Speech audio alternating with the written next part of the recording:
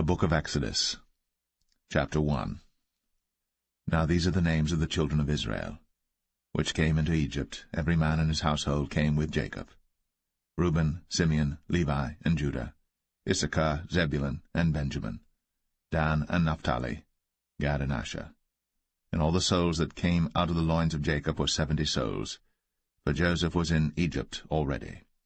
And Joseph died, and all his brethren, and all that generation. And the children of Israel were fruitful, and increased abundantly, and multiplied, and waxed exceeding mighty, and the land was filled with them.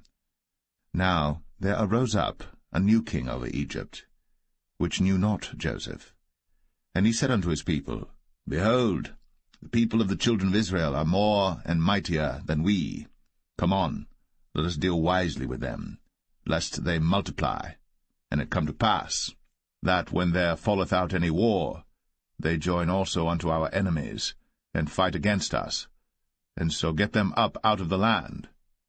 Therefore they did set over them taskmasters, to afflict them with their burdens, and they built for Pharaoh treasure cities, Pithom and Ramses. But the more they afflicted them, the more they multiplied and grew, and they were grieved because of the children of Israel. And the Egyptians made the children of Israel to serve with rigor, and they made their lives bitter with hard bondage, in mortar, and in brick, and in all manner of service in the field. All their service wherein they made them serve was with rigor. And the king of Egypt spake to the Hebrew midwives, of which the name of the one was Shiphrah, and the name of the other Puah. And he said, When ye do the office of a midwife to the Hebrew women, and see them upon the stools, if it be a son, then ye shall kill him, but if it be a daughter, then she shall live. But the midwives feared God, and did not as the king of Egypt commanded them, but saved the men-children alive. And the king of Egypt called for the midwives, and said unto them, Why have ye done this thing, and have saved the men-children alive? And the midwives said unto Pharaoh, Because the Hebrew women are not as the Egyptian women, for they are lively, and are delivered ere the midwives come in unto them. Therefore God dealt well with the midwives, and the people multiplied, and waxed very mighty. And it came to pass, because the midwives feared God, that he made them houses. And Pharaoh charged all his people, saying, Every son that is born ye shall cast into the river, and every daughter ye shall save alive.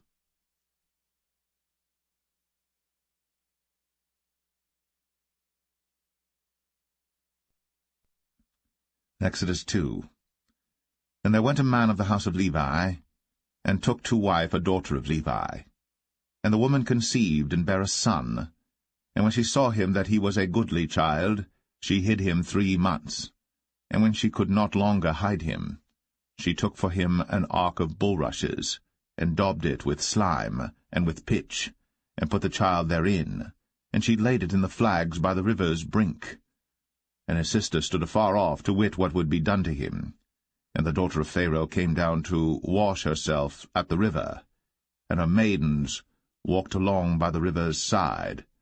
And when she saw the ark among the flags, she sent her maid to fetch it.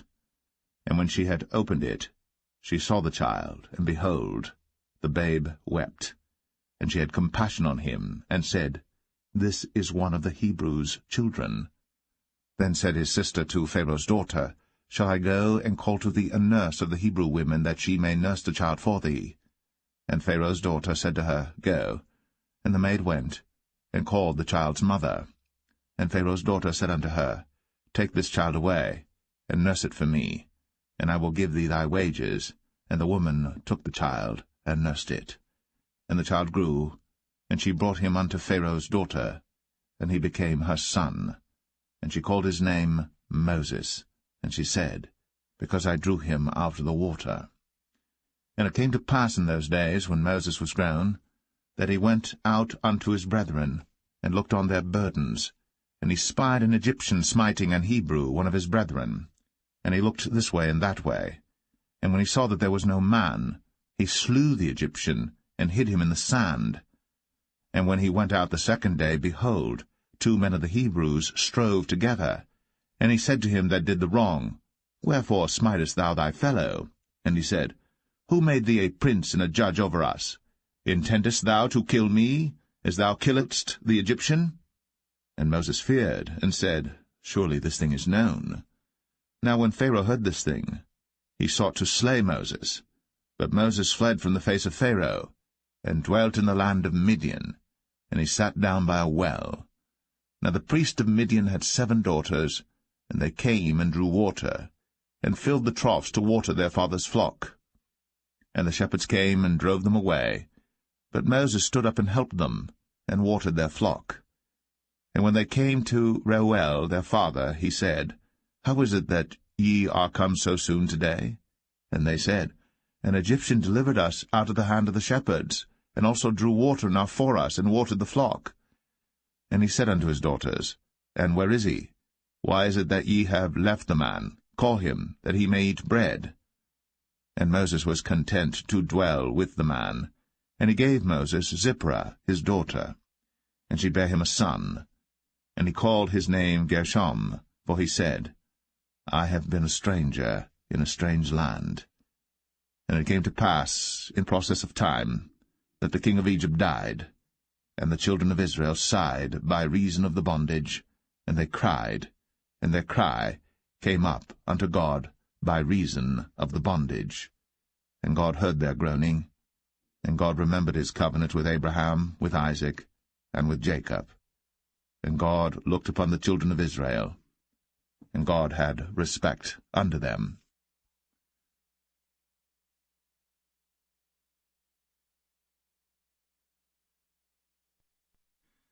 Exodus 3.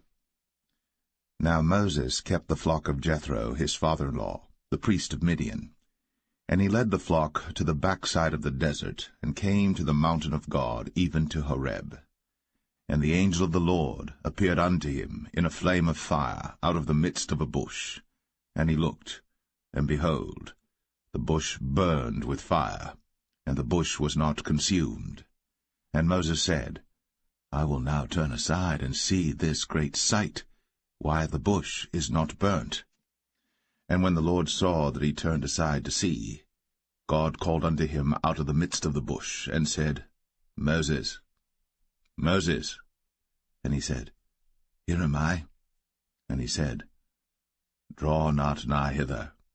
Put off thy shoes from off thy feet, for the place whereon thou standest is holy ground.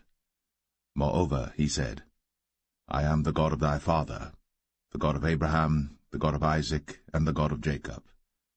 And Moses hid his face, for he was afraid to look upon God.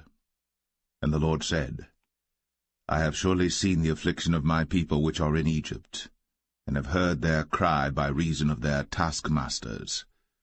For I know their sorrows, and I am come down to deliver them out of the hand of the Egyptians, and to bring them up out of that land unto a good land, and a large, unto a land flowing with milk and honey, unto the place of the Canaanites, and the Hittites, and the Amorites, and the Perizzites, and the Hivites, and the Jebusites. Now therefore, behold, the cry of the children of Israel is come unto me, and I have also seen the oppression wherewith the Egyptians oppress them. Come now therefore, and I will send thee unto Pharaoh, that thou mayest bring forth my people, the children of Israel, out of Egypt. And Moses said unto God, Who am I, that I should go unto Pharaoh, and that I should bring forth the children of Israel out of Egypt? And he said, Certainly I will be with thee, and this shall be a token unto thee, that I have sent thee. When thou hast brought forth the people out of Egypt, ye shall serve God upon this mountain. And Moses said unto God, Behold, when I come unto the children of Israel, and shall say unto them, The God of your fathers has sent me unto you, and they shall say to me, What is his name? What shall I say unto them? And God said unto Moses, I am that I am. And he said, Thus shalt thou say unto the children of Israel, I am hath sent me unto you. And God said moreover unto Moses, Thus shalt thou say unto the children of Israel, The Lord God of your fathers, the God of Abraham, the God of Isaac, and the God of Jacob, hath sent me unto you. This is my name for ever, and this is my memorial unto all generations. Go and gather the elders of Israel together, and say unto them, The Lord God of your fathers, the God of Abraham, of Isaac, and of Jacob, appeared unto me, saying, I have surely visited you, and seen that which is done to you in Egypt. And I have said, I will bring you up out of the affliction of Egypt, unto the land of the Canaanites, and the Hittites, and the Amorites, and the Perizzites, and the Hivites, and the Jebusites, unto a land flowing with milk and honey. And they shall hearken to thy voice, and thou shalt come, thou and the elders of Israel, unto the king of Egypt, and ye shall say unto him, The Lord God of the Hebrews hath met with us. And now let us go, we beseech thee, 3 days' journey into the wilderness, that we may sacrifice to the Lord our God. And I am sure that the king of Egypt will not let you go, no, not by a mighty hand. And I will stretch out my hand, and smite Egypt with all my wonders which I will do in the midst thereof, and after that he will let you go. And I will give this people favor in the sight of the Egyptians, and it shall come to pass that, when ye go, ye shall not go empty. But every woman shall borrow of her neighbor, and of her that sojourneth in her house, jewels of silver, and jewels of gold, and raiment, and ye shall put them upon your sons, and upon your daughters, and ye shall spoil the Egyptians.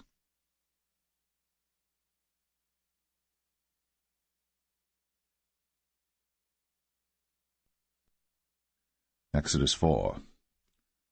And Moses answered and said, But behold, they will not believe me, nor hearken unto my voice, for they will say, The Lord hath not appeared unto thee. And the Lord said unto him, What is that in thine hand? And he said, A rod. And he said, Cast it on the ground. And he cast it on the ground, and it became a serpent. And Moses fled from before it. And the Lord said unto Moses, Put forth thine hand, and take it by the tail. And he put forth his hand, and caught it. And it became a rod in his hand, that they may believe that the Lord God of their fathers, the God of Abraham, the God of Isaac, and the God of Jacob, hath appeared unto thee. And the Lord said furthermore unto him, Put now thine hand into thy bosom. And he put his hand into his bosom, and when he took it out, behold, his hand was leprous as snow. And he said, Put thine hand into thy bosom again. And he put his hand into his bosom again, and plucked it out of his bosom, and behold, it was turned again as his other flesh. And it shall come to pass, if they will not believe thee, neither hearken to the voice of the first sign, that they will believe the voice of the latter sign.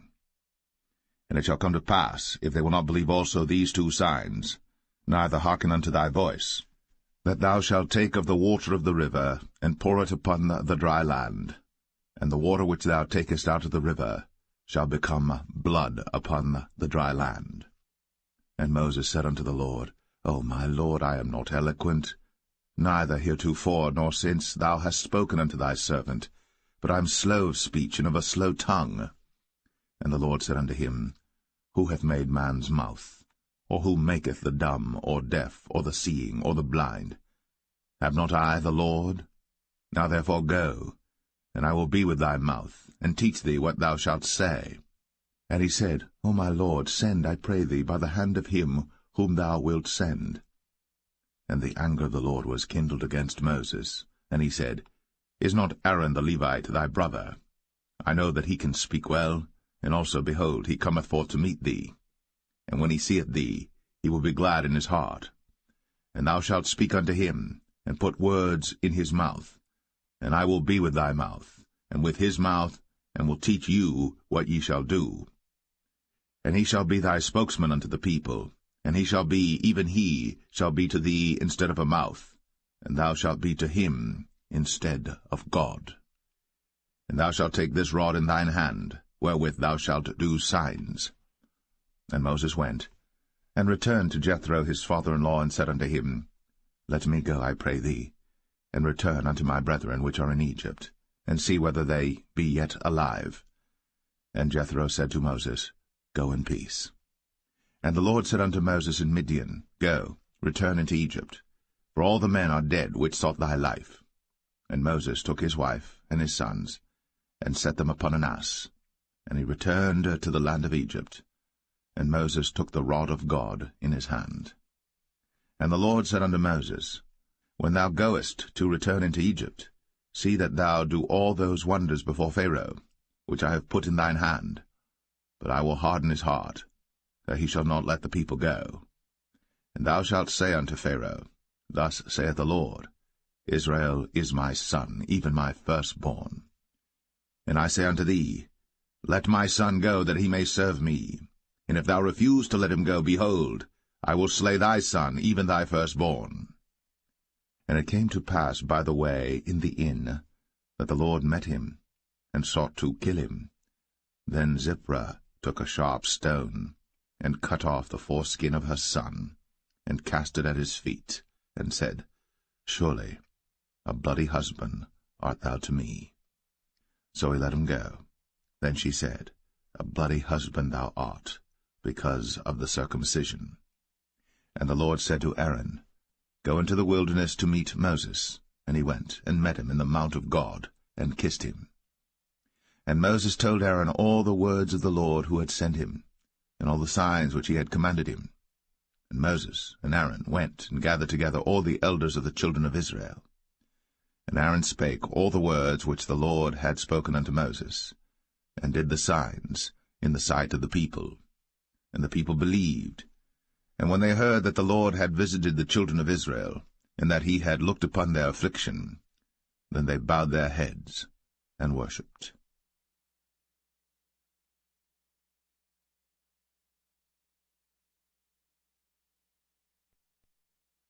Exodus 5. And afterward Moses and Aaron went in, and told Pharaoh, Thus saith the Lord God of Israel, Let my people go, that they may hold a feast unto me in the wilderness. And Pharaoh said, Who is the Lord that I should obey his voice to let Israel go? I know not the Lord, neither will I let Israel go. And they said, The God of the Hebrews hath met with us. Let us go, we pray thee, 3 days' journey into the desert, and sacrifice unto the Lord our God, lest he fall upon us with pestilence, or with the sword. And the king of Egypt said unto them, Wherefore do ye, Moses and Aaron? Let the people from their works get you unto your burdens. And Pharaoh said, Behold, the people of the land now are many, and ye make them rest from their burdens. And Pharaoh commanded the same day the taskmasters of the people and their officers, saying, Ye shall no more give the people straw to make brick, as heretofore. Let them go and gather straw for themselves. And the tale of the bricks which they did make heretofore ye shall lay upon them. Ye shall not diminish aught thereof. For they be idle, therefore they cry, saying, Let us go and sacrifice to our God. Let their more work be laid upon the men, that they may labor therein, and let them not regard vain words. And the taskmasters of the people went out, and their officers, and they spake to the people, saying, Thus saith Pharaoh, I will not give you straw. Go ye, get you straw where you can find it, yet not aught of your work shall be diminished. So the people were scattered abroad throughout all the land of Egypt to gather stubble instead of straw. And the taskmasters hasted them, saying, Fulfill your works, your daily tasks, as when there was straw. And the officers of the children of Israel, which Pharaoh's taskmasters had set over them, were beaten, and demanded, Wherefore have ye not fulfilled your task in making brick both yesterday and today, as heretofore? Then the officers of the children of Israel came and cried unto Pharaoh, saying, Wherefore dealest thou thus with thy servants? There is no straw given unto thy servants. And they say to us, Make brick. And behold, thy servants are beaten, but the fault is in thine own people. But he said, Ye are idle, ye are idle. Therefore ye say, Let us go and do sacrifice to the Lord. Go therefore now and work, for there shall no straw be given you. Yet shall ye deliver the tale of bricks. And the officers of the children of Israel did see that they were in evil case, after it was said, Ye shall not minish aught from your bricks of your daily task. And they met Moses and Aaron, who stood in the way, as they came forth from Pharaoh.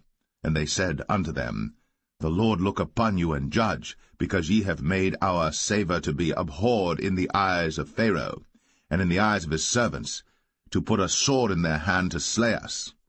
And Moses returned unto the Lord, and said, Lord, wherefore hast thou so evil entreated this people? Why is it that thou hast sent me?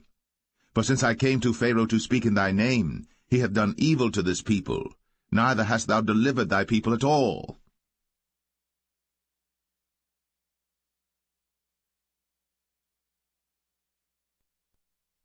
Exodus 6. Then the Lord said unto Moses, Now shalt thou see what I will do to Pharaoh. For with a strong hand shall he let them go, and with a strong hand shall he drive them out of his land. And God spake unto Moses, and said unto him, I am the Lord. And I appeared unto Abraham, unto Isaac, and unto Jacob, by the name of God Almighty, but by my name Jehovah was I not known to them. And I have also established my covenant with them, to give them the land of Canaan, the land of their pilgrimage, wherein they were strangers. And I have also heard the groaning of the children of Israel, whom the Egyptians keep in bondage, and I have remembered my covenant. Wherefore say unto the children of Israel, I am the Lord, and I will bring you out from under the burdens of the Egyptians, and I will rid you out of their bondage, and I will redeem you with a stretched out arm and with great judgments. And I will take you to me for a people, and I will be to you a God, and ye shall know that I am the Lord your God, which bringeth you out from under the burdens of the Egyptians. And I will bring you in unto the land, concerning the which I did swear to give it to Abraham, to Isaac, and to Jacob, and I will give it you for an heritage. I am the Lord. And Moses spake so unto the children of Israel, but they hearkened not unto Moses for anguish of spirit, and for cruel bondage. And the Lord spake unto Moses, saying, Go in, speak unto Pharaoh king of Egypt, that he let the children of Israel go out of his land. And Moses spake before the Lord, saying, Behold, the children of Israel have not hearkened unto me. How then shall Pharaoh hear me, who am of uncircumcised lips? And the Lord spake unto Moses and unto Aaron, and gave them a charge unto the children of Israel, and unto Pharaoh king of Egypt, to bring the children of Israel out of the land of Egypt. These be the heads of their fathers' houses, the sons of Reuben, the firstborn of Israel, Hanok and Palu, Hezron and Carmi. These be the families of Reuben. And the sons of Simeon, Jemuel and Jamin, and Ohad and Jachin, and Zohar and Shaul the son of a Canaanitish woman. These are the families of Simeon. And these are the names of the sons of Levi according to their generations, Gershon and Kohath and Merari. And the years of the life of Levi were 137 years. The sons of Gershon, Libni and Shimei, according to their families. And the sons of Kohath, Amram and Izhar, and Hebron and Uzziel. And the years of the life of Kohath were 133 years. And the sons of Merari, Mahali and Mushai. These are the families of Levi according to their generations. And Amram took him Jochebed, his father's sister, to wife, and she bare him, Aaron and Moses. And the years of the life of Amram were 137 years. And the sons of Izhar, Korah and Nepheg and Zichri.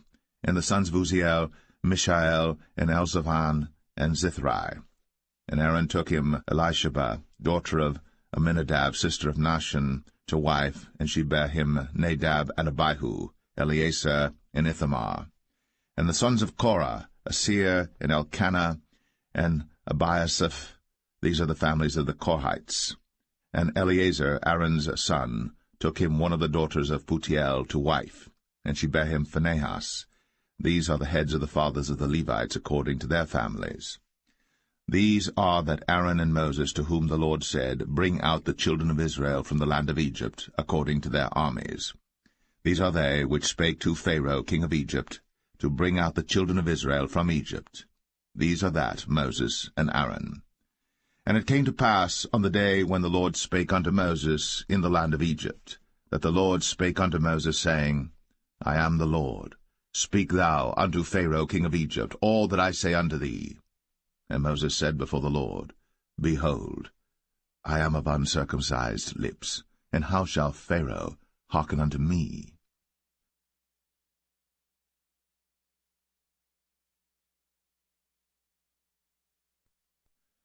Exodus 7. And the Lord said unto Moses, See, I have made thee a god to Pharaoh, and Aaron thy brother shall be thy prophet. Thou shalt speak all that I command thee, and Aaron thy brother shall speak unto Pharaoh, that he send the children of Israel out of his land. And I will harden Pharaoh's heart, and multiply my signs and my wonders in the land of Egypt.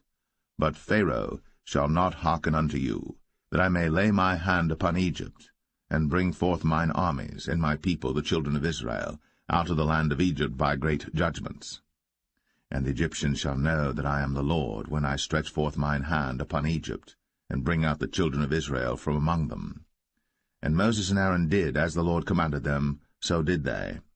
And Moses was 80 years old, and Aaron 83 years old, when they spake unto Pharaoh. And the Lord spake unto Moses and unto Aaron, saying, When Pharaoh shall speak unto you, saying, Show a miracle for you, then thou shalt say unto Aaron, Take thy rod, and cast it before Pharaoh, and it shall become a serpent. And Moses and Aaron went in unto Pharaoh, and they did so as the Lord had commanded. And Aaron cast down his rod before Pharaoh, and before his servants, and it became a serpent. Then Pharaoh also called the wise men and the sorcerers. Now the magicians of Egypt they also did in like manner with their enchantments. For they cast down every man his rod, and they became serpents. But Aaron's rod swallowed up their rods. And he hardened Pharaoh's heart, that he hearkened not unto them, as the Lord had said. And the Lord said unto Moses, Pharaoh's heart is hardened, he refuseth to let the people go. Get thee unto Pharaoh in the morning. Lo, he goeth out unto the water, and thou shalt stand by the river's brink against he come. And the rod which was turned to a serpent shalt thou take in thine hand. And thou shalt say unto him, The Lord God of the Hebrews hath sent me unto thee, saying, Let my people go, that they may serve me in the wilderness. And behold, hitherto thou wouldest not hear. Thus saith the Lord, In this thou shalt know that I am the Lord. Behold, I will smite with the rod that is in mine hand upon the waters which are in the river, and they shall be turned to blood. And the fish that is in the river shall die, and the river shall stink, and the Egyptians shall loathe to drink of the water of the river. And the Lord spake unto Moses, Say unto Aaron, Take thy rod, and stretch out thine hand upon the waters of Egypt, upon their streams, upon their rivers, and upon their ponds, and upon all their pools of water, that they may become blood, and that there may be blood throughout all the land of Egypt, both in vessels of wood and in vessels of stone. And Moses and Aaron did so, as the Lord commanded. And he lifted up the rod, and smote the waters that were in the river, in the sight of Pharaoh, and in the sight of his servants, and all the waters that were in the river were turned to blood.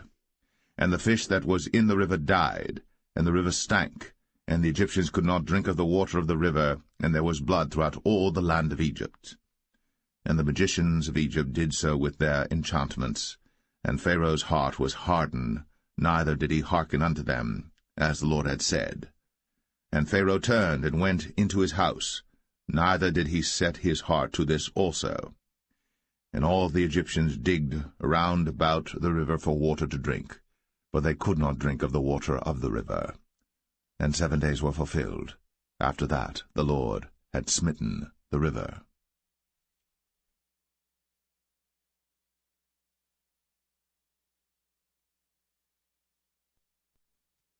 Exodus 8. And the Lord spake unto Moses, Go unto Pharaoh, and say unto him, Thus saith the Lord, Let my people go, that they may serve me. And if thou refuse to let them go, behold, I will smite all thy borders with frogs, and the river shall bring forth frogs abundantly, which shall go up and come into thine house, and into thy bedchamber, and upon thy bed, and into the house of thy servants, and upon thy people, and into thine ovens, and into thy kneading troughs. And the frogs shall come up both on thee, and upon thy people, and upon all thy servants. And the Lord spake unto Moses, Say unto Aaron, Stretch forth thine hand with thy rod over the streams, over the rivers, and over the ponds, and cause frogs to come up upon the land of Egypt. And Aaron stretched out his hand over the waters of Egypt, and the frogs came up, and covered the land of Egypt. And the magicians did so with their enchantments, and brought up frogs upon the land of Egypt. Then Pharaoh called for Moses and Aaron, and said, Entreat the Lord, that he may take away the frogs from me, and from my people, and I will let the people go, that they may do sacrifice unto the Lord. And Moses said unto Pharaoh, Glory over me. When shall I entreat for thee, and for thy servants, and for thy people, to destroy the frogs from thee, and thy houses, that they may remain in the river only? And he said, Tomorrow. And he said, Be it according to thy word, that thou mayest know that there is none like unto the Lord our God. And the frogs shall depart from thee, and from thy houses, and from thy servants, and from thy people, they shall remain in the river only. And Moses and Aaron went out from Pharaoh, and Moses cried unto the Lord because of the frogs, which he had brought against Pharaoh. And the Lord did according to the word of Moses, and the frogs died out of the houses, out of the villages, and out of the fields. And they gathered them together upon heaps, and the land stank. But when Pharaoh saw that there was respite, he hardened his heart, and hearkened not unto them, as the Lord had said.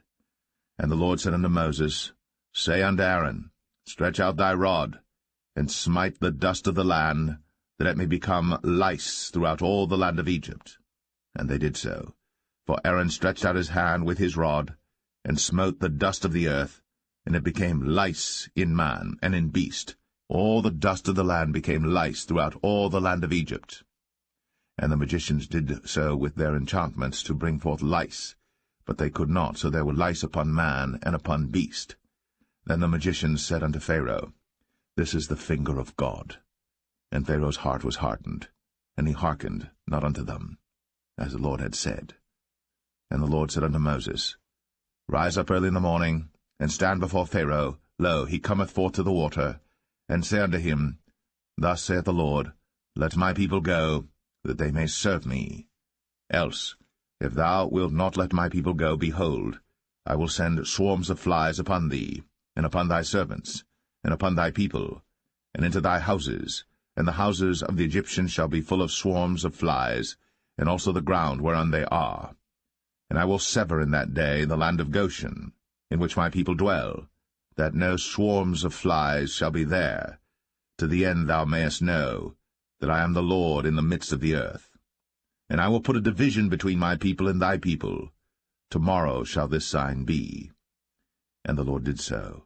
And there came a grievous swarm of flies into the house of Pharaoh, and into his servants' houses, and into all the land of Egypt. The land was corrupted by reason of the swarm of flies. And Pharaoh called for Moses and for Aaron, and said, Go ye, sacrifice to your God in the land. And Moses said, It is not meet so to do, for we shall sacrifice the abomination of the Egyptians to the Lord our God. Lo, shall we sacrifice the abomination of the Egyptians before their eyes? And will they not stone us? We will go 3 days' journey into the wilderness, and sacrifice to the Lord our God, as he shall command us. And Pharaoh said, I will let you go, that ye may sacrifice to the Lord your God in the wilderness. Only ye shall not go very far away. Entreat for me. And Moses said, Behold, I go out from thee, and I will entreat the Lord that the swarms of flies may depart from Pharaoh, from his servants, and from his people tomorrow. But let not Pharaoh deal deceitfully any more, not letting the people go to sacrifice to the Lord. And Moses went out from Pharaoh, and entreated the Lord. And the Lord did according to the word of Moses, and he removed the swarms of flies from Pharaoh, from his servants, and from his people. There remained not one. And Pharaoh hardened his heart at this time also, neither would he let the people go.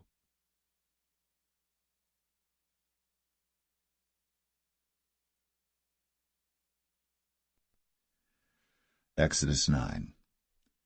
Then the Lord said unto Moses, Go in unto Pharaoh, and tell him, Thus saith the Lord God of the Hebrews, Let my people go, that they may serve me. For if thou refuse to let them go, and wilt hold them still, behold, the hand of the Lord is upon thy cattle which is in the field, upon the horses, upon the asses, upon the camels, upon the oxen, and upon the sheep. There shall be a very grievous murrain. And the Lord shall sever between the cattle of Israel and the cattle of Egypt, and there shall nothing die of all that is the children's of Israel. And the Lord appointed a set time, saying, Tomorrow the Lord shall do this thing in the land. And the Lord did that thing on the morrow, and all the cattle of Egypt died, but of the cattle of the children of Israel died not one. And Pharaoh sent, and behold, there was not one of the cattle of the Israelites dead, and the heart of Pharaoh was hardened, and he did not let the people go. And the Lord said unto Moses and unto Aaron, Take to you handfuls of ashes of the furnace, and let Moses sprinkle it toward the heaven in the sight of Pharaoh. And it shall become small dust in all the land of Egypt, and shall be a boil breaking forth with blains upon man and upon beast throughout all the land of Egypt. Then they took ashes of the furnace, and stood before Pharaoh. And Moses sprinkled it up toward heaven, and it became a boil, breaking forth with blains upon man and upon beast. And the magicians could not stand before Moses because of the boils, for the boil was upon the magicians and upon all the Egyptians. And the Lord hardened the heart of Pharaoh, and he hearkened not unto them, as the Lord had spoken unto Moses. And the Lord said unto Moses, Rise up early in the morning, and stand before Pharaoh, and say unto him, Thus saith the Lord God of the Hebrews, Let my people go, that they may serve me. For I will at this time send all my plagues upon thine heart, and upon thy servants, and upon thy people, that thou mayest know that there is none like me in all the earth. For now I will stretch out my hand, that I may smite thee and thy people with pestilence, and thou shalt be cut off from the earth. And in very deed for this cause have I raised thee up, for to show in thee my power, and that my name may be declared throughout all the earth. As yet exaltest thou thyself against my people, that thou wilt not let them go. Behold, tomorrow about this time I will cause it to rain a very grievous hail, such as hath not been in Egypt since the foundation thereof even until now. Send therefore now, and gather thy cattle, and all that thou hast in the field. For upon every man and beast which shall be found in the field, and shall not be brought home, the hail shall come down upon them, and they shall die. He that feared the word of the Lord among the servants of Pharaoh made his servants and his cattle flee into the houses. And he that regarded not the word of the Lord left his servants and his cattle in the field. And the Lord said unto Moses, Stretch forth thine hand toward heaven, that there may be hail in all the land of Egypt, upon man, and upon beast, and upon every herb of the field, throughout the land of Egypt. And Moses stretched forth his rod toward heaven, and the Lord sent thunder and hail, and the fire ran along upon the ground, and the Lord rained hail upon the land of Egypt. So there was hail and fire mingled with the hail, very grievous, such as there was none like it in all the land of Egypt since it became a nation. And the hail smote throughout all the land of Egypt all that was in the field, both man and beast. And the hail smote every herb of the field, and brake every tree of the field. Only in the land of Goshen, where the children of Israel were, was there no hail. And Pharaoh sent and called for Moses and Aaron, and said unto them, I have sinned at this time. The Lord is righteous, and I and my people are wicked.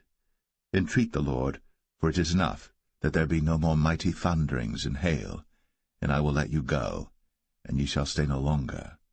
And Moses said unto him, As soon as I am gone out of the city, I will spread abroad my hands unto the Lord, and the thunder shall cease, neither shall there be any more hail, that thou mayest know how that the earth is the Lord's. But as for thee and thy servants, I know that ye will not yet fear the Lord God. And the flax and the barley was smitten, for the barley was in the ear, and the flax was bold. But the wheat and the rye were not smitten, for they were not grown up. And Moses went out of the city from Pharaoh, and spread abroad his hands unto the Lord, and the thunders and hail ceased, and the rain was not poured upon the earth. And when Pharaoh saw that the rain and the hail and the thunders were ceased, he sinned yet more, and hardened his heart, he and his servants. And the heart of Pharaoh was hardened, neither would he let the children of Israel go, as the Lord had spoken by Moses.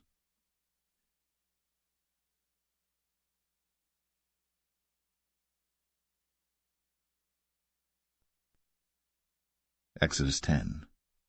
And the Lord said unto Moses, Go in unto Pharaoh, for I have hardened his heart, and the heart of his servants, that I might show these my signs before him, and that thou mayest tell in the ears of thy son, and of thy son's son, what things I have wrought in Egypt, and my signs which I have done among them, that ye may know how that I am the Lord. And Moses and Aaron came in unto Pharaoh, and said unto him, Thus saith the Lord God of the Hebrews, How long wilt thou refuse to humble thyself before me? Let my people go, that they may serve me. Else, if thou refuse to let my people go, behold, tomorrow will I bring the locusts into thy coast. And they shall cover the face of the earth, that one cannot be able to see the earth. And they shall eat the residue of that which is escaped, which remaineth unto you from the hail, and shall eat every tree which groweth for you out of the field. And they shall fill thy houses, and the houses of all thy servants, and the houses of all the Egyptians, which neither thy fathers nor thy fathers' fathers have seen, since the day that they were upon the earth unto this day. And he turned himself, and went out from Pharaoh. And Pharaoh's servants said unto him, How long shall this man be a snare unto us? Let the men go, that they may serve the Lord their God. Knowest thou not yet that Egypt is destroyed? And Moses and Aaron were brought again unto Pharaoh, and he said unto them, Go, serve the Lord your God. But who are they that shall go? And Moses said, We will go with our young and with our old, with our sons and with our daughters, with our flocks and with our herds will we go, for we must hold a feast unto the Lord. And he said unto them, Let the Lord be so with you, as I will let you go, and your little ones. Look to it, for evil is before you. Not so. Go now, ye that are men, and serve the Lord, for that ye did desire. And they were driven out from Pharaoh's presence. And the Lord said unto Moses, Stretch out thine hand over the land of Egypt for the locusts, that they may come up upon the land of Egypt, and eat every herb of the land, even all that the hail hath left. And Moses stretched forth his rod over the land of Egypt. And the Lord brought an east wind upon the land all that day, and all that night. And when it was morning, the east wind brought the locusts. And the locusts went up over all the land of Egypt, and rested in all the coasts of Egypt. Very grievous were they. Before them there were no such locusts as they, neither after them shall be such. For they covered the face of the whole earth, so that the land was darkened. And they did eat every herb of the land, and all the fruit of the trees which the hail had left. And there remained not any green thing in the trees, or in the herbs of the field, through all the land of Egypt. Then Pharaoh called for Moses and Aaron in haste, and he said, I have sinned against the Lord your God and against you. Now therefore forgive, I pray thee, my sin only this once, and entreat the Lord your God, that he may take away from me this death only. And he went out from Pharaoh, and entreated the Lord. And the Lord turned a mighty strong west wind, which took away the locusts, and cast them into the Red Sea. There remained not one locust in all the coasts of Egypt. But the Lord hardened Pharaoh's heart, so that he would not let the children of Israel go. And the Lord said unto Moses, Stretch out thine hand toward heaven, that there may be darkness over the land of Egypt, even darkness which may be felt. And Moses stretched forth his hand toward heaven, and there was a thick darkness in all the land of Egypt 3 days. They saw not one another, neither rose any from his place for 3 days. But all the children of Israel had light in their dwellings. And Pharaoh called unto Moses, and said, Go ye, serve the Lord. Only let your flocks and your herds be stayed. Let your little ones also go with you. And Moses said, Thou must give us also sacrifices and burnt offerings, that we may sacrifice unto the Lord our God. Our cattle also shall go with us. There shall not an hoof be left behind. For thereof must we take to serve the Lord our God, and we know not with what we must serve the Lord until we come thither. But the Lord hardened Pharaoh's heart, and he would not let them go. And Pharaoh said unto him, Get thee from me, take heed to thyself, see my face no more, for in that day thou seest my face, thou shalt die. And Moses said, Thou hast spoken well. I will see thy face again no more.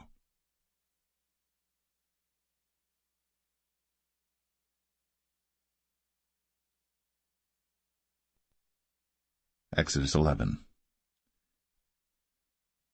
And the Lord said unto Moses, Yet will I bring one plague more upon Pharaoh and upon Egypt. Afterwards he will let you go hence. When he shall let you go, he shall surely thrust you out hence altogether. Speak now in the ears of the people, and let every man borrow of his neighbor, and every woman of her neighbor, jewels of silver and jewels of gold. And the Lord gave the people favor in the sight of the Egyptians. Moreover, the man Moses was very great in the land of Egypt, in the sight of Pharaoh's servants, and in the sight of the people. And Moses said, Thus saith the Lord, About midnight will I go out into the midst of Egypt.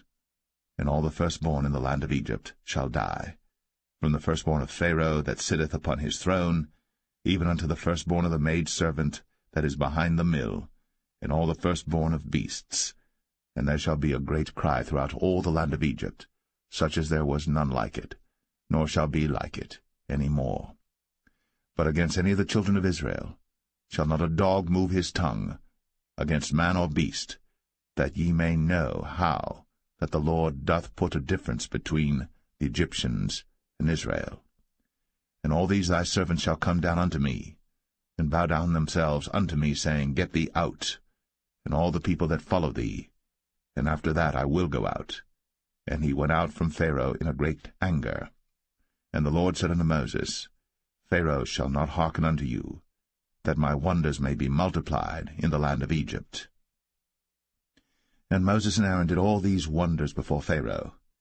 And the Lord hardened Pharaoh's heart, so that he would not let the children of Israel go out of his land.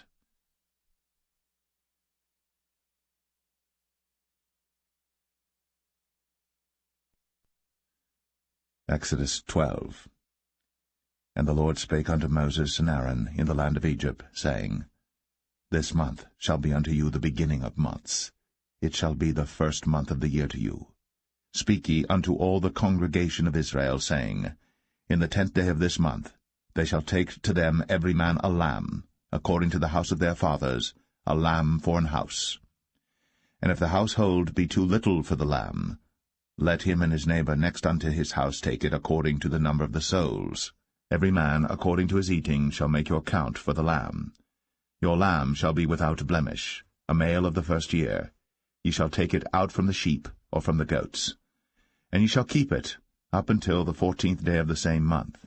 And the whole assembly of the congregation of Israel shall kill it in the evening. And they shall take of the blood, and strike it on the 2 side posts, and on the upper door post of the houses wherein they shall eat it. And they shall eat the flesh in that night, roast with fire, and unleavened bread, and with bitter herbs they shall eat it.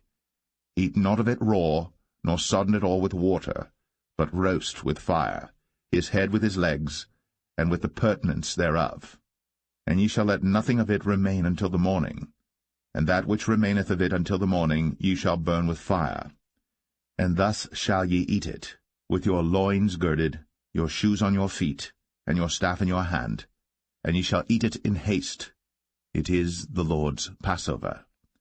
For I will pass through the land of Egypt this night, and will smite all the firstborn in the land of Egypt, both man and beast, and against all the gods of Egypt I will execute judgment. I am the Lord. And the blood shall be to you for a token upon the houses where ye are. And when I see the blood, I will pass over you, and the plague shall not be upon you to destroy you, when I smite the land of Egypt. And this day shall be unto you for a memorial, and ye shall keep it a feast to the Lord throughout your generations. Ye shall keep it a feast by an ordinance for ever. 7 days shall ye eat unleavened bread. Even the first day ye shall put away leaven out of your houses. For whosoever eateth leavened bread from the first day until the 7th day, that soul shall be cut off from Israel. And in the first day there shall be an holy convocation, and in the 7th day there shall be an holy convocation to you. No manner of work shall be done in them, save that which every man must eat, that only may be done of you. And ye shall observe the feast of unleavened bread. For in this selfsame day have I brought your armies out of the land of Egypt. Therefore shall ye observe this day in your generations by an ordinance for ever. In the 1st month, on the 14th day of the month at even, ye shall eat unleavened bread, until the 21st day of the month at even. 7 days shall there be no leaven found in your houses. For whosoever eateth that which is leavened, even that soul shall be cut off from the congregation of Israel, whether he be a stranger or born in the land. Ye shall eat nothing leavened. In all your habitations shall ye eat unleavened bread. Then Moses called for all the elders of Israel, and said unto them, Draw out, and take you a lamb according to your families, and kill the Passover. And ye shall take a bunch of hyssop, and dip it in the blood that is in the basin, and strike the lintel and the 2 side posts with the blood that is in the basin, and none of you shall go out at the door of his house until the morning. For the Lord will pass through to smite the Egyptians. And when he seeth the blood upon the lintel, and on the 2 side posts, the Lord will pass over the door, and will not suffer the destroyer to come in unto your houses to smite you. And ye shall observe this thing for an ordinance to thee, and to thy sons, for ever. And it shall come to pass, when ye be come to the land which the Lord will give you, according as he hath promised, that ye shall keep this service. And it shall come to pass, when your children shall say unto you, What mean ye by this service? That ye shall say, It is the sacrifice of the Lord's Passover, who passed over the houses of the children of Israel in Egypt, when he smote the Egyptians, and delivered our houses. And the people bowed the head, and worshipped. And the children of Israel went away, and did, as the Lord had commanded Moses and Aaron, so did they. And it came to pass that at midnight the Lord smote all the firstborn in the land of Egypt, from the firstborn of Pharaoh that sat on his throne unto the firstborn of the captive that was in the dungeon, and all the firstborn of cattle. And Pharaoh rose up in the night, he and all his servants and all the Egyptians. And there was a great cry in Egypt, but there was not a house where there was not one dead. And he called for Moses and Aaron by night, and said, Rise up, and get you forth from among my people, both ye and the children of Israel, and go, serve the Lord, as ye have said. Also take your flocks and your herds, as ye have said, and be gone, and bless me also. And the Egyptians were urgent upon the people, that they might send them out of the land in haste. For they said, We be all dead men. And the people took their dough before it was leavened, their kneading troughs being bound up in their clothes upon their shoulders. And the children of Israel did according to the word of Moses, and they borrowed of the Egyptians jewels of silver, and jewels of gold and raiment. And the Lord gave the people favor in the sight of the Egyptians, so that they lent unto them such things as they required, and they spoiled the Egyptians. And the children of Israel journeyed from Ramses to Succoth, about 600,000 on foot, that were men, beside children. And a mixed multitude went up also with them, and flocks and herds, even very much cattle. And they baked unleavened cakes of the dough which they brought forth out of Egypt, for it was not leavened, because they were thrust out of Egypt, and could not tarry, neither had they prepared for themselves any victual. Now the sojourning of the children of Israel, who dwelt in Egypt, was 430 years. And it came to pass, at the end of the 430 years, even the selfsame day it came to pass, that all the hosts of the Lord went out from the land of Egypt. It is a night to be much observed unto the Lord for bringing them out from the land of Egypt. This is that night of the Lord to be observed of all the children of Israel in their generations.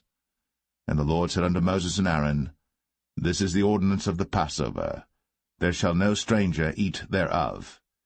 But every man's servant that is bought for money, when thou hast circumcised him, then shall he eat thereof. A foreigner and an hired servant shall not eat thereof. In one house shall it be eaten. Thou shalt not carry forth aught of the flesh abroad out of the house, neither shall ye break a bone thereof. All the congregation of Israel shall keep it. And when a stranger shall sojourn with thee, and will keep the Passover to the Lord, let all his males be circumcised, and then let him come near and keep it. And he shall be as one that is born in the land. For no uncircumcised person shall eat thereof. One law shall be to him that is homeborn, and unto the stranger that sojourneth among you. Thus did all the children of Israel. As the Lord commanded Moses and Aaron, so did they. And it came to pass the selfsame day, that the Lord did bring the children of Israel out of the land of Egypt by their armies.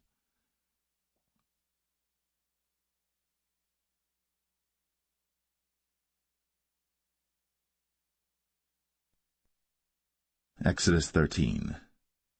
And the Lord spake unto Moses, saying, Sanctify unto me all the firstborn, whatsoever openeth the womb among the children of Israel, both of man and of beast, it is mine.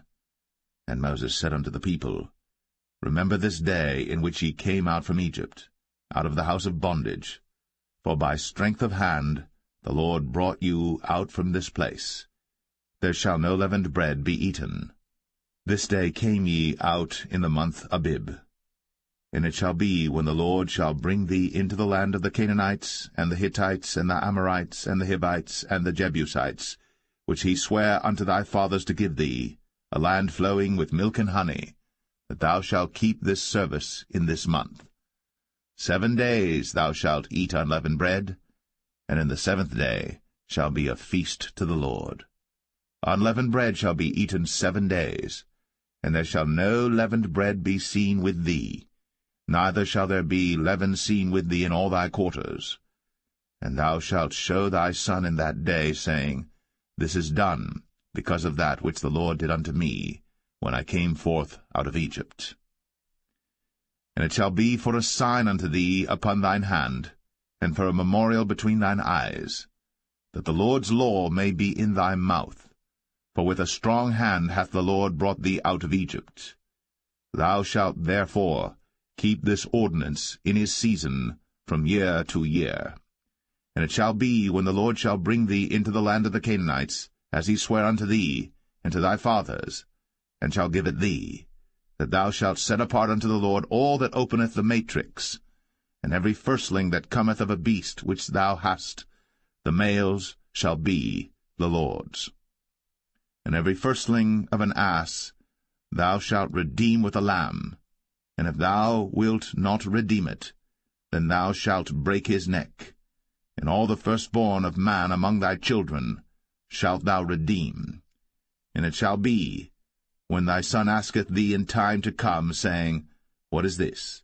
That thou shalt say unto him, By strength of hand the Lord brought us out from Egypt, from the house of bondage. And it came to pass, when Pharaoh would hardly let us go, that the Lord slew all the firstborn in the land of Egypt, both the firstborn of man and the firstborn of beast. Therefore I sacrifice to the Lord all that openeth the matrix, being males, but all the firstborn of my children I redeem. And it shall be for a token upon thine hand, and for frontlets between thine eyes, for by strength of hand the Lord brought us forth out of Egypt. And it came to pass, when Pharaoh had let the people go, that God led them not through the way of the land of the Philistines, although that was near, for God said, Lest peradventure the people repent when they see war, and they return to Egypt. For God led the people about through the way of the wilderness of the Red Sea, and the children of Israel went up harnessed out of the land of Egypt. And Moses took the bones of Joseph with him, for he had straitly sworn the children of Israel, saying, God will surely visit you, and ye shall carry up my bones away hence with you. And they took their journey from Succoth, and encamped in Etham, in the edge of the wilderness. And the Lord went before them by day in a pillar of a cloud, to lead them the way, and by night in a pillar of fire, to give them light, to go by day and night. He took not away the pillar of the cloud by day, nor the pillar of fire by night, from before the people.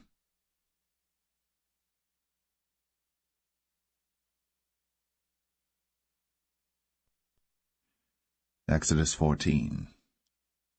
And the Lord spake unto Moses, saying, Speak unto the children of Israel, that they turn and encamp before Pi-hahiroth, between Migdol and the sea, over against Baal-zephon, Before it shall ye encamp by the sea. For Pharaoh will say of the children of Israel, They are entangled in the land, the wilderness hath shut them in. And I will harden Pharaoh's heart, that he shall follow after them. And I will be honored upon Pharaoh, and upon all his host, that the Egyptians may know that I am the Lord. And they did so. And it was told the king of Egypt that the people fled, and the heart of Pharaoh and of his servants was turned against the people, and they said, Why have we done this, that we have let Israel go from serving us? And he made ready his chariot, and took his people with him. And he took 600 chosen chariots, and all the chariots of Egypt, and captains over every one of them. And the Lord hardened the heart of Pharaoh king of Egypt, and he pursued after the children of Israel. And the children of Israel went out with an high hand. But the Egyptians pursued after them, all the horses and chariots of Pharaoh, and his horsemen and his army, and overtook them encamping by the sea, beside Pi-hahiroth, before Baal-Zephon. And when Pharaoh drew nigh, the children of Israel lifted up their eyes, and behold, the Egyptians marched after them, and they were sore afraid. And the children of Israel cried out unto the Lord, and they said unto Moses, Because there were no graves in Egypt, hast thou taken us away to die in the wilderness? Wherefore hast thou dealt thus with us, to carry us forth out of Egypt? Is not this the word that we did tell thee in Egypt, saying, Let us alone, that we may serve the Egyptians? For it had been better for us to serve the Egyptians, than that we should die in the wilderness. And Moses said unto the people, Fear ye not, stand still, and see the salvation of the Lord, which he will show to you today. For the Egyptians whom ye have seen today, ye shall see them again no more for ever. The Lord shall fight for you, and ye shall hold your peace. And the Lord said unto Moses, Wherefore criest thou unto me? Speak unto the children of Israel, that they go forward. But lift thou up thy rod, and stretch out thine hand over the sea, and divide it. And the children of Israel shall go on dry ground through the midst of the sea. And I, behold, I will harden the hearts of the Egyptians, and they shall follow them. And I will get me honor upon Pharaoh, and upon all his host, upon his chariots, and upon his horsemen. And the Egyptians shall know that I am the Lord, when I have gotten me honor upon Pharaoh, upon his chariots, and upon his horsemen. And the angel of God, which went before the camp of Israel, removed, and went behind them. And the pillar of the cloud went from before their face, and stood behind them. And it came between the camp of the Egyptians and the camp of Israel. And it was a cloud and darkness to them, but it gave light by night to these, so that the one came not near the other all the night. And Moses stretched out his hand over the sea, and the Lord caused the sea to go back by a strong east wind all that night, and made the sea dry land, and the waters were divided. And the children of Israel went into the midst of the sea upon the dry ground, and the waters were a wall unto them on their right hand and on their left. And the Egyptians pursued, and went in after them to the midst of the sea, even all Pharaoh's horses, his chariots, and his horsemen. And it came to pass that in the morning watch the Lord looked unto the host of the Egyptians through the pillar of fire and of the cloud, and troubled the host of the Egyptians, and took off their chariot wheels, that they drave them heavily, so that the Egyptians said, Let us flee from the face of Israel, for the Lord fighteth for them against the Egyptians. And the Lord said unto Moses, Stretch out thine hand over the sea, that the waters may come again upon the Egyptians, upon their chariots, and upon their horsemen. And Moses stretched forth his hand over the sea, and the sea returned to his strength when the morning appeared, and the Egyptians fled against it. And the Lord overthrew the Egyptians in the midst of the sea. And the waters returned and covered the chariots, and the horsemen, and all the host of Pharaoh that came into the sea after them. There remained not so much as one of them. But the children of Israel walked upon dry land in the midst of the sea, and the waters were a wall unto them on their right hand and on their left. Thus the Lord saved Israel that day out of the hand of the Egyptians, and Israel saw the Egyptians dead upon the seashore. And Israel saw that great work which the Lord did upon the Egyptians, and the people feared the Lord, and believed the Lord and his servant Moses.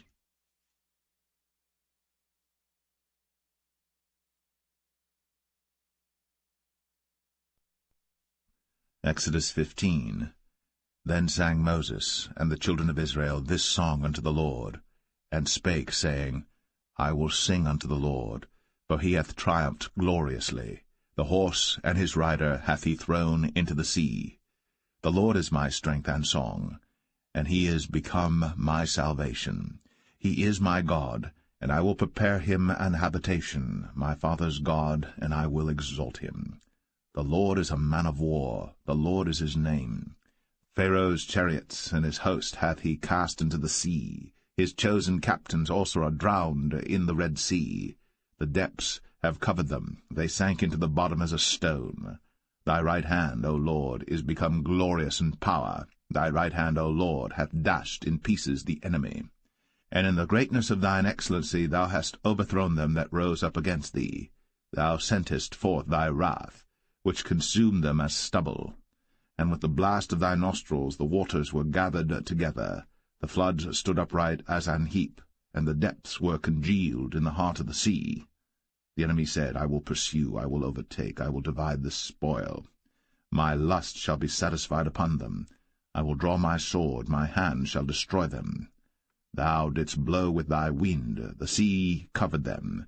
They sank as lead in the mighty waters.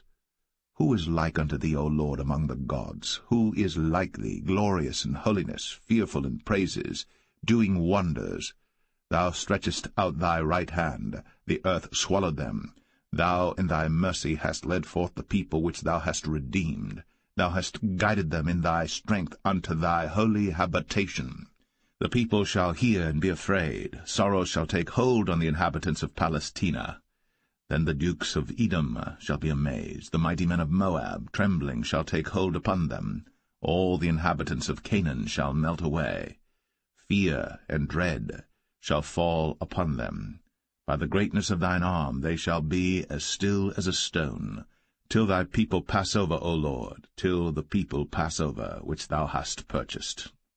Thou shalt bring them in, and plant them in the mountain of thine inheritance, in the place, O Lord, which thou hast made for thee to dwell in the sanctuary, O Lord, which thy hands have established.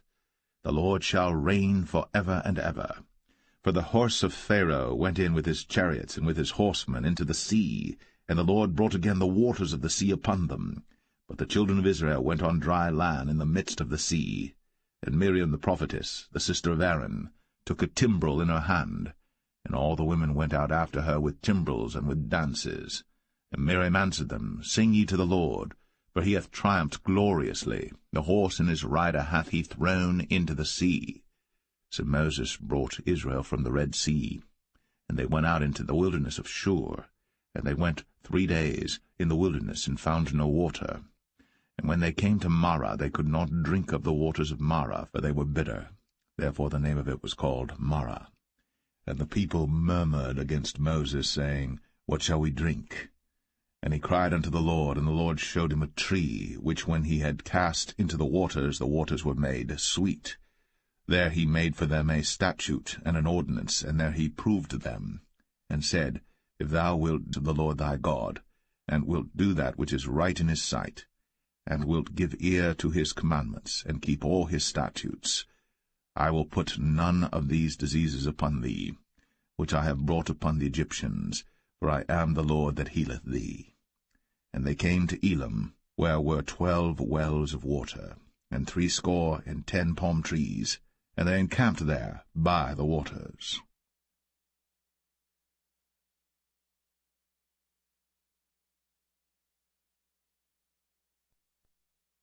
Exodus 16. And they took their journey from Elim, and all the congregation of the children of Israel came unto the wilderness of Sin, which is between Elim and Sinai, on the 15th day of the 2nd month, after their departing out of the land of Egypt. And the whole congregation of the children of Israel murmured against Moses and Aaron in the wilderness. And the children of Israel said unto them, Would to God we had died by the hand of the Lord in the land of Egypt, when we sat by the fleshpots, and when we did eat bread to the full. For ye have brought us forth into this wilderness to kill this whole assembly with hunger. Then said the Lord unto Moses, Behold, I will rain bread from heaven for you, and the people shall go out and gather a certain rate every day. that I may prove them, whether they will walk in my law or no. And it shall come to pass that on the 6th day they shall prepare that which they bring in, and it shall be twice as much as they gather daily.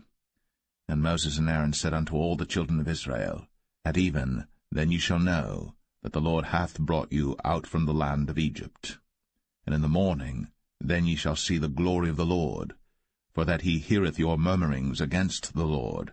And what are we, that ye murmur against us? And Moses said, This shall be when the Lord shall give you in the evening flesh to eat, and in the morning bread to the full, for that the Lord heareth your murmurings, which ye murmur against him. And what are we? Your murmurings are not against us, but against the Lord. And Moses spake unto Aaron, Say unto all the congregation of the children of Israel, Come near before the Lord, for he hath heard your murmurings. And it came to pass, as Aaron spake unto the whole congregation of the children of Israel, that they looked toward the wilderness, and behold, the glory of the Lord appeared in the cloud. And the Lord spake unto Moses, saying, I have heard the murmurings of the children of Israel. Speak unto them, saying, At even ye shall eat flesh, and in the morning ye shall be filled with bread, and ye shall know that I am the Lord your God. And it came to pass that at even the quails came up and covered the camp, and in the morning the dew lay round about the host. And when the dew that lay was gone up, behold, upon the face of the wilderness there lay a small round thing, as small as the hoarfrost on the ground. And when the children of Israel saw it, they said one to another, It is manna, for they wist not what it was. And Moses said unto them, This is the bread which the Lord hath given you to eat. This is the thing which the Lord hath commanded. Gather of it every man according to his eating, an omer for every man according to the number of your persons. Take ye every man for them which are in his tents. And the children of Israel did so, and gathered some more, some less. And when they did meet it with an omer, he that gathered much had nothing over, and he that gathered little had no lack. They gathered every man according to his eating. And Moses said, Let no man leave of it till the morning. Notwithstanding they hearkened not unto Moses, but some of them left of it until the morning. And it bred worms, and stank. And Moses was wroth with them. And they gathered it every morning, every man according to his eating. And when the sun waxed hot, it melted. And it came to pass that on the 6th day they gathered twice as much bread, 2 omers for one man. And all the rulers of the congregation came and told Moses. And he said unto them, This is that which the Lord hath said. Tomorrow is the rest of the holy Sabbath unto the Lord. Bake that which ye shall bake today, and seethe that ye will seethe, and that which remaineth over lay up for you to be kept until the morning. And they laid it up till the morning, as Moses bade, and it did not stink, neither was there any worm therein. And Moses said, Eat that today, for today is a Sabbath unto the Lord. Today ye shall not find it in the field. 6 days ye shall gather it, for on the 7th day, which is the Sabbath, in it there shall be none. And it came to pass that there went out some of the people on the 7th day for to gather, and they found none.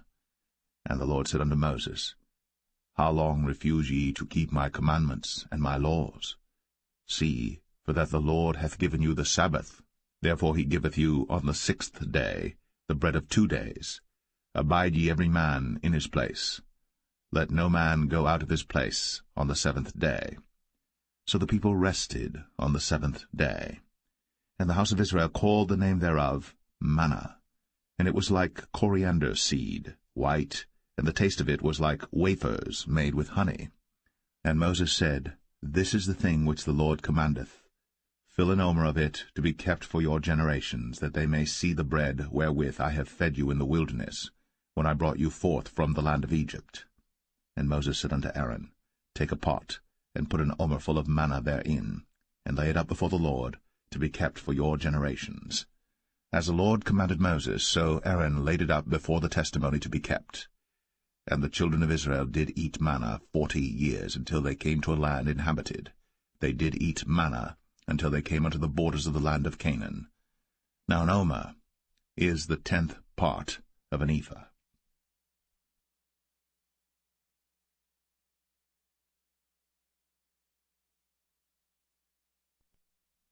Exodus 17. And all the congregation of the children of Israel journeyed from the wilderness of Sin after their journeys, according to the commandment of the Lord, and pitched in Rephidim. And there was no water for the people to drink. Wherefore the people did chide with Moses, and said, Give us water that we may drink. And Moses said unto them, Why chide ye with me? Wherefore do ye tempt the Lord? And the people thirsted there for water. And the people murmured against Moses, and said, Wherefore is this that thou hast brought us up out of Egypt, to kill us, and our children, and our cattle with thirst? And Moses cried unto the Lord, saying, What shall I do unto this people? They be almost ready to stone me. And the Lord said unto Moses, Go on before the people, and take with thee of the elders of Israel, and thy rod wherewith thou smotest the river, take in thine hand, and go. Behold, I will stand before thee there upon the rock in Horeb, and thou shalt smite the rock. And there shall come water out of it, that the people may drink. And Moses did so in the sight of the elders of Israel. And he called the name of the place Massah, and Meribah, because of the chiding of the children of Israel, and because they tempted the Lord, saying, Is the Lord among us or not? Then came Amalek and fought with Israel in Rephidim. And Moses said unto Joshua, Choose us out men, and go out, fight with Amalek. Tomorrow I will stand on the top of the hill with the rod of God in mine hand. So Joshua did as Moses had said to him, and fought with Amalek. And Moses, Aaron, and Hur went up to the top of the hill. And it came to pass, when Moses held up his hand, that Israel prevailed. And when he let down his hand, Amalek prevailed. But Moses' hands were heavy, and they took a stone and put it under him, and he sat thereon, and Aaron and Hur stayed up his hands, the one on the one side, and the other on the other side, and his hands were steady until the going down of the sun. And Joshua discomfited Amalek and his people with the edge of the sword. And the Lord said unto Moses, Write this for a memorial in a book, and rehearse it in the ears of Joshua, for I will utterly put out the remembrance of Amalek from under heaven. And Moses built an altar, and called the name of it Jehovah Nissi. For he said, Because the Lord has sworn that the Lord will have war with Amalek from generation to generation.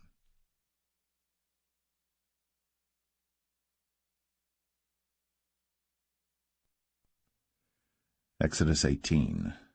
When Jethro, the priest of Midian, Moses' father-in-law, heard of all that God had done for Moses, and for Israel his people, and that the Lord had brought Israel out of Egypt, then Jethro, Moses' father-in-law, took Zipporah, Moses' wife, after he had sent her back, and her 2 sons, of which the name of the one was Gershom, for he said, I have been an alien in a strange land. And the name of the other was Eleazar, for the God of my father, said he, was mine help, and delivered me from the sword of Pharaoh. And Jethro, Moses' father-in-law, came with his sons and his wife unto Moses into the wilderness, where he encamped at the mount of God. And he said unto Moses, I thy father-in-law Jethro am come unto thee, and thy wife and her 2 sons with her. And Moses went out to meet his father-in-law, and did obeisance, and kissed him. And they asked each other of their welfare, and they came into the tent. And Moses told his father-in-law all that the Lord had done unto Pharaoh and to the Egyptians for Israel's sake, and all the travail that had come upon them by the way, and how the Lord delivered them. And Jethro rejoiced for all the goodness which the Lord had done to Israel, whom he had delivered out of the hand of the Egyptians. And Jethro said, Blessed be the Lord, who hath delivered you out of the hand of the Egyptians, and out of the hand of Pharaoh, who hath delivered the people from under the hand of the Egyptians. Now I know that the Lord is greater than all gods, for in the thing wherein they dealt proudly he was above them. And Jethro, Moses' father-in-law, took a burnt offering and sacrifices for God, and Aaron came, and all the elders of Israel, to eat bread with Moses' father-in-law before God. And it came to pass on the morrow that Moses sat to judge the people, and the people stood by Moses from the morning unto the evening. And when Moses' father-in-law saw all that he did to the people, he said, What is this thing that thou doest to the people? Why sittest thou thyself alone, and all the people stand by thee from morning unto even? And Moses said unto his father-in-law, Because the people come unto me to inquire of God. When they have a matter they come unto me, and I judge between one and another, and I do make them know the statutes of God and his laws. And Moses' father-in-law said unto him, The thing that thou doest is not good. Thou wilt surely wear away, both thou and this people that is with thee. For this thing is too heavy for thee. Thou art not able to perform it thyself alone. Hearken now unto my voice. I will give thee counsel, and God shall be with thee. Be thou for the people too Godward, that thou mayest bring the causes unto God. And thou shalt teach them ordinances and laws, and shalt show them the way wherein they must walk, and the work that they must do. Moreover, thou shalt provide out of all the people able men, such as fear God, men of truth, hating covetousness, and place such over them to be rulers of thousands, and rulers of hundreds, rulers of 50s, and rulers of 10s. And let them judge the people at all seasons. And it shall be, that every great matter they shall bring unto thee, but every small matter they shall judge. So shall it be easier for thyself, and they shall bear the burden with thee. If thou shalt do this thing, and God command thee so, then thou shalt be able to endure, and all this people shall also go to their place in peace. So Moses hearkened to the voice of his father-in-law, and did all that he had said. And Moses chose able men out of all Israel, and made them heads over the people, rulers of thousands, rulers of hundreds, rulers of 50s, and rulers of 10s. And they judged the people at all seasons.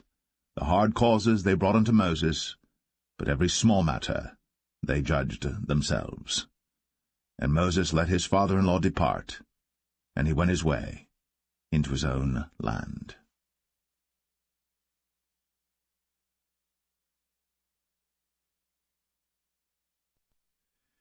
Exodus 19.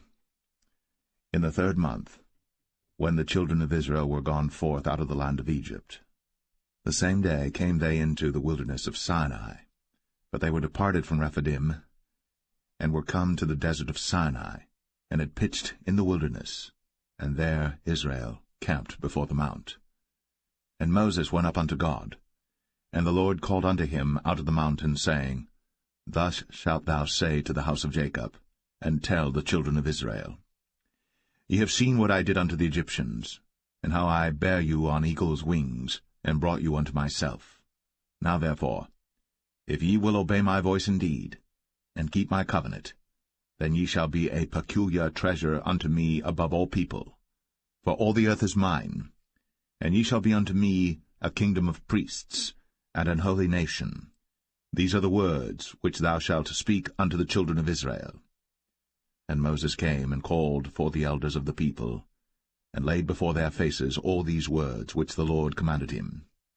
And all the people answered together, and said, All that the Lord hath spoken we will do. And Moses returned the words of the people unto the Lord. And the Lord said unto Moses, Lo, I come unto thee in a thick cloud, that the people may hear when I speak with thee, and believe thee for ever. And Moses told the words of the people unto the Lord. And the Lord said unto Moses, Go unto the people, and sanctify them today and tomorrow, and let them wash their clothes, and be ready against the 3rd day. For the 3rd day the Lord will come down in the sight of all the people upon Mount Sinai.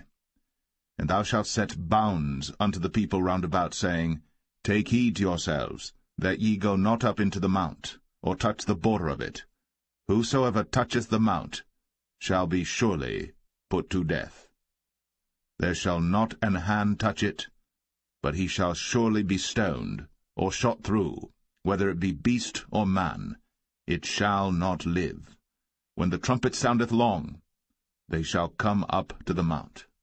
And Moses went down from the mount unto the people, and sanctified the people, and they washed their clothes. And he said unto the people, Be ready against the 3rd day. Come not at your wives. And it came to pass on the 3rd day in the morning, that there were thunders and lightnings, and a thick cloud upon the mount. and the voice of the trumpet exceeding loud, so that all the people that was in the camp trembled. And Moses brought forth the people out of the camp to meet with God. And they stood at the nether part of the mount. And Mount Sinai was altogether on a smoke, because the Lord descended upon it in fire, and the smoke thereof ascended as the smoke of a furnace, and the whole mount quaked greatly. And when the voice of the trumpet sounded long, and waxed louder and louder, Moses spake, and God answered him by a voice. And the Lord came down upon Mount Sinai, on the top of the mount, and the Lord called Moses up to the top of the mount, and Moses went up. And the Lord said unto Moses, Go down, charge the people, lest they break through unto the Lord to gaze, and many of them perish. And let the priests also which come near to the Lord sanctify themselves, lest the Lord break forth upon them. And Moses said unto the Lord, The people cannot come up to Mount Sinai, for thou chargest us, saying, Set bounds about the mount, and sanctify it. And the Lord said unto him, Away, get thee down, and thou shalt come up, thou and Aaron with thee. But let not the priests and the people break through to come up unto the Lord, lest he break forth upon them. So Moses went down unto the people, and spake unto them.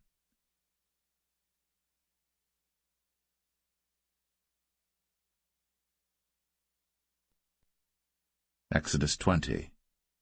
And God spake all these words, saying, I am the Lord thy God, which have brought thee out of the land of Egypt, out of the house of bondage. Thou shalt have no other gods before me. Thou shalt not make unto thee any graven image, or any likeness of any thing that is in heaven above, or that is in the earth beneath, or that is in the water under the earth. Thou shalt not bow down thyself to them, nor serve them. For I, the Lord thy God, am a jealous God, visiting the iniquity of the fathers upon the children unto the third and fourth generation of them that hate me, and showing mercy unto thousands of them that love me, and keep my commandments. Thou shalt not take the name of the Lord thy God in vain, for the Lord will not hold him guiltless that taketh his name in vain. Remember the Sabbath day, to keep it holy. 6 days shalt thou labor, and do all thy work. But the 7th day is the Sabbath of the Lord thy God.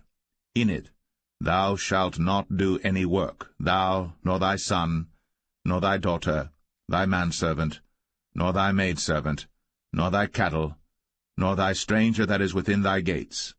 For in 6 days the Lord made heaven and earth, the sea, and all that in them is, and rested the 7th day. Wherefore the Lord blessed the Sabbath day, and hallowed it. Honor thy father and thy mother, that thy days may be long upon the land which the Lord thy God giveth thee. Thou shalt not kill. Thou shalt not commit adultery. Thou shalt not steal. Thou shalt not bear false witness against thy neighbor. Thou shalt not covet thy neighbor's house. Thou shalt not covet thy neighbor's wife, nor his manservant, nor his maidservant, nor his ox, nor his ass, nor anything that is thy neighbor's. And all the people saw the thunderings, and the lightnings, and the noise of the trumpet, and the mountain smoking. And when the people saw it, they removed, and stood afar off. And they said unto Moses, Speak thou with us, and we will hear. But let not God speak with us, lest we die. And Moses said unto the people, Fear not, for God is come to prove you, and that his fear may be before your faces, that ye sin not. And the people stood afar off. And Moses drew near unto the thick darkness where God was. And the Lord said unto Moses, Thus thou shalt say unto the children of Israel, Ye have seen that I have talked with you from heaven. Ye shall not make with me gods of silver, neither shall ye make unto you gods of gold. An altar of earth thou shalt make unto me, and shalt sacrifice thereon thy burnt offerings, and thy peace offerings, thy sheep and thine oxen. In all places where I record my name I will come unto thee, and I will bless thee. And if thou wilt make me an altar of stone, thou shalt not build it of hewn stone, for if thou lift up thy tool upon it, thou hast polluted it. Neither shalt thou go up by steps unto mine altar, that thy nakedness be not discovered thereon.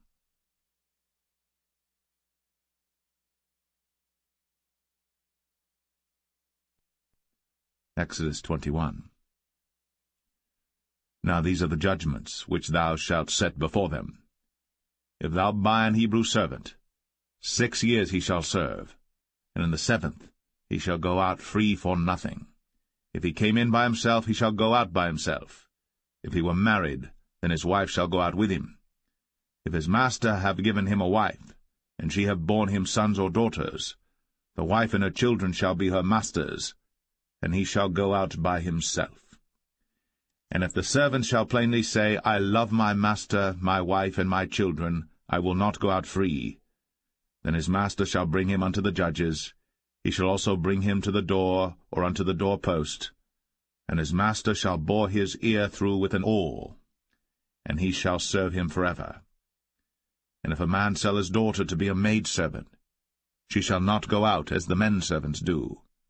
If she please not her master, who hath betrothed her to himself, then shall he let her be redeemed, to sell her unto a strange nation. He shall have no power, seeing he hath dealt deceitfully with her. And if he have betrothed her unto his son, he shall deal with her after the manner of daughters. If he take him another wife, her food, her raiment, and her duty of marriage, shall he not diminish? And if he do not these 3 unto her, then shall she go out free without money. He that smiteth a man so that he die shall be surely put to death. And if a man lie not in wait, but God deliver him into his hand, then I will appoint thee a place whither he shall flee.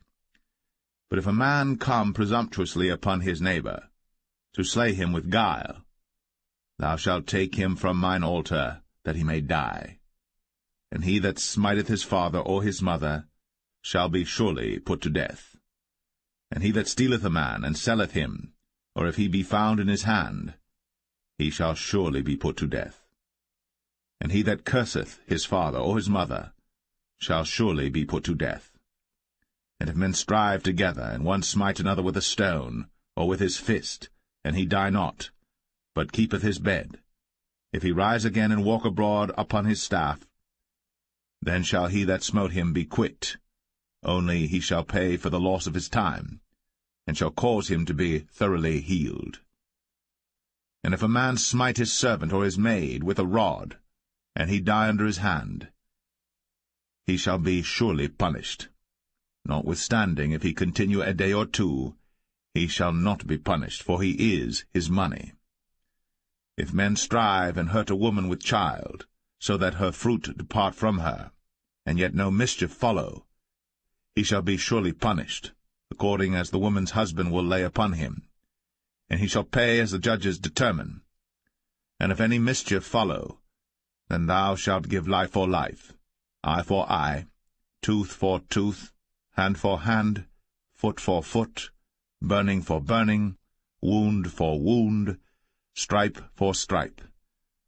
And if a man smite the eye of his servant, or the eye of his maid, that it perish, he shall let him go free for his eye's sake.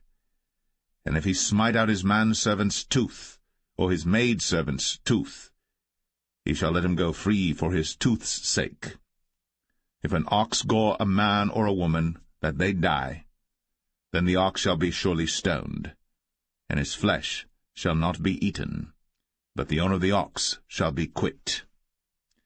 But if the ox were wont to push with his horn in time past, and hath been testified to his owner, and he hath not kept him in, but that he hath killed a man or a woman, the ox shall be stoned, and his owner also shall be put to death.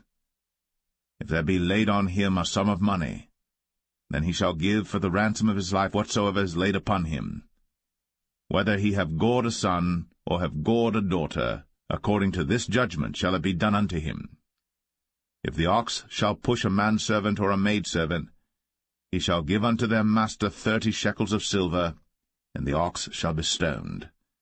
And if a man shall open a pit, or if a man shall dig a pit, and not cover it, and an ox or an ass fall therein, The owner of the pit shall make it good, and give money unto the owner of them, and the dead beast shall be his. And if one man's ox hurt another's, that he die, then they shall sell the live ox, and divide the money of it, and the dead ox also they shall divide. For if it be known that the ox hath used to push in time past, and his owner hath not kept him in, he shall surely pay ox for ox, and the dead shall be his own.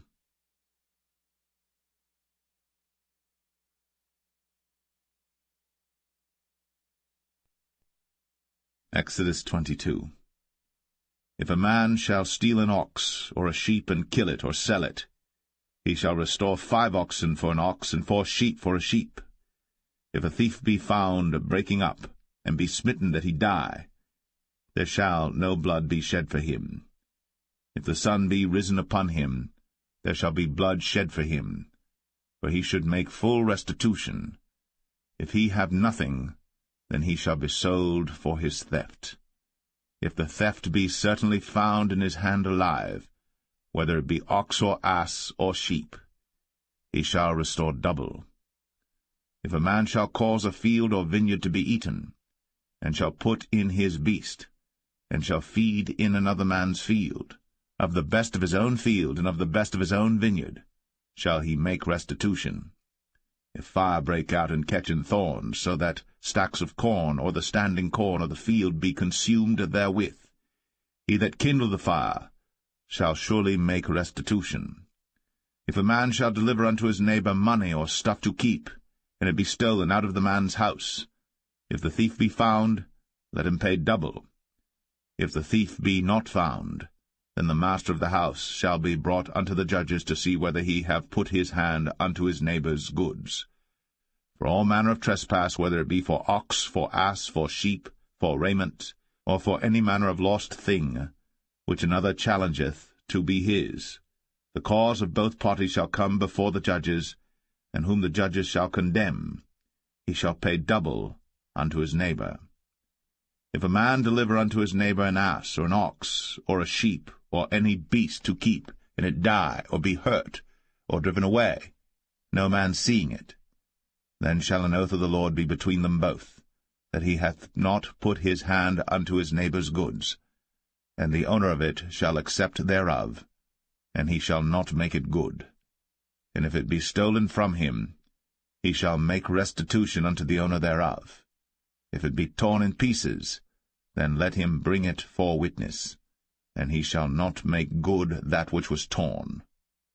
And if a man borrow aught of his neighbor, and it be hurt or die, the owner thereof being not with it, he shall surely make it good. But if the owner thereof be with it, he shall not make it good. If it be an hired thing, it came for his hire.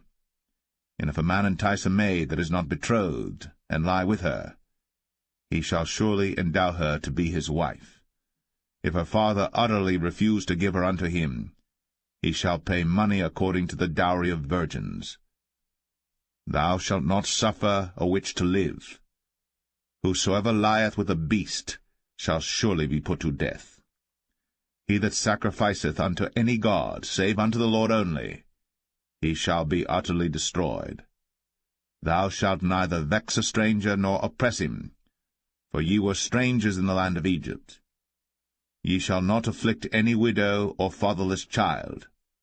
If thou afflict them in any wise, and they cry at all unto me, I will surely hear their cry, and my wrath shall wax hot, and I will kill you with the sword, and your wives shall be widows, and your children fatherless. If thou lend money to any of my people that is poor by thee, thou shalt not be to him as an usurer, neither shalt thou lay upon him usury.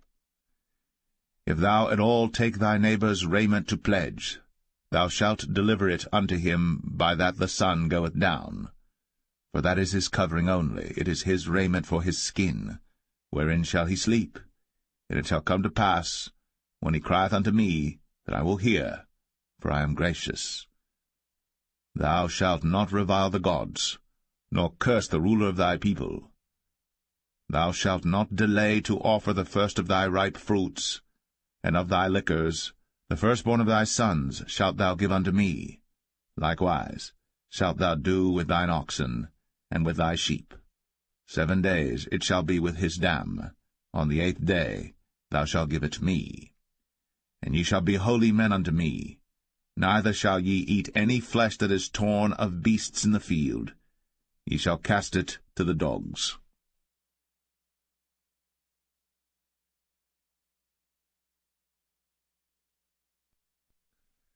Exodus 23. Thou shalt not raise a false report. Put not thine hand with the wicked to be an unrighteous witness. Thou shalt not follow a multitude to do evil.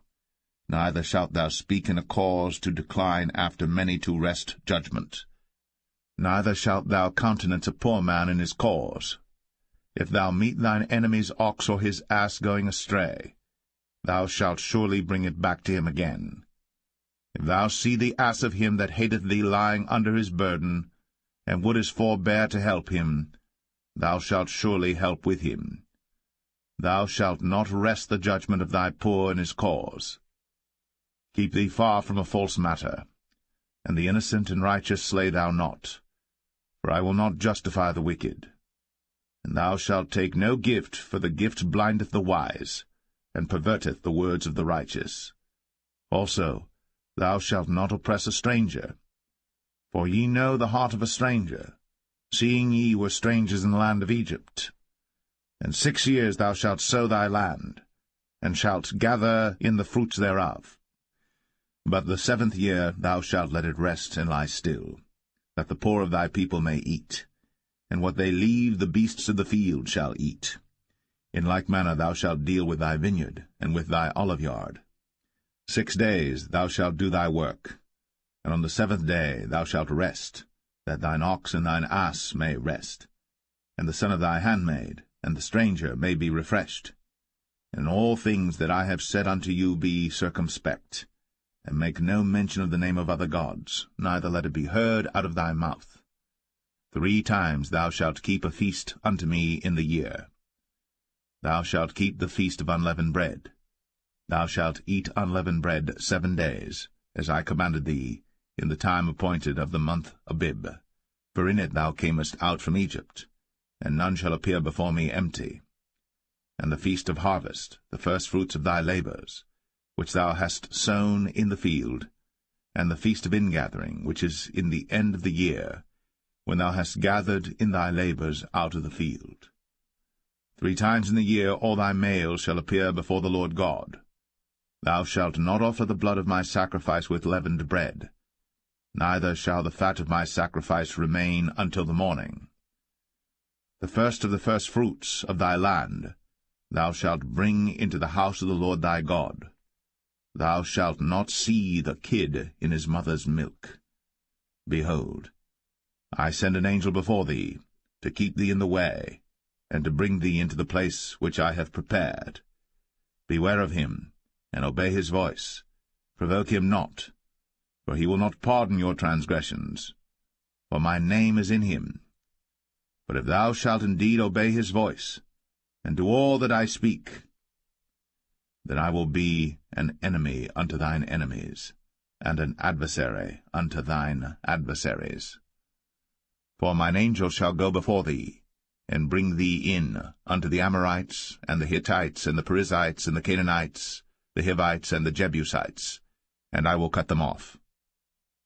Thou shalt not bow down to their gods, nor serve them, nor do after their works, but thou shalt utterly overthrow them, and quite break down their images.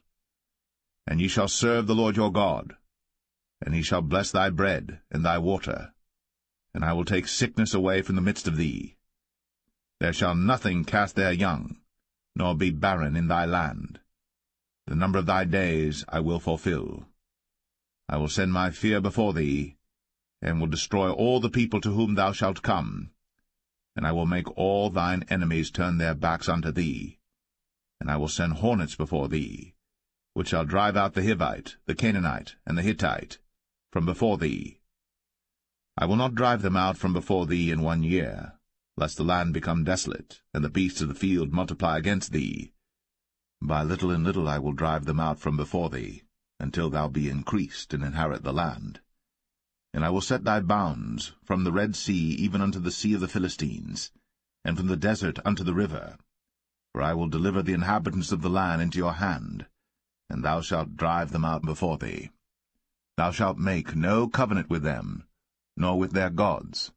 They shall not dwell in thy land, lest they make thee sin against me.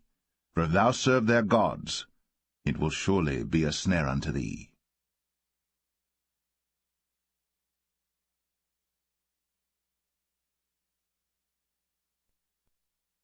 Exodus 24.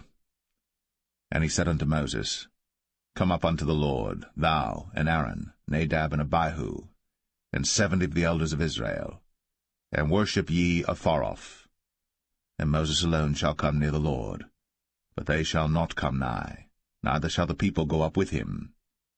And Moses came, and told the people all the words of the Lord, and all the judgments, and all the people answered with one voice, and said, All the words which the Lord hath said will we do.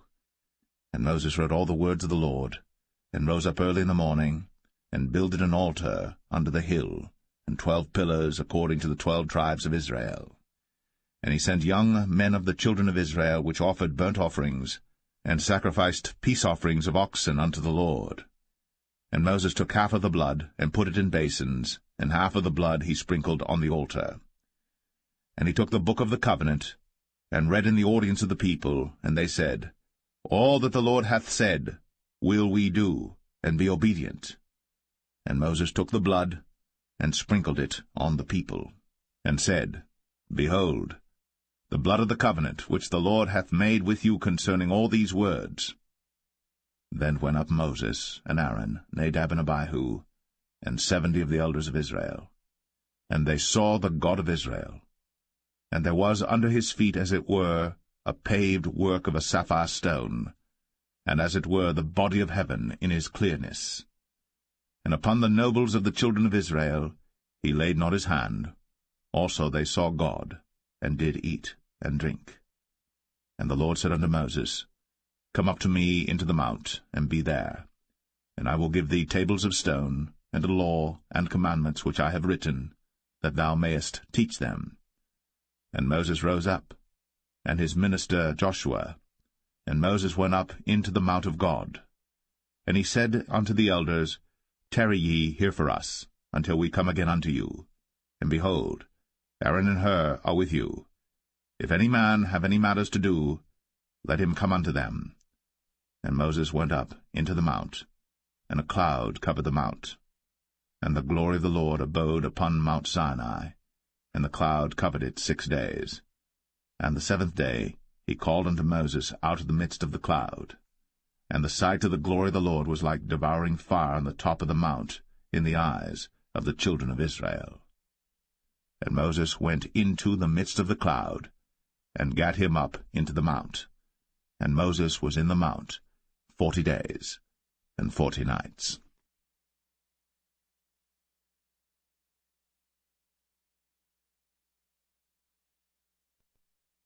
Exodus 25.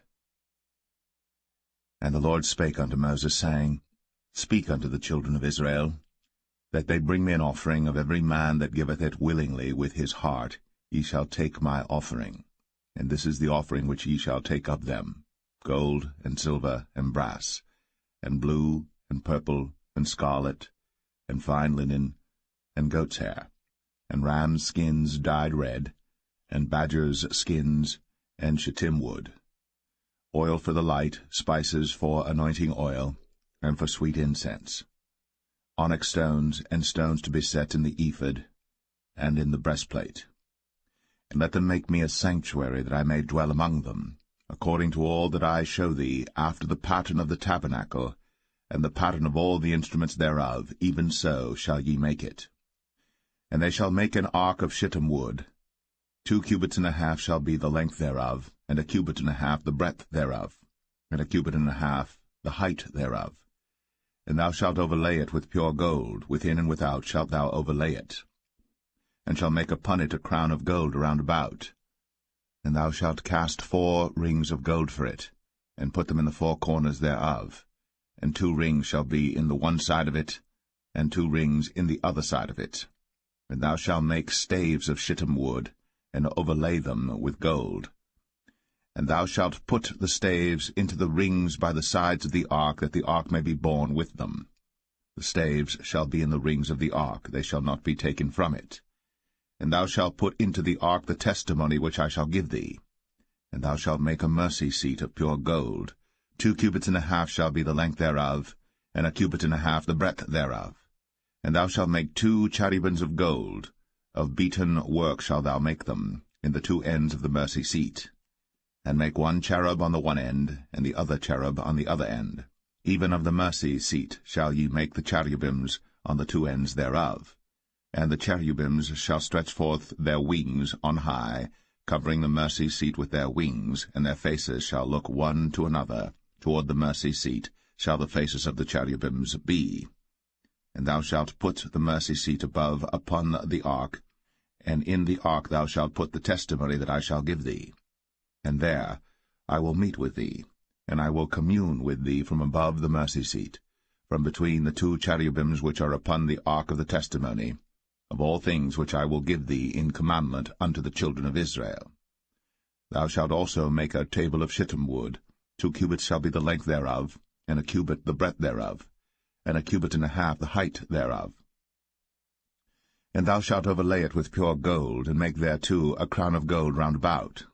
And thou shalt make unto it a border of an handbreadth round about, and thou shalt make a golden crown to the border thereof round about. And thou shalt make for it 4 rings of gold, and put the rings in the 4 corners that are on the 4 feet thereof. Over against the border shall the rings be for places of the staves to bear the table. And thou shalt make the staves of shittim wood, and overlay them with gold, that the table may be borne with them. And thou shalt make the dishes thereof, and spoons thereof, and covers thereof, and bowls thereof, to cover withal. Of pure gold shalt thou make them. And thou shalt set upon the table showbread before me always. And thou shalt make a candlestick of pure gold. Of beaten work shall the candlestick be made. His shaft, and his branches, his bowls, his knobs and his flowers shall be of the same. And 6 branches shall come out of the sides of it, 3 branches of the candlestick out of the one side, and 3 branches of the candlestick out of the other side. 3 bowls made like unto almonds, with a knob and a flower in one branch, and 3 bowls made like almonds in the other branch, with a knob and a flower. So in the 6 branches that come out of the candlestick. And in the candlestick shall be 4 bowls made like unto almonds, with their knobs and their flowers.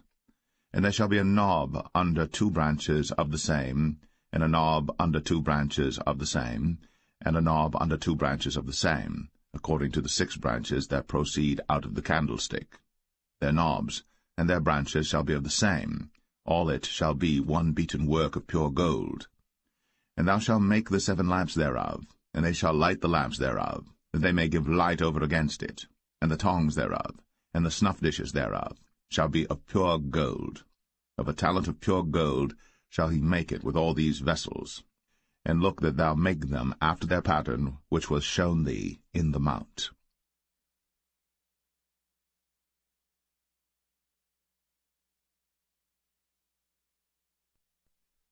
Exodus 26. Moreover, thou shalt make the tabernacle with 10 curtains of fine twined linen, and blue, and purple, and scarlet. With cherubims of cunning work shalt thou make them. The length of 1 curtain shall be 28 cubits, and the breadth of 1 curtain 4 cubits, and every one of the curtains shall have 1 measure. The 5 curtains shall be coupled together one to another, and other 5 curtains shall be coupled one to another. And thou shalt make loops of blue upon the edge of the 1 curtain, from the selvage in the coupling. And likewise shalt thou make in the uttermost edge of another curtain, in the coupling of the 2nd. 50 loops shalt thou make in the 1 curtain, and 50 loops shalt thou make in the edge of the curtain that is in the coupling of the 2nd, that the loops may take hold one of another. And thou shalt make 50 taches of gold, and couple the curtains together with the taches, and it shall be 1 tabernacle.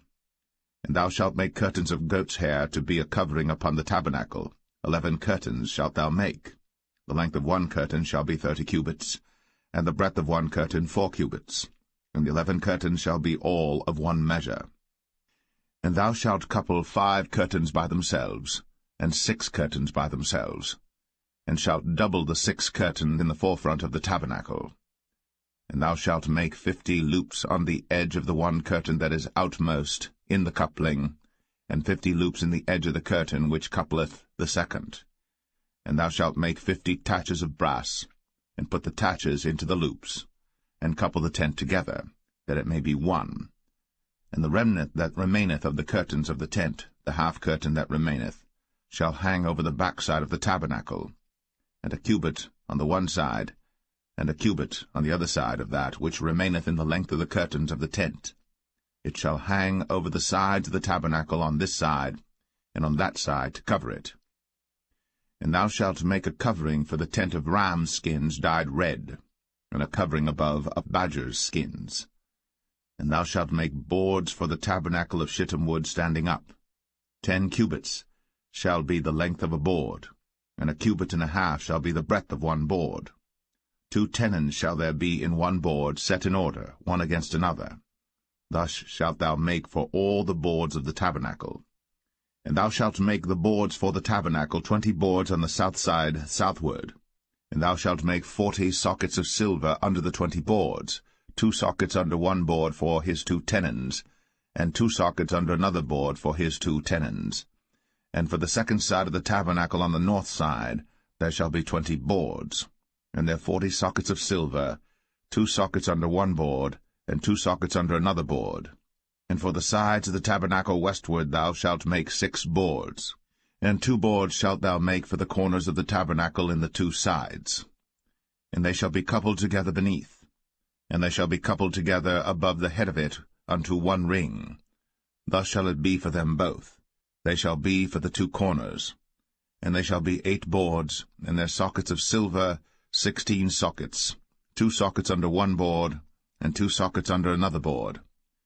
And thou shalt make bars of shittim wood, 5 for the boards of the one side of the tabernacle, and 5 bars for the boards of the other side of the tabernacle, and 5 bars for the boards of the side of the tabernacle for the 2 sides westward. And the middle bar in the midst of the boards shall reach from end to end.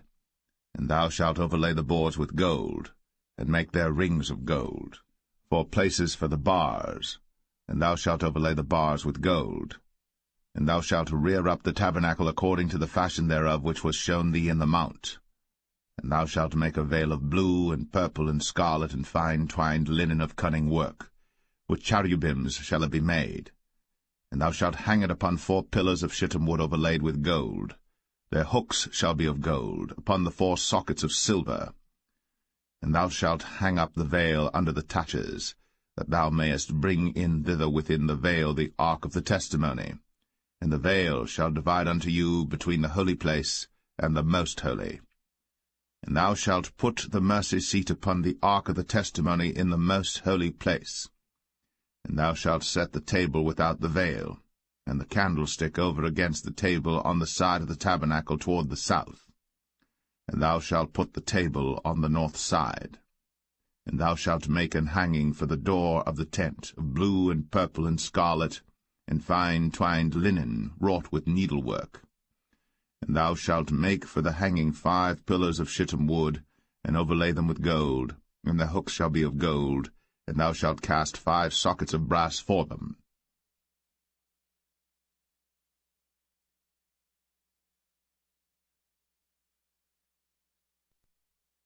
Exodus 27. And thou shalt make an altar of shittim wood, 5 cubits long and 5 cubits broad. The altar shall be 4 square, and the height thereof shall be 3 cubits. And thou shalt make the horns of it upon the 4 corners thereof. His horns shall be of the same, and thou shalt overlay it with brass. And thou shalt make his pans to receive his ashes, and his shovels, and his basins, and his flesh hooks, and his firepans. All the vessels thereof thou shalt make of brass. And thou shalt make for it a grate of network of brass, and upon the net shalt thou make 4 brazen rings in the 4 corners thereof. And thou shalt put it under the compass of the altar beneath, that the net may be even to the midst of the altar. And thou shalt make staves for the altar, staves of shittim wood, and overlay them with brass. And the staves shall be put into the rings, and the staves shall be upon the two sides of the altar to bear it. Hollow with boards shalt thou make it, as it was shown thee in the mount, so shall they make it. And thou shalt make the court of the tabernacle for the south side. Southward there shall be hangings for the court of fine twined linen, of 100 cubits long for one side. And the 20 pillars thereof, and their 20 sockets shall be of brass. The hooks of the pillars, and their fillets, shall be of silver. And likewise for the north side in length there shall be hangings of 100 cubits long, and his 20 pillars, and their 20 sockets of brass, the hooks of the pillars, and their fillets of silver. And for the breadth of the court on the west side shall be hangings of 50 cubits, their pillars 10, and their sockets 10. And the breadth of the court on the east side eastward shall be 50 cubits. The hangings of one side of the gate shall be 15 cubits, their pillars 3, and their sockets 3. And on the other side shall be hangings 15 cubits, their pillars 3, and their sockets 3. And for the gate of the court shall be an hanging of 20 cubits of blue, and purple, and scarlet, and fine twined linen, wrought with needlework, and their pillars shall be 4, and their sockets 4. All the pillars round about the court shall be filleted with silver. Their hooks shall be of silver, and their sockets of brass. The length of the court shall be 100 cubits, and the breadth 50 everywhere, and the height 5 cubits of fine twined linen, and their sockets of brass. All the vessels of the tabernacle, and all the service thereof, and all the pins thereof, and all the pins of the court shall be of brass. And thou shalt command the children of Israel that they bring thee pure oil, olive beaten for the light, to cause the lamp to burn always. In the tabernacle of the congregation without the veil, which is before the testimony, Aaron and his sons shall order it from evening to morning before the Lord. It shall be a statute for ever, unto their generations, on the behalf of the children of Israel.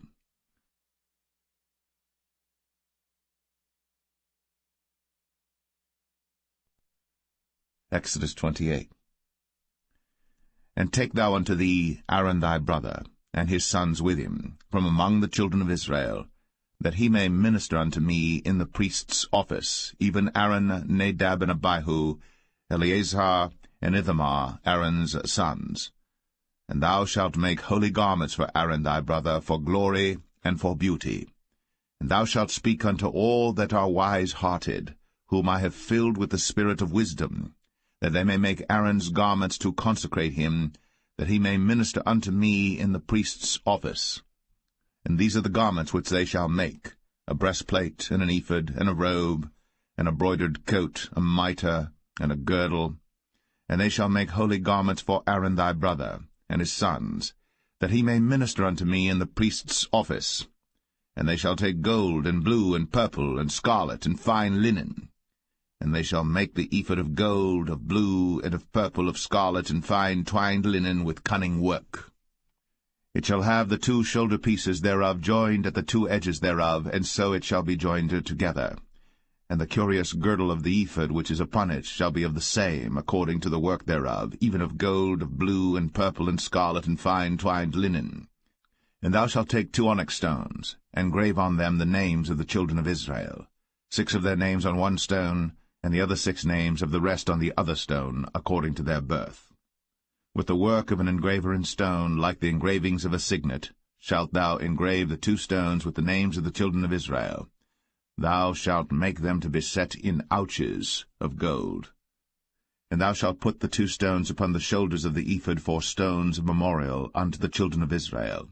And Aaron shall bear their names before the Lord upon his 2 shoulders for a memorial. And thou shalt make ouches of gold, and 2 chains of pure gold at the ends. Of wreathen work shalt thou make them, and fasten the wreathen chains to the ouches. And thou shalt make the breastplate of judgment with cunning work. After the work of the ephod thou shalt make it, of gold, of blue, and of purple, and of scarlet, and of fine twined linen shalt thou make it. 4 square it shall be, being doubled. A span shall be the length thereof, and a span shall be the breadth thereof. And thou shalt set in it settings of stones, even 4 rows of stones. The first row shall be a sardius, a topaz, and a carbuncle. This shall be the first row. And the second row shall be an emerald, a sapphire, and a diamond. And the third row a ligure, an agate, and an amethyst. and the fourth row a beryl, and an onyx, and a jasper. They shall be set in gold in their enclosings. And the stone shall be with the names of the children of Israel, 12 according to their names, like the engravings of a signet. Every one with his name shall they be according to the 12 tribes. And thou shalt make upon the breastplate chains at the ends of wreathen work of pure gold. And thou shalt make upon the breastplate 2 rings of gold, and shalt put the 2 rings on the 2 ends of the breastplate. And thou shalt put the 2 wreathen chains of gold in the 2 rings which are on the ends of the breastplate. In the other 2 ends of the 2 wreathen chains thou shalt fasten in the 2 ouches, and put them on the shoulder pieces of the ephod before it. And thou shalt make 2 rings of gold, and thou shalt put them upon the 2 ends of the breastplate, in the border thereof, which is in the side of the ephod inward. And 2 other rings of gold thou shalt make, and shalt put them on the 2 sides of the ephod underneath, toward the forepart thereof, over against the other coupling thereof, above the curious girdle of the ephod. And they shall bind the breastplate by the rings thereof unto the rings of the ephod with a lace of blue, that it may be above the curious girdle of the ephod, and that the breastplate be not loosed from the ephod. And Aaron shall bear the names of the children of Israel in the breastplate of judgment upon his heart, when he goeth in unto the holy place for a memorial before the Lord continually. And thou shalt put in the breastplate of judgment the Urim and the Thummim, and they shall be upon Aaron's heart, when he goeth in before the Lord. And Aaron shall bear the judgment of the children of Israel upon his heart before the Lord continually. And thou shalt make the robe of the ephod all of blue. And there shall be an hole in the top of it, in the midst thereof. It shall have a binding of woven work round about the whole of it, as it were the whole of an habergeon, that it be not rent. And beneath upon the hem of it thou shalt make pomegranates of blue, and of purple, and of scarlet round about the hem thereof, and bells of gold between them round about, a golden bell and a pomegranate, a golden bell and a pomegranate, upon the hem of the robe round about. And it shall be upon Aaron to minister. And his sound shall be heard when he goeth in unto the holy place before the Lord, and when he cometh out, that he die not. And thou shalt make a plate of pure gold, and grave upon it, like the engravings of a signet, holiness to the Lord. And thou shalt put it on a blue lace, that it may be upon the mitre, upon the forefront of the mitre it shall be. And it shall be upon Aaron's forehead, that Aaron may bear the iniquity of the holy things, which the children of Israel shall hallow in all their holy gifts. And it shall be always upon his forehead, that they may be accepted before the Lord. And thou shalt embroider the coat of fine linen, and thou shalt make the mitre of fine linen, and thou shalt make the girdle of needlework. And for Aaron's sons thou shalt make coats, and thou shalt make for them girdles, and bonnets shalt thou make for them for glory and for beauty.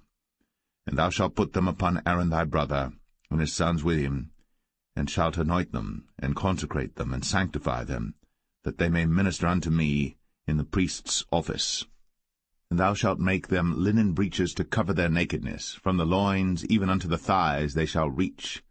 And they shall be upon Aaron and upon his sons when they come in unto the tabernacle of the congregation, or when they come near unto the altar to minister in the holy place, that they bear not iniquity, and die. It shall be a statute for ever unto him, and his seed after him.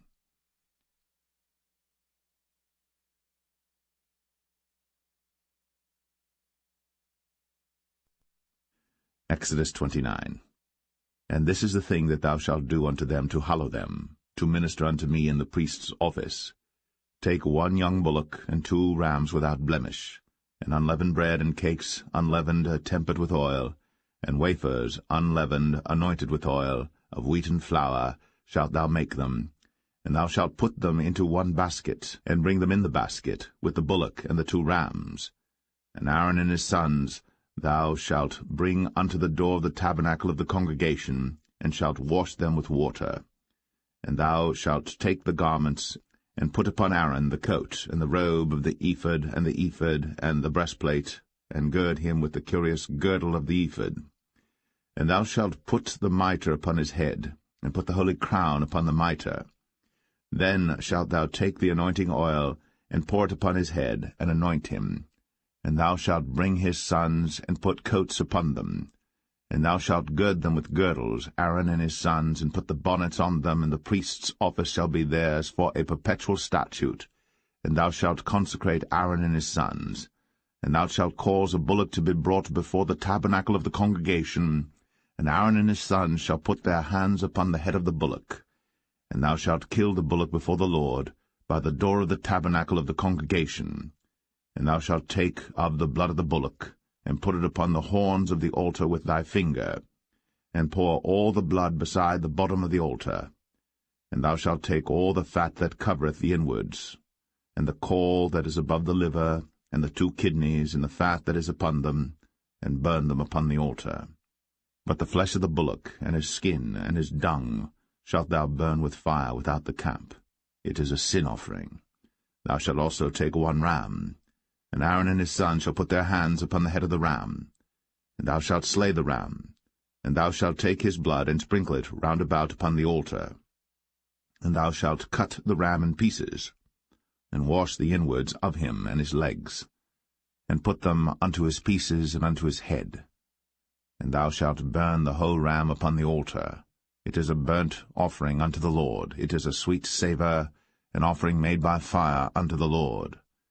And thou shalt take the other ram, and Aaron and his sons shall put their hands upon the head of the ram. Then shalt thou kill the ram, and take of his blood, and put it upon the tip of the right ear of Aaron, and upon the tip of the right ear of his sons, and upon the thumb of their right hand, and upon the great toe of their right foot, and sprinkle the blood upon the altar round about. And thou shalt take of the blood that is upon the altar, and of the anointing oil, and sprinkle it upon Aaron, and upon his garments, and upon his sons, and upon the garments of his sons with him. And he shall be hallowed, and his garments, and his sons' garments with him. Also thou shalt take of the ram the fat and the rump, and the fat that covereth the inwards, and the caul above the liver, and the 2 kidneys, and the fat that is upon them, and the right shoulder, for it is a ram of consecration. And 1 loaf of bread, and 1 cake of oiled bread, and 1 wafer out of the basket of the unleavened bread that is before the Lord.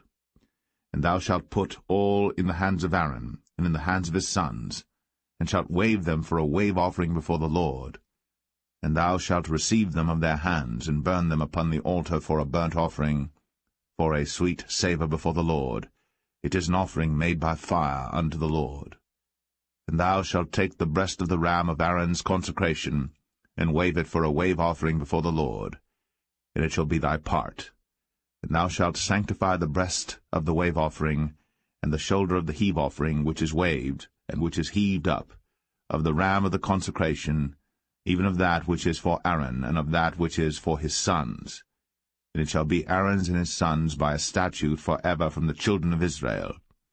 For it is an heave offering, and it shall be an heave offering from the children of Israel of the sacrifice of their peace offerings, even their heave offering unto the Lord.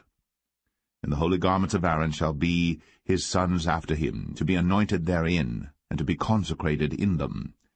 And that son that is priest in his stead shall put them on 7 days, when he cometh into the tabernacle of the congregation to minister in the holy place. And thou shalt take the ram of the consecration, and seethe his flesh in the holy place. And Aaron and his sons shall eat the flesh of the ram, and the bread that is in the basket by the door of the tabernacle of the congregation. And they shall eat those things wherewith the atonement was made, to consecrate and to sanctify them. But a stranger shall not eat thereof, because they are holy. And if aught of the flesh of the consecrations, or of the bread, remain unto the morning, then thou shalt burn the remainder with fire. It shall not be eaten, because it is holy. And thus shalt thou do unto Aaron and to his sons, according to all things which I have commanded thee. 7 days shalt thou consecrate them. And thou shalt offer every day a bullock for a sin offering, for atonement. And thou shalt cleanse the altar, when thou hast made an atonement for it. And thou shalt anoint it, to sanctify it. 7 days thou shalt make an atonement for the altar, and sanctify it. And it shall be an altar most holy. Whatsoever toucheth the altar shall be holy. Now this is that which thou shalt offer upon the altar: 2 lambs of the first year, day by day, continually. The 1 lamb thou shalt offer in the morning, and the other lamb thou shalt offer at even.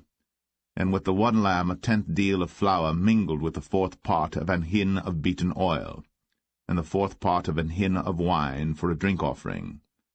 And the other lamb thou shalt offer at even, and shalt do thereto according to the meat offering of the morning, and according to the drink offering thereof, for a sweet savour, an offering made by fire unto the Lord.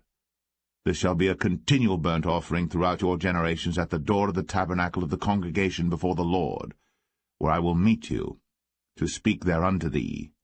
And there I will meet with the children of Israel, and the tabernacle shall be sanctified by my glory.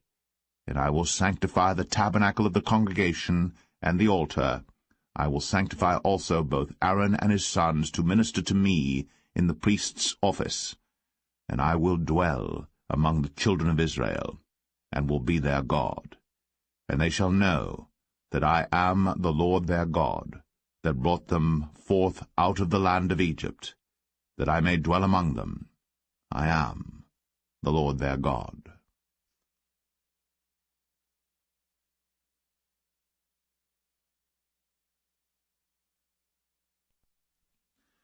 Exodus 30. And thou shalt make an altar to burn incense upon. Of shittim wood shalt thou make it. A cubit shall be the length thereof, and a cubit the breadth thereof. 4 square shall it be. And 2 cubits shall be the height thereof, the horns thereof shall be of the same. And thou shalt overlay it with pure gold, the top thereof and the sides thereof round about, and the horns thereof. And thou shalt make unto it a crown of gold round about. And 2 golden rings shalt thou make to it under the crown of it. By the 2 corners thereof upon the 2 sides of it shalt thou make it. And they shall be for places for the staves to bear it withal. And thou shalt make the staves of shittim wood, and overlay them with gold. And thou shalt put it before the veil that is by the ark of the testimony, before the mercy seat that is over the testimony, where I will meet with thee. And Aaron shall burn thereon sweet incense every morning. When he dresseth the lamps, he shall burn incense upon it. And when Aaron lighteth the lamps at even, he shall burn incense upon it, a perpetual incense before the Lord throughout your generations. Ye shall offer no strange incense thereon, nor burnt sacrifice, nor meat offering, neither shall ye pour drink offering thereon. And Aaron shall make an atonement upon the horns of it once in a year with the blood of the sin offering of atonements. Once in the year shall he make atonement upon it throughout your generations. It is most holy unto the Lord. And the Lord spake unto Moses, saying, When thou takest the sum of the children of Israel after their number, then shall they give every man a ransom for his soul unto the Lord, when thou numberest them, that there be no plague among them, when thou numberest them. This they shall give every one that passeth among them that are numbered, 1/2 shekel after the shekel of the sanctuary. A shekel is 20 gerahs, and 1/2 shekel shall be the offering of the Lord. Every one that passeth among them that are numbered, from 20 years old and above, shall give an offering unto the Lord. The rich shall not give more, and the poor shall not give less than 1/2 shekel, when they give an offering unto the Lord, to make an atonement for your souls. And thou shalt take the atonement money of the children of Israel, and shalt appoint it for the service of the tabernacle of the congregation, that it may be a memorial unto the children of Israel before the Lord, to make an atonement for your souls. And the Lord spake unto Moses, saying, Thou shalt also make a laver of brass, and his foot also of brass, to wash withal. And thou shalt put it between the tabernacle of the congregation and the altar, and thou shalt put water therein. For Aaron and his sons shall wash their hands and their feet thereat. When they go into the tabernacle of the congregation, they shall wash with water, that they die not, or when they come near to the altar to minister, to burn offering made by fire unto the Lord. So they shall wash their hands and their feet, that they die not. And it shall be a statute forever to them, even to him and to his seed throughout their generations. Moreover the Lord spake unto Moses, saying, Take thou also unto thee principal spices, of pure myrrh 500 shekels, and of sweet cinnamon half so much, even 250 shekels, and of sweet calamus 250 shekels, and of cassia 500 shekels after the shekel of the sanctuary, and of oil olive and hin. And thou shalt make it an oil of holy ointment, an ointment compound after the art of the apothecary. It shall be an holy anointing oil. And thou shalt anoint the tabernacle of the congregation therewith, and the ark of the testimony, and the table and all his vessels, and the candlestick and his vessels, and the altar of incense, and the altar of burnt offering with all his vessels, and the laver and his foot. And thou shalt sanctify them, that they may be most holy. Whatsoever toucheth them shall be holy. And thou shalt anoint Aaron and his sons, and consecrate them, that they may minister unto me in the priest's office. And thou shalt speak unto the children of Israel, saying, This shall be an holy anointing oil unto me throughout your generations. Upon man's flesh shall it not be poured, neither shall ye make any other like it, after the composition of it. It is holy, and it shall be holy unto you. Whosoever compoundeth any like it, or whosoever putteth any of it upon a stranger, shall even be cut off from his people. And the Lord said unto Moses, Take unto thee sweet spices, stacte, and onycha, and galbanum, these sweet spices with pure frankincense, of each shall there be a like weight. And thou shalt make it a perfume, a confection after the art of the apothecary, tempered together pure and holy. And thou shalt beat some of it very small, and put of it before the testimony in the tabernacle of the congregation, where I will meet with thee. It shall be unto you most holy. And as for the perfume which thou shalt make, ye shall not make to yourselves according to the composition thereof. It shall be unto thee holy for the Lord. Whosoever shall make like unto that, to smell thereto, shall even be cut off from his people.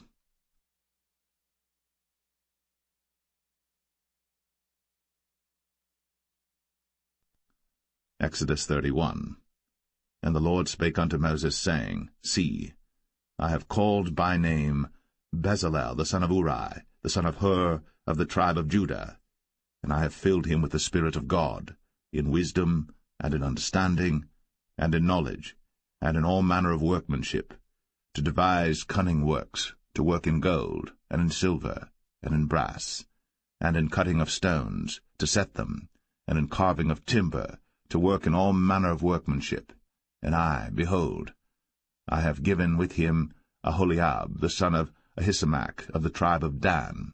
And in the hearts of all that are wise-hearted I have put wisdom, that they may make all that I have commanded thee: the tabernacle of the congregation, and the ark of the testimony, and the mercy seat that is thereupon, and all the furniture of the tabernacle, and the table, and his furniture, and the pure candlestick with all his furniture, and the altar of incense, and the altar of burnt offering with all his furniture, and the laver and his foot, and the cloths of service, and the holy garments for Aaron the priest, and the garments of his sons to minister in the priest's office, and the anointing oil, and sweet incense for the holy place, according to all that I have commanded thee shall they do. And the Lord spake unto Moses, saying, Speak thou also unto the children of Israel, saying, Verily, my Sabbaths ye shall keep, for it is a sign between me and you throughout your generations, that ye may know that I am the Lord that doth sanctify you. Ye shall keep the Sabbath therefore, for it is holy unto you. Every one that defileth it shall surely be put to death. For whosoever doeth any work therein, that soul shall be cut off from among his people. 6 days may work be done, but in the 7th is the Sabbath of rest, holy to the Lord. Whosoever doeth any work in the Sabbath day, he shall surely be put to death. Wherefore the children of Israel shall keep the Sabbath, to observe the Sabbath throughout their generations, for a perpetual covenant. It is a sign between me and the children of Israel forever. For in 6 days the Lord made heaven and earth, and on the 7th day he rested and was refreshed. And he gave unto Moses, when he had made an end of communing with him upon Mount Sinai, 2 tables of testimony, tables of stone, written with the finger of God.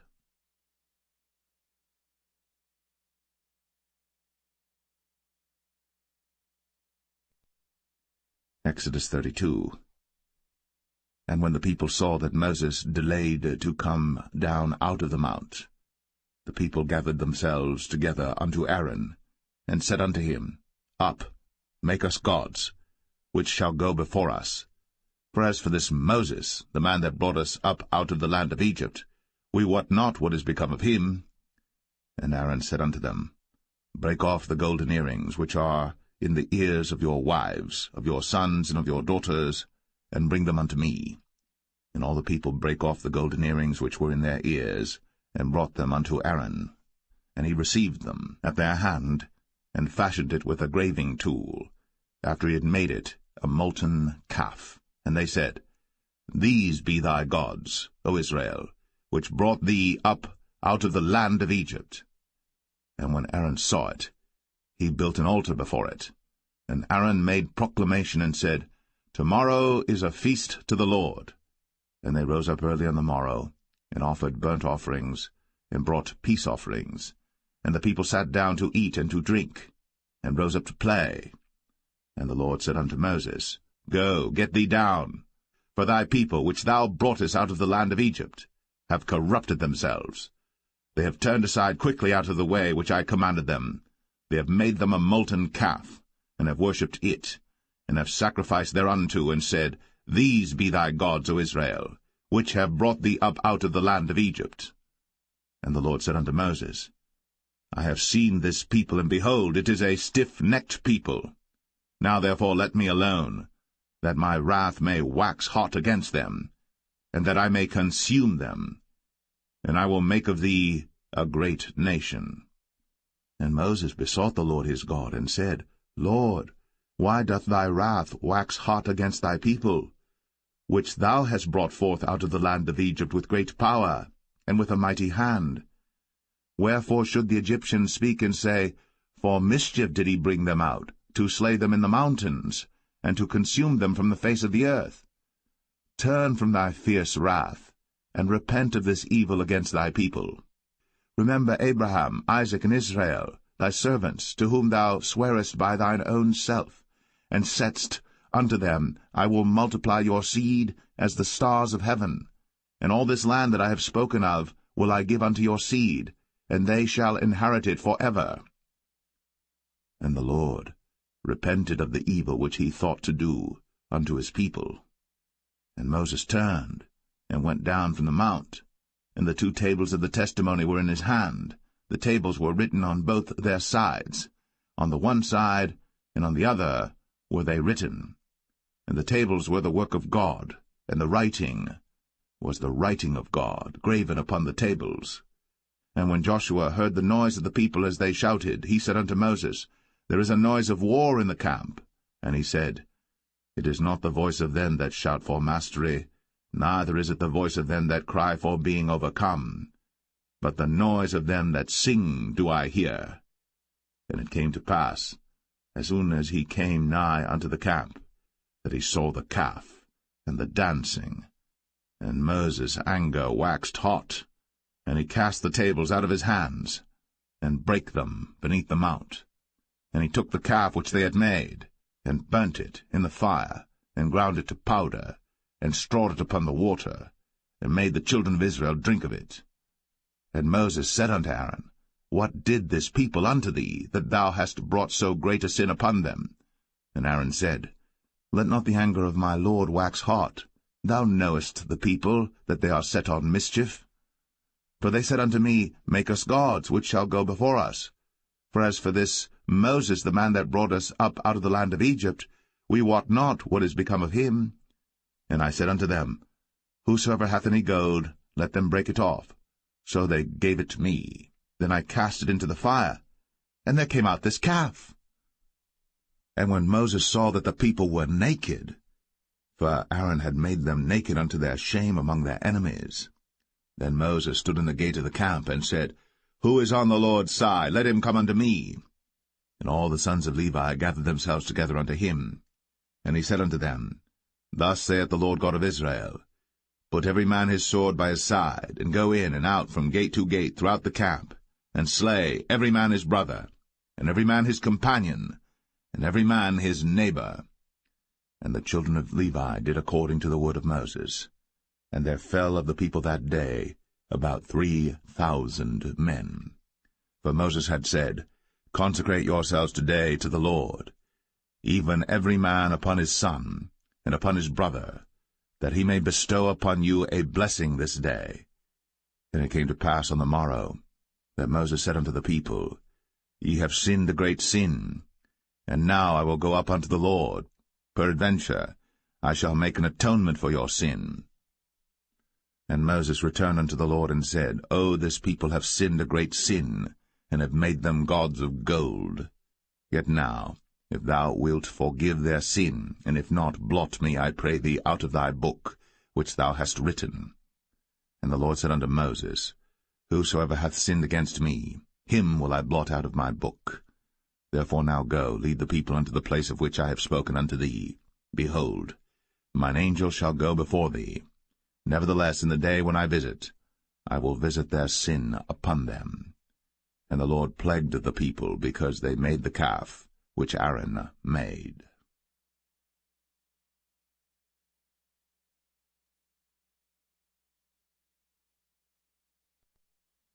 Exodus 33.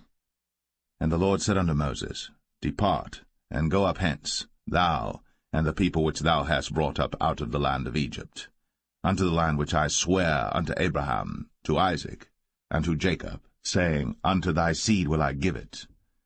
And I will send an angel before thee, and I will drive out the Canaanite, the Amorite, and the Hittite, and the Perizzite, the Hivite, and the Jebusite, unto a land flowing with milk and honey. For I will not go up in the midst of thee, for thou art a stiff-necked people, lest I consume thee in the way. And when the people heard these evil tidings, they mourned, and no man did put on him his ornaments. For the Lord had said unto Moses, Say unto the children of Israel, Ye are a stiff-necked people. I will come up into the midst of thee in a moment, and consume thee. Therefore now put off thy ornaments from thee, that I may know what to do unto thee. And the children of Israel stripped themselves of their ornaments by the mount Horeb. And Moses took the tabernacle, and pitched it without the camp, afar off from the camp, and called it the tabernacle of the congregation. And it came to pass that every one which sought the Lord went out unto the tabernacle of the congregation, which was without the camp. And it came to pass, when Moses went out unto the tabernacle, that all the people rose up, and stood every man at his tent door, and looked after Moses, until he was gone into the tabernacle. And it came to pass, as Moses entered into the tabernacle, the cloudy pillar descended, and stood at the door of the tabernacle, and the Lord talked with Moses. And all the people saw the cloudy pillar stand at the tabernacle door. And all the people rose up and worshipped, every man in his tent door. And the Lord spake unto Moses face to face, as a man speaketh unto his friend. And he turned again into the camp. But his servant Joshua the son of Nun, a young man, departed not out of the tabernacle. And Moses said unto the Lord, See, thou sayest unto me, Bring up this people, and thou hast not let me know whom thou wilt send with me. Yet thou hast said, I know thee by name, and thou hast also found grace in my sight. Now therefore, I pray thee, if I have found grace in thy sight, show me now thy way, that I may know thee, that I may find grace in thy sight, and consider that this nation is thy people. And he said, My presence shall go with thee, and I will give thee rest. And he said unto him, If thy presence go not with me, carry us not up hence. For wherein shall it be known here that I and thy people have found grace in thy sight? Is it not in that thou goest with us? So shall we be separated, I and thy people, from all the people that are upon the face of the earth. And the Lord said unto Moses, I will do this thing also that thou hast spoken, for thou hast found grace in my sight, and I know thee by name. Then he said, I beseech thee, show me thy glory. And he said, I will make all my goodness pass before thee, and I will proclaim the name of the Lord before thee, and will be gracious to whom I will be gracious, and will show mercy on whom I will show mercy. And he said, Thou canst not see my face, for there shall no man see me and live. And the Lord said, Behold, there is a place by me, and thou shalt stand upon a rock. And it shall come to pass, while my glory passeth by, that I will put thee in a cleft of the rock, and will cover thee with my hand while I pass by. And I will take away mine hand, and thou shalt see my back parts, but my face shall not be seen.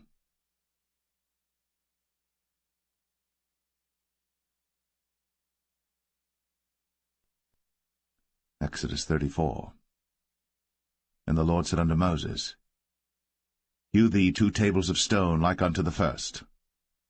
And I will write upon these tables the words that were in the first tables which thou breakest.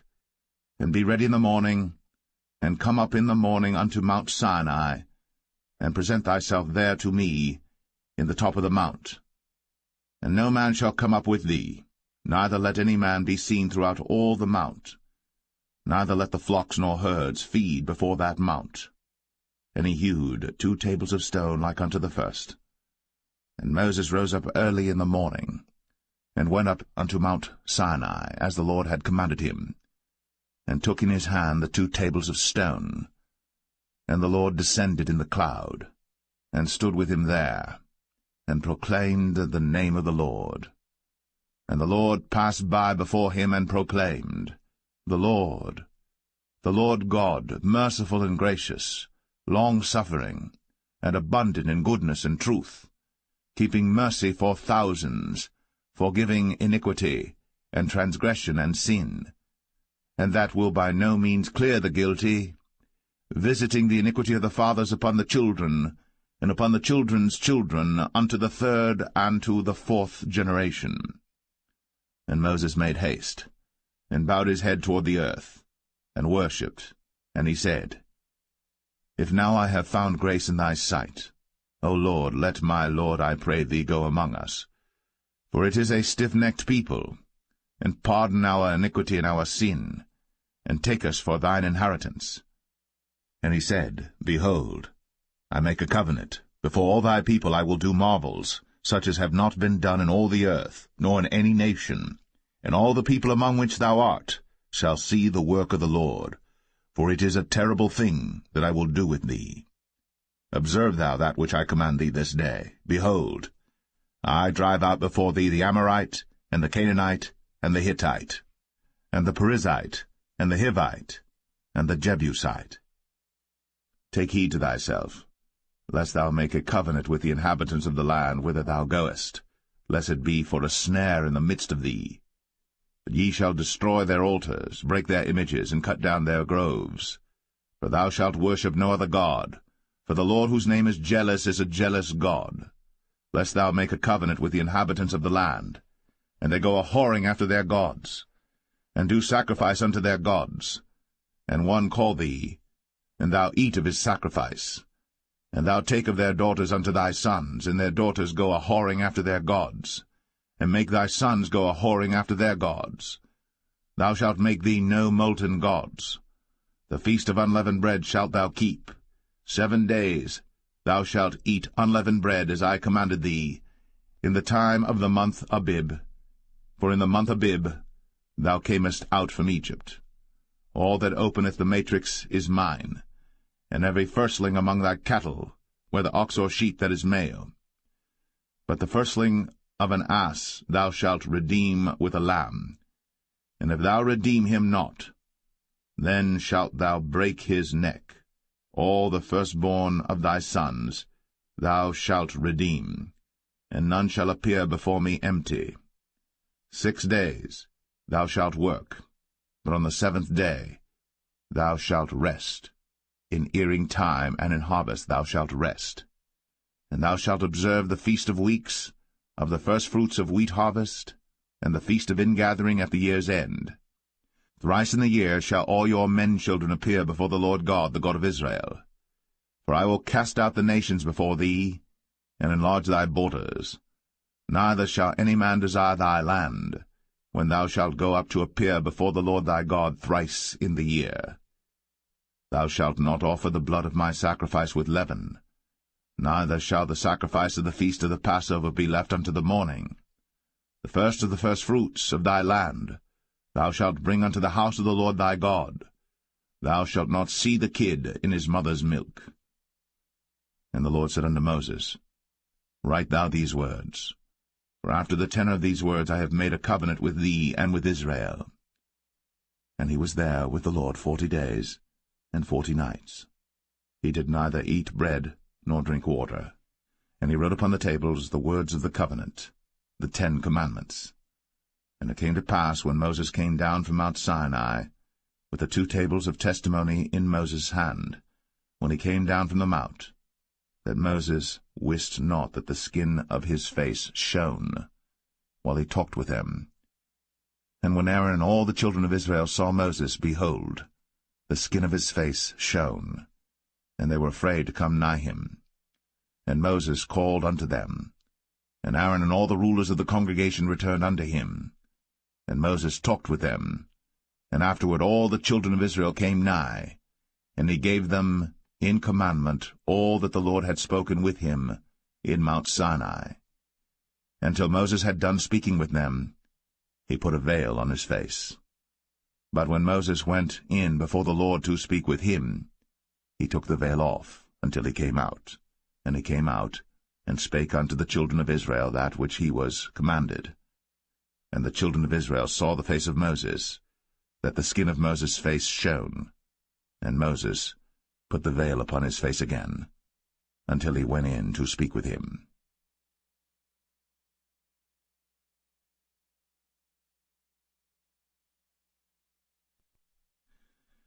Exodus 35. And Moses gathered all the congregation of the children of Israel together, and said unto them, These are the words which the Lord hath commanded, that ye should do them. 6 days shall work be done, but on the 7th day there shall be to you an holy day, a Sabbath of rest to the Lord. Whosoever doeth work therein shall be put to death. Ye shall kindle no fire throughout your habitations upon the Sabbath day. And Moses spake unto all the congregation of the children of Israel, saying, This is the thing which the Lord commanded, saying, Take ye from among you an offering unto the Lord.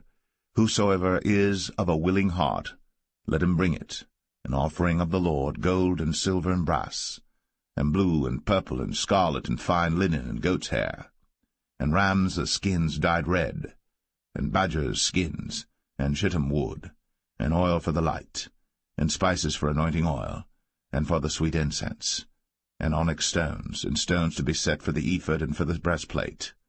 And every wise-hearted among you shall come, and make all that the Lord hath commanded, the tabernacle, his tent, and his covering, his taches, and his boards, his bars, his pillars, and his sockets, the ark and the staves thereof, with the mercy seat and the veil of the covering, the table and his staves, and all his vessels, and the showbread, the candlestick also for the light, and his furniture, and his lamps, with the oil for the light, and the incense altar, and his staves, and the anointing oil, and the sweet incense, and the hanging for the door at the entering in of the tabernacle, the altar of burnt offering, with his brazen grate, his staves, and all his vessels, the laver and his foot, the hangings of the court, his pillars, and their sockets, and the hanging for the door of the court, the pins of the tabernacle, and the pins of the court, and their cords, the cloths of service, to do service in the holy place, the holy garments for Aaron the priest, and the garments of his sons to minister in the priest's office.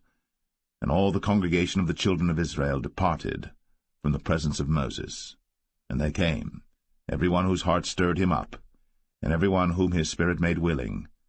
And they brought the Lord's offering to the work of the tabernacle of the congregation, and for all his service, and for the holy garments. And they came, both men and women, as many as were willing-hearted, and brought bracelets and earrings and rings and tablets, all jewels of gold. And every man that offered an offering of gold unto the Lord. And every man with whom was found blue and purple and scarlet and fine linen and goat's hair, and red skins of rams and badgers' skins brought them. Every one that did offer an offering of silver and brass brought the Lord's offering, and every man with whom was found shittim wood for any work of the service brought it. And all the women that were wise-hearted did spin with their hands, and brought that which they had spun, both of blue and of purple and of scarlet and of fine linen. And all the women whose heart stirred them up in wisdom spun goat's hair. And the rulers brought onyx stones, and stones to be set for the ephod and for the breastplate, and spice, and oil for the light, and for the anointing oil, and for the sweet incense, The children of Israel brought a willing offering unto the Lord, every man and woman whose heart made them willing to bring for all manner of work, which the Lord had commanded to be made by the hand of Moses. And Moses said unto the children of Israel, See, the Lord hath called by name Bezalel the son of Uri, the son of Hur, of the tribe of Judah. And he hath filled him with the Spirit of God in wisdom, in understanding, and in knowledge, and in all manner of workmanship, and to devise curious works, to work in gold, and in silver, and in brass, and in the cutting of stones, to set them, and in carving of wood, to make any manner of cunning work. And he hath put in his heart that he may teach, both he and Aholiab, the son of Ahisamach, of the tribe of Dan. Them hath he filled with wisdom of heart, to work all manner of work, of the engraver, and of the cunning workman, and of the embroiderer, in blue, and in purple, and scarlet, and in fine linen, and of the weaver, even of them that do any work, and of those that devise cunning work.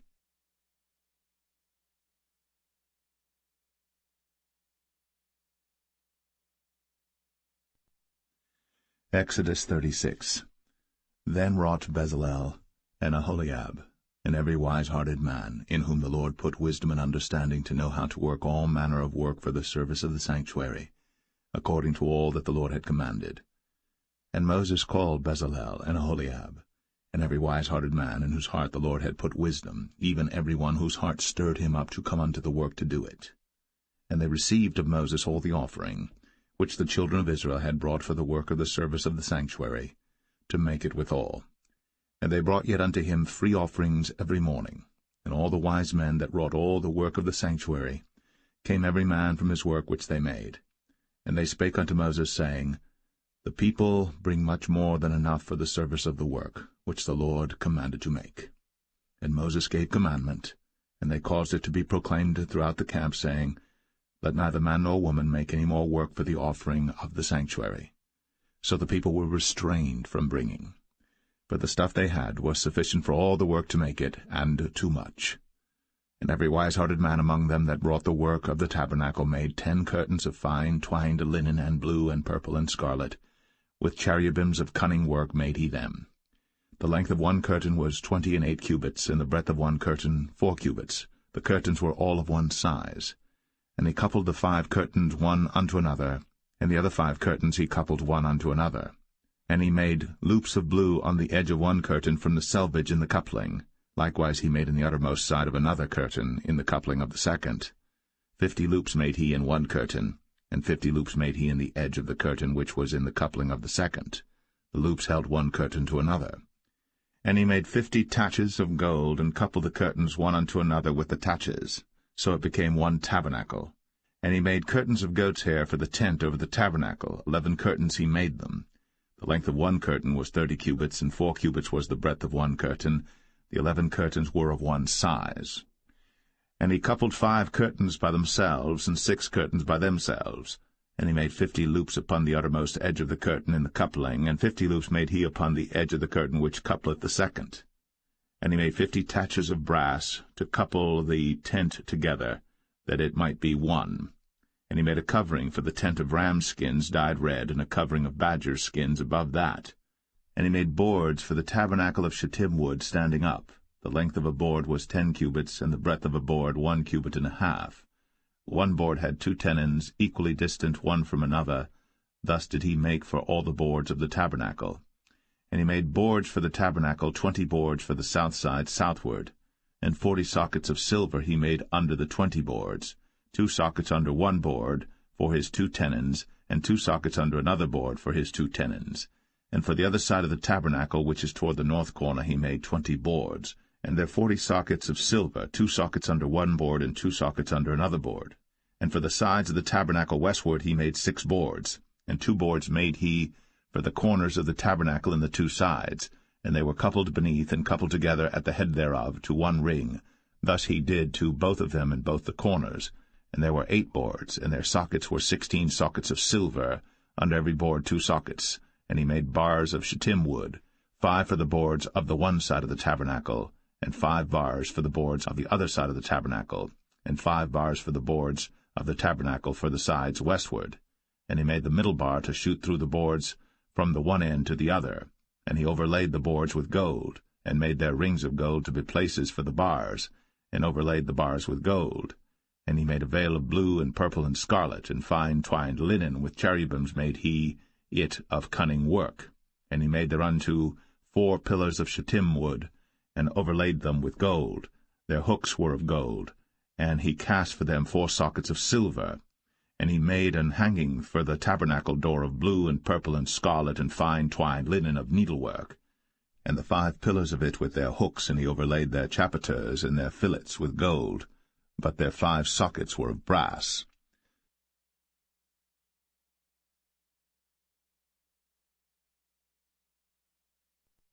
Exodus 37.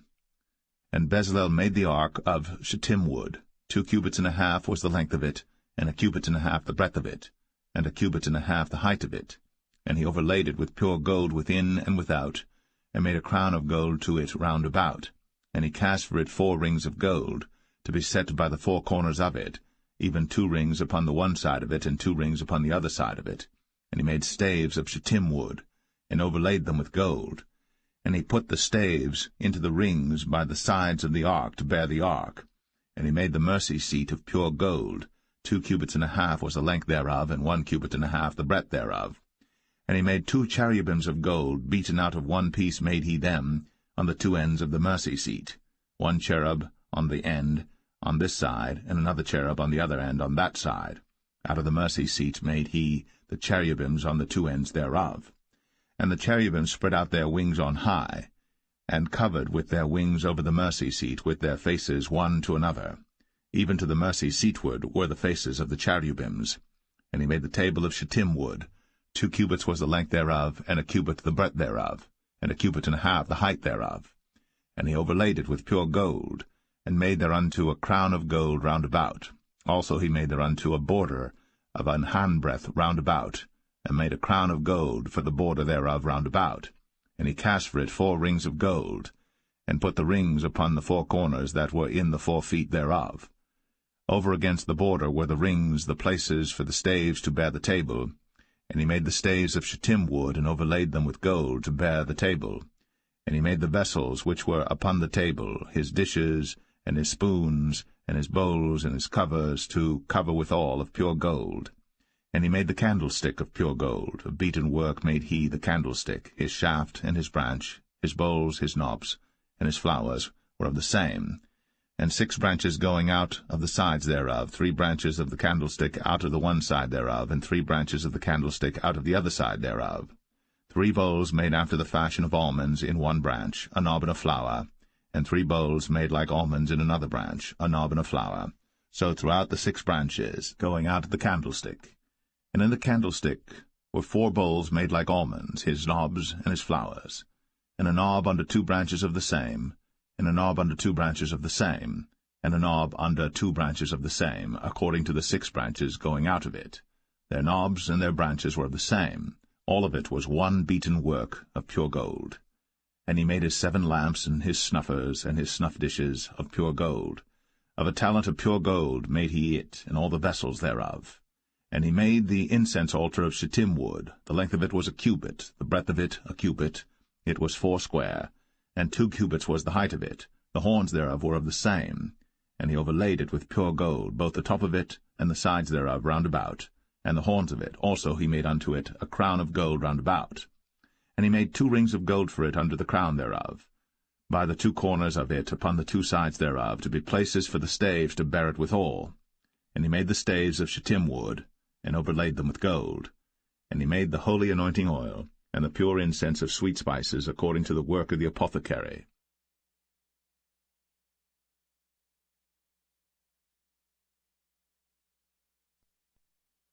Exodus 38. And he made the altar of burnt offering of shittim wood. 5 cubits was the length thereof, and 5 cubits the breadth thereof. It was 4 square, and 3 cubits the height thereof. And he made the horns thereof on the 4 corners of it. The horns thereof were of the same, and he overlaid it with brass. And he made all the vessels of the altar, the pots and the shovels and the basins and the flesh hooks, and the firepans, all the vessels thereof made he of brass. And he made for the altar a brazen grate of network under the compass thereof, beneath unto the midst of it. And he cast 4 rings for the 4 ends of the grate of brass, to be places for the staves. And he made the staves of shittim wood, and overlaid them with brass. And he put the staves into the rings on the sides of the altar, to bear it withal. He made the altar hollow with boards. And he made the laver of brass, and the foot of it of brass, of the looking-glasses of the women assembling, which assembled at the door of the tabernacle of the congregation. And he made the court. On the south side southward the hangings of the court were of fine twined linen, 100 cubits. Their pillars were 20, and their brazen sockets 20. The hooks of the pillars and their fillets were of silver. And for the north side the hangings were 100 cubits, their pillars were 20, and their sockets of brass 20. The hooks of the pillars and their fillets of silver. And for the west side were hangings of 50 cubits, their pillars 10, and their sockets 10, the hooks of the pillars and their fillets of silver. And for the east side eastward 50 cubits. The hangings of the one side of the gate were 15 cubits, their pillars 3, and their sockets 3. And for the other side of the court gate, on this hand and that hand, were hangings of 15 cubits, their pillars 3, and their sockets 3. All the hangings of the court round about were of fine twined linen. And the sockets for the pillars were of brass, the hooks of the pillars and their fillets of silver, and the overlaying of their chapiters of silver. And all the pillars of the court were filleted with silver. And the hanging for the gate of the court was needlework, of blue and purple and scarlet and fine twined linen. And 20 cubits was the length, and the height and the breadth was 5 cubits, answerable to the hangings of the court. And their pillars were 4, and their sockets of brass 4, their hooks of silver, and the overlaying of their chapiters and their fillets of silver. And all the pins of the tabernacle and of the court round about were of brass. This is the sum of the tabernacle, even of the tabernacle of testimony, as it was counted, according to the commandment of Moses, for the service of the Levites, by the hand of Ithamar, son to Aaron the priest. And Bezalel, the son of Uri, the son of Hur, of the tribe of Judah, made all that the Lord commanded Moses. And with him was Aholiab, son of Ahisamach, of the tribe of Dan, an engraver, and a cunning workman, and an embroiderer in blue, and in purple, and in scarlet, and fine linen. All the gold that was occupied for the work, and all the work of the holy place, even the gold of the offering, was 29 talents, and 730 shekels after the shekel of the sanctuary. And the silver of them that were numbered of the congregation was 100 talents, and 1,760 shekels after the shekel of the sanctuary. A bekah for every man, that is, half a shekel, after the shekel of the sanctuary, for every one that went to be numbered, from 20 years old and upward, for 600,000 and 3,550 men. And of the 100 talents of silver were cast the sockets of the sanctuary, and the sockets of the veil, and 100 sockets of the 100 talents, a talent for a socket. And of the 1,775 shekels he made hooks for the pillars, and overlaid their chapiters, and filleted them.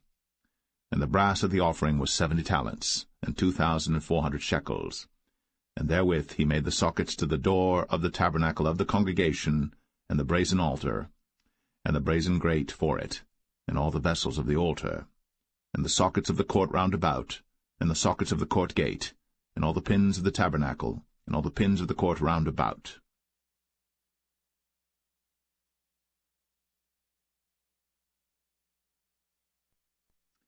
Exodus 39.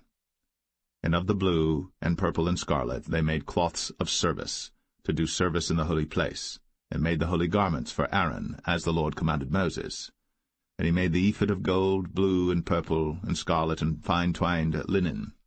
And they did beat the gold into thin plates, and cut it into wires, to work it in the blue, and in the purple, and in the scarlet, and in the fine linen, with cunning work. They made shoulder pieces for it, to couple it together. By the 2 edges was it coupled together. And the curious girdle of his ephod that was upon it was of the same, according to the work thereof, of gold, blue, and purple, and scarlet, and fine twined linen, as the Lord commanded Moses. And they wrought onyx stones enclosed in ouches of gold, graven as signets are graven, with the names of the children of Israel. And he put them on the shoulders of the ephod, that they should be stones for a memorial to the children of Israel, as the Lord commanded Moses.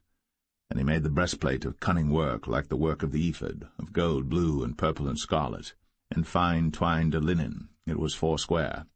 They made the breastplate double. A span was the length thereof, and a span the breadth thereof, being doubled. And they set in it 4 rows of stones. The first row was a sardius, a topaz, and a carbuncle. This was the first row. And the second row an emerald, a sapphire, and a diamond. And the third row a ligure, an agate, and an amethyst. And the fourth row a beryl, an onyx, and a jasper. They were enclosed in ouches of gold in their enclosings. And the stones were according to the names of the children of Israel, 12 according to their names, like the engravings of a signet, every one with his name, according to the 12 tribes. And they made upon the breastplate chains at the ends of wreathen work of pure gold. And they made 2 ouches of gold and 2 gold rings, and put the 2 rings in the 2 ends of the breastplate. And they put the 2 wreathen chains of gold in the 2 rings on the ends of the breastplate. And the 2 ends of the 2 wreathen chains they fastened in the 2 ouches, and put them on the shoulder pieces of the ephod before it. And they made 2 rings of gold, and put them on the 2 ends of the breastplate, upon the border of it, which was on the side of the ephod inward. And they made 2 other golden rings, and put them on the 2 sides of the ephod underneath, toward the forepart of it, over against the other coupling thereof, above the curious girdle of the ephod. And they did bind the breastplate by his rings unto the rings of the ephod with a lace of blue, that it might be above the curious girdle of the ephod, and that the breastplate might not be loosed from the ephod, as the Lord commanded Moses. And he made the robe of the ephod of woven work, all of blue. And there was an hole in the midst of the robe, as the hole of an habergeon, with a band round about the hole, that it should not rend. And they made upon the hems of the robe pomegranates of blue and purple and scarlet and twined linen. And they made bells of pure gold, and put the bells between the pomegranates upon the hem of the robe, round about between the pomegranates, a bell and a pomegranate, round about the hem of the robe to minister in, as the Lord commanded Moses.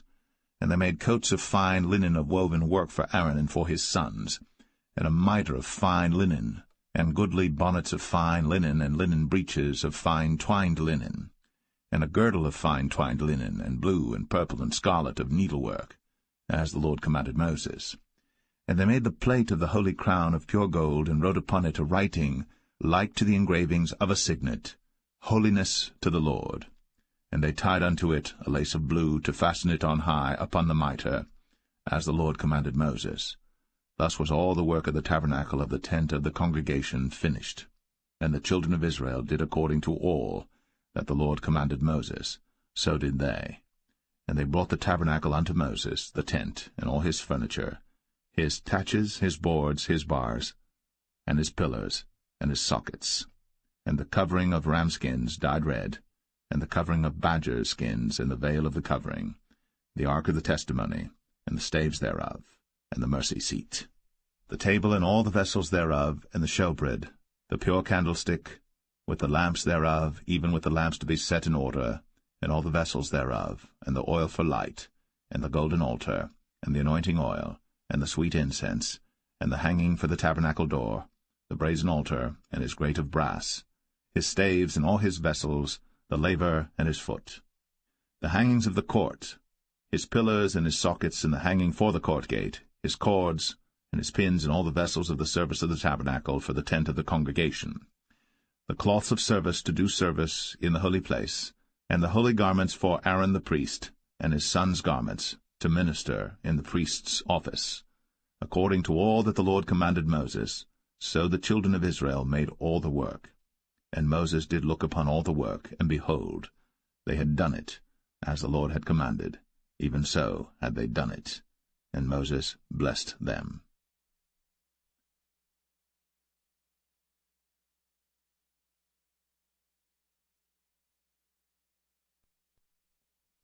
Exodus 40.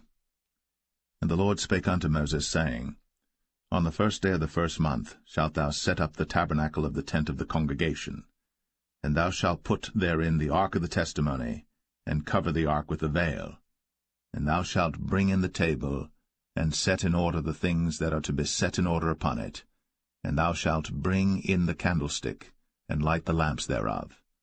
And thou shalt set the altar of gold for the incense before the ark of the testimony, and put the hanging of the door to the tabernacle. And thou shalt set the altar of the burnt offering before the door of the tabernacle of the tent of the congregation. And thou shalt set the laver between the tent of the congregation and the altar, and shalt put water therein. And thou shalt set up the court round about, and hang up the hanging at the court gate.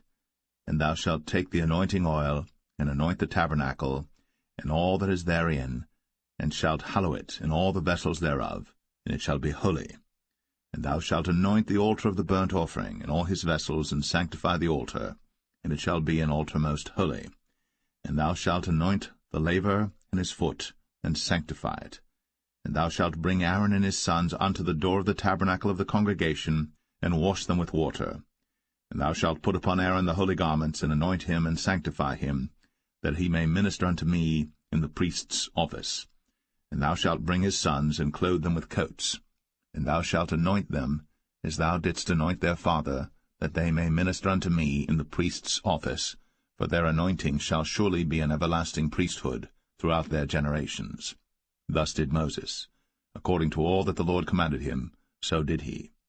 And it came to pass in the 1st month, in the 2nd year, on the 1st day of the month, that the tabernacle was reared up.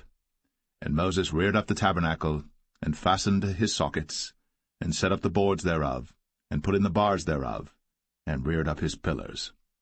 And he spread abroad the tent over the tabernacle, and put the covering of the tent above upon it, as the Lord commanded Moses.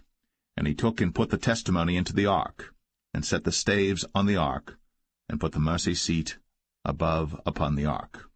And he brought the ark, and he put the table in the tent of the congregation upon the side of the tabernacle northward without the veil. And he set the bread in order upon it before the Lord, as the Lord had commanded Moses. And he put the candlestick in the tent of the congregation over against the table on the side of the tabernacle southward. And he lighted the lamps before the Lord, as the Lord commanded Moses. And he put the golden altar in the tent of the congregation before the veil. And he burnt sweet incense thereon, as the Lord commanded Moses. And he set up the hanging at the door of the tabernacle.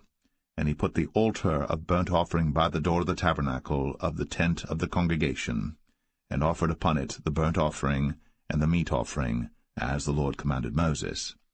And he set the laver between the tent of the congregation and the altar, and put water there to wash withal. And Moses and Aaron and his sons washed their hands, and their feet thereat, when they went into the tent of the congregation, and when they came near unto the altar, they washed, as the Lord commanded Moses. And he reared up the court round about the tabernacle and the altar, and set up the hanging of the court gate. So Moses finished the work. Then a cloud covered the tent of the congregation, and the glory of the Lord filled the tabernacle. And Moses was not able to enter into the tent of the congregation, because the cloud abode thereon, and the glory of the Lord filled the tabernacle. And when the cloud was taken up from over the tabernacle, the children of Israel went onward in all their journeys. But if the cloud were not taken up, then they journeyed not till the day that it was taken up. For the cloud of the Lord was upon the tabernacle by day, and fire was on it by night, in the sight of all the house of Israel, throughout all their journeys.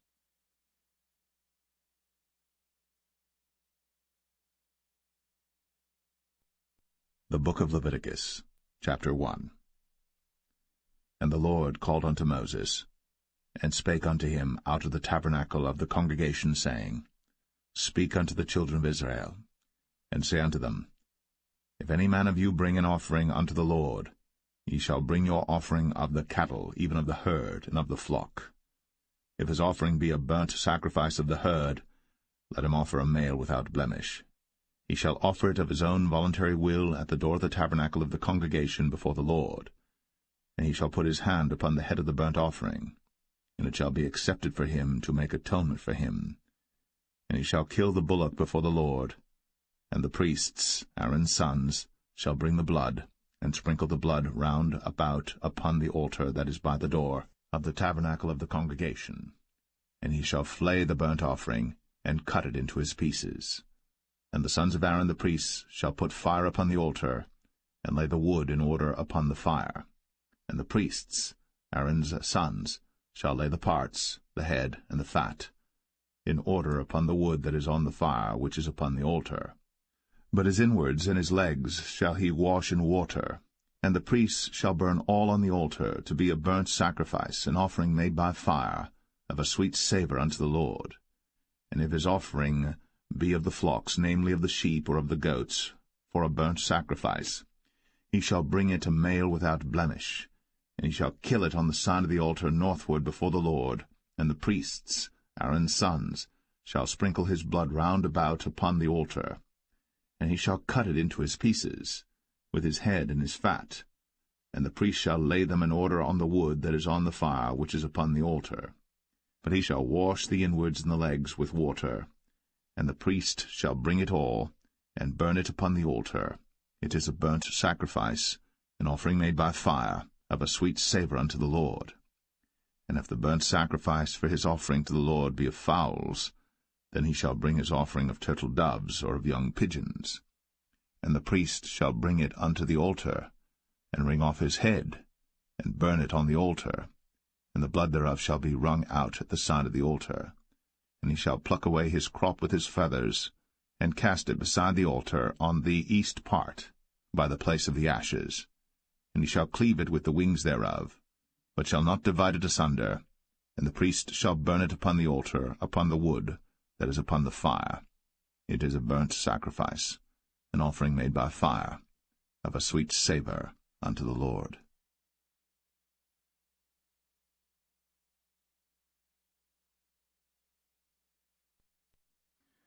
Leviticus 2.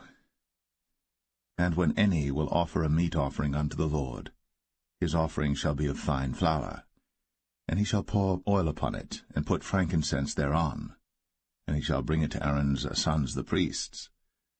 And he shall take thereout his handful of the flour thereof, and of the oil thereof, with all the frankincense thereof. And the priests shall burn the memorial of it upon the altar, to be an offering made by fire, of a sweet savour unto the Lord. And the remnant of the meat offering shall be Aaron's and his sons. It is a thing most holy of the offerings of the Lord made by fire. And if thou bring an oblation of a meat offering baked in the oven, it shall be unleavened cakes of fine flour mingled with oil, or unleavened wafers anointed with oil. And if thy oblation be a meat offering baked in a pan, it shall be of fine flour, unleavened, mingled with oil. Thou shalt part it in pieces, and pour oil thereon. It is a meat offering. And if thy oblation be a meat offering baked in the frying pan, it shall be made of fine flour with oil. And thou shalt bring the meat offering that is made of these things unto the Lord, and when it is presented unto the priest, he shall bring it unto the altar. And the priest shall take from the meat offering a memorial thereof, and shall burn it upon the altar. It is an offering made by fire, of a sweet savour unto the Lord. And that which is left of the meat offering shall be Aaron's and his sons. It is a thing most holy of the offerings of the Lord made by fire. No meat offering which ye shall bring unto the Lord shall be made with leaven, for ye shall burn no leaven, nor any honey, in any offering of the Lord made by fire. As for the oblation of the firstfruits, ye shall offer them unto the Lord, but they shall not be burnt on the altar for a sweet savour. And every oblation of thy meat offering shalt thou season with salt, neither shalt thou suffer the salt of the covenant of thy God to be lacking from thy meat offering. With all thine offerings thou shalt offer salt. And if thou offer a meat offering of thy firstfruits unto the Lord, thou shalt offer for the meat offering of thy firstfruits green ears of corn dried by the fire, even corn beaten out of full ears. And thou shalt put oil upon it, and lay frankincense thereon. It is a meat offering. And the priest shall burn the memorial of it, part of the beaten corn thereof, and part of the oil thereof, with all the frankincense thereof. It is an offering made by fire unto the Lord.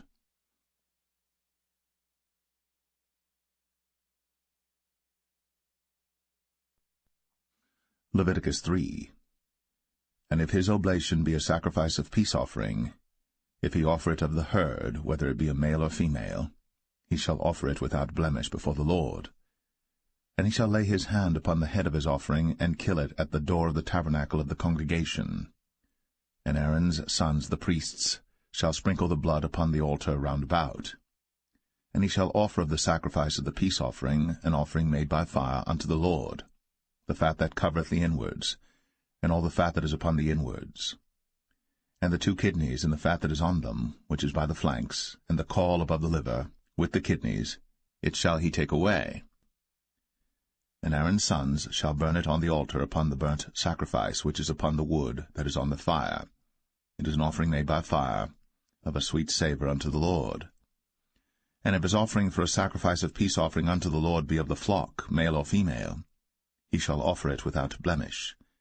If he offer a lamb for his offering, then shall he offer it before the Lord. And he shall lay his hand upon the head of his offering, and kill it before the tabernacle of the congregation. And Aaron's sons shall sprinkle the blood thereof round about upon the altar. And he shall offer of the sacrifice of the peace offering an offering made by fire unto the Lord, the fat thereof, and the whole rump, it shall he take off hard by the backbone, and the fat that covereth the inwards, and all the fat that is upon the inwards, and the 2 kidneys, and the fat that is upon them, which is by the flanks, and the caul above the liver, with the kidneys, it shall he take away. And the priest shall burn it upon the altar. It is the food of the offering made by fire unto the Lord. And if his offering be a goat, then he shall offer it before the Lord. And he shall lay his hand upon the head of it, and kill it before the tabernacle of the congregation. And the sons of Aaron shall sprinkle the blood thereof upon the altar round about. And he shall offer thereof his offering, even an offering made by fire unto the Lord, the fat that covereth the inwards, and all the fat that is upon the inwards, and the 2 kidneys, and the fat that is upon them, which is by the flanks, and the caul above the liver, with the kidneys, it shall he take away. And the priest shall burn them upon the altar. It is the food of the offering made by fire for a sweet savour. All the fat is the Lord's. It shall be a perpetual statute for your generations throughout all your dwellings, that ye eat neither fat nor blood.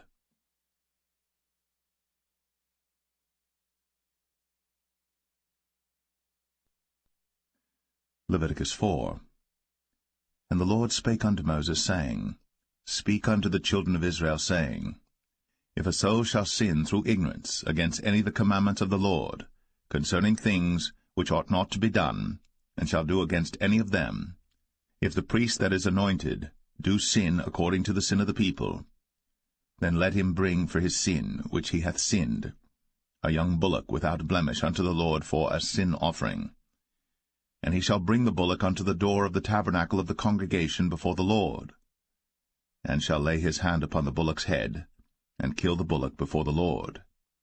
And the priest that is anointed shall take of the bullock's blood, and bring it to the tabernacle of the congregation. And the priest shall dip his finger in the blood, and sprinkle of the blood 7 times before the Lord, before the veil of the sanctuary.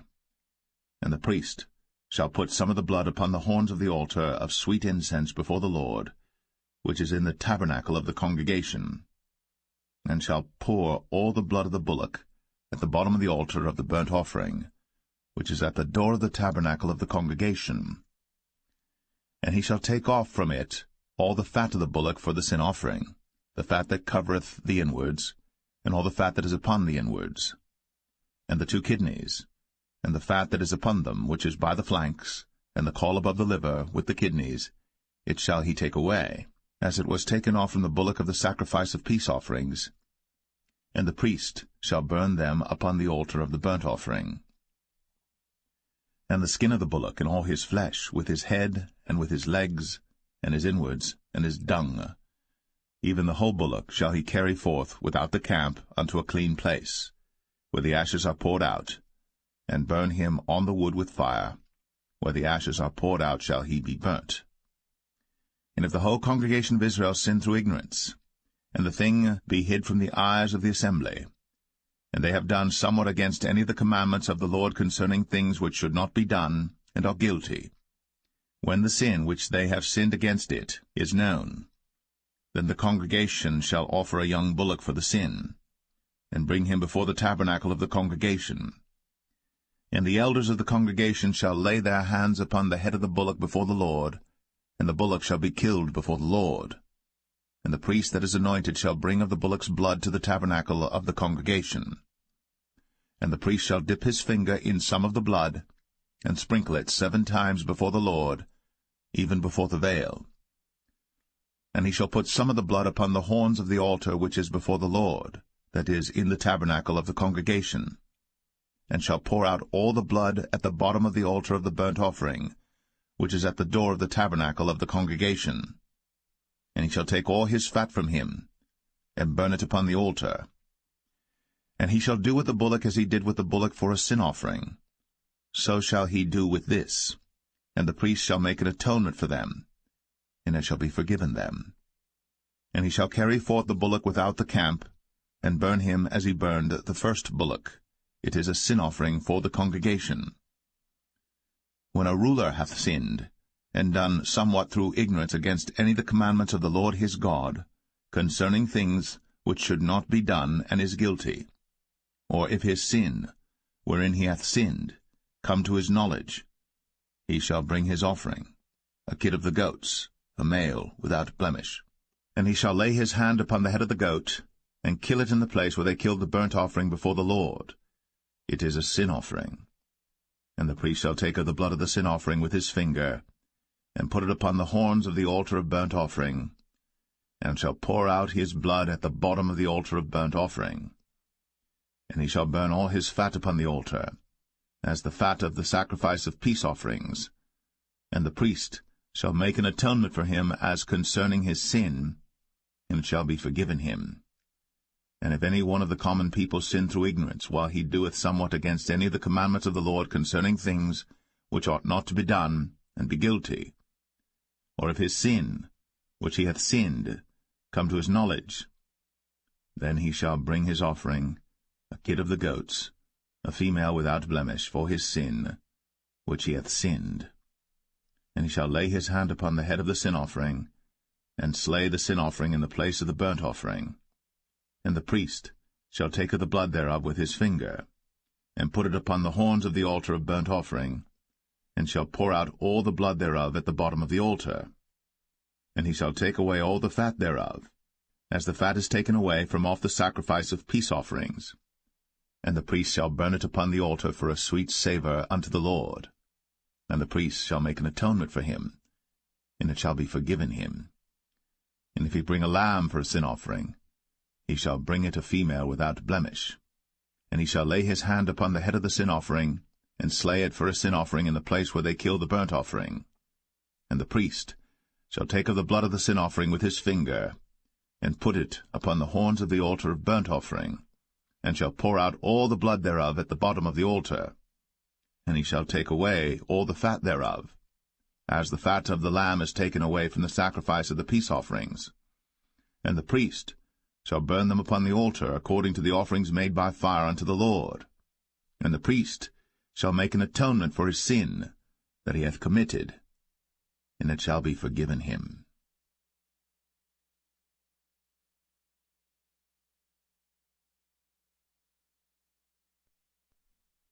Leviticus 5. And if a soul sin, and hear the voice of swearing, and is a witness, whether he hath seen or known of it, if he do not utter it, then he shall bear his iniquity. Or if a soul touch any unclean thing, whether it be a carcass of an unclean beast, or a carcass of unclean cattle, or the carcass of unclean creeping things, and if it be hidden from him, he also shall be unclean and guilty. Or if he touch the uncleanness of man, whatsoever uncleanness it be that a man shall be defiled withal, and it be hid from him, when he knoweth of it, then he shall be guilty. Or if a soul swear, pronouncing with his lips to do evil, or to do good, whatsoever it be that a man shall pronounce with an oath, and it be hid from him, when he knoweth of it, then he shall be guilty in one of these. And it shall be, when he shall be guilty in one of these things, that he shall confess that he hath sinned in that thing. And he shall bring his trespass offering unto the Lord for his sin which he hath sinned, a female from the flock, a lamb or a kid of the goats, for a sin offering, and the priest shall make an atonement for him concerning his sin. And if he be not able to bring a lamb, then he shall bring for his trespass which he hath committed 2 turtle doves, or 2 young pigeons unto the Lord, one for a sin offering, and the other for a burnt offering. And he shall bring them unto the priest, who shall offer that which is for the sin offering first, and wring off his head from his neck, but shall not divide it asunder. And he shall sprinkle of the blood of the sin offering upon the side of the altar, and the rest of the blood shall be wrung out at the bottom of the altar. It is a sin offering. And he shall offer the second for a burnt offering according to the manner, and the priest shall make an atonement for him for his sin which he hath sinned, and it shall be forgiven him. But if he be not able to bring 2 turtle doves or 2 young pigeons, then he that sinned shall bring for his offering the 10th part of an ephah of fine flour for a sin offering. He shall put no oil upon it, neither shall he put any frankincense thereon, for it is a sin offering. Then shall he bring it to the priest, and the priest shall take his handful of it, even a memorial thereof, and burn it on the altar, according to the offerings made by fire unto the Lord. It is a sin offering. And the priest shall make an atonement for him as touching his sin that he hath sinned in one of these, and it shall be forgiven him. And the remnant shall be the priest's, as a meat offering. And the Lord spake unto Moses, saying, If a soul commit a trespass, and sin through ignorance in the holy things of the Lord, then he shall bring for his trespass unto the Lord a ram without blemish out of the flocks, with thy estimation by shekels of silver, after the shekel of the sanctuary, for a trespass offering. And he shall make amends for the harm that he hath done in the holy thing, and shall add the 5th part thereto, and give it unto the priest. And the priest shall make an atonement for him with the ram of the trespass offering, and it shall be forgiven him. And if a soul sin, and commit any of these things which are forbidden to be done by the commandments of the Lord, though he wist it not, yet is he guilty, and shall bear his iniquity. And he shall bring a ram without blemish out of the flock, with thy estimation, for a trespass offering unto the priest. And the priest shall make an atonement for him concerning his ignorance, wherein he erred and wist it not, and it shall be forgiven him. It is a trespass offering. He hath certainly trespassed against the Lord.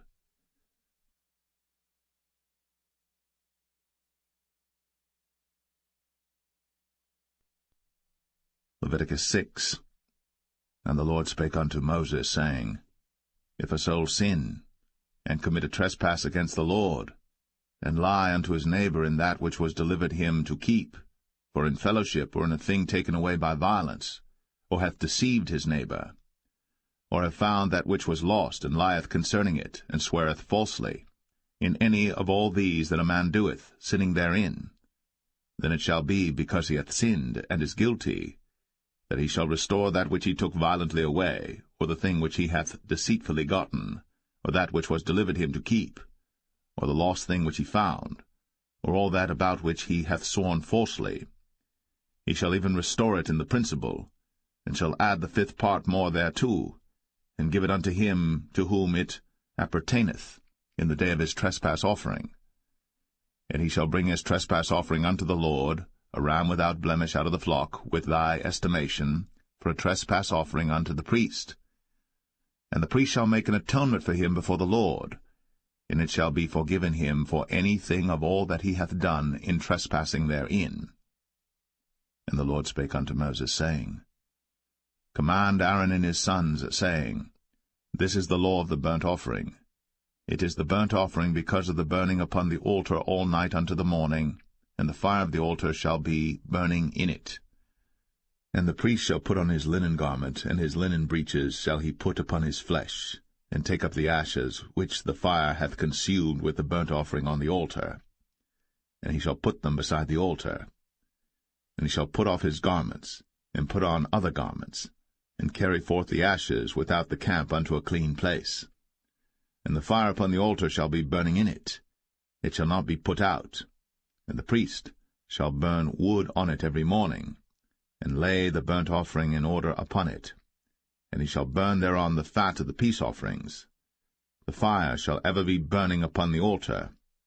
It shall never go out. And this is the law of the meat offering. The sons of Aaron shall offer it before the Lord, before the altar. And he shall take of it his handful of the flour of the meat offering, and of the oil thereof, and all the frankincense which is upon the meat offering, and shall burn it upon the altar for a sweet savour, even the memorial of it, unto the Lord. And the remainder thereof shall Aaron and his sons eat.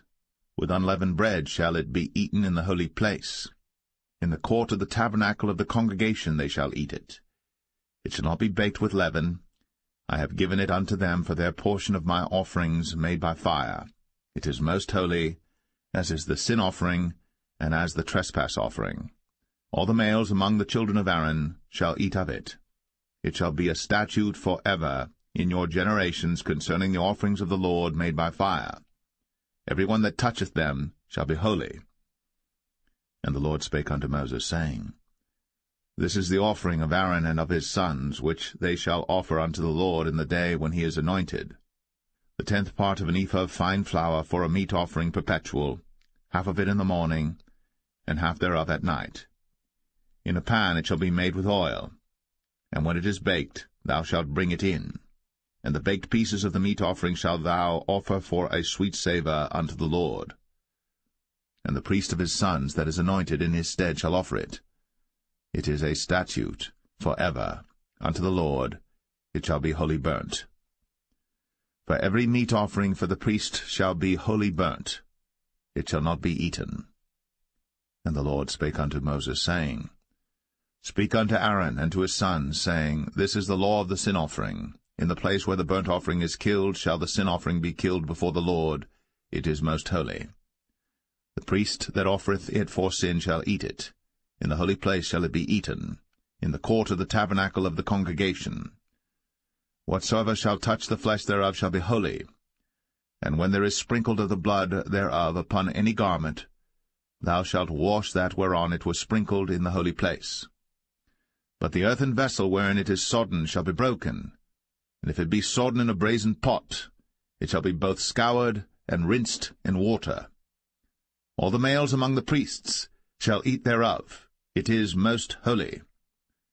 And no sin offering, whereof any of the blood is brought into the tabernacle of the congregation to reconcile with all in the holy place, shall be eaten. It shall be burnt in the fire.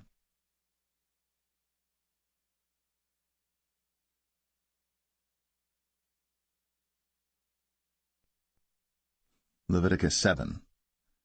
Likewise, this is the law of the trespass offering. It is most holy. In the place where they kill the burnt offering shall they kill the trespass offering. And the blood thereof shall he sprinkle round about upon the altar. And he shall offer of it all the fat thereof, the rump, and the fat that covereth the inwards, and the 2 kidneys, and the fat that is on them, which is by the flanks, and the caul that is above the liver, with the kidneys, it shall he take away. And the priest shall burn them upon the altar for an offering made by fire unto the Lord. It is a trespass offering. Every male among the priests shall eat thereof. It shall be eaten in the holy place. It is most holy. As the sin offering is, so is the trespass offering. There is one law for them. The priest that maketh atonement therewith shall have it. And the priest that offereth any man's burnt offering, even the priest, shall have to himself the skin of the burnt offering which he hath offered. And all the meat offering that is baked in the oven, and all that is dressed in the frying pan, and in the pan, shall be the priest's that offereth it. And every meat offering mingled with oil and dry shall all the sons of Aaron have, one as much as another. And this is the law of the sacrifice of peace offerings which he shall offer unto the Lord. If he offer it for a thanksgiving, then he shall offer with the sacrifice of thanksgiving unleavened cakes mingled with oil, and unleavened wafers anointed with oil, and cakes mingled with oil of fine flour fried. Besides the cakes, he shall offer for his offering leavened bread with the sacrifice of thanksgiving of his peace offerings, and of it he shall offer one out of the whole oblation for an heave offering unto the Lord, and it shall be the priest's that sprinkleth the blood of the peace offerings. And the flesh of the sacrifice of his peace offerings for thanksgiving shall be eaten the same day that it is offered. He shall not leave any of it until the morning. But if the sacrifice of his offering be a vow or a voluntary offering, it shall be eaten the same day that he offereth his sacrifice, and on the morrow also the remainder of it shall be eaten. But the remainder of the flesh of the sacrifice on the 3rd day shall be burnt with fire. And if any of the flesh of the sacrifice of his peace offerings be eaten at all on the 3rd day, it shall not be accepted, neither shall it be imputed unto him that offereth it. It shall be an abomination, and the soul that eateth of it shall bear his iniquity. And the flesh that toucheth any unclean thing shall not be eaten. It shall be burnt with fire. And as for the flesh, all that be clean shall eat thereof. But the soul that eateth of the flesh of the sacrifice of peace offerings that pertain unto the Lord, having his uncleanness upon him, even that soul shall be cut off from his people. Moreover, the soul that shall touch any unclean thing, as the uncleanness of man, or any unclean beast, or any abominable unclean thing, and eat of the flesh of the sacrifice of peace offerings, which pertain unto the Lord, even that soul shall be cut off from his people.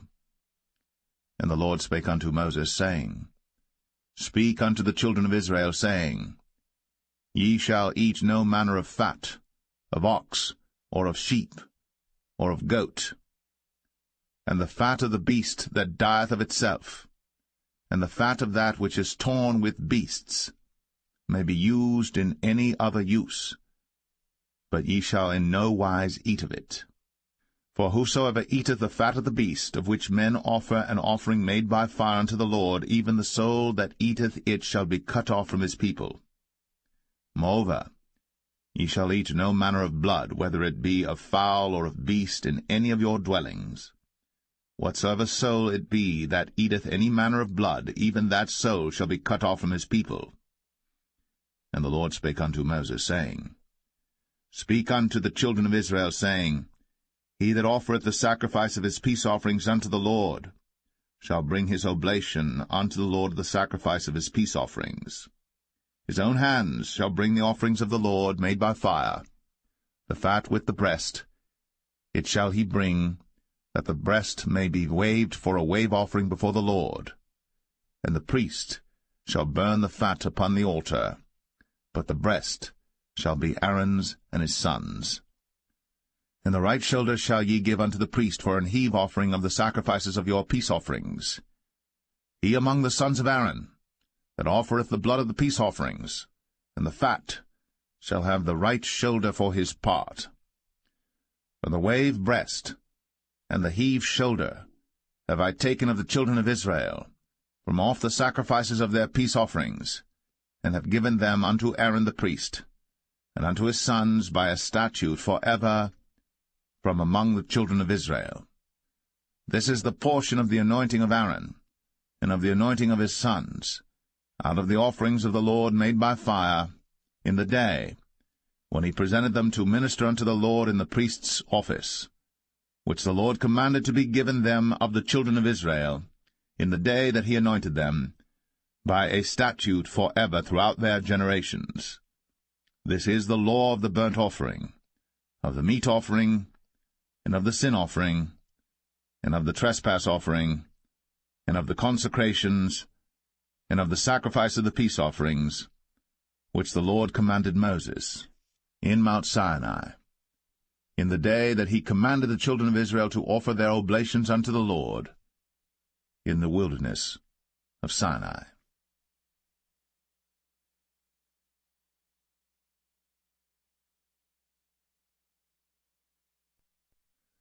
Leviticus 8. And the Lord spake unto Moses, saying, Take Aaron and his sons with him, and the garments and the anointing oil, and a bullock for the sin offering, and 2 rams, and a basket of unleavened bread. And gather thou all the congregation together unto the door of the tabernacle of the congregation. And Moses did as the Lord commanded him. And the assembly was gathered together unto the door of the tabernacle of the congregation. And Moses said unto the congregation, This is the thing which the Lord commanded to be done. And Moses brought Aaron and his sons, and washed them with water. And he put upon him the coat, and girded him with the girdle, and clothed him with the robe, and put the ephod upon him. And he girded him with the curious girdle of the ephod, and bound it unto him therewith. And he put the breastplate upon him. Also he put in the breastplate the Urim and the Thummim. And he put the mitre upon his head, also upon the mitre, even upon his forefront, did he put the golden plate, the holy crown, as the Lord commanded Moses. And Moses took the anointing oil, and anointed the tabernacle and all that was therein, and sanctified them. And he sprinkled thereof upon the altar 7 times, and anointed the altar and all his vessels, both the laver and his foot, to sanctify them. And he poured of the anointing oil upon Aaron's head, and anointed him, to sanctify him. And Moses brought Aaron's sons, and put coats upon them, and girded them with girdles, and put bonnets upon them, as the Lord commanded Moses. And he brought the bullock for the sin offering, and Aaron and his sons laid their hands upon the head of the bullock for the sin offering, and he slew it. And Moses took the blood, and put it upon the horns of the altar round about with his finger, and purified the altar, and poured the blood at the bottom of the altar, and sanctified it, to make reconciliation upon it. And he took all the fat that was upon the inwards, and the caul above the liver, and the 2 kidneys, and their fat, and Moses burned it upon the altar. But the bullock and his hide, his flesh and his dung, he burnt with fire without the camp, as the Lord commanded Moses.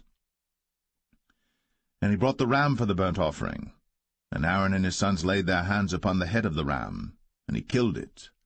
And Moses sprinkled the blood upon the altar round about. And he cut the ram into pieces. And Moses burnt the head, and the pieces, and the fat. And he washed the inwards and the legs in water. And Moses burnt the whole ram upon the altar. It was a burnt sacrifice for a sweet savour, and an offering made by fire unto the Lord, as the Lord commanded Moses. And he brought the other ram, the ram of consecration. And Aaron and his sons laid their hands upon the head of the ram, and he slew it. And Moses took of the blood of it, and put it upon the tip of Aaron's right ear, and upon the thumb of his right hand, and upon the great toe of his right foot. And he brought Aaron's sons, and Moses put of the blood upon the tip of their right ear, and upon the thumbs of their right hands, and upon the great toes of their right feet. And Moses sprinkled the blood upon the altar round about. And he took the fat, and the rump, and all the fat that was upon the inwards, and the caul above the liver, and the 2 kidneys and their fat, and the right shoulder, and out of the basket of unleavened bread that was before the Lord, he took 1 unleavened cake, and a cake of oiled bread, and 1 wafer, and put them on the fat, and upon the right shoulder. And he put all upon Aaron's hands, and upon his sons' hands, and waved them for a wave offering before the Lord. And Moses took them from off their hands, and burnt them on the altar upon the burnt offering. They were consecrations for a sweet savour. It is an offering made by fire unto the Lord. And Moses took the breast, and waved it for a wave offering before the Lord. For of the ram of consecration it was Moses' part, as the Lord commanded Moses. And Moses took of the anointing oil, and of the blood which was upon the altar, and sprinkled it upon Aaron, and upon his garments, and upon his sons, and upon his sons' garments with him, and sanctified Aaron, and his garments, and his sons' garments with him.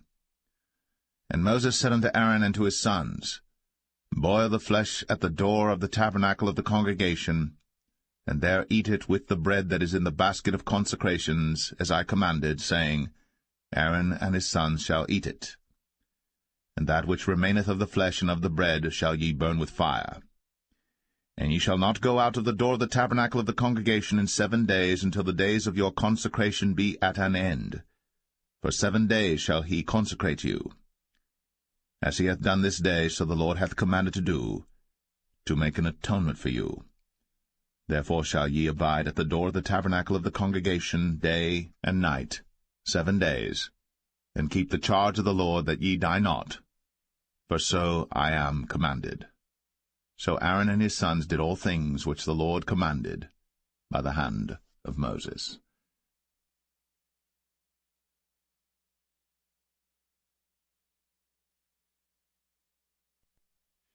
Leviticus 9.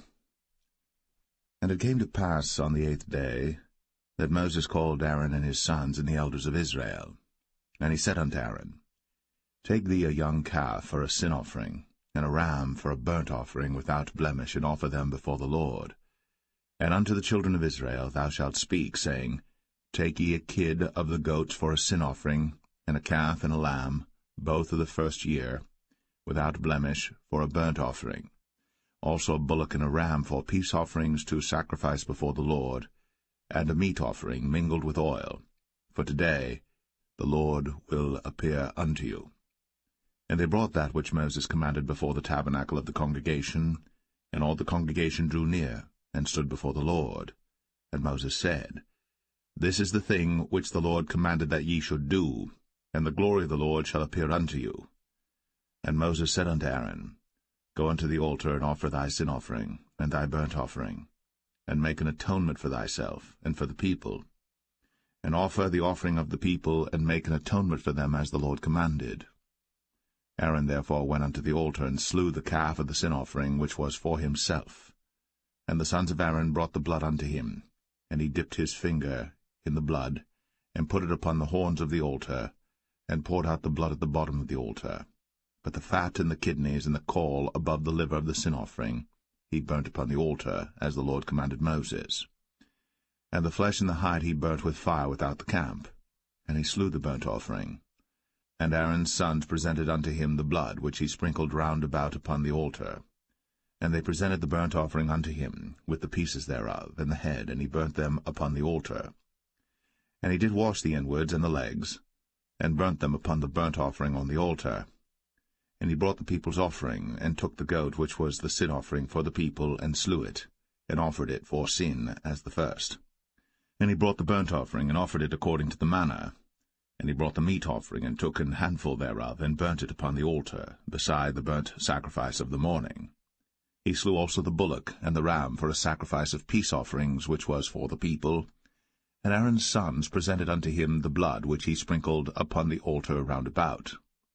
And the fat of the bullock and of the ram, the rump, and that which covereth the inwards, and the kidneys, and the caul above the liver. And they put the fat upon the breasts, and he burnt the fat upon the altar. And the breasts and the right shoulder Aaron waved for a wave offering before the Lord, as Moses commanded. And Aaron lifted up his hand toward the people, and blessed them, and came down from offering of the sin offering, and the burnt offering, and peace offerings. And Moses and Aaron went into the tabernacle of the congregation, and came out, and blessed the people. And the glory of the Lord appeared unto all the people. And there came a fire out from before the Lord, and consumed upon the altar the burnt offering and the fat, which when all the people saw, they shouted, and fell on their faces.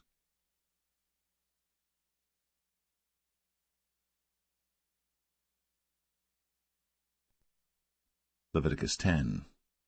And Nadab and Abihu, the sons of Aaron, took either of them his censer, and put fire therein, and put incense thereon, and offered strange fire before the Lord, which he commanded them not. And there went out fire from the Lord, and devoured them, and they died before the Lord.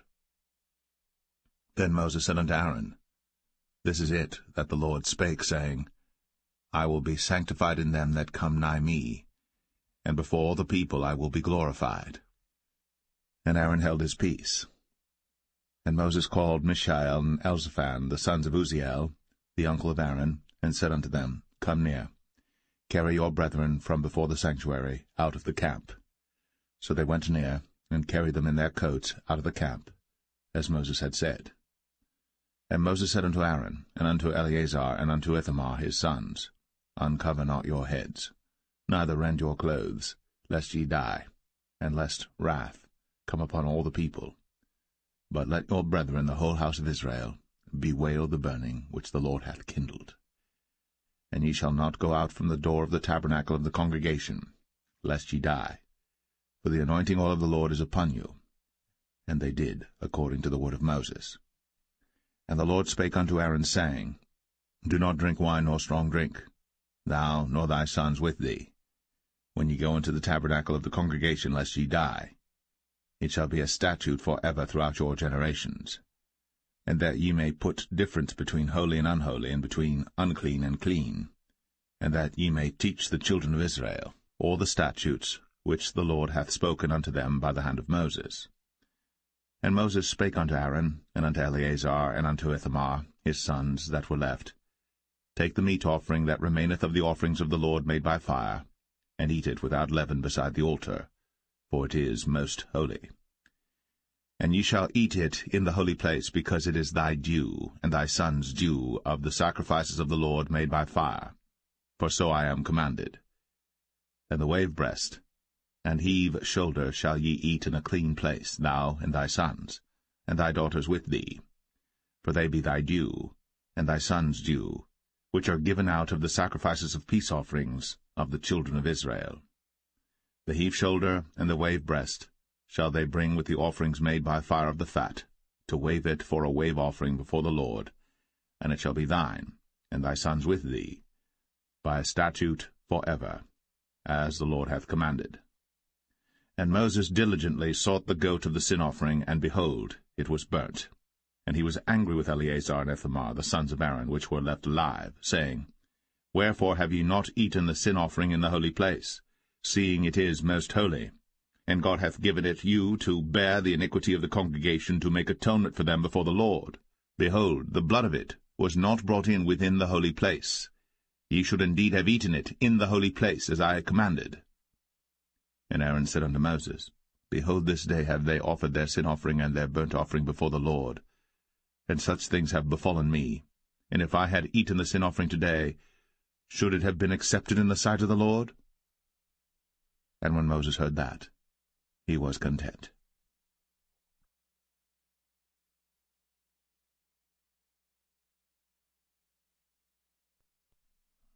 Leviticus 11.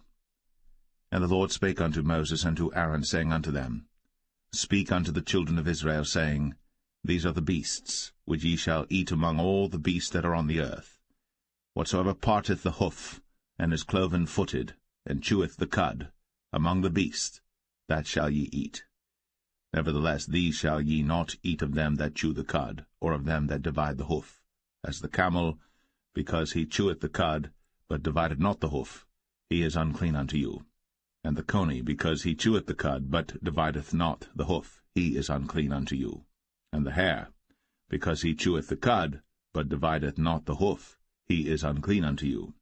And the swine, though he divide the hoof, and be cloven-footed, yet he cheweth not the cud, he is unclean to you.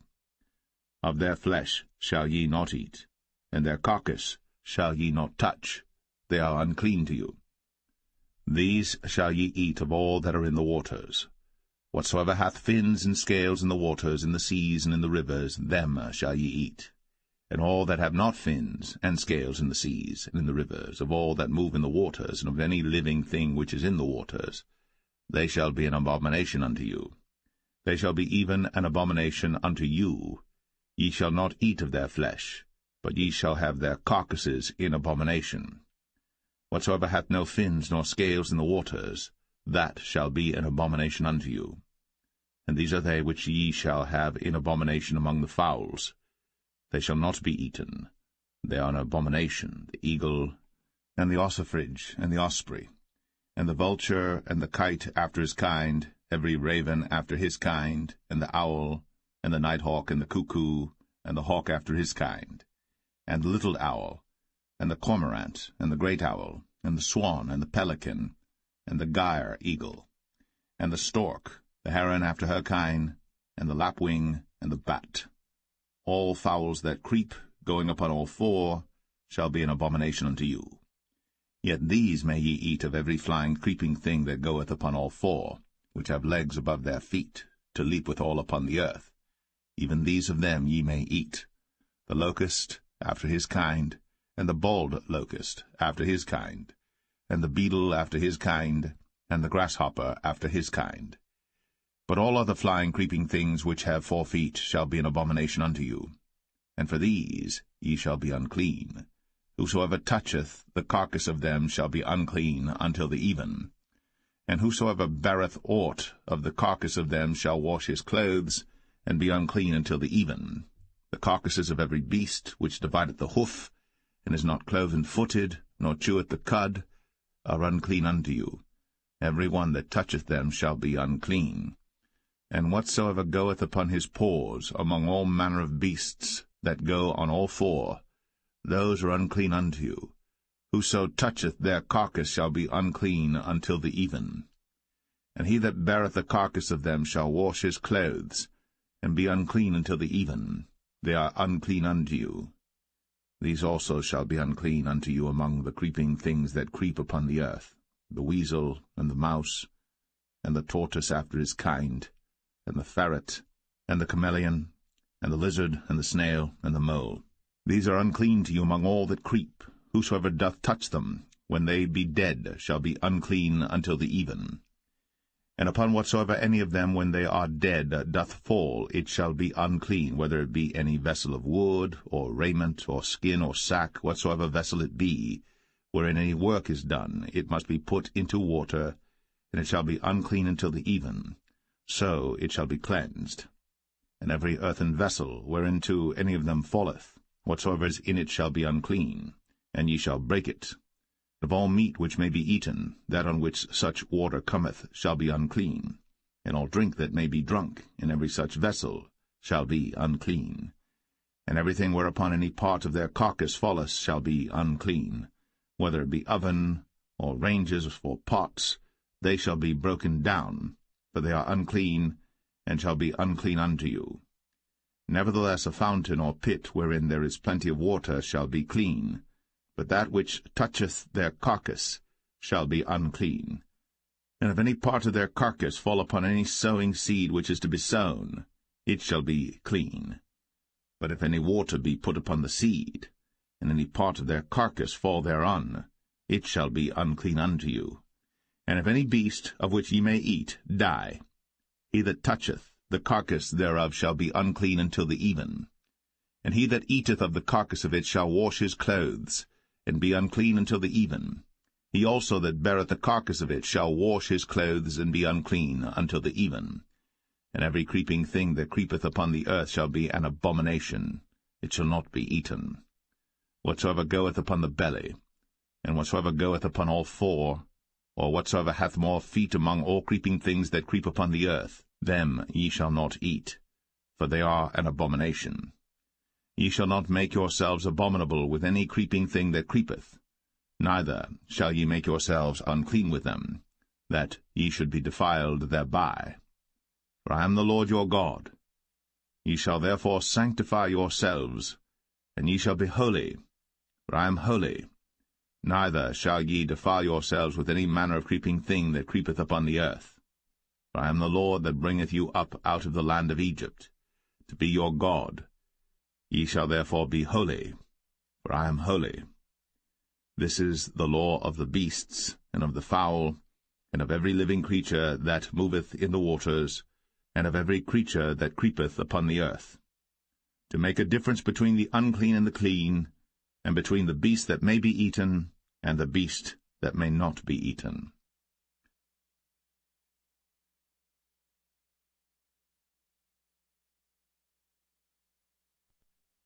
Leviticus 12.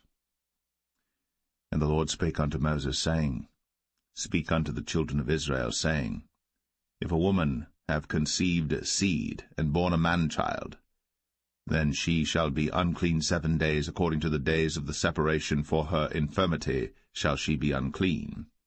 And in the 8th day the flesh of his foreskin shall be circumcised, and she shall then continue in the blood of her purifying 33 days. She shall touch no hallowed thing, nor come into the sanctuary until the days of her purifying be fulfilled. And if she bear a maid child, then she shall be unclean 2 weeks, as in her separation, and she shall continue in the blood of her purifying 66 days. And when the days of her purifying are fulfilled, for a son or for a daughter, she shall bring a lamb of the first year for a burnt offering, and a young pigeon, or a turtle dove, for a sin offering, unto the door of the tabernacle of the congregation, unto the priest, who shall offer it before the Lord, and make an atonement for her, and she shall be cleansed from the issue of her blood. This is the law for her that hath borne a male or a female.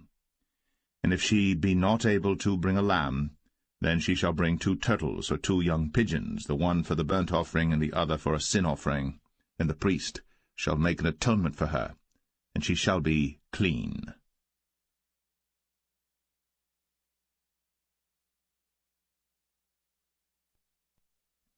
Leviticus 13.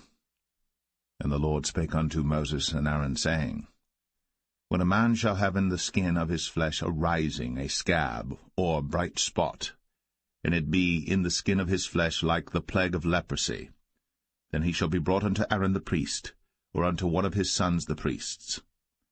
And the priest shall look on the plague in the skin of the flesh, and when the hair in the plague is turned white, and the plague in sight be deeper than the skin of his flesh, it is a plague of leprosy, and the priest shall look on him, and pronounce him unclean. If the bright spot be white in the skin of his flesh, and in sight be not deeper than the skin, and the hair thereof be not turned white, then the priest shall shut up him that hath the plague 7 days. And the priest shall look on him the 7th day, and behold, if the plague in his sight be at a stay, and the plague spread not in the skin, then the priest shall shut him up 7 days more. And the priest shall look on him again the 7th day, and behold, if the plague be somewhat dark, and the plague spread not in the skin, the priest shall pronounce him clean, it is but a scab, and he shall wash his clothes, and be clean. But if the scab spread much abroad in the skin, after that he hath been seen of the priest for his cleansing, he shall be seen of the priest again.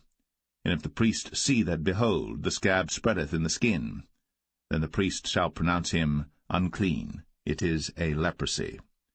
When the plague of leprosy is in a man, then he shall be brought unto the priest. And the priest shall see him, and behold, if the rising be white in the skin, and it have turned the hair white, and there be quick raw flesh in the rising, it is an old leprosy in the skin of his flesh, and the priest shall pronounce him unclean, and shall not shut him up, for he is unclean. And if a leprosy break out abroad in the skin, and the leprosy cover all the skin of him that hath the plague from his head even to his foot, wheresoever the priest looketh, then the priest shall consider, and behold, if the leprosy have covered all his flesh, he shall pronounce him clean that hath the plague, it is all turned white, he is clean. But when raw flesh appeareth in him, he shall be unclean. And the priest shall see the raw flesh, and pronounce him to be unclean. For the raw flesh is unclean, it is a leprosy. Or if the raw flesh turn again, and be changed unto white, he shall come unto the priest. And the priest shall see him, and behold, if the plague be turned into white, then the priest shall pronounce him clean that hath the plague, he is clean. The flesh also, in which even in the skin thereof was a boil, and is healed, and in the place of the boil there be a white rising, or a bright spot, white and somewhat reddish, and it be shown to the priest. And if, when the priest seeth it, behold, it be in sight lower than the skin, and the hair thereof be turned white, the priest shall pronounce him unclean. It is a plague of leprosy broken out of the boil. But if the priest look on it, and behold, there be no white hairs therein, and if it be not lower than the skin, but be somewhat dark, then the priest shall shut him up 7 days. And if it spread much abroad in the skin, then the priest shall pronounce him unclean. It is a plague. But if the bright spot stay in his place, and spread not, it is a burning boil, and the priest shall pronounce him clean. Or if there be any flesh in the skin whereof there is a hot burning, and the quick flesh that burneth have a white bright spot, somewhat reddish or white, then the priest shall look upon it, and behold, if the hair in the bright spot be turned white, and it be in sight deeper than the skin, it is a leprosy broken out of the burning. Wherefore the priest shall pronounce him unclean. It is the plague of leprosy. But if the priest look on it, and behold, there be no white hair in the bright spot, and it be no lower than the other skin, but be somewhat dark, then the priest shall shut him up 7 days. And the priest shall look upon him the 7th day, and if it be spread much abroad in the skin, then the priest shall pronounce him unclean. It is the plague of leprosy. And if the bright spot stay in his place, and spread not in the skin, but it be somewhat dark, it is a rising of the burning, and the priest shall pronounce him clean. For it is an inflammation of the burning.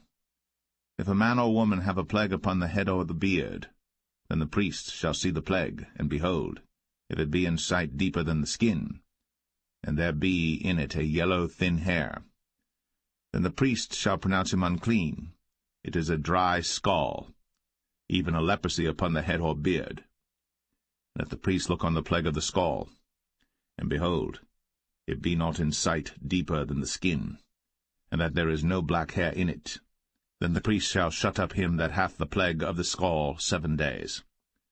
And in the 7th day the priest shall look on the plague, and behold, if the scall spread not, and there be in it no yellow hair, and the scall be not in sight deeper than the skin, he shall be shaven, but the scall shall he not shave, and the priest shall shut up him that hath the scall 7 days more. And in the 7th day the priest shall look on the scall, and behold, if the scall be not spread in the skin, nor be in sight deeper than the skin, then the priest shall pronounce him clean, and he shall wash his clothes, and be clean. But if the scall spread much in the skin after his cleansing, then the priest shall look on him, and behold, if the scall be spread in the skin, the priest shall not seek for yellow hair, he is unclean. But if the scall be in his sight at a stay, and that there is black hair grown up therein, the scall is healed, he is clean, and the priest shall pronounce him clean. If a man also or a woman have in the skin of their flesh bright spots, even white bright spots, then the priest shall look, and behold, if the bright spots in the skin of their flesh be darkish white, it is a freckled spot that groweth in the skin, he is clean. And the man whose hair is fallen off his head, he is bald, yet is he clean. And he that hath his hair fallen off from the part of his head toward his face, he is forehead bald, yet is he clean. And if there be in the bald head or bald forehead a white reddish sore, it is a leprosy sprung up in his bald head, or his bald forehead. Then the priest shall look upon it, and behold, if the rising of the sore be white, reddish in his bald head, or in his bald forehead, as the leprosy appeareth in the skin of the flesh, he is a leprous man. He is unclean. The priest shall pronounce him utterly unclean. His plague is in his head. And the leper in whom the plague is, his clothes shall be rent, and his head bare, and he shall put a covering upon his upper lip, and shall cry, Unclean, unclean.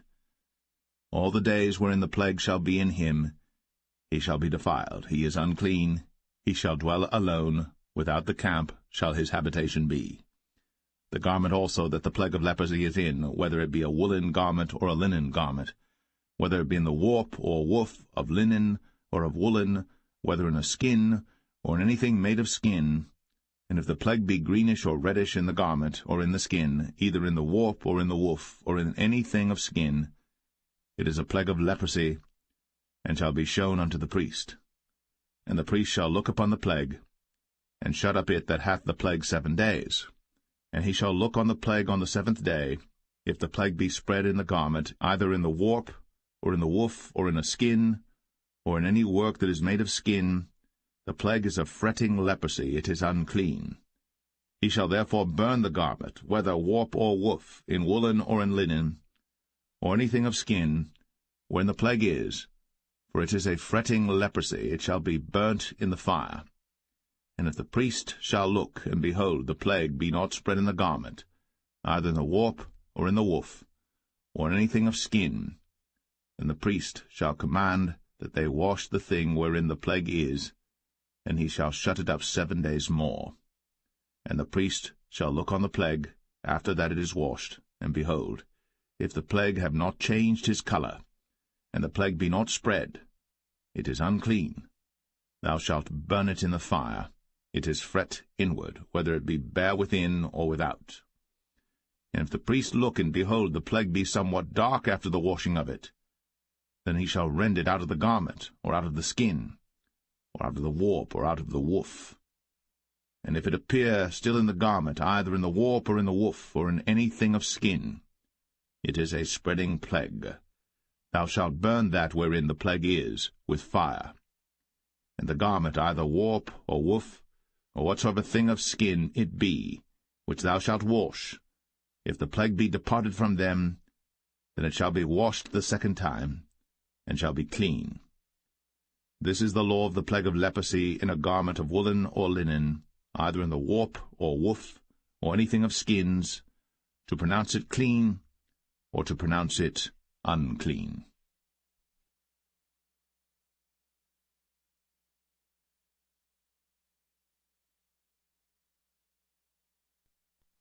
Leviticus 14. And the Lord spake unto Moses, saying, This shall be the law of the leper in the day of his cleansing. He shall be brought unto the priest. And the priest shall go forth out of the camp, and the priest shall look, and behold, if the plague of leprosy be healed in the leper, then shall the priest command to take for him that is to be cleansed 2 birds alive and clean, and cedar wood, and scarlet and hyssop. And the priest shall command that one of the birds be killed in an earthen vessel over running water. As for the living bird, he shall take it, and the cedar wood, and the scarlet, and the hyssop, and shall dip them and the living bird in the blood of the bird that was killed over the running water. And he shall sprinkle upon him that is to be cleansed from the leprosy 7 times, and shall pronounce him clean, and shall let the living bird loose into the open field. And he that is to be cleansed shall wash his clothes, and shave off all his hair, and wash himself in water, that he may be clean. And after that he shall come into the camp, and shall tarry abroad out of his tent 7 days. But it shall be on the 7th day that he shall shave all his hair off his head, and his beard, and his eyebrows. Even all his hair he shall shave off. And he shall wash his clothes. Also he shall wash his flesh in water, and he shall be clean. And on the 8th day he shall take 2 he-lambs without blemish, and 1 ewe-lamb of the 1st year without blemish, and 3/10 deals of fine flour for a meat offering, mingled with oil, and 1 log of oil. And the priest that maketh him clean shall present the man that is to be made clean, and those things before the Lord, at the door of the tabernacle of the congregation. And the priest shall take 1 he-lamb, and offer him for a trespass offering, and the log of oil, and wave them for a wave offering before the Lord. And he shall slay the lamb in the place where he shall kill the sin offering and the burnt offering in the holy place. For as the sin offering is the priest's, so is the trespass offering. It is most holy. And the priest shall take some of the blood of the trespass offering, and the priest shall put it upon the tip of the right ear of him that is to be cleansed, and upon the thumb of his right hand, and upon the great toe of his right foot. And the priest shall take some of the log of oil, and pour it into the palm of his own left hand. And the priest shall dip his right finger in the oil that is in his left hand, and shall sprinkle of the oil with his finger 7 times before the Lord. And of the rest of the oil that is in his hand shall the priest put upon the tip of the right ear of him that is to be cleansed, and upon the thumb of his right hand, and upon the great toe of his right foot, upon the blood of the trespass offering. And the remnant of the oil that is in the priest's hand he shall pour upon the head of him that is to be cleansed. And the priest shall make an atonement for him before the Lord. And the priest shall offer the sin offering, and make an atonement for him that is to be cleansed from his uncleanness. And afterward he shall kill the burnt offering. And the priest shall offer the burnt offering and the meat offering upon the altar. And the priest shall make an atonement for him, and he shall be clean. And if he be poor, and cannot get so much, then he shall take 1 lamb for a trespass offering to be waved, to make an atonement for him, and 1/10 deal of fine flour mingled with oil for a meat offering, and a log of oil, and 2 turtle doves, or 2 young pigeons, such as he is able to get, and the one shall be a sin offering, and the other a burnt offering. And he shall bring them on the 8th day for his cleansing unto the priest, unto the door of the tabernacle of the congregation before the Lord. And the priest shall take the lamb of the trespass offering, and the log of oil, and the priest shall wave them for a wave offering before the Lord. And he shall kill the lamb of the trespass offering, and the priest shall take some of the blood of the trespass offering, and put it upon the tip of the right ear of him that is to be cleansed, and upon the thumb of his right hand, and upon the great toe of his right foot. And the priest shall pour of the oil into the palm of his own left hand. And the priest shall sprinkle with his right finger some of the oil that is in his left hand 7 times before the Lord. And the priest shall put of the oil that is in his hand upon the tip of the right ear of him that is to be cleansed, and upon the thumb of his right hand, and upon the great toe of his right foot, upon the place of the blood of the trespass offering. And the rest of the oil that is in the priest's hand he shall put upon the head of him that is to be cleansed, to make an atonement for him before the Lord. And he shall offer the one of the turtle doves, or of the young pigeons, such as he can get, even such as he is able to get, the one for a sin offering, and the other for a burnt offering, with the meat offering. And the priest shall make an atonement for him that is to be cleansed before the Lord. This is the law of him in whom is the plague of leprosy, whose hand is not able to get that which pertaineth to his cleansing. And the Lord spake unto Moses and unto Aaron, saying, When ye be come into the land of Canaan, which I give to you for a possession, and I put the plague of leprosy in a house of the land of your possession, and he that owneth the house shall come and tell the priest, saying, It seemeth to me there is as it were a plague in the house. Then the priest shall command that they empty the house, before the priests go into it to see the plague, that all that is in the house be not made unclean. And afterward the priest shall go in to see the house. And he shall look on the plague, and behold, if the plague be in the walls of the house with hollow strakes, greenish or reddish, which in sight are lower than the wall, then the priest shall go out of the house to the door of the house, and shut up the house 7 days. And the priest shall come again the 7th day, and shall look, and behold, if the plague be spread in the walls of the house, then the priest shall command that they take away the stones in which the plague is, and they shall cast them into an unclean place without the city. And he shall cause the house to be scraped within round about, and they shall pour out the dust that they scrape off without the city into an unclean place. And they shall take other stones, and put them in the place of those stones. And he shall take other mortar, and shall plaster the house. And if the plague come again and break out in the house, after that he hath taken away the stones, and after he hath scraped the house, and after it is plastered, then the priest shall come and look, and behold, if the plague be spread in the house, it is a fretting leprosy in the house, it is unclean. And he shall break down the house, the stones of it, and the timber thereof, and all the mortar of the house, and he shall carry them forth out of the city into an unclean place. Moreover, he that goeth into the house all the while that it is shut up shall be unclean until the even. And he that lieth in the house shall wash his clothes, and he that eateth in the house shall wash his clothes. And if the priest shall come in and look upon it, and behold, the plague hath not spread in the house, after the house was plastered, then the priest shall pronounce the house clean, because the plague is healed. And he shall take to cleanse the house 2 birds, and cedar wood, and scarlet, and hyssop. And he shall kill the one of the birds in an earthen vessel over running water. And he shall take the cedar wood, and the hyssop, and the scarlet, and the living bird, and dip them in the blood of the slain bird, and in the running water, and sprinkle the house 7 times. And he shall cleanse the house with the blood of the bird, and with the running water, and with the living bird, and with the cedar wood, and with the hyssop, and with the scarlet. But he shall let go the living bird out of the city into the open fields, and make an atonement for the house, and it shall be clean. This is the law for all manner of plague of leprosy and scall, and for the leprosy of a garment and of a house, and for a rising, and for a scab, and for a bright spot, to teach when it is unclean, and when it is clean. This is the law of leprosy.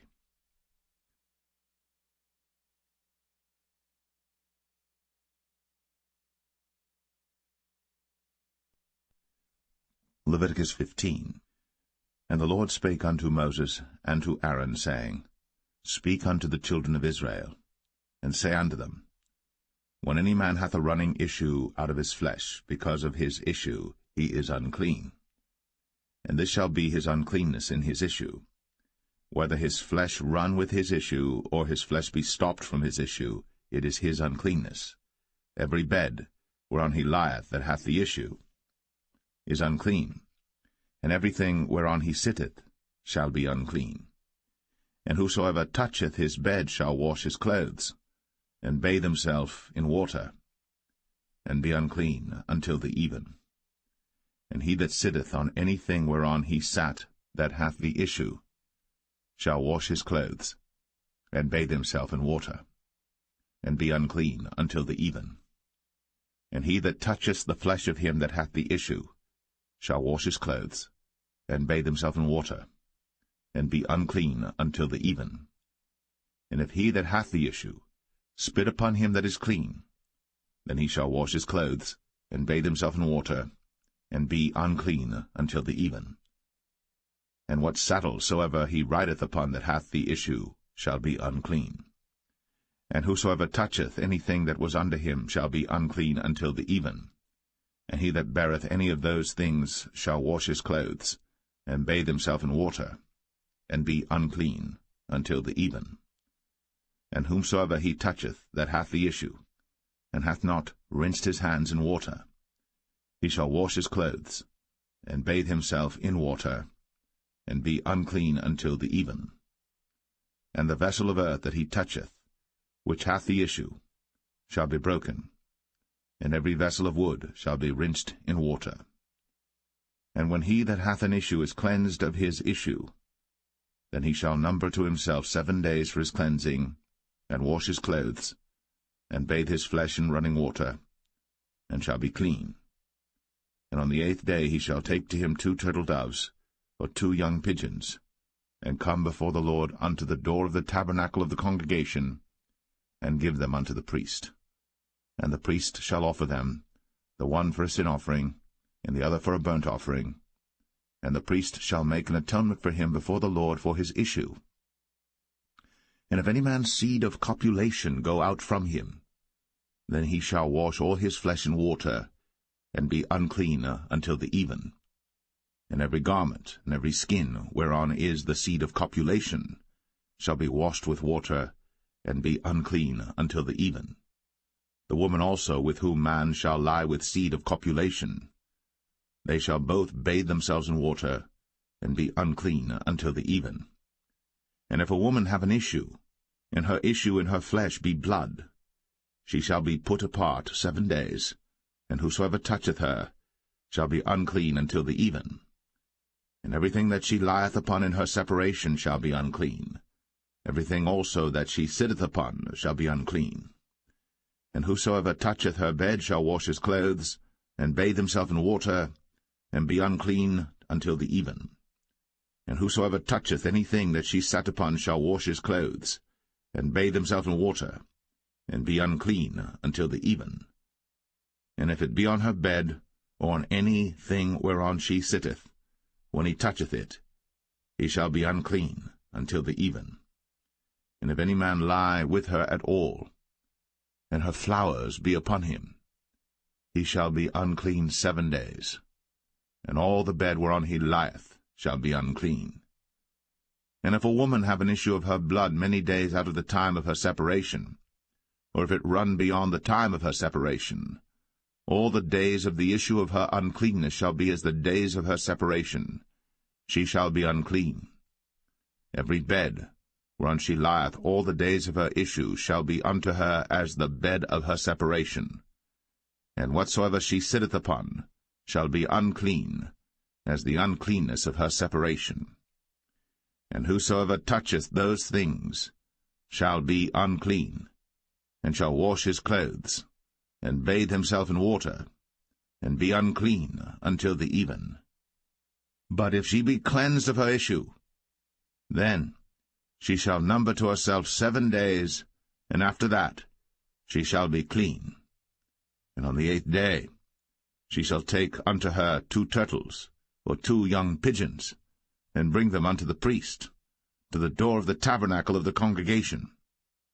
And the priest shall offer the one for a sin offering, and the other for a burnt offering, and the priest shall make an atonement for her before the Lord for the issue of her uncleanness. Thus shall ye separate the children of Israel from their uncleanness, that they die not in their uncleanness, when they defile my tabernacle that is among them. This is the law of him that hath an issue, and of him whose seed goeth from him, and is defiled therewith, and of her that is sick of her flowers, and of him that hath an issue, of the man, and of the woman, and of him that lieth with her that is unclean.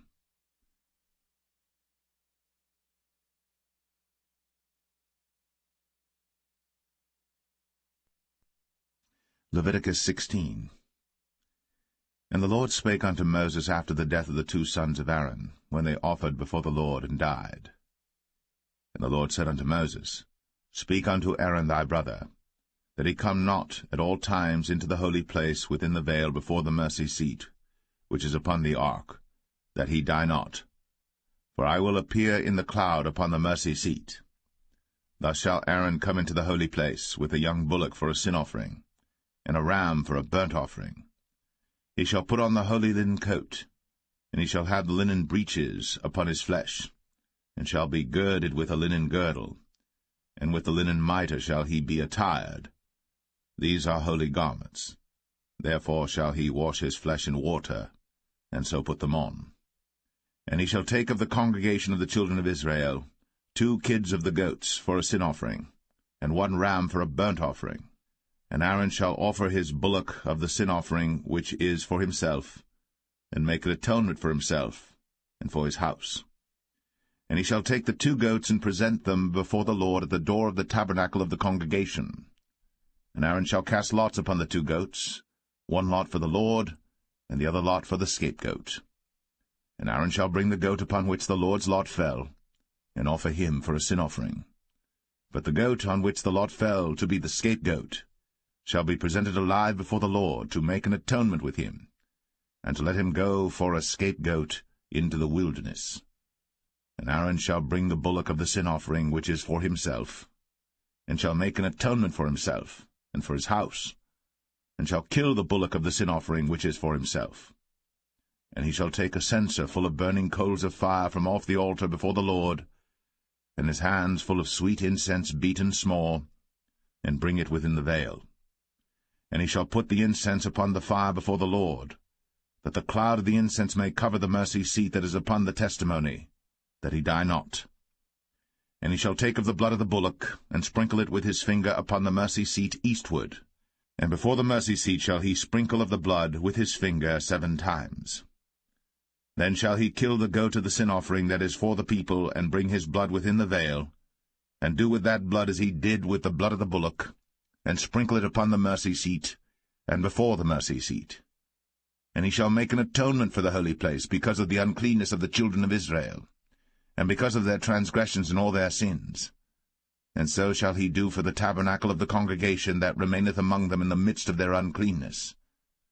And there shall be no man in the tabernacle of the congregation when he goeth in to make an atonement in the holy place, until he come out, and have made an atonement for himself, and for his household, and for all the congregation of Israel. And he shall go out unto the altar that is before the Lord, and make an atonement for it, and shall take of the blood of the bullock, and of the blood of the goat, and put it upon the horns of the altar round about. And he shall sprinkle of the blood upon it with his finger 7 times, and cleanse it, and hallow it from the uncleanness of the children of Israel. And when he hath made an end of reconciling the holy place, and the tabernacle of the congregation, and the altar, he shall bring the live goat.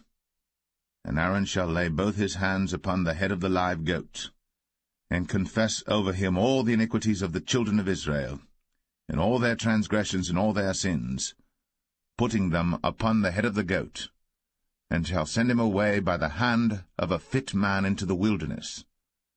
And the goat shall bear upon him all their iniquities unto a land not inhabited.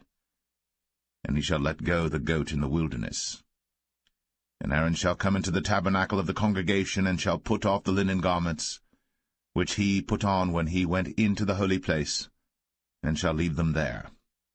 And he shall wash his flesh with water in the holy place, and put on his garments, and come forth, and offer his burnt offering, and the burnt offering of the people, and make an atonement for himself and for the people.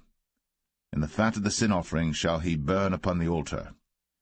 And he that let go the goat for the scapegoat shall wash his clothes, and bathe his flesh in water, and afterward come into the camp. And the bullock for the sin offering, and the goat for the sin offering, whose blood was brought in to make atonement in the holy place, shall one carry forth without the camp, and they shall burn in the fire their skins, and their flesh, and their dung. And he that burneth them shall wash his clothes, and bathe his flesh in water, and afterward he shall come into the camp. And this shall be a statute for ever unto you, that in the 7th month, on the 10th day of the month, ye shall afflict your souls, and do no work at all, whether it be one of your own country or a stranger that sojourneth among you. For on that day shall the priest make an atonement for you, to cleanse you, that ye may be clean from all your sins before the Lord. It shall be a Sabbath of rest unto you, and ye shall afflict your souls, by a statute for ever. And the priest, whom he shall anoint, and whom he shall consecrate to minister in the priest's office in his father's stead, shall make the atonement, and shall put on the linen clothes, even the holy garments. And he shall make an atonement for the holy sanctuary, and he shall make an atonement for the tabernacle of the congregation, and for the altar. And he shall make an atonement for the priests, and for all the people of the congregation. And this shall be an everlasting statute unto you, to make an atonement for the children of Israel, for all their sins, once a year. And he did, as the Lord commanded Moses.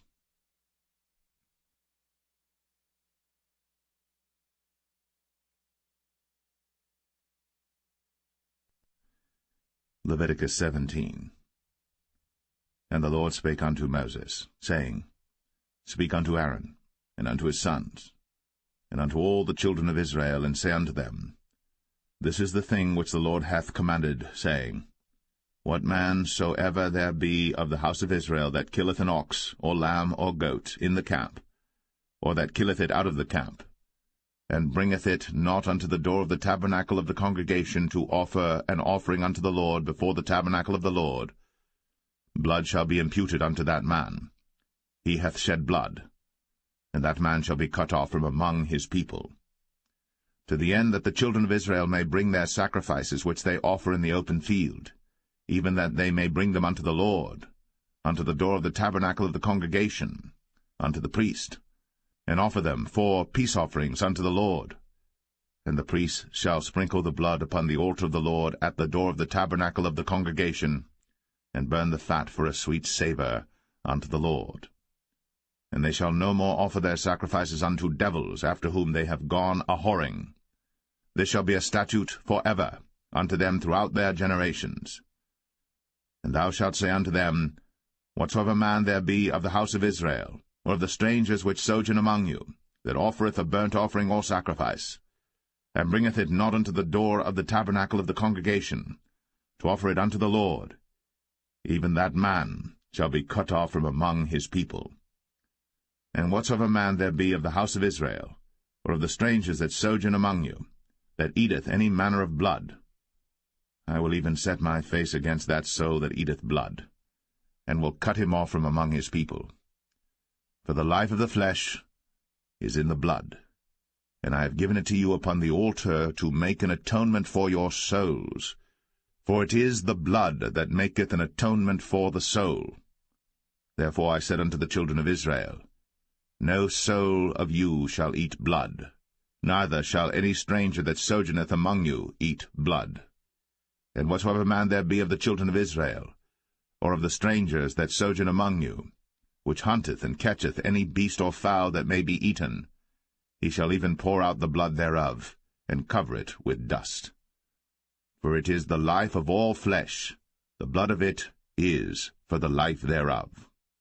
Therefore I said unto the children of Israel, Ye shall eat the blood of no manner of flesh, for the life of all flesh is the blood thereof. Whosoever eateth it shall be cut off. And every soul that eateth that which died of itself, or that which was torn with beasts, whether it be one of your own country or a stranger, he shall both wash his clothes, and bathe himself in water, and be unclean until the even. Then shall he be clean. But if he wash them not, nor bathe his flesh, then he shall bear his iniquity.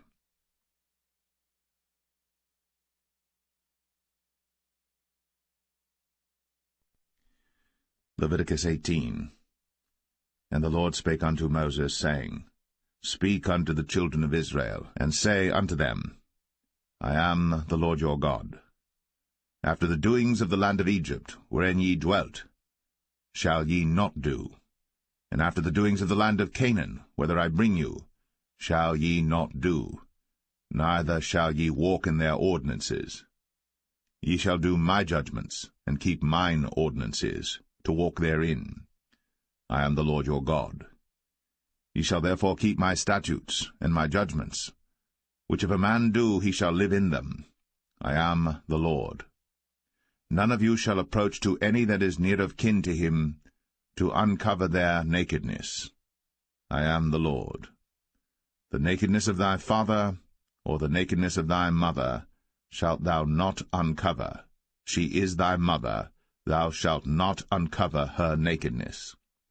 The nakedness of thy father's wife shalt thou not uncover.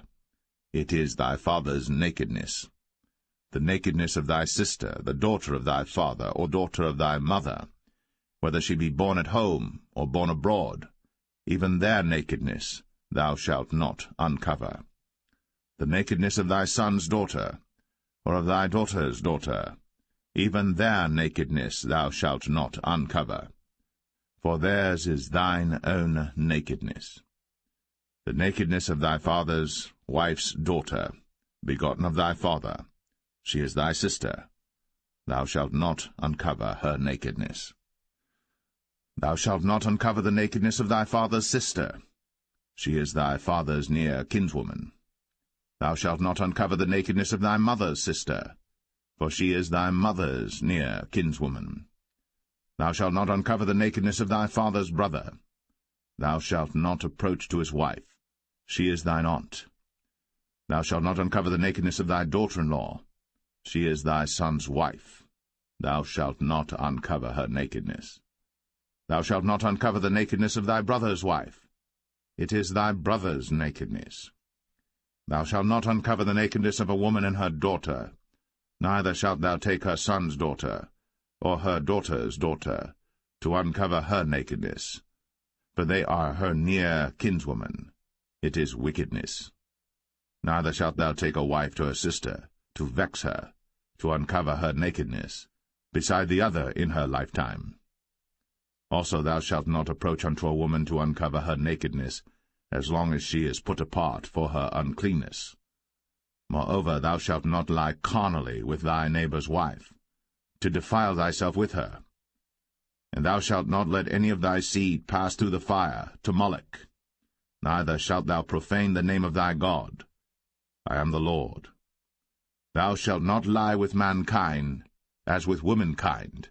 It is abomination. Neither shalt thou lie with any beast, to defile thyself therewith. Neither shall any woman stand before a beast to lie down thereto. It is confusion. Defile not ye yourselves in any of these things.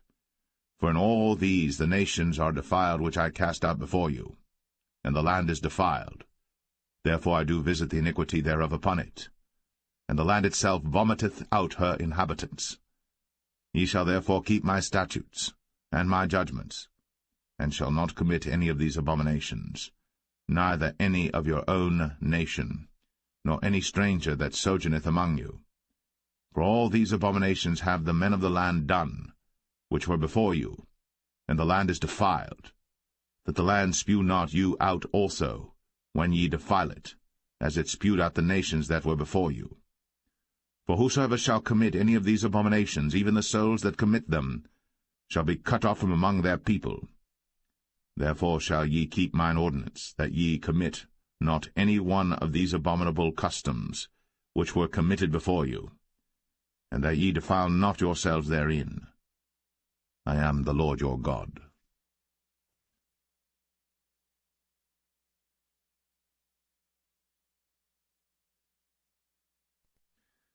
Leviticus 19. And the Lord spake unto Moses, saying, Speak unto all the congregation of the children of Israel, and say unto them, Ye shall be holy, for I, the Lord your God, am holy. Ye shall fear every man his mother, and his father, and keep my Sabbaths. I am the Lord your God. Turn ye not unto idols, nor make to yourselves molten gods. I am the Lord your God.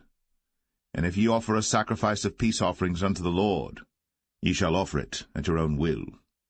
It shall be eaten the same day ye offer it, and on the morrow, and if aught remain until the third day, it shall be burnt in the fire. And if it be eaten at all on the third day, it is abominable, it shall not be accepted. Therefore every one that eateth it shall bear his iniquity, because he hath profaned the hallowed thing of the Lord, and that so shall be cut off from among his people. And when ye reap the harvest of your land, thou shalt not wholly reap the corners of thy field, neither shalt thou gather the gleanings of thy harvest. And thou shalt not glean thy vineyard, neither shalt thou gather every grape of thy vineyard. Thou shalt leave them for the poor and stranger. I am the Lord your God. Ye shall not steal, neither deal falsely, neither lie one to another. And ye shall not swear by my name falsely, neither shalt thou profane the name of thy God. I am the Lord. Thou shalt not defraud thy neighbor, neither rob him. The wages of him that is hired shall not abide with thee all night until the morning. Thou shalt not curse the deaf, nor put a stumbling block before the blind, but shall fear thy God. I am the Lord. Ye shall do no unrighteousness in judgment.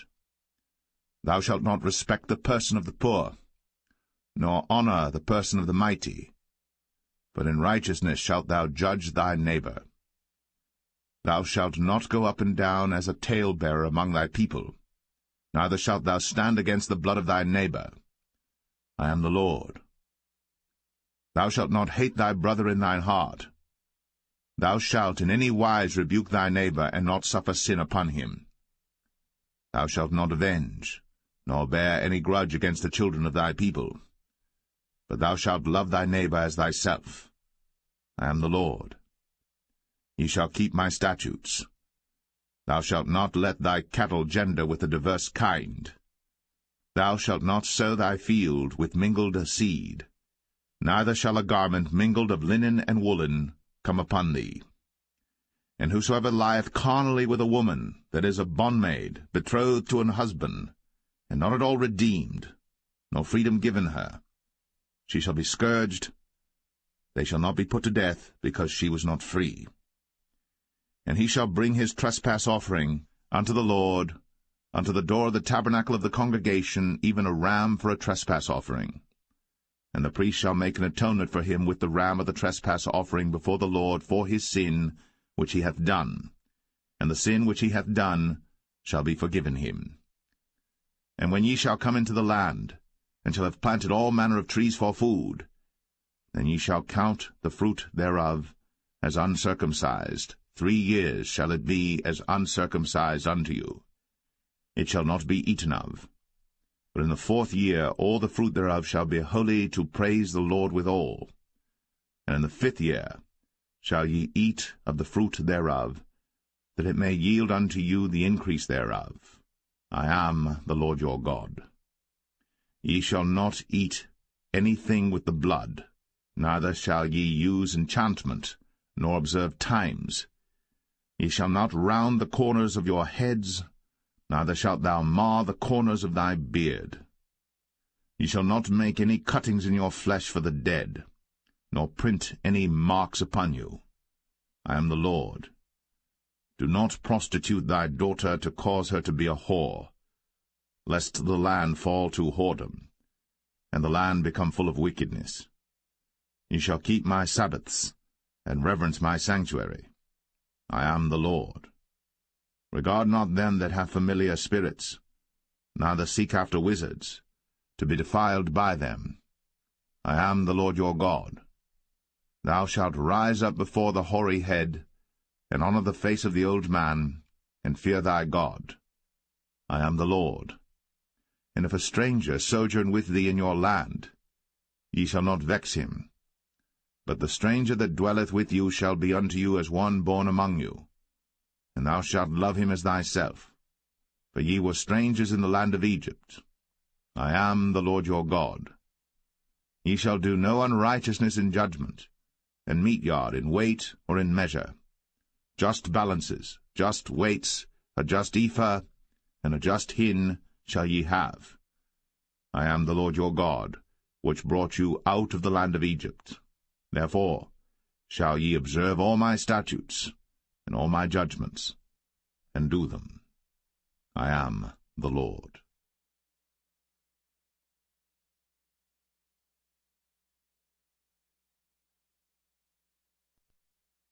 Leviticus 20. And the Lord spake unto Moses, saying, Again, thou shalt say to the children of Israel, Whosoever he be of the children of Israel, or of the strangers that sojourn in Israel, that giveth any of his seed unto Moloch, he shall surely be put to death. The people of the land shall stone him with stones. And I will set my face against that man, and will cut him off from among his people, because he hath given of his seed unto Moloch, to defile my sanctuary, and to profane my holy name. And if the people of the land do any ways hide their eyes from the man, when he giveth of his seed unto Moloch, and kill him not, then I will set my face against that man, and against his family, and will cut him off, and all that go a-whoring after him, to commit whoredom with Moloch from among their people. And the soul that turneth after such as have familiar spirits, and after wizards, to go a-whoring after them, I will even set my face against that soul, and will cut him off from among his people. Sanctify yourselves, therefore, and be ye holy, for I am the Lord your God. And ye shall keep my statutes, and do them. I am the Lord which sanctify you. For every one that curseth his father or his mother shall be surely put to death. He hath cursed his father or his mother, his blood shall be upon him. And the man that committeth adultery with another man's wife, even he that committeth adultery with his neighbour's wife, the adulterer and the adulteress, shall surely be put to death. And the man that lieth with his father's wife hath uncovered his father's nakedness. Both of them shall surely be put to death. Their blood shall be upon them. And if a man lie with his daughter-in-law, both of them shall surely be put to death. They have wrought confusion. Their blood shall be upon them. If a man also lie with mankind, as he lieth with a woman, both of them have committed an abomination. They shall surely be put to death. Their blood shall be upon them. And if a man take a wife and her mother, it is wickedness. They shall be burnt with fire, both he and they, that there be no wickedness among you. And if a man lie with a beast, he shall surely be put to death, and ye shall slay the beast. And if a woman approach unto any beast, and lie down thereto, thou shalt kill the woman and the beast. They shall surely be put to death. Their blood shall be upon them. And if a man shall take his sister, his father's daughter, or his mother's daughter, and see her nakedness, and she see his nakedness, it is a wicked thing, when they shall be cut off in the sight of their people. He hath uncovered his sister's nakedness, he shall bear his iniquity. And if a man shall lie with a woman having her sickness, and shall uncover her nakedness, he hath discovered her fountain, and she hath uncovered the fountain of her blood, and both of them shall be cut off from among their people. And thou shalt not uncover the nakedness of thy mother's sister, nor of thy father's sister, for he uncovereth his near kin. They shall bear their iniquity. And if a man shall lie with his uncle's wife, he hath uncovered his uncle's nakedness. They shall bear their sin. They shall die childless. And if a man shall take his brother's wife, it is an unclean thing. He hath uncovered his brother's nakedness. They shall be childless. Ye shall therefore keep all my statutes and all my judgments, and do them, that the land, whither I bring you to dwell therein, spew you not out. And ye shall not walk in the manners of the nation, which I cast out before you. For they committed all these things, and therefore I abhorred them. But I have said unto you, Ye shall inherit their land, and I will give it unto you to possess it, the land that floweth with milk and honey. I am the Lord your God, which have separated you from other people. Ye shall therefore put difference between clean beasts and unclean, and between unclean fowls and clean. And ye shall not make your souls abominable by beast, or by fowl, or by any manner of living thing that creepeth on the ground, which I have separated from you as unclean. And ye shall be holy unto me, for I the Lord am holy, and have severed you from other people, that ye should be mine. A man also, or woman that hath a familiar spirit, or that is a wizard, shall surely be put to death. They shall stone them with stones, their blood shall be upon them.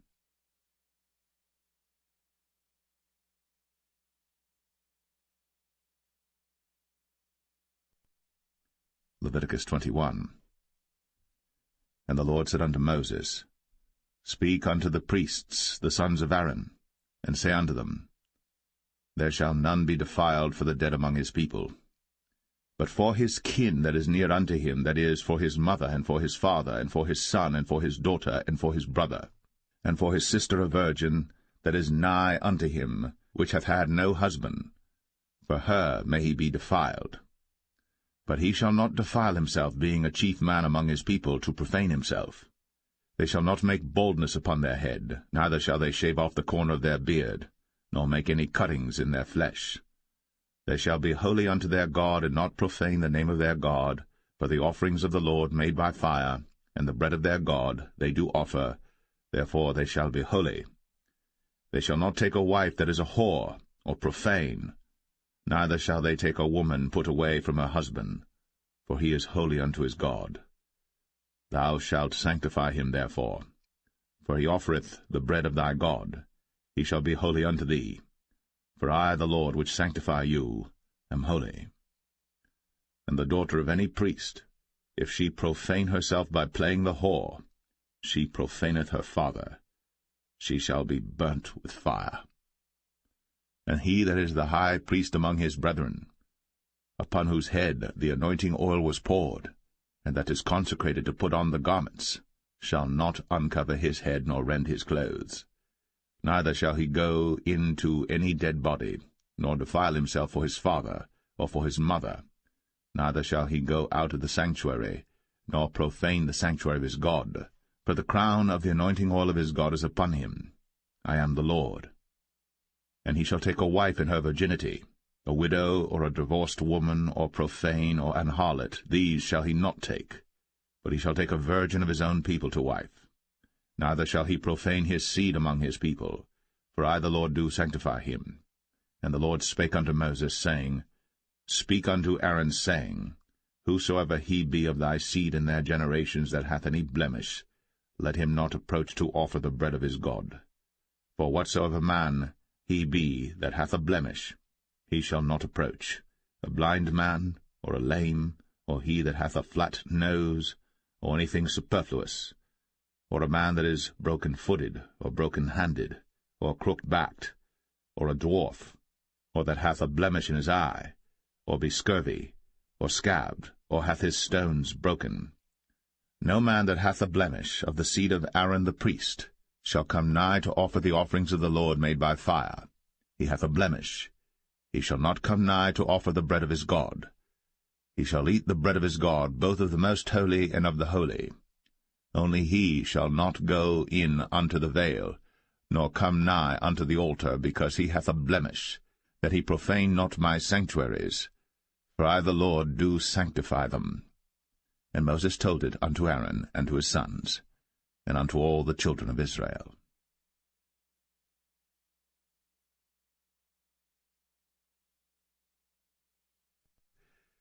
Leviticus 22. And the Lord spake unto Moses, saying, Speak unto Aaron and to his sons, that they separate themselves from the holy things of the children of Israel, and that they profane not my holy name in those things which they hallow unto me. I am the Lord. Say unto them, Whosoever he be of all your seed among your generations, that goeth unto the holy things, which the children of Israel hallow unto the Lord, having his uncleanness upon him, that soul shall be cut off from my presence. I am the Lord. What man soever of the seed of Aaron is a leper, or hath a running issue, he shall not eat of the holy things until he be clean.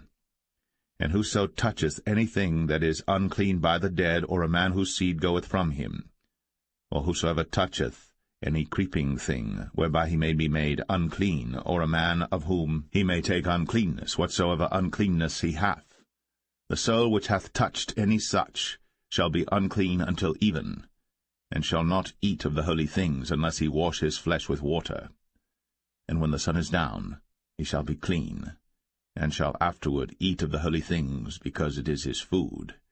That which dieth of itself, or is torn with beasts, he shall not eat to defile himself therewith. I am the Lord. They shall therefore keep mine ordinance, lest they bear sin for it, and die therefore, if they profane it. I the Lord do sanctify them. There shall no stranger eat of the holy thing. A sojourner of the priest, or an hired servant, shall not eat of the holy thing. But if the priest buy any soul with his money, he shall eat of it. And he that is born in his house, they shall eat of his meat. If the priest's daughter also be married unto a stranger, she may not eat of an offering of the holy things.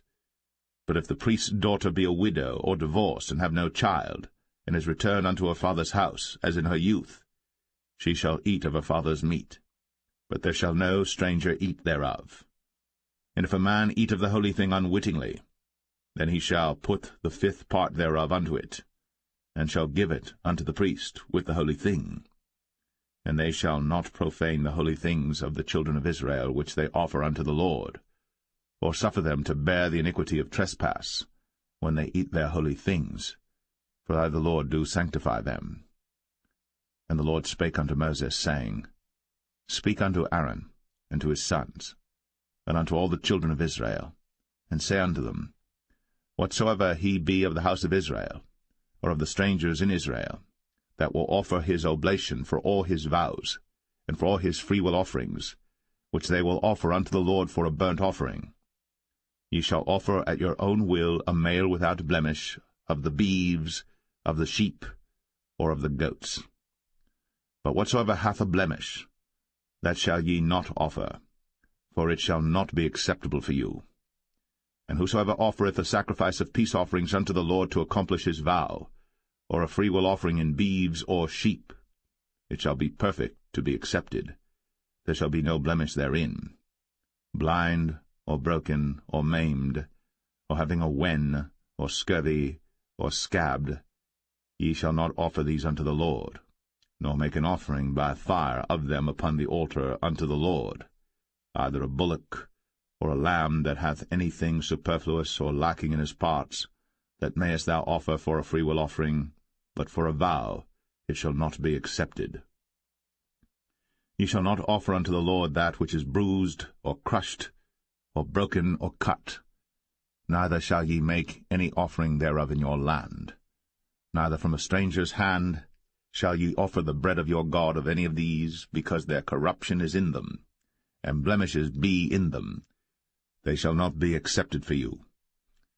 And the Lord spake unto Moses, saying, When a bullock or a sheep or a goat is brought forth, then it shall be 7 days under the dam, and from the 8th day and thenceforth it shall be accepted for an offering made by fire unto the Lord. And whether it be cow or ewe, ye shall not kill it and her young both in 1 day. And when ye will offer a sacrifice of thanksgiving unto the Lord, offer it at your own will. On the same day it shall be eaten up. Ye shall leave none of it until the morrow. I am the Lord. Therefore shall ye keep my commandments, and do them. I am the Lord. Neither shall ye profane my holy name, but I will be hallowed among the children of Israel. I am the Lord which hallow you, that brought you out of the land of Egypt, to be your God. I am the Lord.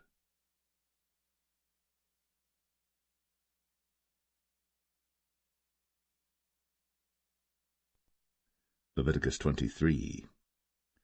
And the Lord spake unto Moses, saying, Speak unto the children of Israel, and say unto them, Concerning the feasts of the Lord, which ye shall proclaim to be holy convocations, even these are my feasts.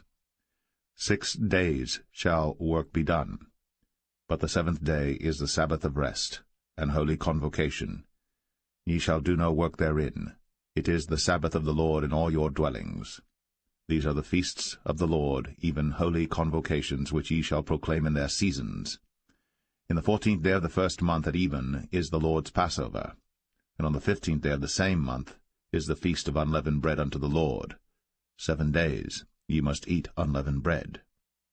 In the first day ye shall have an holy convocation. Ye shall do no servile work therein. But ye shall offer an offering made by fire unto the Lord 7 days. In the 7th day is an holy convocation. Ye shall do no servile work therein.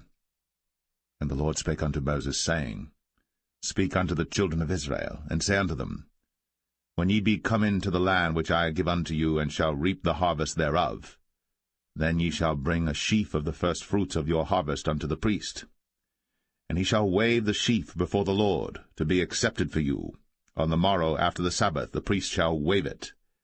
And ye shall offer that day, when ye wave the sheaf, an he-lamb without blemish of the first year for a burnt offering unto the Lord.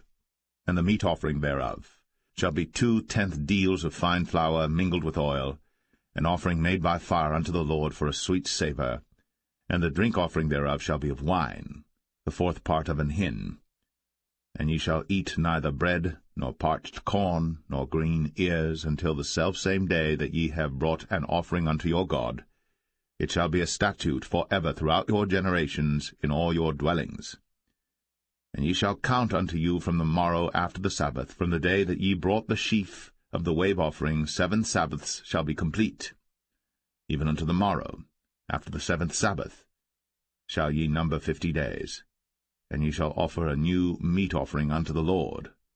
Ye shall bring out of your habitations 2 wave loaves of 2/10 deals. They shall be of fine flour. They shall be baked with leaven. They are the firstfruits unto the Lord.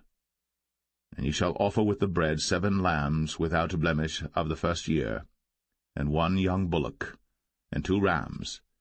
They shall be for a burnt offering unto the Lord, with their meat offering, and their drink offerings, even an offering made by fire of sweet savour unto the Lord. Then ye shall sacrifice 1 kid of the goats for a sin offering, and 2 lambs of the first year for a sacrifice of peace offerings. And the priest shall wave them with the bread of the firstfruits for a wave offering before the Lord. With the 2 lambs they shall be holy to the Lord for the priests. And ye shall proclaim on the selfsame day, that it may be an holy convocation unto you. Ye shall do no servile work therein. It shall be a statute for ever in all your dwellings throughout your generations. And when ye reap the harvest of your land, thou shalt not make clean riddance of the corners of thy field when thou reapest, neither shalt thou gather any gleanings of thy harvest. Thou shalt leave them unto the poor, and to the stranger. I am the Lord your God. And the Lord spake unto Moses, saying, Speak unto the children of Israel, saying, In the 7th month, in the 1st day of the month, shall ye have a Sabbath, a memorial of blowing of trumpets, and holy convocation. Ye shall do no servile work therein, but ye shall offer an offering made by fire unto the Lord. And the Lord spake unto Moses, saying, Also on the 10th day of this 7th month there shall be a day of atonement. It shall be an holy convocation unto you. And ye shall afflict your souls, and offer an offering made by fire unto the Lord. And ye shall do no work in that same day. For it is a day of atonement, to make an atonement for you before the Lord your God. For whatsoever soul it be that shall not be afflicted in that same day, he shall be cut off from among his people. And whatsoever soul it be that doeth any work in that same day, the same soul will I destroy from among his people. He shall do no manner of work. It shall be a statute for ever throughout your generations in all your dwellings. It shall be unto you a Sabbath of rest. And ye shall afflict your souls. In the 9th day of the month at even, from even unto even shall ye celebrate your Sabbath. And the Lord spake unto Moses, saying, Speak unto the children of Israel, saying, The 15th day of this 7th month shall be the feast of tabernacles for 7 days unto the Lord. On the 1st day shall be an holy convocation. Ye shall do no servile work therein. 7 days ye shall offer an offering made by fire unto the Lord. On the 8th day shall be an holy convocation unto you. And ye shall offer an offering made by fire unto the Lord. It is a solemn assembly, and ye shall do no servile work therein. These are the feasts of the Lord, which ye shall proclaim to be holy convocations, to offer an offering made by fire unto the Lord, a burnt offering, and a meat offering, a sacrifice, and drink offerings, everything upon his day. Beside the Sabbaths of the Lord, and beside your gifts, and beside all your vows, and beside all your free will offerings which ye give unto the Lord, also in the 15th day of the 7th month, when ye have gathered in the fruit of the land, ye shall keep a feast unto the Lord 7 days. On the 1st day shall be a Sabbath, and on the 8th day shall be a Sabbath. And ye shall take you on the 1st day the boughs of goodly trees, branches of palm trees, and the boughs of thick trees, and willows of the brook. And ye shall rejoice before the Lord your God 7 days. And ye shall keep it a feast unto the Lord 7 days in the year. It shall be a statute for ever in your generations. Ye shall celebrate it in the 7th month. Ye shall dwell in booths 7 days. All that are Israelites born shall dwell in booths. That your generations may know that I made the children of Israel to dwell in booths, when I brought them out of the land of Egypt. I am the Lord your God. And Moses declared unto the children of Israel the feasts of the Lord.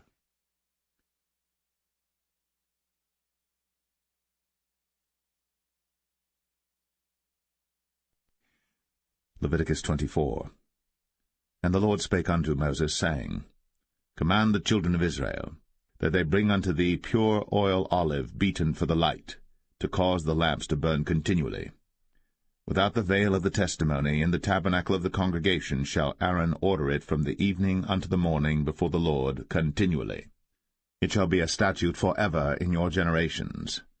He shall order the lamps upon the pure candlestick before the Lord continually.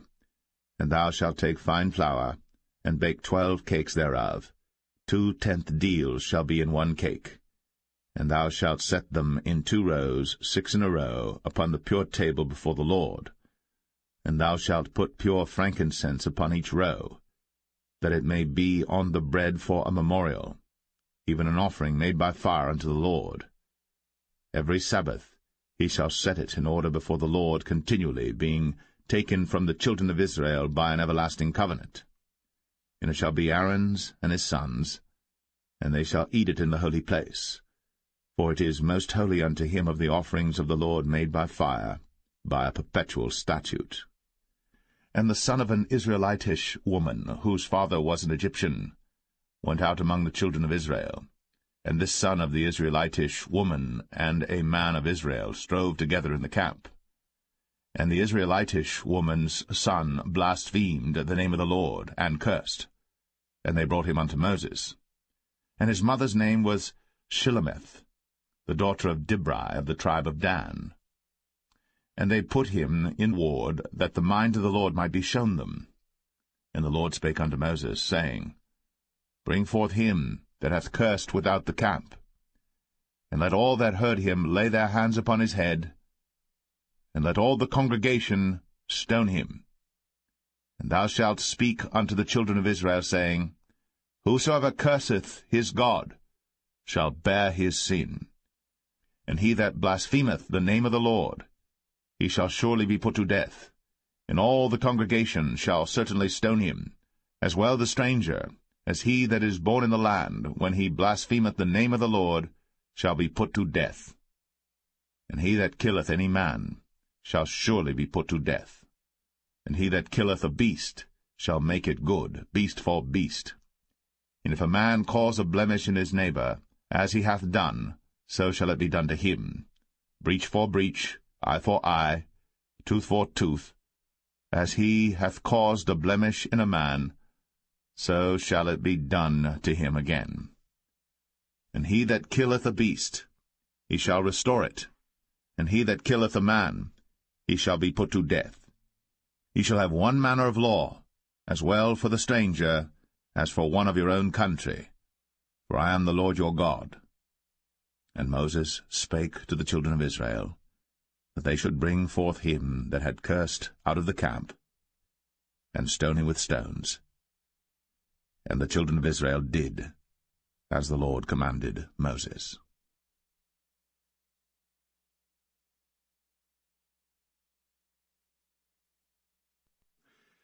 Leviticus 25. And the Lord spake unto Moses in Mount Sinai, saying, Speak unto the children of Israel, and say unto them, When ye come into the land which I give you, then shall the land keep a Sabbath unto the Lord. 6 years thou shalt sow thy field, and 6 years thou shalt prune thy vineyard, and gather in the fruit thereof. But in the 7th year shall be a Sabbath of rest unto the land, a Sabbath for the Lord. Thou shalt neither sow thy field, nor prune thy vineyard. That which groweth of its own accord of thy harvest thou shalt not reap, neither gather the grapes of thy vine undressed. For it is a year of rest unto the land, and the Sabbath of the land shall be meat for you, for thee and for thy servant, and for thy maid, and for thy hired servant, and for thy stranger that sojourneth with thee, and for thy cattle, and for the beast that are in thy land shall all the increase thereof be meat. And thou shalt number 7 Sabbaths of years unto thee, 7 times 7 years, and the space of the 7 Sabbaths of years shall be unto thee 49 years. Then shalt thou cause the trumpet of the Jubilee to sound on the 10th day of the 7th month. In the day of atonement shall ye make the trumpet sound throughout all your land. And ye shall hallow the 50th year, and proclaim liberty throughout all the land unto all the inhabitants thereof. It shall be a jubilee unto you. And ye shall return every man unto his possession, and ye shall return every man unto his family. A jubilee shall that 50th year be unto you. Ye shall not sow, neither reap that which groweth of itself in it, nor gather the grapes in it of thy vine undressed. For it is the jubilee. It shall be holy unto you. Ye shall eat the increase thereof out of the field. In the year of this jubilee ye shall return every man unto his possession. And if thou sell aught unto thy neighbor, or buyest aught of thy neighbor's hand, ye shall not oppress one another. According to the number of years after the jubilee thou shalt buy of thy neighbor, and according unto the number of years of the fruits he shall sell unto thee. According to the multitude of years thou shalt increase the price thereof, and according to the fewness of years thou shalt diminish the price of it, for according to the number of the years of the fruits doth he sell unto thee. Ye shall not therefore oppress one another, but thou shalt fear thy God, for I am the Lord your God. Wherefore ye shall do my statutes, and keep my judgments, and do them. And ye shall dwell in the land in safety, and the land shall yield her fruit, and ye shall eat your fill, and dwell therein in safety. And if ye shall say, What shall we eat the 7th year?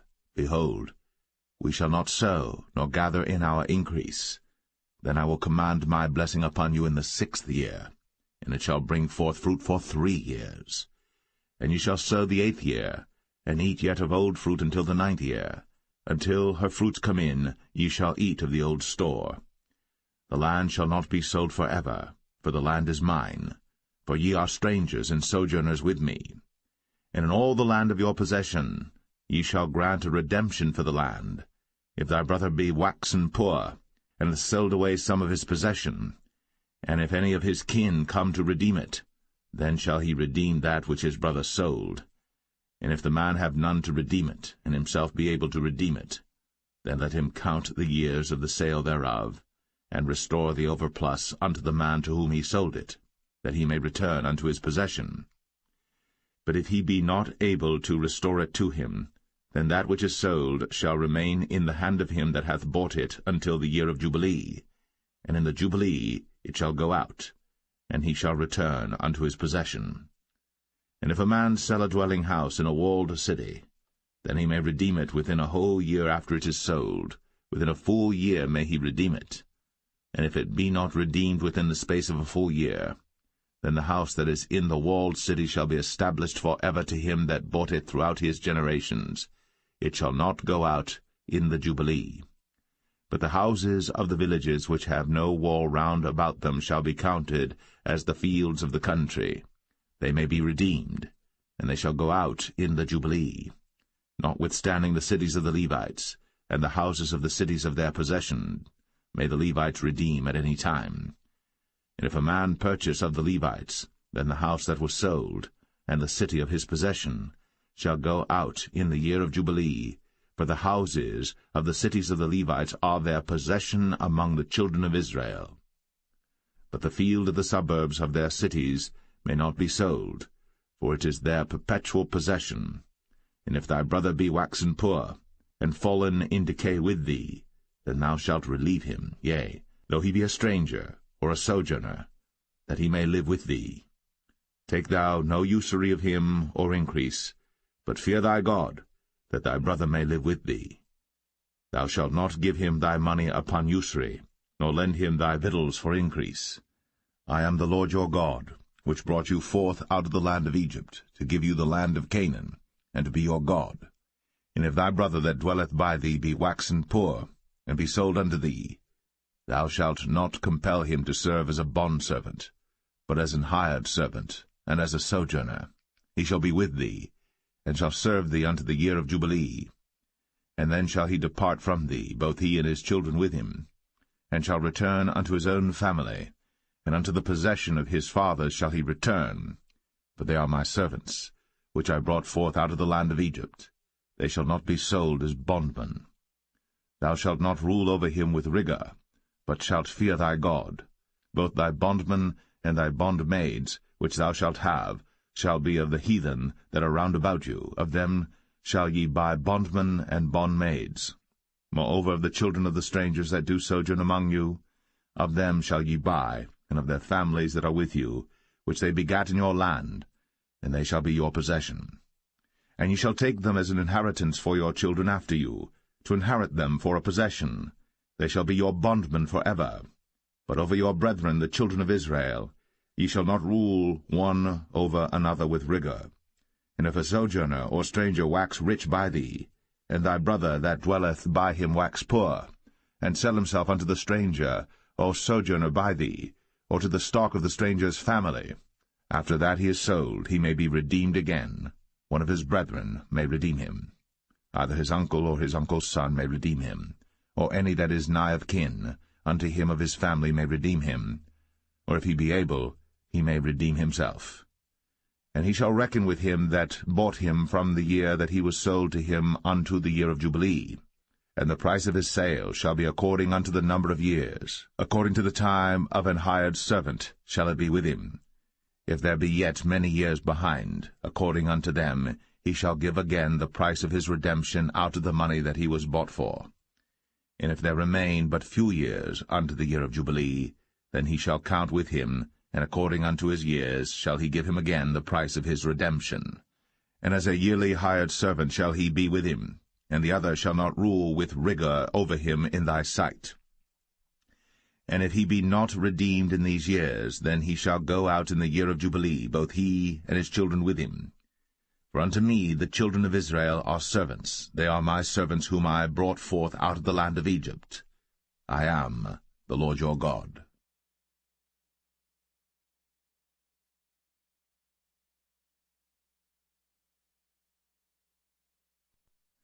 Leviticus 26.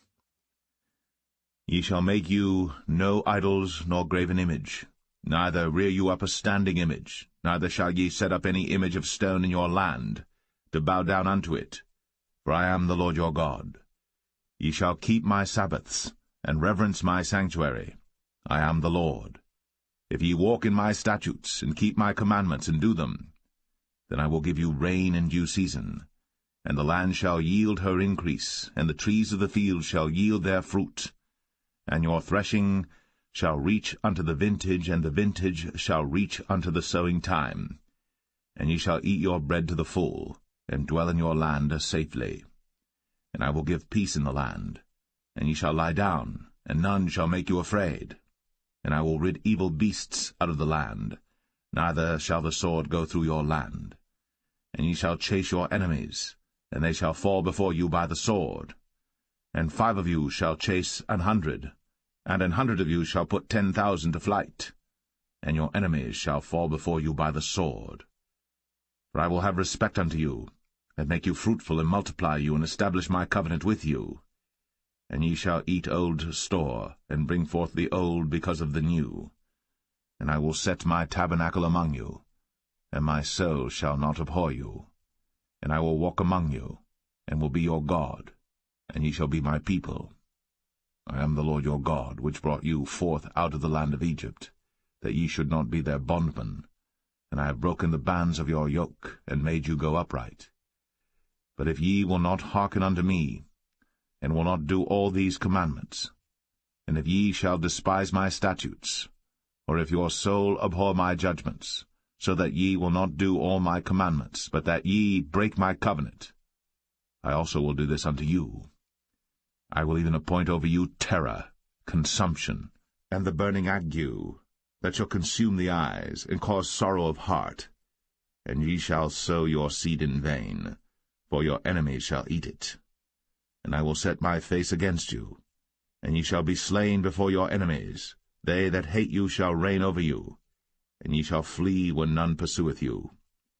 And if ye will not yet for all this hearken unto me, then I will punish you 7 times more for your sins.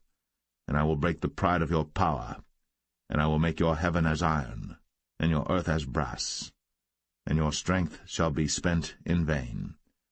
For your land shall not yield her increase, neither shall the trees of the land yield their fruits. And if ye walk contrary unto me, and will not hearken unto me, I will bring 7 times more plagues upon you according to your sins. I will also send wild beasts among you, which shall rob you of your children, and destroy your cattle, and make you few in number, and your highways shall be desolate. And if ye will not be reformed by me by these things, but will walk contrary unto me, then will I also walk contrary unto you, and will punish you yet 7 times for your sins. And I will bring a sword upon you, that shall avenge the quarrel of my covenant. And when ye are gathered together within your cities, I will send the pestilence among you, and ye shall be delivered into the hand of the enemy.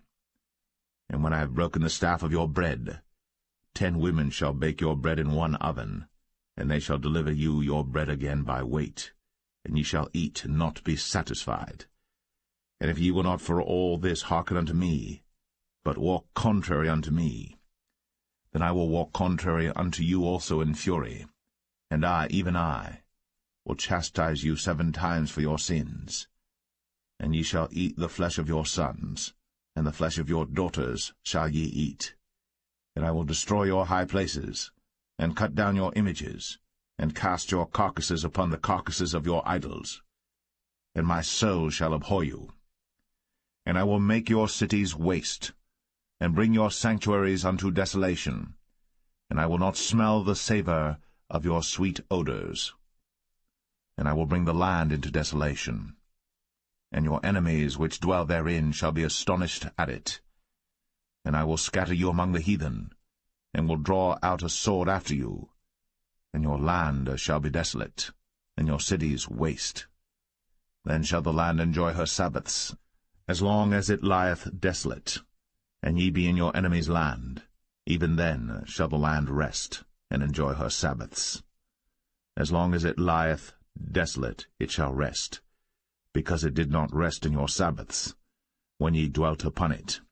And upon them that are left alive of you I will send a faintness into their hearts in the lands of their enemies, and the sound of a shaken leaf shall chase them, and they shall flee, as fleeing from a sword, and they shall fall when none pursueth.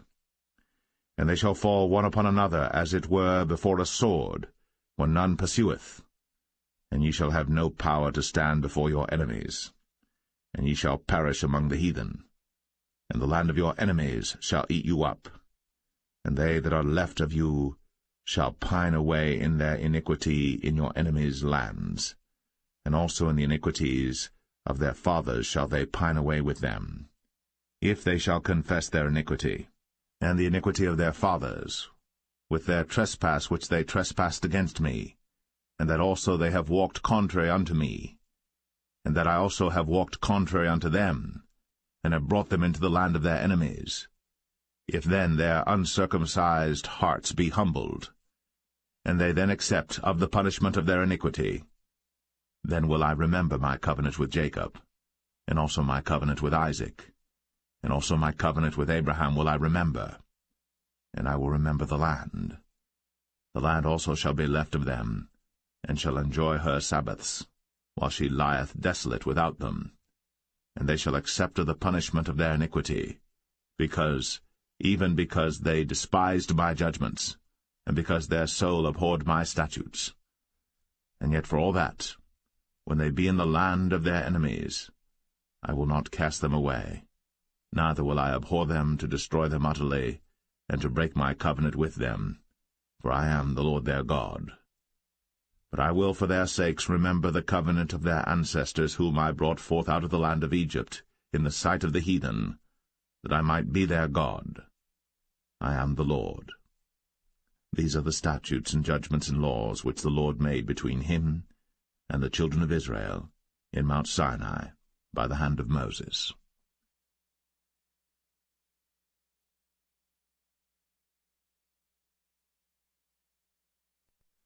Leviticus 27. And the Lord spake unto Moses, saying, Speak unto the children of Israel, and say unto them, When a man shall make a singular vow, the person shall be for the Lord by thy estimation. And thy estimation shall be of the male from 20 years old even unto 60 years old. Even thy estimation shall be 50 shekels of silver after the shekel of the sanctuary.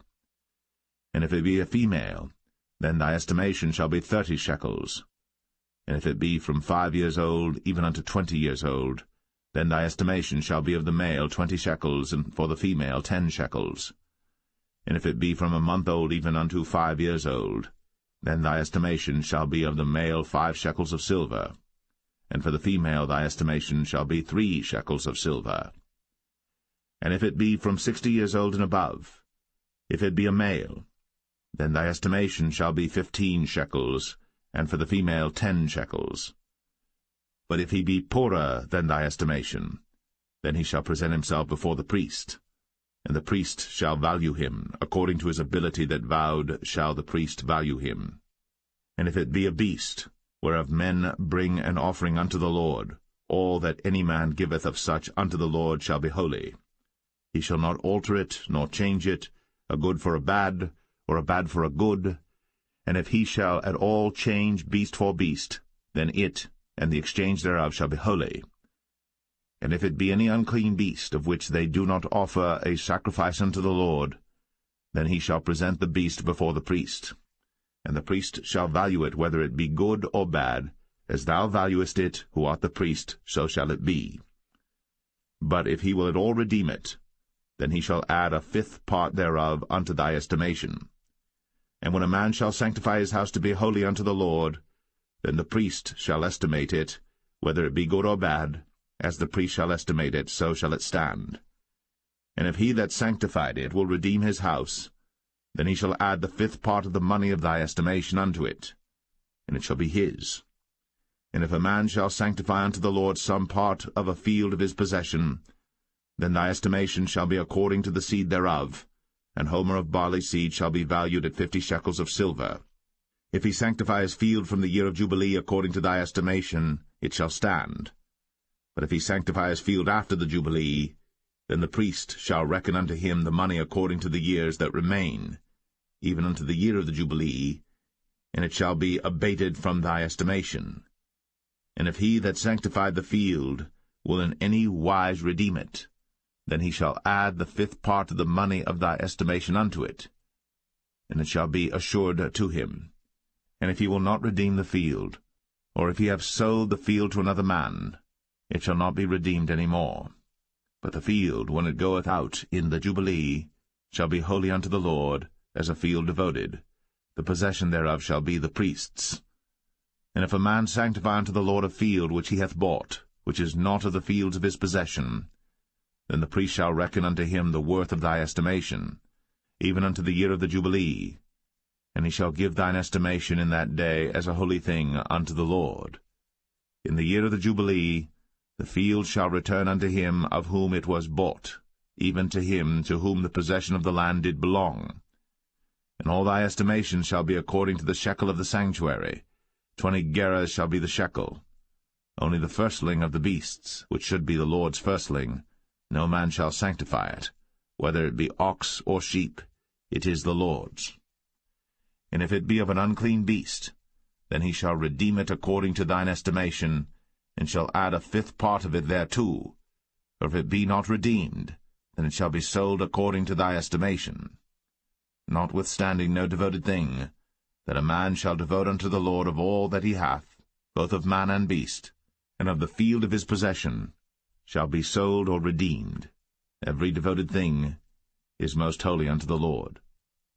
None devoted, which shall be devoted of men, shall be redeemed, but shall surely be put to death. And all the tithe of the land, whether of the seed of the land or of the fruit of the tree, is the Lord's.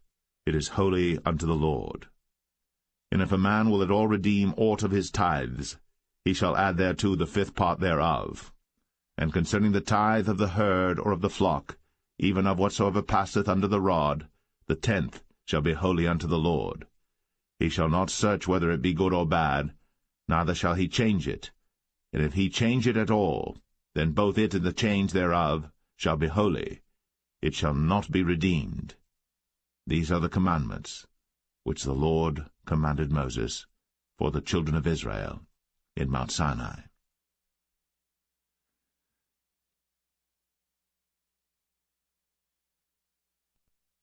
The Book of Numbers, chapter 1. And the Lord spake unto Moses in the wilderness of Sinai, in the tabernacle of the congregation, on the 1st day of the 2nd month, in the 2nd year after they were come out of the land of Egypt, saying, Take ye the sum of all the congregation of the children of Israel, after their families, by the house of their fathers, with the number of their names, every male by their polls. From 20 years old and upward, all that are able to go forth to war in Israel, thou and Aaron shall number them by their armies. And with you there shall be a man of every tribe, every one head of the house of his fathers. And these are the names of the men that shall stand with you. Of the tribe of Reuben, Elizur the son of Shadur; of Simeon, Shelumiel the son of Zurishaddai; of Judah, Nahshon the son of Amminadab; of Issachar, Nethanel the son of Zuar; of Zebulun, Eliab the son of Helon; of the children of Joseph; of Ephraim, Elishama the son of Ammihud; of Manasseh, Gamaliel the son of Pedazur; of Benjamin, Abidan the son of Gideoni; of Dan, Ahiezer the son of Ammishaddai; of Asher, Pagiel the son of Ochran; of Gad, Eliasaph the son of Duel; of Naphtali, Ahira the son of Enan. These were the renowned of the congregation, princes of the tribes of their fathers, heads of thousands in Israel. And Moses and Aaron took these men, which are expressed by their names, and they assembled all the congregation together on the 1st day of the 2nd month, and they declared their pedigrees after their families, by the house of their fathers, according to the number of the names, from 20 years old and upward, by their polls. As the Lord commanded Moses, so he numbered them in the wilderness of Sinai.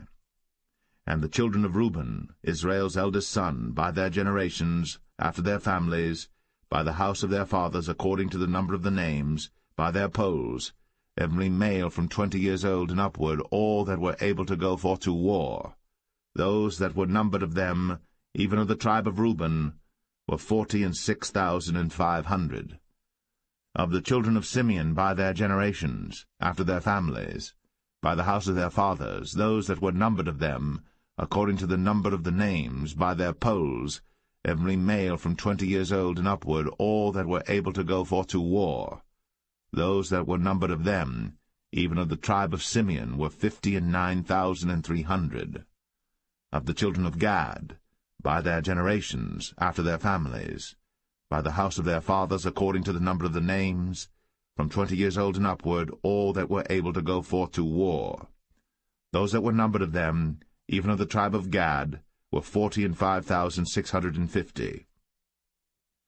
Of the children of Judah, by their generations, after their families, by the house of their fathers, according to the number of the names, from 20 years old and upward, all that were able to go forth to war. Those that were numbered of them, even of the tribe of Judah, were 314,600. Of the children of Issachar, by their generations, after their families, by the house of their fathers, according to the number of the names, from 20 years old and upward, all that were able to go forth to war. Those that were numbered of them, even of the tribe of Issachar, were 54,400. Of the children of Zebulun, by their generations, after their families, by the house of their fathers, according to the number of the names, from 20 years old and upward, all that were able to go forth to war, those that were numbered of them, even of the tribe of Zebulun, were 57,400. Of the children of Joseph, namely of the children of Ephraim, by their generations, after their families, by the house of their fathers, according to the number of the names, from 20 years old and upward, all that were able to go forth to war, those that were numbered of them, even of the tribe of Ephraim, were 40,500. Of the children of Manasseh, by their generations, after their families, by the house of their fathers, according to the number of the names, from 20 years old and upward, all that were able to go forth to war, those that were numbered of them, even of the tribe of Manasseh, were 32,200. Of the children of Benjamin, by their generations, after their families, by the house of their fathers, according to the number of the names, from 20 years old and upward, all that were able to go forth to war, those that were numbered of them, even of the tribe of Benjamin, were 35,400. Of the children of Dan, by their generations, after their families, by the house of their fathers, according to the number of the names, from 20 years old and upward, all that were able to go forth to war, those that were numbered of them, even of the tribe of Dan, were 62,700. Of the children of Asher, by their generations, after their families, by the house of their fathers, according to the number of the names, from 20 years old and upward, all that were able to go forth to war, those that were numbered of them, even of the tribe of Asher, were 41,500. Of the children of Naphtali, throughout their generations, after their families, by the house of their fathers, according to the number of the names, from 20 years old and upward, all that were able to go forth to war, those that were numbered of them, even of the tribe of Naphtali, were 53,400. These are those that were numbered, which Moses and Aaron numbered. And the princes of Israel, being 12 men, each one was for the house of his fathers. So were all those that were numbered of the children of Israel, by the house of their fathers, from 20 years old and upward, all that were able to go forth to war in Israel. Even all they that were numbered were 600,000 and 3,550. But the Levites after the tribe of their fathers were not numbered among them. For the Lord had spoken unto Moses, saying, Only thou shalt not number the tribe of Levi, neither take the sum of them among the children of Israel. But thou shalt appoint the Levites over the tabernacle of testimony, and over all the vessels thereof, and over all things that belong to it. They shall bear the tabernacle, and all the vessels thereof, and they shall minister unto it, and shall encamp round about the tabernacle. And when the tabernacle setteth forward, the Levites shall take it down.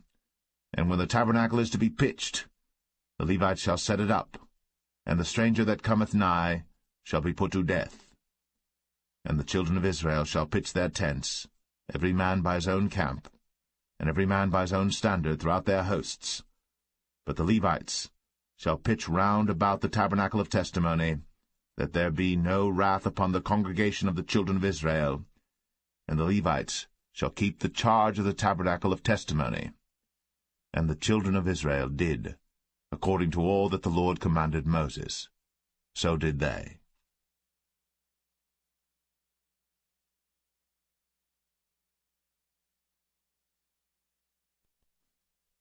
Numbers 2. And the Lord spake unto Moses and unto Aaron, saying, Every man of the children of Israel shall pitch by his own standard, with the ensign of their father's house. Far off about the tabernacle of the congregation shall they pitch. And on the east side toward the rising of the sun shall they of the standard of the camp of Judah pitch throughout their armies. And Nahshon the son of Amminadab shall be captain of the children of Judah. And his host, and those that were numbered of them, were 314,600. And those that do pitch next unto him shall be the tribe of Issachar. And Nethaniel the son of Zuar shall be captain of the children of Issachar. And his host, and those that were numbered thereof, were 54,400. Then the tribe of Zebulun, and Eliab the son of Helon, shall be captain of the children of Zebulun. And his host, and those that were numbered thereof were 57,400. All that were numbered in the camp of Judah were 100,000 and 6,400 throughout their armies. These shall first set forth. On the south side shall be the standard of the camp of Reuben, according to their armies, and the captain of the children of Reuben shall be Elizur, the son of Shedeur. And his host, and those that were numbered thereof, were 46,500. And those which pitched by him shall be the tribe of Simeon. And the captain of the children of Simeon shall be Shelumiel, the son of Zurishaddai. And his host, and those that were numbered of them, were 59,300. Then the tribe of Gad, and the captain of the sons of Gad shall be Eliasaph, the son of Ruel. And his host, and those that were numbered of them, were 45,650. All that were numbered in the camp of Reuben were 100,050 and 1,450 throughout their armies, and they shall set forth in the second rank.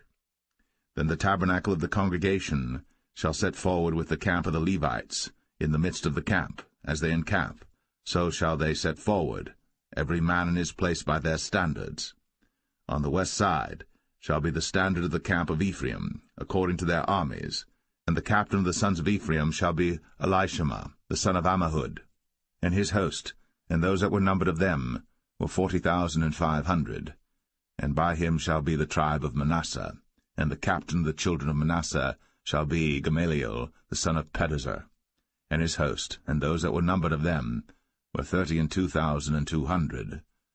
Then the tribe of Benjamin, and the captain of the sons of Benjamin shall be Abidan, the son of Gideoni. And his host, and those that were numbered of them, were 35,400. All that were numbered of the camp of Ephraim were 100,000 and 8,000 and 100 throughout their armies, and they shall go forward in the third rank. The standard of the camp of Dan shall be on the north side by their armies, and the captain of the children of Dan shall be Ahiezer, the son of Ammishaddai. And his host, and those that were numbered of them, were 62,700. And those that encamp by him shall be the tribe of Asher, and the captain of the children of Asher shall be Pagiel, the son of Ochran, and his host, and those that were numbered of them were 41,500. Then the tribe of Naphtali, and the captain of the children of Naphtali shall be Ahira, the son of Enan, and his host, and those that were numbered of them were 53,400. All they that were numbered in the camp of Dan were 100,050 and 7,600. They shall go hindmost with their standards. These are those which were numbered of the children of Israel, by the house of their fathers. All those that were numbered of the camps throughout their hosts were 600,000 and 3,550. But the Levites were not numbered among the children of Israel, as the Lord commanded Moses. And the children of Israel did according to all that the Lord commanded Moses. So they pitched by their standards, and so they set forward, every one after their families, according to the house of their fathers.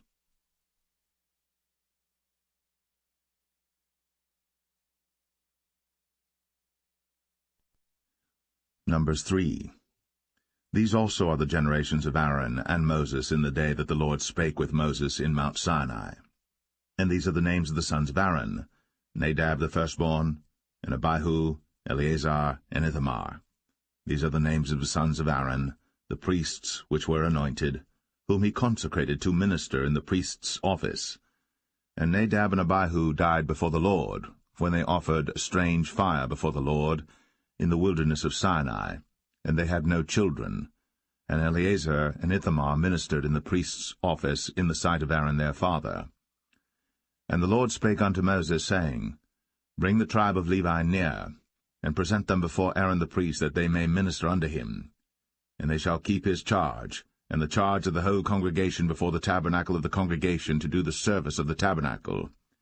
And they shall keep all the instruments of the tabernacle of the congregation, and the charge of the children of Israel, to do the service of the tabernacle. And thou shalt give the Levites unto Aaron, and to his sons. They are wholly given unto him out of the children of Israel. And thou shalt appoint Aaron and his sons, and they shall wait on their priest's office, and the stranger that cometh nigh shall be put to death. And the Lord spake unto Moses, saying, And I, behold, I have taken the Levites from among the children of Israel, instead of all the firstborn that openeth the matrix among the children of Israel. Therefore the Levites shall be mine. Because all the firstborn are mine, for on the day that I smote all the firstborn in the land of Egypt, I hallowed unto me all the firstborn in Israel, both man and beast. Mine shall they be. I am the Lord. And the Lord spake unto Moses in the wilderness of Sinai, saying, Number the children of Levi after the house of their fathers by their families. Every male from a month old and upward shalt thou number them. And Moses numbered them according to the word of the Lord, as he was commanded. And these were the sons of Levi by their names, Gershon and Kohath and Merari. And these are the names of the sons of Gershon by their families, Libni and Shimei. And the sons of Kohath by their families, Amram, and Izahar, Hebron, and Uzziel. And the sons of Merari by their families, Mahli and Mushai. These are the families of the Levites according to the house of their fathers. Of Gershon was the family of the Libnites, and the family of the Shimites. These are the families of the Gershonites. Those that were numbered of them, according to the number of all the males, from a month old and upward, even those that were numbered of them, were 7,500. The families of the Gershonites shall pitch behind the tabernacle westward. And the chief of the house of the father of the Gershonites shall be Eliasaph the son of Lael. And the charge of the sons of Gershon in the tabernacle of the congregation shall be the tabernacle, and the tent, the covering thereof, and the hanging for the door of the tabernacle of the congregation, and the hangings of the court, and the curtain for the door of the court which is by the tabernacle, and by the altar round about, and the cords of it for all the service thereof. And of Kohath was the family of the Amramites, and the family of the Isharites, and the family of the Hebronites, and the family of the Uzzielites. These are the families of the Kohathites. In the number of all the males from a month old and upward were 8,600, keeping the charge of the sanctuary. The families of the sons of Kohath shall pitch on the side of the tabernacle southward. And the chief of the house of the father of the families of the Kohathites shall be Elizaphan the son of Uzziel. And their charge shall be the ark, and the table, and the candlestick, and the altars, and the vessels of the sanctuary wherewith they minister, and the hanging, and all the service thereof. And Eleazar the son of Aaron the priest shall be chief over the chief of the Levites, and have the oversight of them that keep the charge of the sanctuary. Of Merari was the family of the Mahlites, and the family of the Mushites. These are the families of Merari. And those that were numbered of them, according to the number of all the males, from a month old and upward, were 6,200. And the chief of the house of the father of the families of Merari was Zuriel, the son of Abihail. These shall pitch on the side of the tabernacle northward. And under the custody and charge of the sons of Merari shall be the boards of the tabernacle, and the bars thereof, and the pillars thereof, and the sockets thereof, and all the vessels thereof, and all that serveth thereto, and the pillars of the court round about, and their sockets, and their pins, and their cords.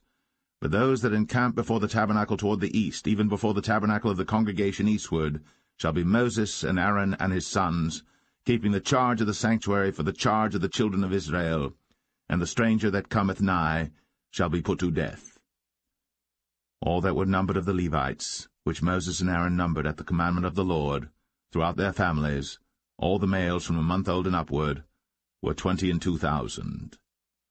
And the Lord said unto Moses, Number all the firstborn of the males of the children of Israel from a month old and upward, and take the number of their names. And thou shalt take the Levites for me, I am the Lord, instead of all the firstborn among the children of Israel, and the cattle of the Levites instead of all the firstlings among the cattle of the children of Israel. And Moses numbered, as the Lord commanded him, all the firstborn among the children of Israel, and all the firstborn males by the number of names, from a month old and upward, of those that were numbered of them, were 22,213. And the Lord spake unto Moses, saying, Take the Levites instead of all the firstborn among the children of Israel, and the cattle of the Levites instead of their cattle, and the Levites shall be mine. I am the Lord. And for those that are to be redeemed of the 213 of the firstborn of the children of Israel, which are more than the Levites, Thou shalt even take 5 shekels apiece by the pole. After the shekel of the sanctuary shalt thou take them. The shekel is 20 gerahs. And thou shalt give the money wherewith the odd number of them is to be redeemed, unto Aaron and to his sons. And Moses took the redemption money of them that were over and above them that were redeemed by the Levites. Of the firstborn of the children of Israel took he the money, 1,365 shekels, after the shekel of the sanctuary. And Moses gave the money of them that were redeemed unto Aaron and to his sons, according to the word of the Lord, as the Lord commanded Moses.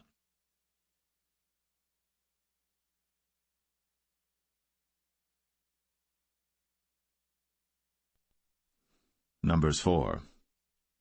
And the Lord spake unto Moses and unto Aaron, saying, Take the sum of the sons of Kohath, from among the sons of Levi, after their families, by the house of their fathers, from 30 years old and upward, even until 50 years old, all that enter into the host, to do the work in the tabernacle of the congregation.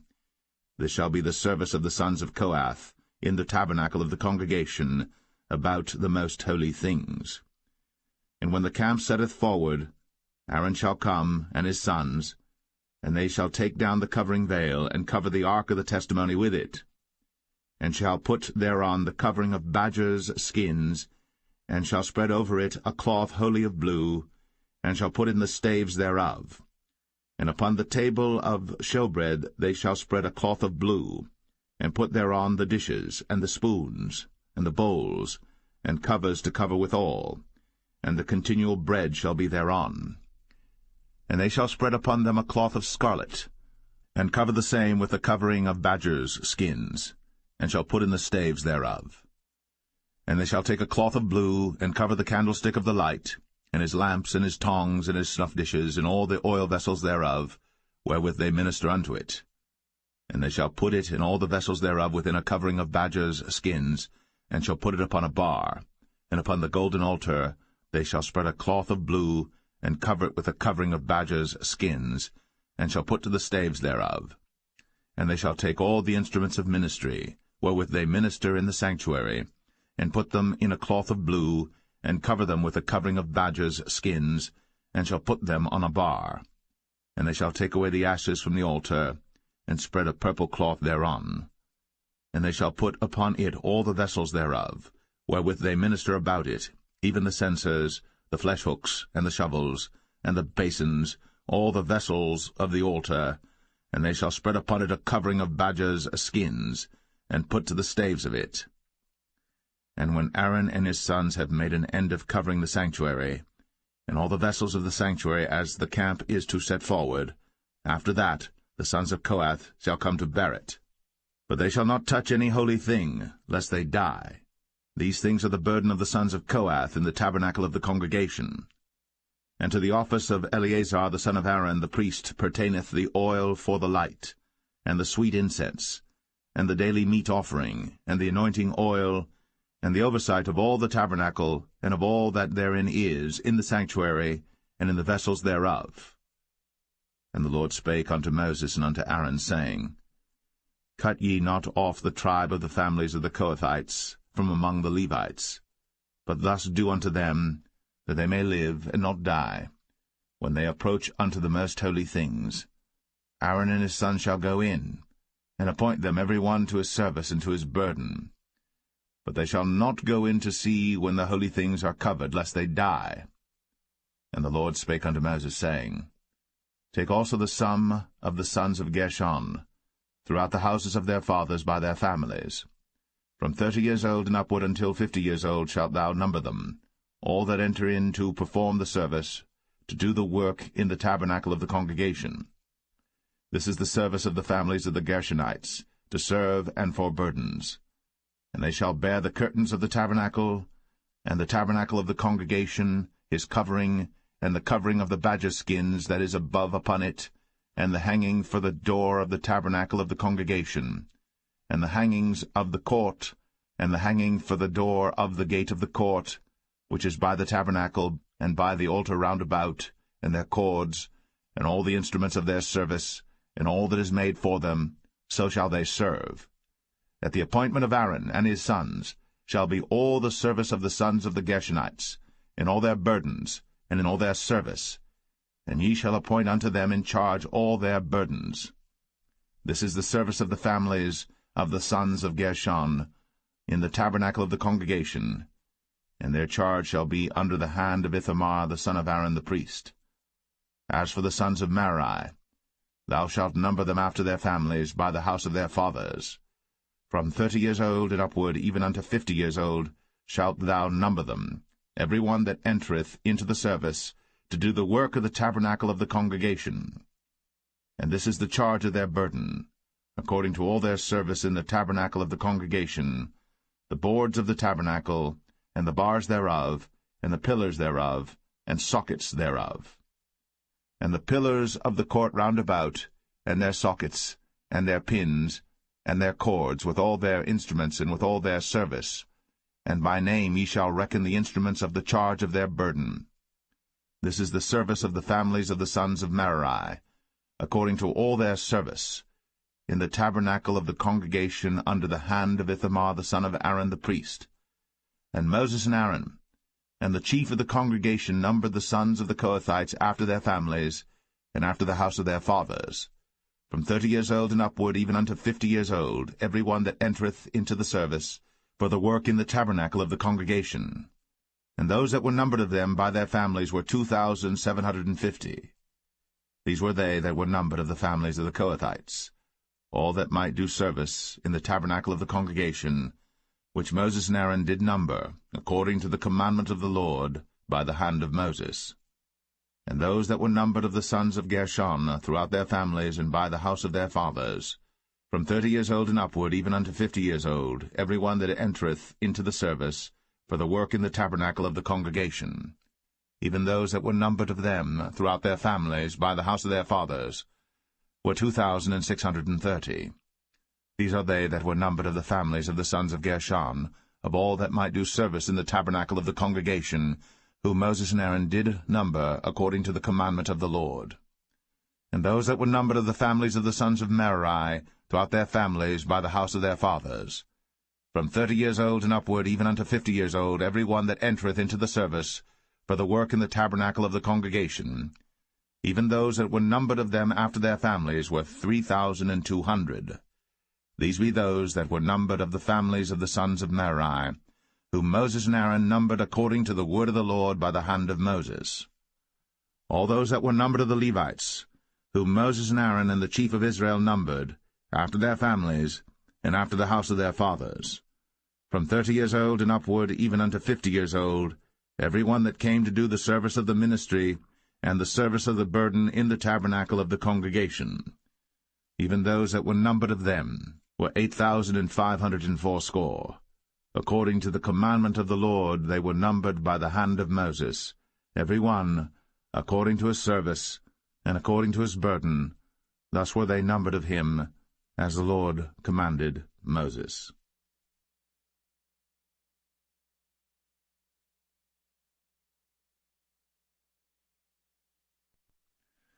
Numbers 5. And the Lord spake unto Moses, saying, Command the children of Israel, that they put out of the camp every leper, and every one that hath an issue, and whosoever is defiled by the dead. Both male and female shall ye put out, without the camp shall ye put them, that they defile not their camps, in the midst whereof I dwell.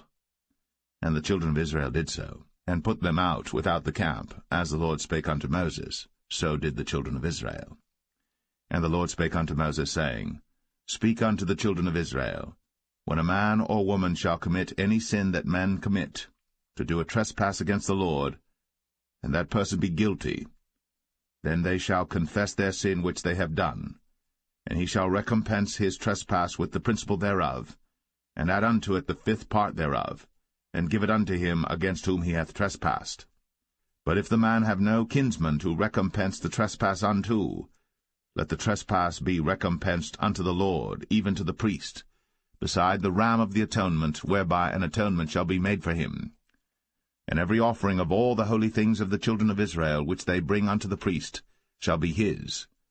And every man's hallowed things shall be his. Whatsoever any man giveth the priest, it shall be his. And the Lord spake unto Moses, saying, Speak unto the children of Israel, and say unto them, If any man's wife go aside, and commit a trespass against him, and a man lie with her carnally, and it be hid from the eyes of her husband, and be kept close, and she be defiled, and there be no witness against her, neither she be taken with the manner, and the spirit of jealousy come upon him, and he be jealous of his wife, and she be defiled, or if the spirit of jealousy come upon him, and he be jealous of his wife, and she be not defiled, then shall the man bring his wife unto the priest, and he shall bring her offering for her, the 10th part of an ephah of barley meal. He shall pour no oil upon it, nor put frankincense thereon, for it is an offering of jealousy, an offering of memorial, bringing iniquity to remembrance. And the priest shall bring her near, and set her before the Lord. And the priest shall take holy water in an earthen vessel, and of the dust that is in the floor of the tabernacle the priest shall take, and put it into the water. And the priest shall set the woman before the Lord, and uncover the woman's head, and put the offering of memorial in her hands, which is the jealousy offering. And the priest shall have in his hand the bitter water that causeth the curse. And the priest shall charge her by an oath, and say unto the woman, If no man have lain with thee, and if thou hast not gone aside to uncleanness with another instead of thy husband, be thou free from this bitter water that causeth the curse. But if thou hast gone aside to another instead of thy husband, and if thou be defiled, and some man have lain with thee beside thine husband, then the priest shall charge the woman with an oath of cursing, and the priest shall say unto the woman, The Lord make thee a curse, and an oath among thy people, when the Lord doth make thy thigh to rot, and thy belly to swell. And this water that causeth the curse shall go into thy bowels, to make thy belly to swell, and thy thigh to rot. And the woman shall say, Amen, Amen. And the priest shall write these curses in a book, and he shall blot them out with the bitter water. And he shall cause the woman to drink the bitter water that causeth the curse, and the water that causeth the curse shall enter into her, and become bitter. Then the priest shall take the jealousy offering out of the woman's hand, and shall wave the offering before the Lord, and offer it upon the altar. And the priest shall take an handful of the offering, even the memorial thereof, and burn it upon the altar, and afterward shall cause the woman to drink the water. And when he hath made her to drink the water, then it shall come to pass that if she be defiled, and have done trespass against her husband, that the water that causeth the curse shall enter into her, and become bitter, and her belly shall swell, and her thigh shall rot, and the woman shall be a curse among her people. And if the woman be not defiled, but be clean, then she shall be free, and shall conceive seed. This is the law of jealousies, when a wife goeth aside to another instead of her husband, and is defiled. Or when the spirit of jealousy cometh upon him, and he be jealous over his wife, and shall set the woman before the Lord, and the priest shall execute upon her all this law. Then shall the man be guiltless from iniquity, and this woman shall bear her iniquity.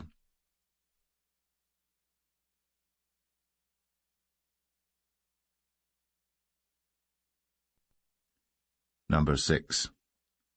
And the Lord spake unto Moses, saying, Speak unto the children of Israel, and say unto them, When either man or woman shall separate themselves to vow a vow of a Nazarite, to separate themselves unto the Lord, he shall separate himself from wine and strong drink, and shall drink no vinegar of wine, or vinegar of strong drink. Neither shall he drink any liquor of grapes, nor eat moist grapes or dried. All the days of his separation shall he eat nothing that is made of the vine tree, from the kernels even to the husk. All the days of the vow of his separation there shall no razor come upon his head, until the days be fulfilled, in the which he separateth himself unto the Lord. He shall be holy, and shall let the locks of the hair of his head grow. All the days that he separateth himself unto the Lord, he shall come at no dead body. He shall not make himself unclean for his father, or for his mother, for his brother, or for his sister when they die, because the consecration of his God is upon his head. All the days of his separation he is holy unto the Lord. And if any man die very suddenly by him, and he hath defiled the head of his consecration, then he shall shave his head in the day of his cleansing. On the 7th day shall he shave it. And on the 8th day he shall bring 2 turtles, or 2 young pigeons, to the priest, to the door of the tabernacle of the congregation, and the priest shall offer the one for a sin offering, and the other for a burnt offering, and make an atonement for him, for that he sinned by the dead, and shall hallow his head that same day. And he shall consecrate unto the Lord the days of his separation, and shall bring a lamb of the first year for a trespass offering, but the days that were before shall be lost, because his separation was defiled. And this is the law of the Nazarite. When the days of his separation are fulfilled, he shall be brought unto the door of the tabernacle of the congregation, and he shall offer his offering unto the Lord, 1 he-lamb of the first year without blemish for a burnt offering, and 1 ewe-lamb of the first year without blemish for a sin offering, and 1 ram without blemish for peace offerings, and a basket of unleavened bread, cakes of fine flour mingled with oil, and wafers of unleavened bread anointed with oil, and their meat offering, and their drink offerings. And the priest shall bring them before the Lord, and shall offer his sin offering and his burnt offering. And he shall offer the ram for a sacrifice of peace offerings unto the Lord, with the basket of unleavened bread. The priest shall offer also his meat offering and his drink offering. And the Nazarite shall shave the head of his separation at the door of the tabernacle of the congregation, and shall take the hair of the head of his separation, and put it in the fire which is under the sacrifice of the peace offerings. And the priest shall take the sodden shoulder of the ram, and 1 unleavened cake out of the basket, and 1 unleavened wafer, and shall put them upon the hands of the Nazarite, after the hair of his separation is shaven.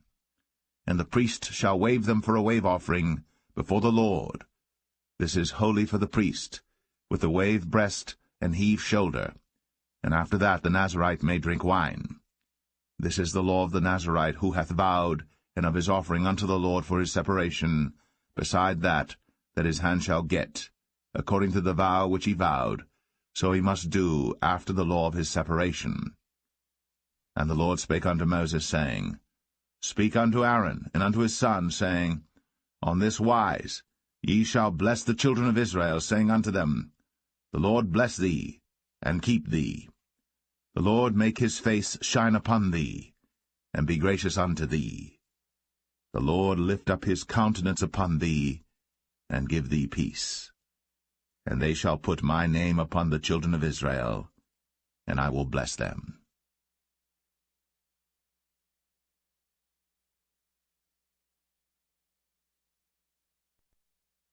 Number 7. And it came to pass on the day that Moses had fully set up the tabernacle, and had anointed it, and sanctified it, and all the instruments thereof, both the altar and all the vessels thereof, and had anointed them and sanctified them, that the princes of Israel, heads of the house of their fathers, who were the princes of the tribes, and were over them that were numbered, offered. And they brought their offering before the Lord, 6 covered wagons, and 12 oxen, a wagon for 2 of the princes, and for each one an ox. And they brought them before the tabernacle. And the Lord spake unto Moses, saying, Take it of them, that they may be to do the service of the tabernacle of the congregation, and thou shalt give them unto the Levites, to every man according to his service. And Moses took the wagons and the oxen, and gave them unto the Levites. 2 wagons and 4 oxen he gave unto the sons of Gershon, according to their service. And 4 wagons and 8 oxen he gave unto the sons of Merari, according unto their service, under the hand of Ithamar the son of Aaron the priest. But unto the sons of Kohath he gave none, because the service of the sanctuary belonging unto them was that they should bear upon their shoulders. And the princes offered for dedicating of the altar in the day that it was anointed, even the princes offered their offering before the altar. And the Lord said unto Moses, They shall offer their offering, each prince on his day, for the dedicating of the altar, And he that offered his offering the first day was Nahshon the son of Amminadab of the tribe of Judah. And his offering was 1 silver charger, the weight thereof was 130 shekels, 1 silver bowl of 70 shekels after the shekel of the sanctuary, both of them were full of fine flour mingled with oil for a meat offering, 1 spoon of 10 shekels of gold, full of incense, 1 young bullock, 1 ram, 1 lamb of the first year for a burnt offering, 1 kid of the goats for a sin offering, and for a sacrifice of peace offerings, 2 oxen, 5 rams, 5 he-goats, 5 lambs of the first year. This was the offering of Nahshon the son of Amminadab. On the second day Nathaniel the son of Zuar, prince of Issachar, did offer. He offered for his offering 1 silver charger, the weight whereof was 130 shekels, 1 silver bowl of 70 shekels after the shekel of the sanctuary, both of them full of fine flour mingled with oil for a meat offering, 1 spoon of gold of 10 shekels full of incense, 1 young bullock, 1 ram, 1 lamb of the first year for a burnt offering, 1 kid of the goats for a sin offering, and for a sacrifice of peace offerings 2 oxen, 5 rams, 5 he-goats, 5 lambs of the first year. This was the offering of Nathaniel the son of Zuar. On the third day Eliab the son of Helon, prince of the children of Zebulun, did offer. His offering was 1 silver charger, the weight whereof was 130 shekels, 1 silver bowl of 70 shekels after the shekel of the sanctuary, both of them full of fine flour mingled with oil for a meat offering, 1 golden spoon of 10 shekels full of incense, 1 young bullock, 1 ram, 1 lamb of the first year for a burnt offering, 1 kid of the goats for a sin offering, and for a sacrifice of peace offerings 2 oxen, 5 rams, 5 he-goats, 5 lambs of the first year. This was the offering of Eliab the son of Helon. On the fourth day Eleazar the son of Shedeur, prince of the children of Reuben, did offer. His offering was 1 silver charger of the weight of 130 shekels, 1 silver bowl of 70 shekels after the shekel of the sanctuary, both of them full of fine flour mingled with oil for a meat offering, 1 golden spoon of 10 shekels full of incense, 1 young bullock, 1 ram, 1 lamb of the first year for a burnt offering, 1 kid of the goats for a sin offering, and for a sacrifice of peace offerings 2 oxen, 5 rams, 5 he-goats, 5 lambs of the first year. This was the offering of Elizur the son of Shedeur. On the fifth day Shelumiel the son of Zerushadai, prince of the children of Simeon, did offer. His offering was 1 silver charger, the weight whereof was 130 shekels, 1 silver bowl of 70 shekels after the shekel of the sanctuary, both of them full of fine flour mingled with oil for a meat offering, 1 golden spoon of 10 shekels full of incense, 1 young bullock, 1 ram, 1 lamb of the first year for a burnt offering, 1 kid of the goats for a sin offering, and for a sacrifice of peace offerings 2 oxen, 5 rams, 5 he-goats, 5 lambs of the first year. This was the offering of Shelumiel the son of Zerushadai. On the sixth day Eliasaph the son of Deuel, prince of the children of Gad, offered. His offering was 1 silver charger of the weight of 130 shekels, a silver bowl of 70 shekels after the shekel of the sanctuary, both of them full of fine flour mingled with oil for a meat offering, 1 golden spoon of 10 shekels full of incense, 1 young bullock, 1 ram, 1 lamb of the first year for a burnt offering, 1 kid of the goats for a sin offering, and for a sacrifice of peace offerings 2 oxen, 5 rams, 5 he-goats, 5 lambs of the first year. This was the offering of Eliasaph the son of Deuel. On the seventh day Elishama the son of Ammihud, prince of the children of Ephraim, offered. His offering was 1 silver charger, the weight whereof was 130 shekels, 1 silver bowl of 70 shekels after the shekel of the sanctuary, both of them full of fine flour mingled with oil for a meat offering, 1 golden spoon of 10 shekels full of incense, 1 young bullock, 1 ram, 1 lamb of the first year for a burnt offering, 1 kid of the goats for a sin offering, and for a sacrifice of peace offerings 2 oxen, 5 rams, 5 he-goats, 5 lambs of the first year. This was the offering of Elishama the son of Ammihud. On the eighth day offered Gamaliel the son of Pedahzur, prince of the children of Manasseh. His offering was 1 silver charger of the weight of 130 shekels, 1 silver bowl of 70 shekels after the shekel of the sanctuary, both of them full of fine flour, mingled with oil for a meat offering, 1 golden spoon of 10 shekels full of incense, 1 young bullock, 1 ram, 1 lamb of the first year for a burnt offering, 1 kid of the goats for a sin offering, and for a sacrifice of peace offerings 2 oxen, 5 rams, 5 he-goats, 5 lambs of the first year. This was the offering of Gamaliel the son of Pedahzur. On the ninth day Abidan the son of Gideoni, prince of the children of Benjamin, offered. His offering was 1 silver charger, the weight whereof was 130 shekels, 1 silver bowl of 70 shekels, after the shekel of the sanctuary, both of them full of fine flour mingled with oil for a meat offering, 1 golden spoon of 10 shekels full of incense, 1 young bullock, 1 ram, 1 lamb of the first year for a burnt offering, 1 kid of the goats for a sin offering, and for a sacrifice of peace offerings 2 oxen, 5 rams, 5 he-goats, 5 lambs of the first year. This was the offering of Abidan, the son of Gideoni. On the 10th day Ahiezer the son of Ammishaddai, prince of the children of Dan, offered. His offering was 1 silver charger, the weight whereof was 130 shekels, 1 silver bowl of 70 shekels, after the shekel of the sanctuary, both of them full of fine flour mingled with oil for a meat offering, 1 golden spoon of 10 shekels full of incense, 1 young bullock, 1 ram, 1 lamb of the first year for a burnt offering, 1 kid of the goats for a sin offering, and for a sacrifice of peace offerings 2 oxen, 5 rams, 5 he-goats, 5 lambs of the first year. This was the offering of Ahiezer the son of Ammishaddai. On the 11th day Pagiel the son of Ochran, prince of the children of Asher, offered.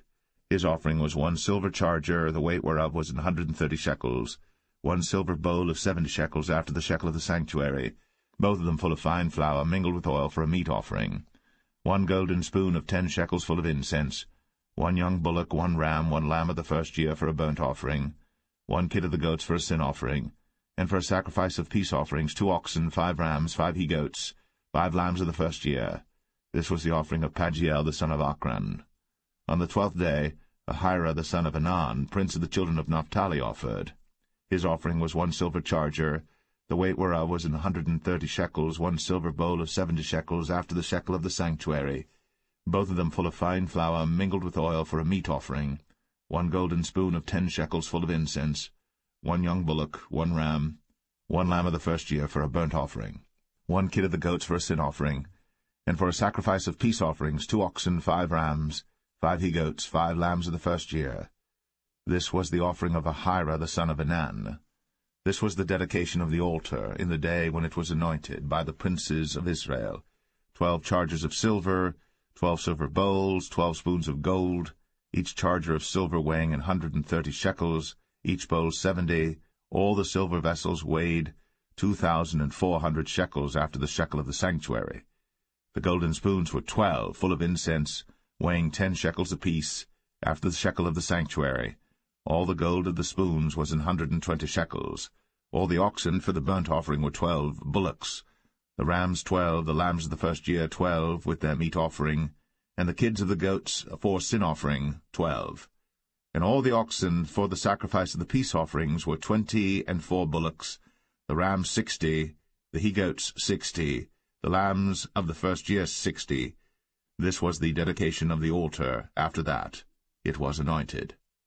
And when Moses was gone into the tabernacle of the congregation to speak with him, then he heard the voice of one speaking unto him from off the mercy seat, that was upon the ark of testimony, from between the 2 cherubims, and he spake unto him.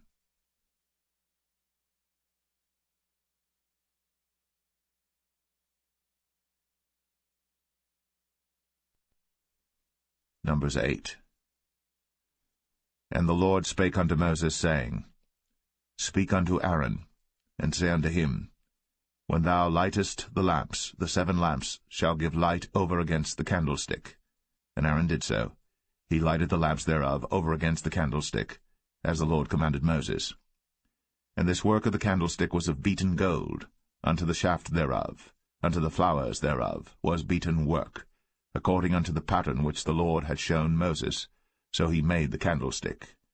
And the Lord spake unto Moses, saying, Take the Levites from among the children of Israel, and cleanse them.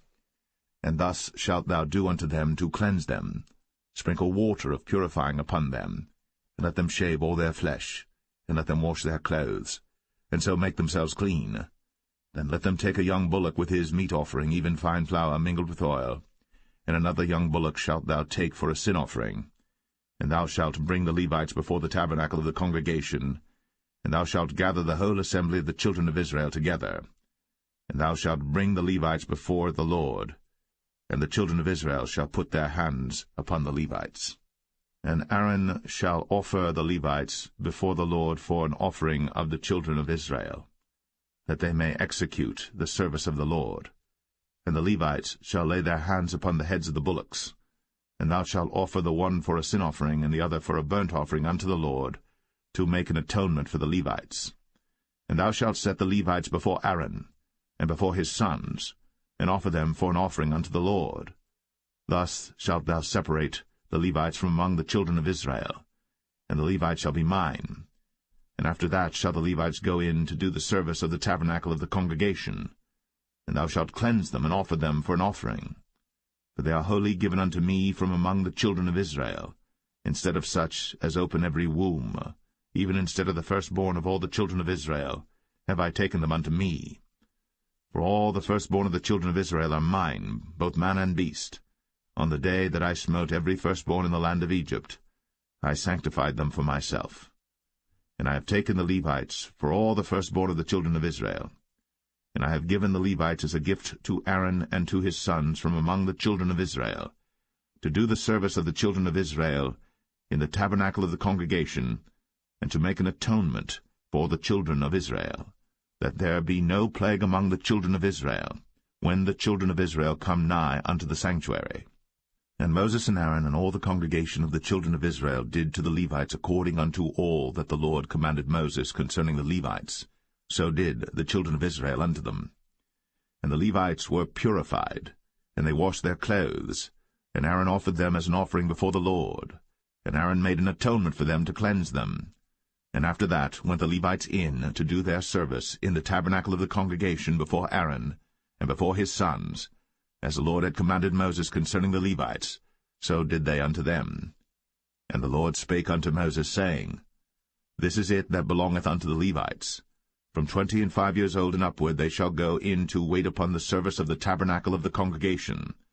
And from the age of 50 years they shall cease waiting upon the service thereof, and shall serve no more, but shall minister with their brethren in the tabernacle of the congregation, to keep the charge, and shall do no service.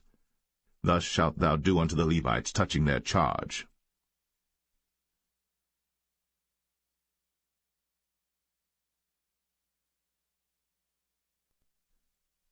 Numbers 9. And the Lord spake unto Moses in the wilderness of Sinai, in the first month of the 2nd year, after they were come out of the land of Egypt, saying, Let the children of Israel also keep the Passover at his appointed season. In the 14th day of this month, at even, ye shall keep it in his appointed season, according to all the rites of it, and according to all the ceremonies thereof shall ye keep it. And Moses spake unto the children of Israel, that they should keep the Passover.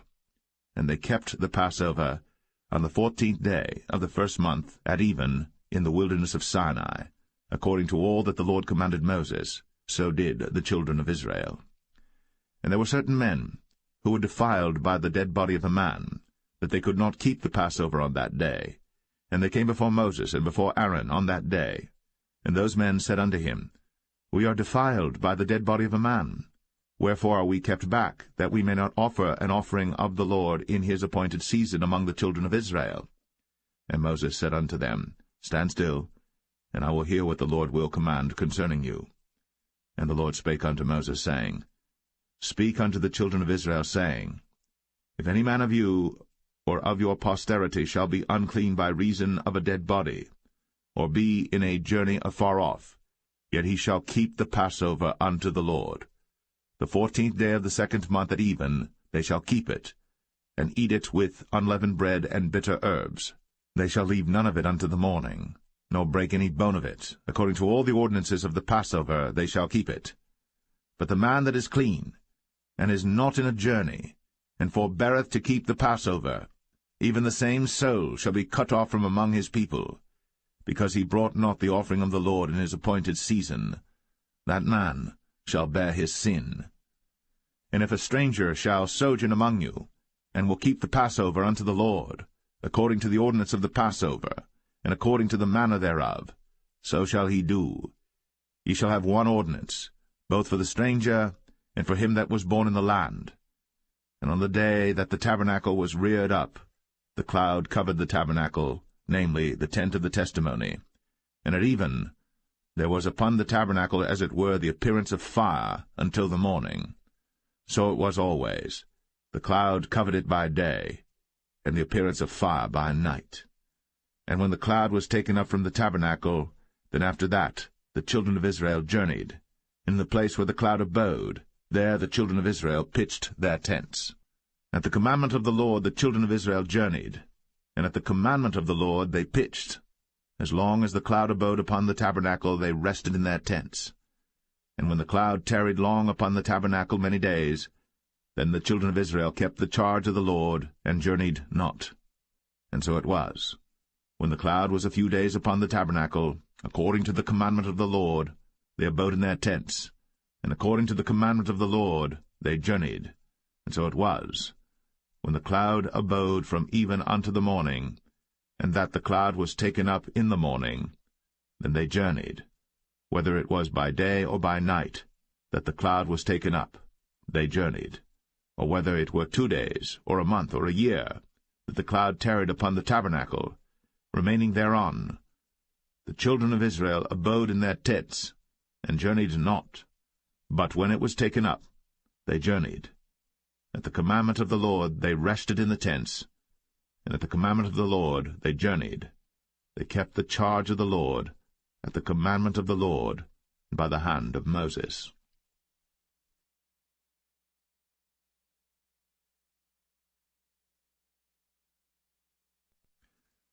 Numbers 10.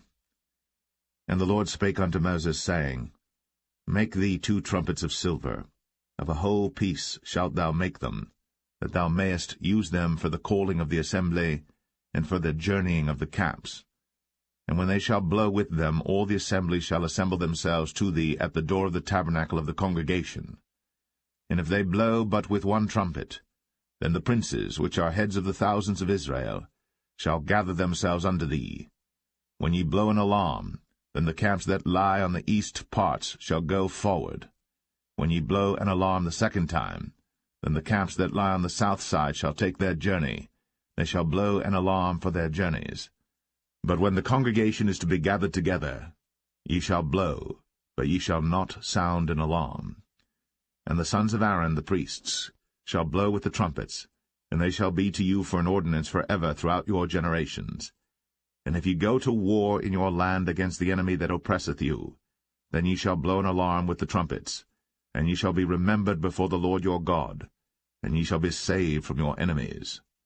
Also in the day of your gladness, and in your solemn days, in the beginnings of your months, ye shall blow with the trumpets over your burnt offerings, and over the sacrifices of your peace offerings, that they may be to you for a memorial before your God. I am the Lord your God. And it came to pass on the 20th day of the 2nd month, in the 2nd year, that the cloud was taken up from off the tabernacle of the testimony. And the children of Israel took their journeys out of the wilderness of Sinai, and the cloud rested in the wilderness of Paran. And they first took their journey according to the commandment of the Lord by the hand of Moses. In the first place went the standard of the camp of the children of Judah according to their armies, and over his host was Nahshon the son of Amminadab. And over the host of the tribe of the children of Issachar was Nethaneel the son of Zuar. And over the host of the tribe of the children of Zebulun was Eliab the son of Helon. And the tabernacle was taken down, and the sons of Gershon and the sons of Merari set forward, bearing the tabernacle. And the standard of the camp of Reuben set forward according to their armies. And over his host was Elizur the son of Shadur. And over the host of the tribe of the children of Simeon was Shelumiel the son of Zerushadai. And over the host of the tribe of the children of Gad was Eliasaph the son of Duel. And the Kohathites set forward, bearing the sanctuary, and the other did set up the tabernacle against they came. And the standard of the camp of the children of Ephraim set forward according to their armies, and over his host was Elishama the son of Ammihud. And over the host of the tribe of the children of Manasseh was Gamaliel the son of Pedazur. And over the host of the tribe of the children of Benjamin was Abidan the son of Gideoni. And the standard of the camp of the children of Dan set forward, which was the rearward of all the camps throughout their hosts. And over his host was Ahiezer the son of Ammishaddai. And over the host of the tribe of the children of Asher was Pagiel the son of Ochran. And over the host of the tribe of the children of Naphtali was Ahira, the son of Enan. Thus were the journeyings of the children of Israel according to their armies, when they set forward. And Moses said unto Hobab, the son of Raguel the Midianite, Moses' father-in-law, We are journeying unto the place of which the Lord said, I will give it you. Come thou with us, and we will do thee good. For the Lord hath spoken good concerning Israel. And he said unto him, I will not go, but I will depart to mine own land, and to my kindred. And he said, Leave us not, I pray thee, for as much as thou knowest how we are to encamp in the wilderness, and thou mayest be to us instead of eyes. And it shall be, if thou go with us, yea, it shall be that what goodness the Lord shall do unto us, the same will we do unto thee. And they departed from the mount of the Lord 3 days' journey. And the ark of the covenant of the Lord went before them in the 3 days' journey, to search out a resting place for them. And the cloud of the Lord was upon them by day, when they went out of the camp. And it came to pass, set forward, that Moses said, Rise up, Lord, and let thine enemies be scattered, and let them that hate thee flee before thee. And when it rested, he said, Return, O Lord, unto the many thousands of Israel.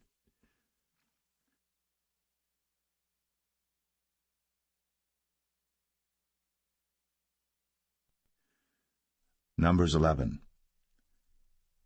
And when the people complained, it displeased the Lord. And the Lord heard it, and his anger was kindled. And the fire of the Lord burnt among them, and consumed them that were in the uttermost parts of the camp. And the people cried unto Moses. And when Moses prayed unto the Lord, the fire was quenched. And he called the name of the place Taberah, because the fire of the Lord burnt among them. And the mixed multitude that was among them fell a-lusting. And the children of Israel also wept again, and said, Who shall give us flesh to eat? We remember the fish which we did eat in Egypt freely, the cucumbers, and the melons, and the leeks, and the onions, and the garlic.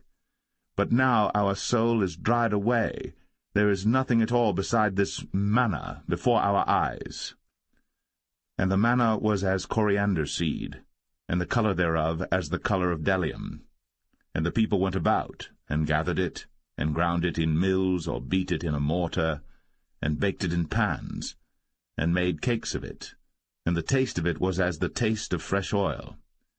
And when the dew fell upon the camp in the night, the manna fell upon it. Then Moses heard the people weep throughout their families, every man in the door of his tent. And the anger of the Lord was kindled greatly. Moses also was displeased. And Moses said unto the Lord, Wherefore hast thou afflicted thy servant?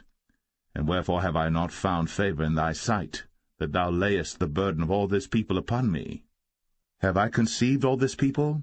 Have I begotten them, that thou shouldst say unto me, Carry them in thy bosom, as a nursing father beareth the sucking child, unto the land which thou swarest unto their fathers? Whence should I have flesh to give unto all this people? For they weep unto me, saying, Give us flesh, that we may eat. I am not able to bear all this people alone, because it is too heavy for me. And if thou deal thus with me, kill me, I pray thee, out of hand, if I have found favor in thy sight, and let me not see my wretchedness.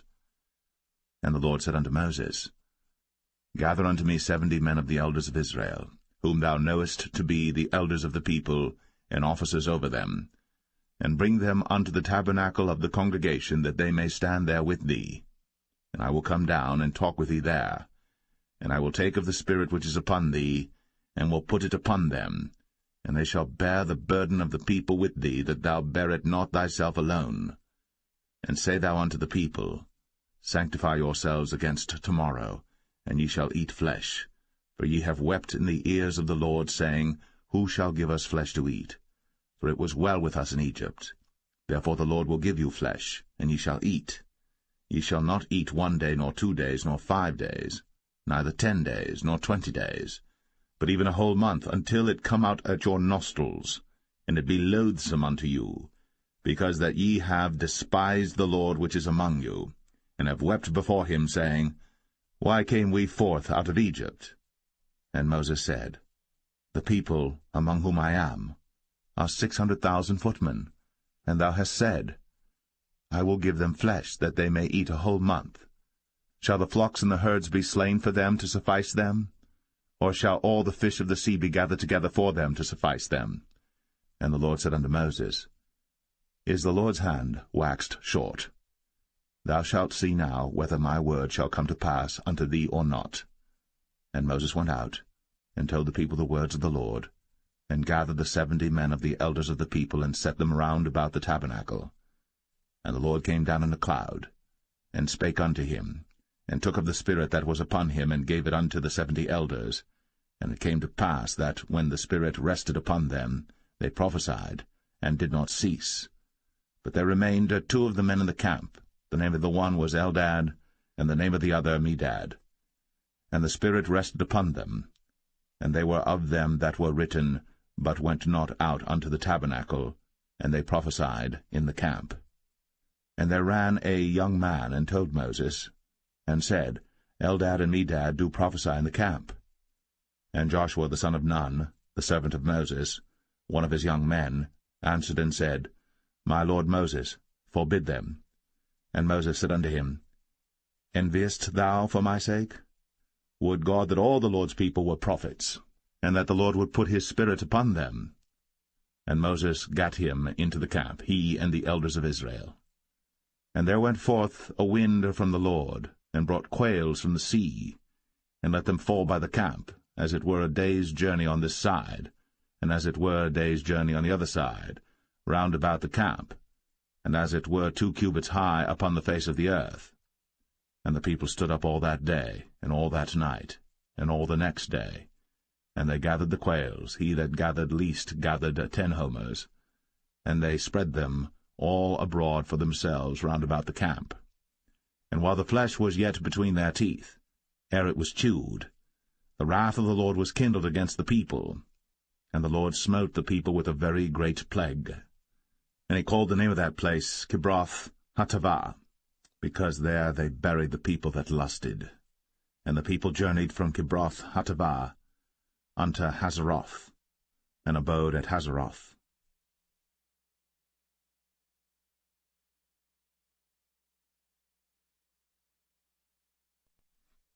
Numbers 12. And Miriam and Aaron spake against Moses because of the Ethiopian woman whom he had married, for he had married an Ethiopian woman. And they said, Hath the Lord indeed spoken only by Moses? Hath he not spoken also by us? And the Lord heard it. Now the man Moses was very meek, above all the men which were upon the face of the earth. And the Lord spake suddenly unto Moses, and unto Aaron, and unto Miriam, Come out ye 3 unto the tabernacle of the congregation. And they 3 came out. And the Lord came down in the pillar of the cloud, and stood in the door of the tabernacle, and called Aaron and Miriam. And they both came forth. And he said, Hear now my words. If there be a prophet among you, I the Lord will make myself known unto him in a vision, and will speak unto him in a dream. My servant Moses is not so, who is faithful in all mine house. With him will I speak mouth to mouth, even apparently, and not in dark speeches. And the similitude of the Lord shall he behold. Wherefore then were ye not afraid to speak against my servant Moses? And the anger of the Lord was kindled against them, and he departed. And the cloud departed from off the tabernacle, and behold, Miriam became leprous, white as snow. And Aaron looked upon Miriam, and behold, she was leprous.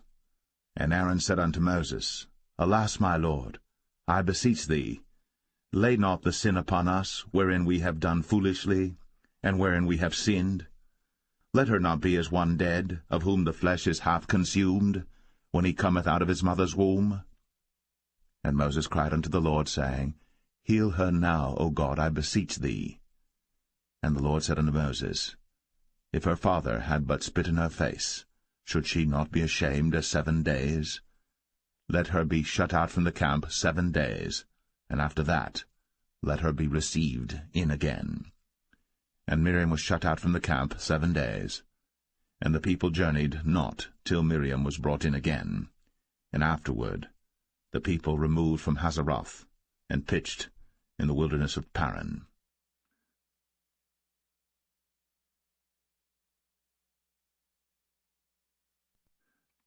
Numbers 13. And the Lord spake unto Moses, saying, Send thou men, that they may search the land of Canaan, which I give unto the children of Israel. Of every tribe of their fathers shall ye send a man, every one a ruler among them. And Moses, by the commandment of the Lord, sent them from the wilderness of Paran. All those men were heads of the children of Israel. And these were their names: of the tribe of Reuben, Shammua, the son of Zakur; of the tribe of Simeon, Shaphat, the son of Ori; of the tribe of Judah, Caleb, the son of Jephunneh; of the tribe of Issachar, Igal, the son of Joseph; of the tribe of Ephraim, Hoshea, the son of Nun; of the tribe of Benjamin, Palti, the son of Raphu; of the tribe of Zebulun, Gadiel, the son of Sodai; of the tribe of Joseph, namely, of the tribe of Manasseh, Gadai, the son of Susai; of the tribe of Dan, Amiel, the son of Gemalli; of the tribe of Asher, Sethur, the son of Michael; of the tribe of Naphtali, Nabai, the son of Vophsi; of the tribe of Gad, Geuel, the son of Machi. These are the names of the men which Moses sent to spy out the land. And Moses called Hoshea, the son of Nun, Jehoshua. And Moses sent them to spy out the land of Canaan, and said unto them, Get you up this way southward, and go up into the mountain, and see the land what it is, and the people that dwelleth therein, whether they be strong or weak, few or many, and what the land is that they dwell in, whether it be good or bad, and what cities they be that they dwell in, whether in tents or in strongholds, and what the land is, whether it be fat or lean, whether there be wood therein or not. And be ye of good courage, and bring of the fruit of the land. Now the time was the time of the first ripe grapes. So they went up and searched the land from the wilderness of Zin unto Rehob, as men come to Hamath. And they ascended by the south, and came unto Hebron, where Ahiman, Sheshai, and Talmai, the children of Anak, were. Now Hebron was built 7 years before Zoan in Egypt. And they came unto the brook of Eshcol, and cut down from thence a branch, with one cluster of grapes, and they bare it between two upon a staff. And they brought of the pomegranates and of the figs. The place was called the brook Eshcol, because of the cluster of grapes which the children of Israel cut down from thence. And they returned from searching of the land after 40 days.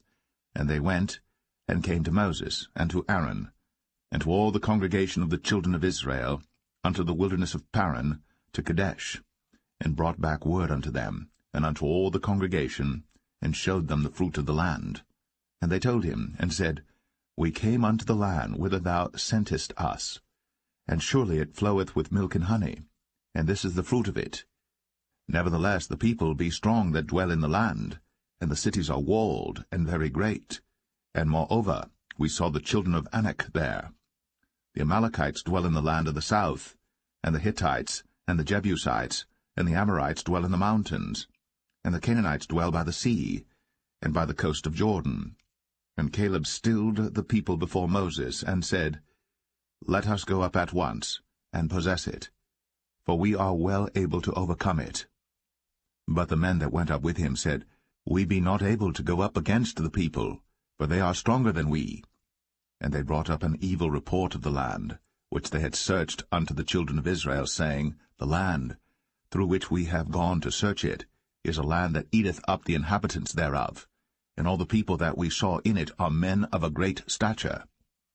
And there we saw the giants, the sons of Anak, which come of the giants. And we were in our own sight as grasshoppers, and so we were in their sight.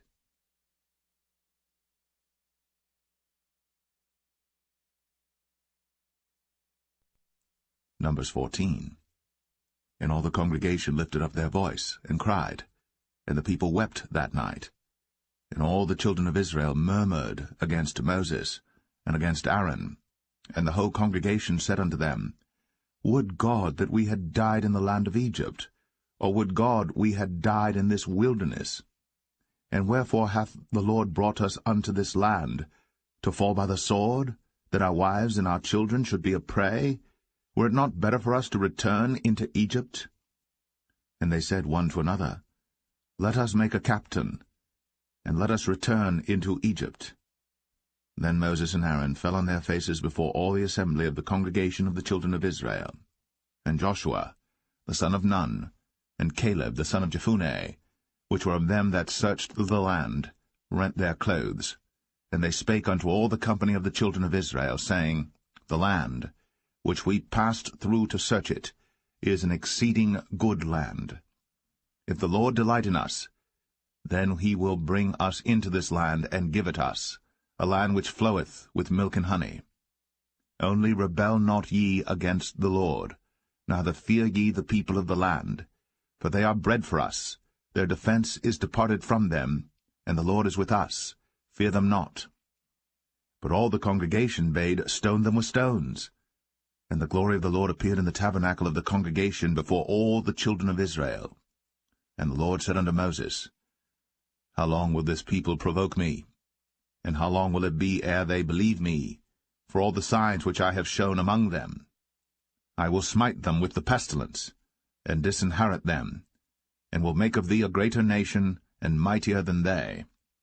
And Moses said unto the Lord, Then the Egyptians shall hear it, for thou broughtest up this people in thy might from among them, and they will tell it to the inhabitants of this land. For they have heard that thou, Lord, art among this people, that thou, Lord, art seen face to face, and that thy cloud standeth over them, and that thou goest before them by daytime in a pillar of a cloud, and in a pillar of fire by night. Now if thou shalt kill all this people as one man, then the nations which have heard the fame of thee will speak, saying, Because the Lord was not able to bring this people into the land which he sware unto them, therefore he hath slain them in the wilderness. And now I beseech thee, let the power of my Lord be great, according as thou hast spoken, saying, The Lord is longsuffering, and of great mercy, forgiving iniquity and transgression, and by no means clearing the guilty, visiting the iniquity of the fathers upon the children unto the third and fourth generation. Pardon, I beseech thee, the iniquity of this people according unto the greatness of thy mercy, and as thou hast forgiven this people from Egypt even until now. And the Lord said, I have pardoned according to thy word.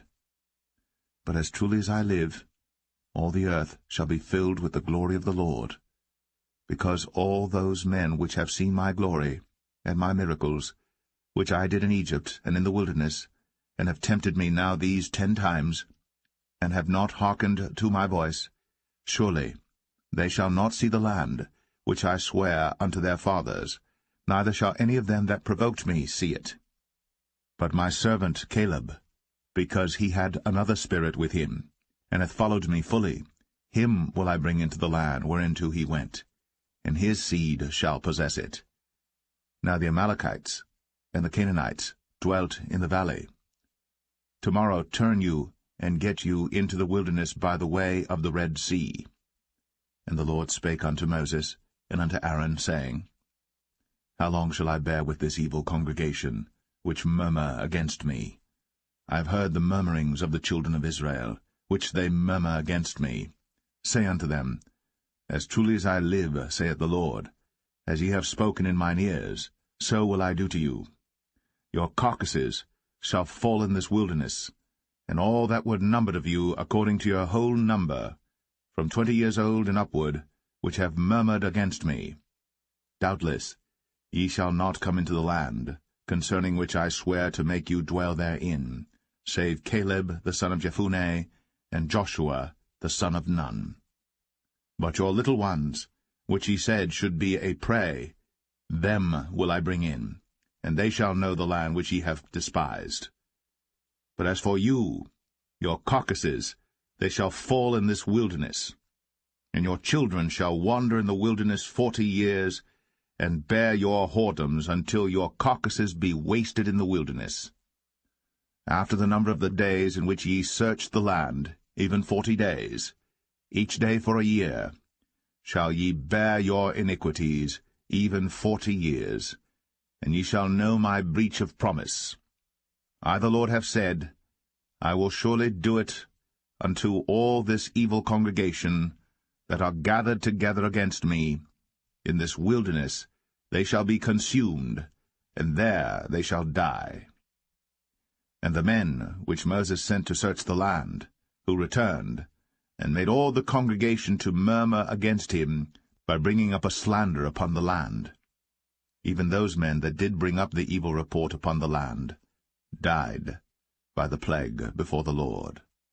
But Joshua, the son of Nun, and Caleb, the son of Jephunneh, which were of the men that went to search the land, lived still.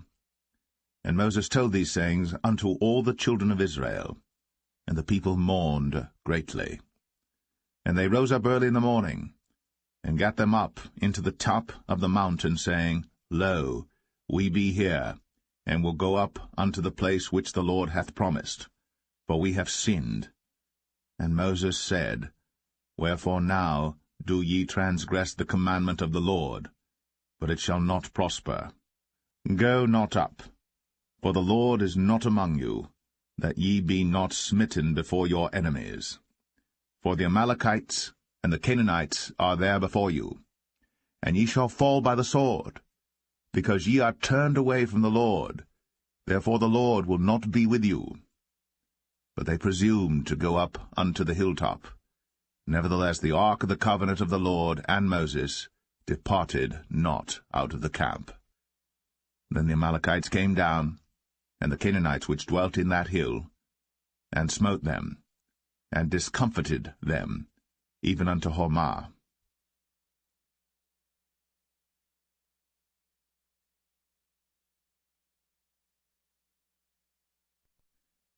Numbers 15.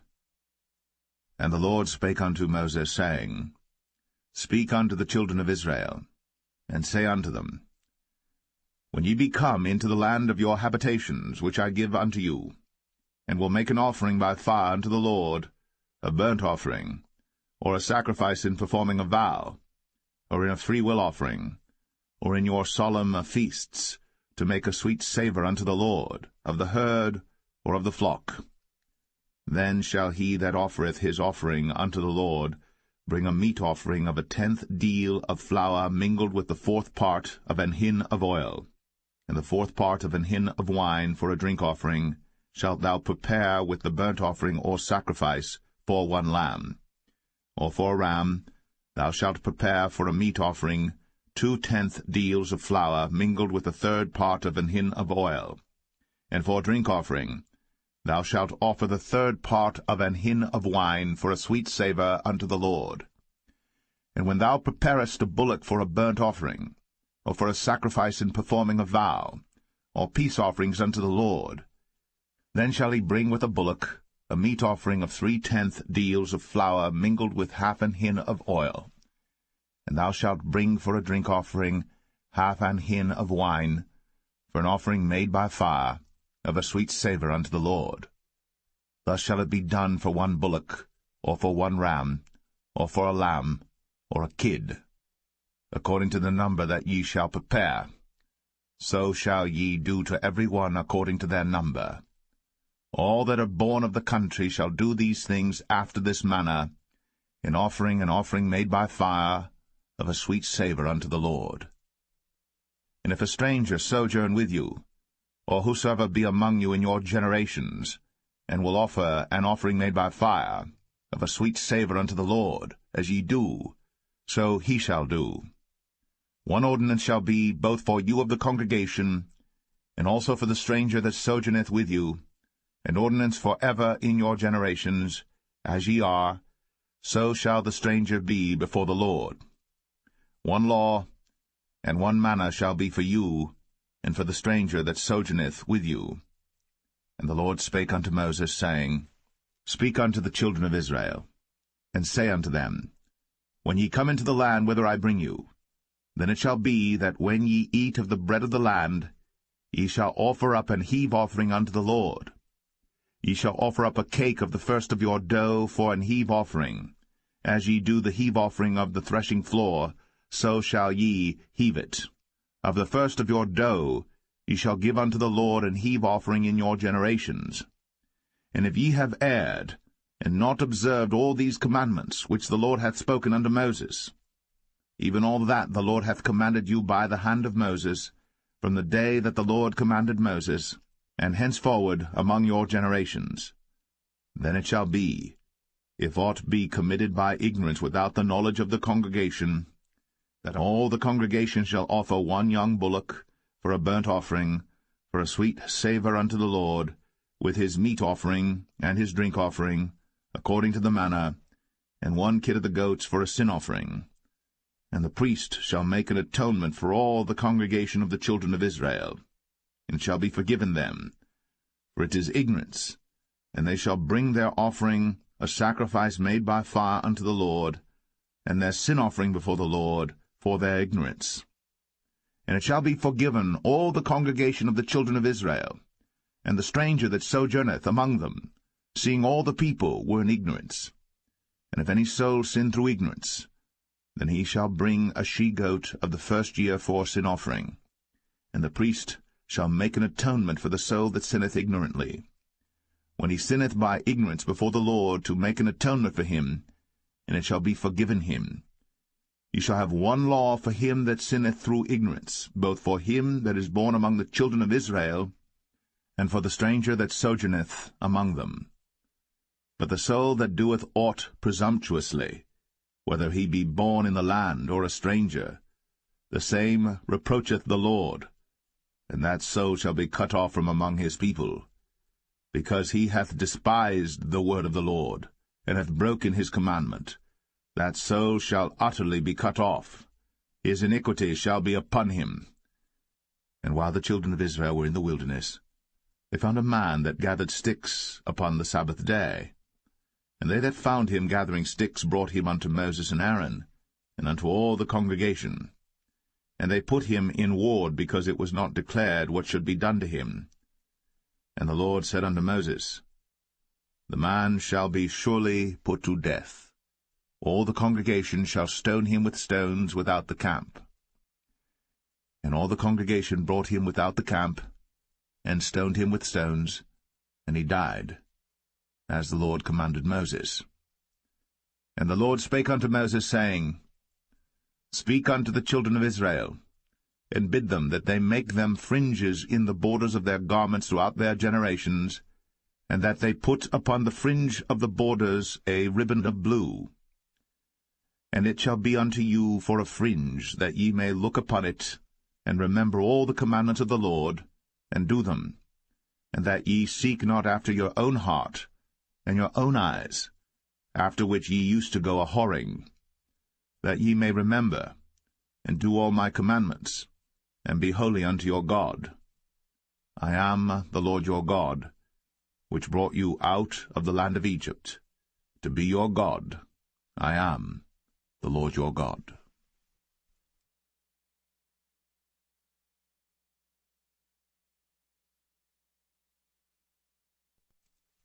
Numbers 16. Now Korah the son of Izhar, the son of Kohath, the son of Levi, and Dathan and Abiram, the sons of Eliab, and On the son of Paulett, sons of Reuben, took men. And they rose up before Moses with certain of the children of Israel, 250 princes of the assembly, famous in the congregation, men of renown. And they gathered themselves together against Moses and against Aaron, and said unto them, Ye take too much upon you, seeing all the congregation are holy, every one of them, and the Lord is among them. Wherefore then lift ye up yourselves above the congregation of the Lord. And when Moses heard it, he fell upon his face. And he spake unto Korah and unto all his company, saying, Even tomorrow the Lord will show who are his, and who is holy, and will cause him to come near unto him. Even him whom he hath chosen will he cause to come near unto him. This do, take your censers, Korah, and all his company, and put fire therein, and put incense in them before the Lord tomorrow. And it shall be, that the man whom the Lord doth choose, he shall be holy. Ye take too much upon you, ye sons of Levi. And Moses said unto Korah, Hear, I pray you, ye sons of Levi. Seemeth it but a small thing unto you, that the God of Israel hath separated you from the congregation of Israel, to bring you near to himself, to do the service of the tabernacle of the Lord, and to stand before the congregation to minister unto them? And he hath brought thee near to him, and all thy brethren, the sons of Levi, with thee. And seek ye the priesthood also? For which cause both thou and all thy company are gathered together against the Lord? And what is Aaron, that ye murmur against him? And Moses sent to call Dathan and Abiram, the sons of Eliab, which said, We will not come up. Is it a small thing that thou hast brought us up out of a land that floweth with milk and honey, to kill us in the wilderness, except thou make thyself altogether a prince over us? Moreover, thou hast not brought us into a land that floweth with milk and honey, or given us inheritance of fields and vineyards. Wilt thou put out the eyes of these men? We will not come up. And Moses was very wroth, and said unto the Lord, Respect not thou their offering. I have not taken one ass from them, neither have I hurt one of them. And Moses said unto Korah, Be thou and all thy company before the Lord, thou and they, and Aaron, tomorrow. And take every man his censer, and put incense in them, and bring ye before the Lord every man his censer, 250 censers, thou also, and Aaron, each of you, his censer.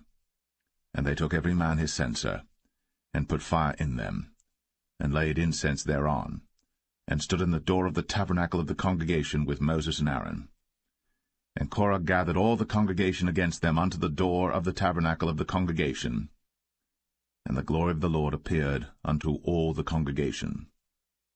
And the Lord spake unto Moses and unto Aaron, saying, Separate yourselves from among this congregation, that I may consume them in a moment. And they fell upon their faces, and said, O God, the God of the spirits of all flesh, shall one man sin, and wilt thou be wroth with all the congregation?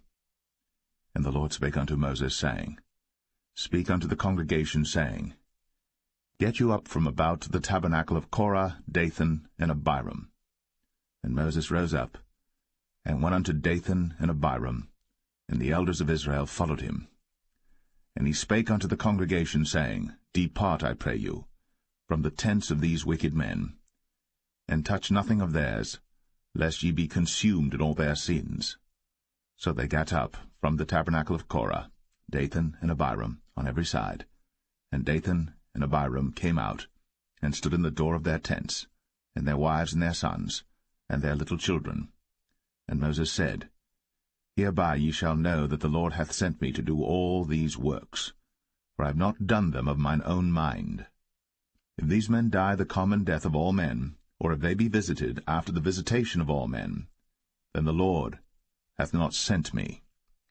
But if the Lord make a new thing, and the earth open her mouth, and swallow them up with all that appertain unto them, and they go down quick into the pit, then ye shall understand that these men have provoked the Lord.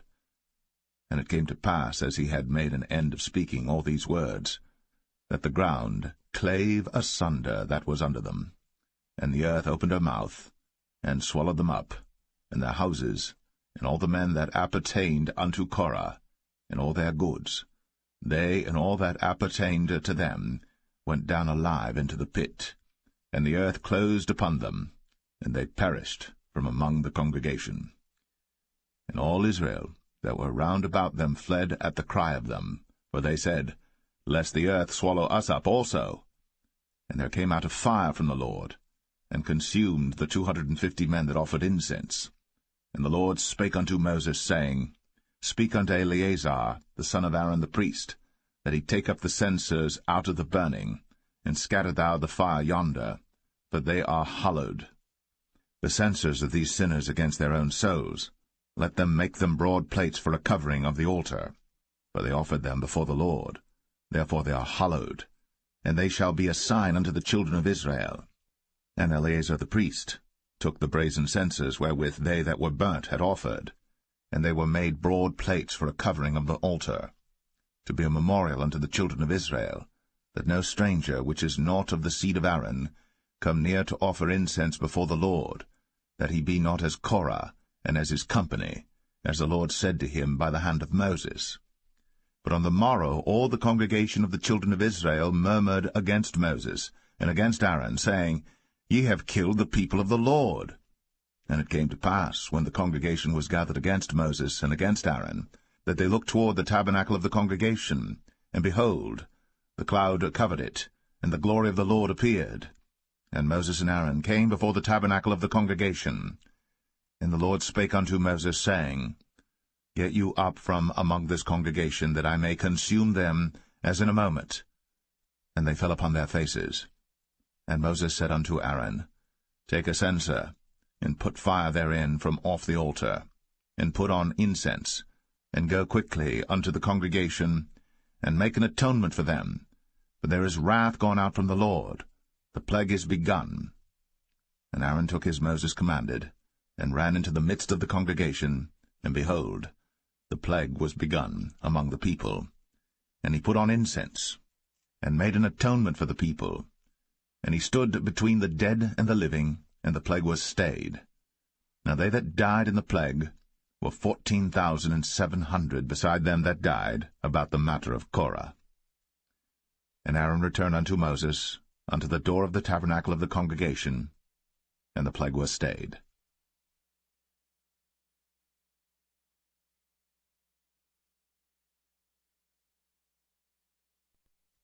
Number 17.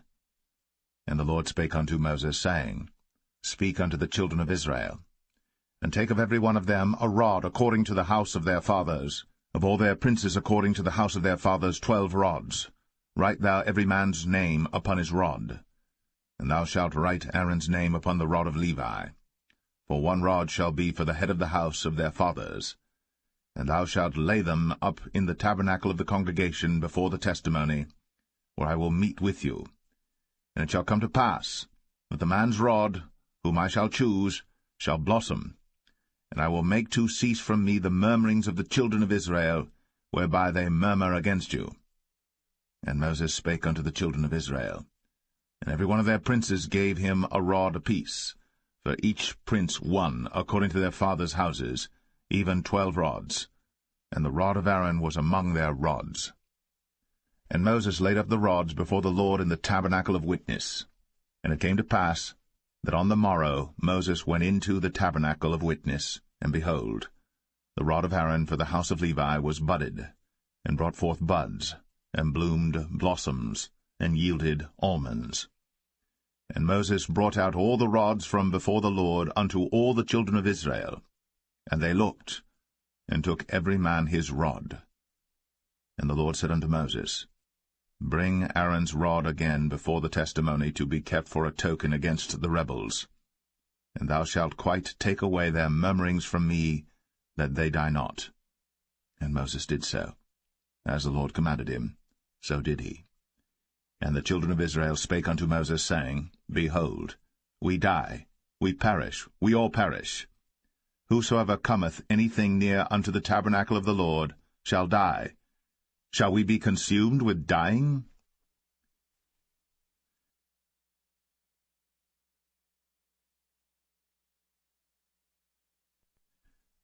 Numbers 18.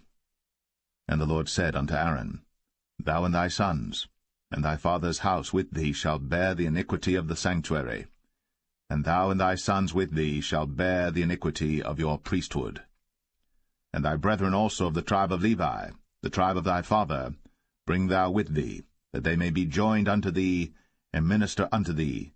But thou and thy sons with thee shall minister before the tabernacle of witness. And they shall keep thy charge, and the charge of all the tabernacle. Only they shall not come nigh the vessels of the sanctuary and the altar, that neither they nor ye also die. And they shall be joined unto thee, and keep the charge of the tabernacle of the congregation, for all the service of the tabernacle. And a stranger shall not come nigh unto you. And ye shall keep the charge of the sanctuary, and the charge of the altar, that there be no wrath any more upon the children of Israel. And I, behold, I have taken your brethren the Levites from among the children of Israel. To you they are given as a gift for the Lord, to do the service of the tabernacle of the congregation. Therefore thou, and thy sons with thee, shall keep your priest's office for everything of the altar, and within the veil, and ye shall serve. I have given your priest's office unto you as a service of gift, and the stranger that cometh nigh shall be put to death. And the Lord spake unto Aaron, Behold, I also have given thee the charge of mine heave offerings of all the hallowed things of the children of Israel. Unto thee have I given them by reason of the anointing. and to thy sons, by an ordinance for ever. This shall be thine of the most holy things, reserved from the fire, every oblation of theirs, every meat offering of theirs, and every sin offering of theirs, and every trespass offering of theirs, which they shall render unto me, shall be most holy for thee, and for thy sons. In the most holy place shalt thou eat it, every male shall eat it. It shall be holy unto thee. And this is thine, the heave offering of their gift, with all the wave offerings of the children of Israel. I have given them unto thee, and to thy sons and to thy daughters with thee, by a statute for ever. Every one that is clean in thy house shall eat of it. All the best of the oil, all the best of the wine, and of the wheat, the firstfruits of them which they shall offer unto the Lord, them have I given thee. And whatsoever is first ripe in the land, which they shall bring unto the Lord, shall be thine. Every one that is clean in thine house shall eat of it. Everything devoted in Israel shall be thine. Everything that openeth the matrix in all flesh, which they bring unto the Lord, whether it be of men or beasts, shall be thine. Nevertheless, the firstborn of man shalt thou surely redeem, and the firstling of unclean beasts shalt thou redeem. And those that are to be redeemed from a month old shalt thou redeem, according to thine estimation, for the money of 5 shekels, after the shekel of the sanctuary, which is 20 gerahs. But the firstling of a cow, or the firstling of a sheep, or the firstling of a goat, thou shalt not redeem. They are holy. Thou shalt sprinkle their blood upon the altar, and shalt burn their fat for an offering made by fire, for a sweet savour unto the Lord. And the flesh of them shall be thine, as the wave breast and as the right shoulder are thine. All the heave offerings of the holy things which the children of Israel offer unto the Lord have I given thee, and thy sons and thy daughters with thee, by a statute for ever. It is a covenant of salt for ever before the Lord unto thee, and to thy seed with thee. And the Lord spake unto Aaron, Thou shalt have no inheritance in their land, neither shalt thou have any part among them.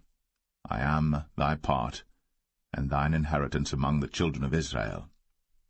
And behold, I have given the children of Levi all the 10th in Israel for an inheritance, for their service which they serve, even the service of the tabernacle of the congregation.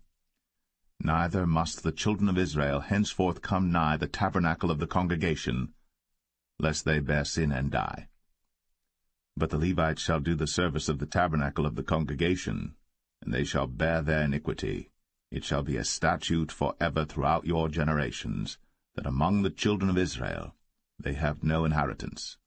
But the tithes of the children of Israel, which they offer as an heave offering unto the Lord, I have given to the Levites to inherit. Therefore I have said unto them, Among the children of Israel they shall have no inheritance. And the Lord spake unto Moses, saying, Thus speak unto the Levites, and say unto them, When ye take of the children of Israel the tithes which I have given you from them for your inheritance, then ye shall offer up an heave offering of it for the Lord, even a 10th part of the tithe.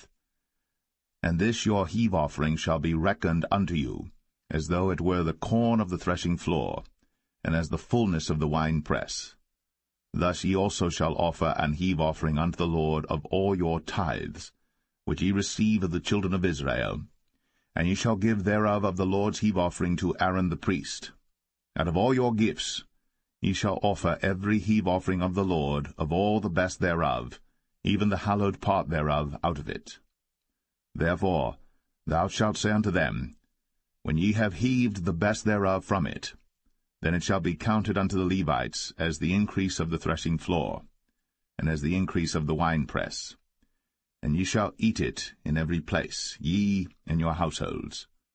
For it is your reward for your service in the tabernacle of the congregation, and ye shall bear no sin by reason of it, when ye have heaved from it the best of it, neither shall ye pollute the holy things of the children of Israel, lest ye die.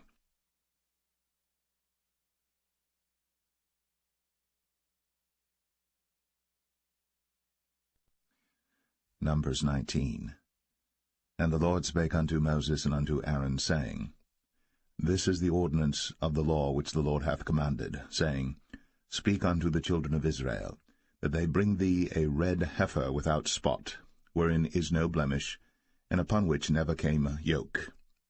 And ye shall give her unto Eleazar the priest, that he may bring her forth without the camp, and one shall slay her before his face.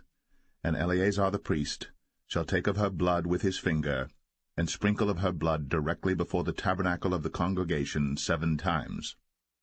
And one shall burn the heifer in his sight, her skin and her flesh and her blood, with her dung shall he burn. And the priest shall take cedar wood and hyssop and scarlet, and cast it into the midst of the burning of the heifer. Then the priest shall wash his clothes, and he shall bathe his flesh in water, and afterward he shall come into the camp, and the priest shall be unclean until the even. And he that burneth her shall wash his clothes in water, and bathe his flesh in water, and shall be unclean until the even. And the man that is clean shall gather up the ashes of the heifer, and lay them up without the camp in a clean place. And it shall be kept for the congregation of the children of Israel for a water of separation. It is a purification for sin. And he that gathereth the ashes of the heifer shall wash his clothes, and be unclean until the even. And it shall be unto the children of Israel, and unto the stranger that sojourneth among them, for a statute for ever. He that toucheth the dead body of any man shall be unclean 7 days. He shall purify himself with it on the 3rd day, and on the 7th day he shall be clean. But if he purify not himself the 3rd day, then the 7th day he shall not be clean. Whosoever toucheth the dead body of any man that is dead, and purifieth not himself, defileth the tabernacle of the Lord, and that soul shall be cut off from Israel, because the water of separation was not sprinkled upon him. He shall be unclean, his uncleanness is yet upon him. This is the law when a man dieth in a tent. All that come into the tent, and all that is in the tent, shall be unclean 7 days. And every open vessel, which hath no covering bound upon it, is unclean. And whosoever toucheth one that is slain with a sword in the open fields, or a dead body, or a bone of a man, or a grave, shall be unclean 7 days. And for an unclean person they shall take of the ashes of the burnt heifer, of purification for sin, and running water shall be put thereto in a vessel. And a clean person shall take hyssop, and dip it in the water, and sprinkle it upon the tent, and upon all the vessels, and upon the persons that were there, and upon him that touched a bone, or one slain, or one dead, or a grave. And the clean person shall sprinkle upon the unclean on the 3rd day, and on the 7th day.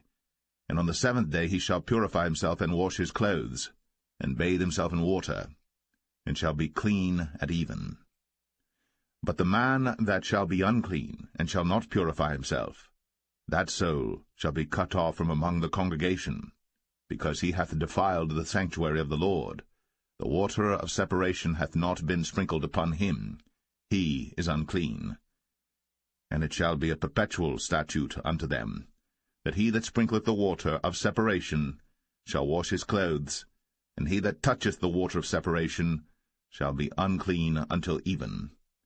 And whatsoever the unclean person toucheth shall be unclean, and the soul that toucheth it shall be unclean until even.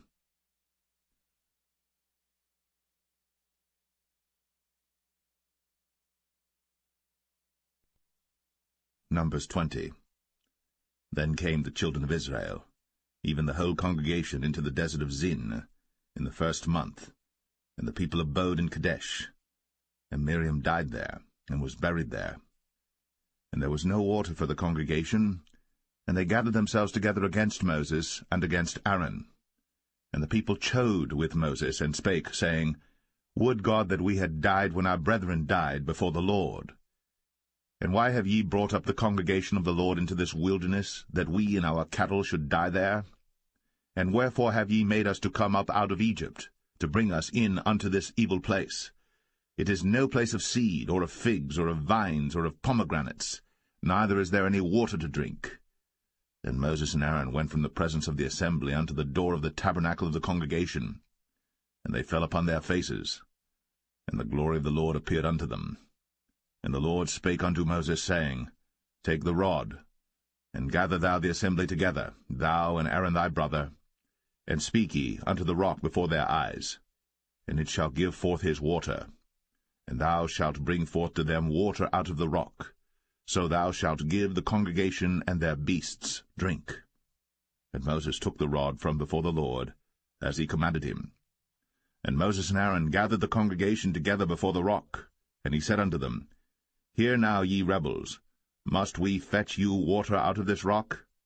And Moses lifted up his hand, and with his rod he smote the rock twice, and the water came out abundantly, and the congregation drank, and their beasts also.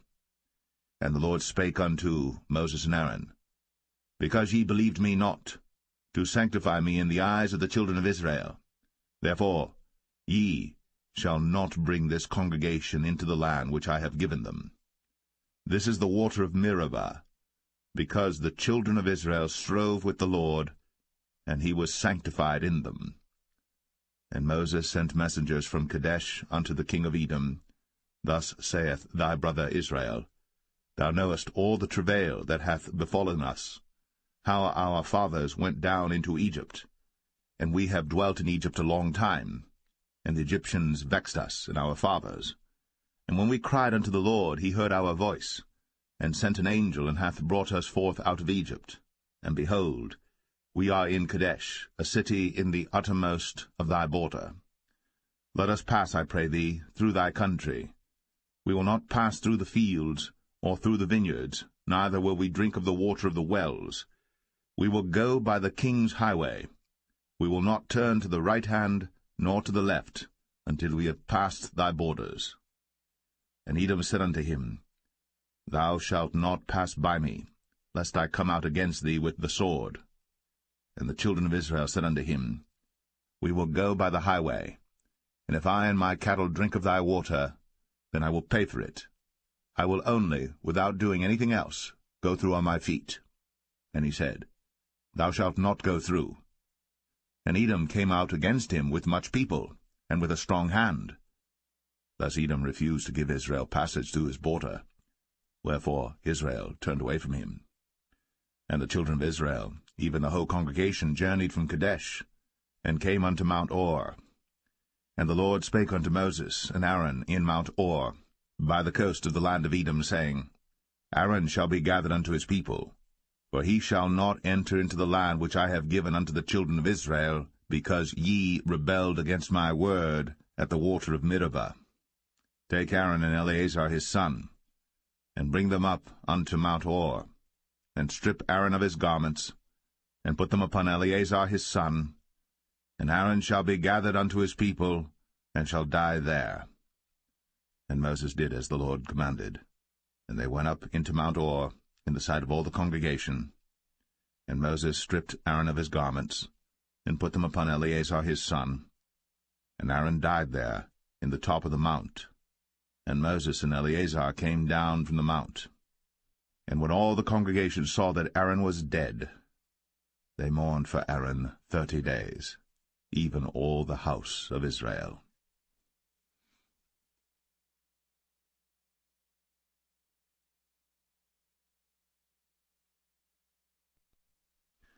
Numbers 21. And when King Arad, the Canaanite, which dwelt in the south, heard tell that Israel came by the way of the spies, then he fought against Israel, and took some of them prisoners. And Israel vowed a vow unto the Lord, and said, If thou wilt indeed deliver this people into my hand, then I will utterly destroy their cities. And the Lord hearkened to the voice of Israel, and delivered up the Canaanites, and they utterly destroyed them in their cities. And he called the name of the place Ormah. And they journeyed from Mount Or by the way of the Red Sea to compass the land of Edom. And the soul of the people was much discouraged because of the way. And the people spake against God, and against Moses. Wherefore have ye brought us up out of Egypt to die in the wilderness? For there is no bread, neither is there any water, and our soul loatheth this light bread. And the Lord sent fiery serpents among the people, and they bit the people, and much people of Israel died. Therefore the people came to Moses and said, We have sinned, for we have spoken against the Lord, and against thee. Pray unto the Lord that he take away the serpents from us. And Moses prayed for the people. And the Lord said unto Moses, Make thee a fiery serpent, and set it upon a pole. And it shall come to pass, that every one that is bitten, when he looketh upon it, shall live. And Moses made a serpent of brass, and put it upon a pole. And it came to pass, that if a serpent had bitten any man, when he beheld the serpent of brass, he lived. And the children of Israel set forward, and pitched in Oboth. And they journeyed from Oboth, and pitched at Abarim, in the wilderness which is before Moab, toward the sunrising. From thence they removed, and pitched in the valley of Zered. From thence they removed, and pitched on the other side of Arnon, which is in the wilderness that cometh out of the coasts of the Amorites. For Arnon is the border of Moab, between Moab and the Amorites. Wherefore it is said in the book of the wars of the Lord, what he did in the Red Sea, and in the brooks of Arnon, and at the stream of the brooks that goeth down to the dwelling of Ar, and lieth upon the border of Moab. And from thence they went to Beer, that is the well whereof the Lord spake unto Moses, Gather the people together, and I will give them water. Then Israel sang this song, Spring up, O well, sing ye unto it. The princes digged the well, the nobles of the people digged it, by the direction of the lawgiver, with their staves. And from the wilderness they went to Mattanah, and from Mattanah to Nahaliel, and from Nahaliel to Bamoth, and from Bamoth in the valley, that is in the country of Moab, to the top of Pisgah, which looketh toward Jeshimon. And Israel sent messengers unto Sihon, king of the Amorites, saying, Let me pass through thy land. We will not turn into the fields or into the vineyards, we will not drink of the waters of the well, but we will go along by the king's highway until we be past thy borders. And Sihon would not suffer Israel to pass through his border. But Sihon gathered all his people together, and went out against Israel into the wilderness. And he came to Jahaz, and fought against Israel. And Israel smote him with the edge of the sword, and possessed his land from Arnon unto Jabbok, even unto the children of Ammon. For the border of the children of Ammon was strong. And Israel took all these cities, and Israel dwelt in all the cities of the Amorites, in Heshbon, in all the villages thereof. For Heshbon was the city of Sihon the king of the Amorites, who had fought against the former king of Moab, and taken all his land out of his hand, even unto Arnon. Wherefore they that speak in Proverbs say, Come into Heshbon, let the city of Sihon be built and prepared. For there is a fire gone out of Heshbon, a flame from the city of Sihon. It hath consumed Ar of Moab, and the lords of the high places of Arnon. Woe to thee, Moab! Thou art undone, O people of Chemosh! He hath given his sons that escaped, and his daughters, into captivity unto Sihon king of the Amorites. We have shot at them. Heshbon is perished even unto Dibon, and we have laid them waste even unto Nephah, which reacheth unto Medeba. Thus Israel dwelt in the land of the Amorites. And Moses sent to spy out Jazer, and they took the villages thereof, and drove out the Amorites that were there. And they turned, and went up by the way of Bashan, and Og the king of Bashan went out against them, he and all his people, to the battle at Edrei. And the Lord said unto Moses, Fear him not, for I have delivered him into thy hand, and all his people and his land. And thou shalt do to him as thou didst unto Sihon king of the Amorites, which dwelt at Heshbon. So they smote him, and his sons, and all his people, until there was none left him alive, and they possessed his land.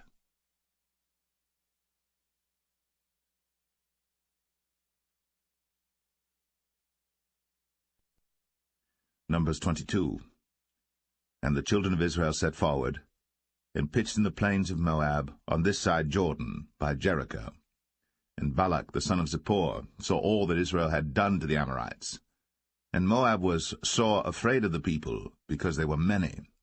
And Moab was distressed because of the children of Israel. And Moab said unto the elders of Midian, Now shall this company lick up all that are round about us, as the ox licketh up the grass of the field. And Balak the son of Zippor was king of the Moabites at that time. He sent messengers, therefore, unto Balaam the son of Beor to Pethor, which is by the river of the land of the children of his people, to call him, saying, Behold, there is a people come out from Egypt. Behold, they cover the face of the earth, and they abide over against me. Come now, therefore, I pray thee, curse me this people, for they are too mighty for me. Peradventure I shall prevail, that we may smite them, and that I may drive them out of the land. For I wot that he whom thou blessest is blessed, and he whom thou cursest is cursed. And the elders of Moab and the elders of Midian departed with the rewards of divination in their hand. And they came unto Balaam, and spake unto him the words of Balak. And he said unto them, Lodge here this night, and I will bring you word again, as the Lord shall speak unto me. And the princes of Moab abode with Balaam.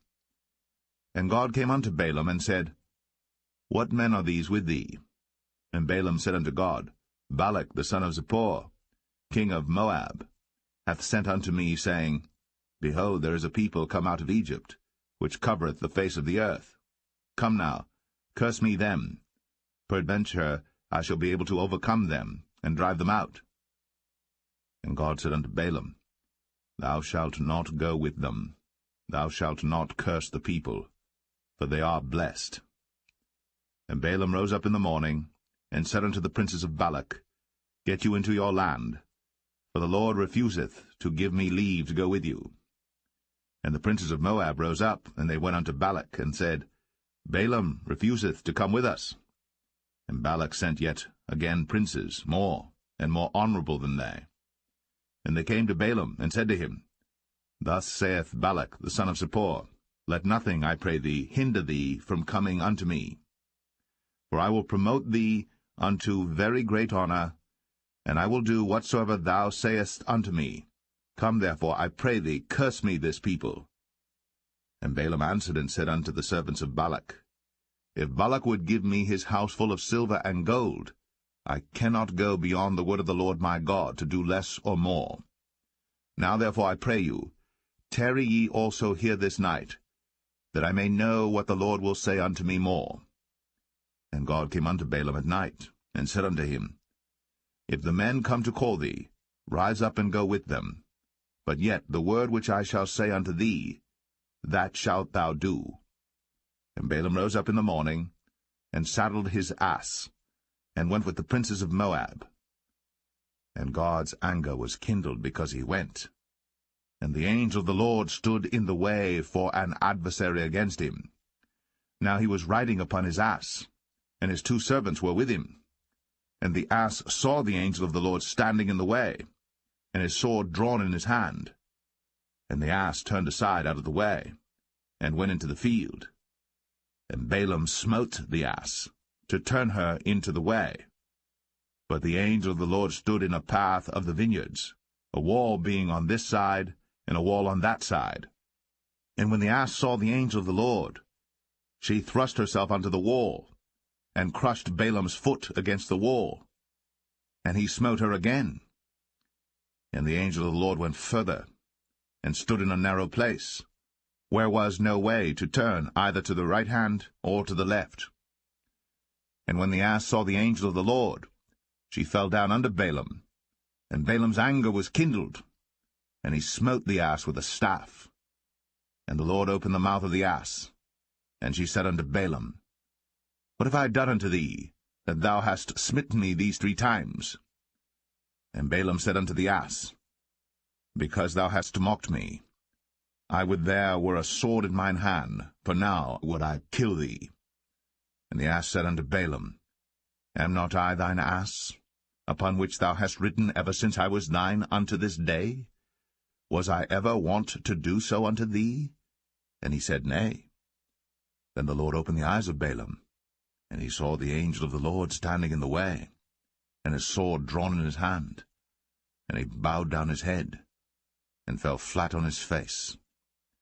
And the angel of the Lord said unto him, Wherefore hast thou smitten thine ass these 3 times?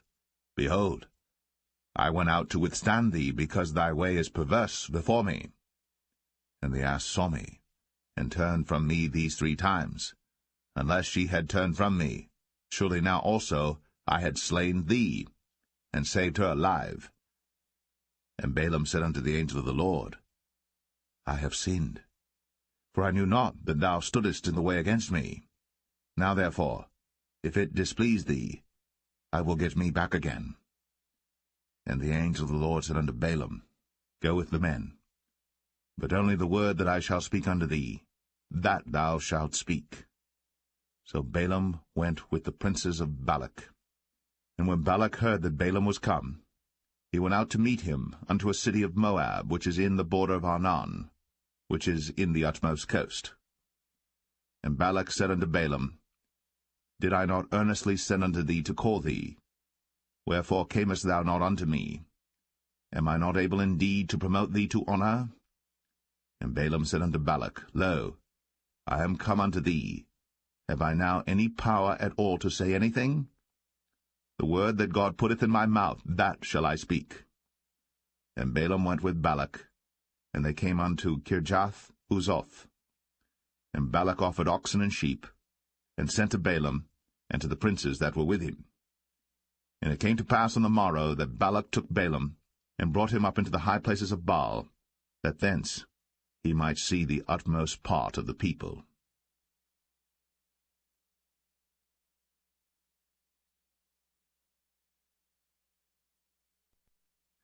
Numbers 23. And Balaam said unto Balak, Build me here 7 altars, and prepare me here 7 oxen and 7 rams. And Balak did as Balaam had spoken. And Balak and Balaam offered on every altar a bullock and a ram. And Balaam said unto Balak, Stand by thy burnt offering, and I will go. Peradventure the Lord will come to meet me, and whatsoever he showeth me, I will tell thee.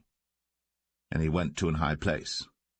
And God met Balaam, and he said unto him, I have prepared 7 altars, and I have offered upon every altar a bullock and a ram. And the Lord put a word in Balaam's mouth, and said, Return unto Balak, and thus thou shalt speak. And he returned unto him, and lo, he stood by his burnt sacrifice, he and all the princes of Moab. And he took up his parable, and said, Balak the king of Moab hath brought me from Aram out of the mountains of the east, saying, Come, curse me, Jacob, and come, defy Israel. How shall I curse whom God hath not cursed? Or how shall I defy whom the Lord hath not defied? For from the top of the rocks I see him, and from the hills I behold him. Lo, the people shall dwell alone, and shall not be reckoned among the nations. Who can count the dust of Jacob, and the number of the 4th part of Israel? Let me die the death of the righteous, and let my last end be like his. And Balak said unto Balaam, What hast thou done unto me? I took thee to curse mine enemies, and behold, thou hast blessed them altogether. And he answered and said, Must I not take heed to speak that which the Lord hath put in my mouth? And Balak said unto him, Come, I pray thee, with me unto another place, from whence thou mayest see them. Thou shalt see but the utmost part of them, and shalt not see them all. And curse me them from thence. And he brought him into the field of Zophim, to the top of Pisgah, and built 7 altars, and offered a bullock and a ram on every altar. And he said unto Balak, Stand here by thy burnt offering, while I meet the Lord yonder. And the Lord met Balaam, and put a word in his mouth, and said, Go again unto Balak, and say thus. And when he came to him, behold, he stood by his burnt offering, and the princes of Moab with him. And Balak said unto him, What hath the Lord spoken? And he took up his parable, and said, Rise up, Balak, and hear. Hearken unto me, thou son of Zippor. God is not a man, that he should lie, neither the Son of Man, that he should repent. Hath he said, and shall he not do it? Or hath he spoken, and shall he not make it good? Behold, I have received commandment to bless, and he hath blessed, and I cannot reverse it. He hath not beheld iniquity in Jacob, neither hath he seen perverseness in Israel. The Lord his God is with him, and the shout of a king is among them. God brought them out of Egypt. He hath, as it were, the strength of an unicorn. Surely there is no enchantment against Jacob, neither is there any divination against Israel. According to this time it shall be said of Jacob and of Israel, What hath God wrought? Behold, the people shall rise up as a great lion, and lift up himself as a young lion. He shall not lie down until he eat of the prey, and drink the blood of the slain.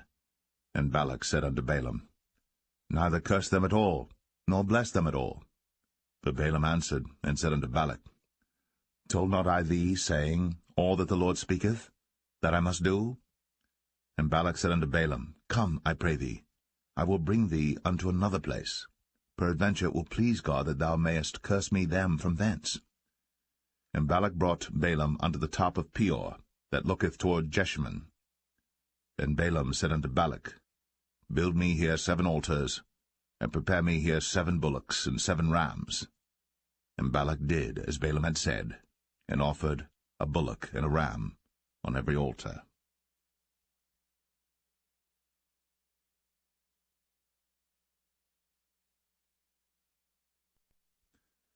Numbers 24. And when Balaam saw that it pleased the Lord to bless Israel, he went not, as at other times, to seek for enchantments, but he set his face toward the wilderness.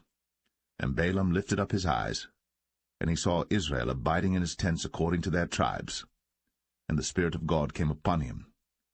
And he took up his parable, and said, Balaam the son of Beor hath said, and the man whose eyes are open hath said. He hath said, which heard the words of God, which saw the vision of the Almighty, falling into a trance, but having his eyes open, How goodly are thy tents, O Jacob, and thy tabernacles, O Israel! As the valleys are they spread forth, as gardens by the river's side, as the trees of lign aloes which the Lord hath planted, and as cedar trees beside the waters. He shall pour the water out of his buckets, and his seed shall be in many waters, and his king shall be higher than Agag, and his kingdom shall be exalted. God brought him forth out of Egypt. He hath, as it were, the strength of an unicorn. He shall eat up the nations, his enemies, and shall break their bones, and pierce them through with his arrows. He couched, he lay down as a lion, and as a great lion. Who shall stir him up? Blessed is he that blesseth thee, and cursed is he that curseth thee. And Balak's anger was kindled against Balaam. And he smote his hands together. And Balak said unto Balaam, I called thee to curse mine enemies, and behold, thou hast altogether blessed them these 3 times. Therefore now flee thou to thy place. I thought to promote thee unto great honour, but lo, the Lord hath kept thee back from honour.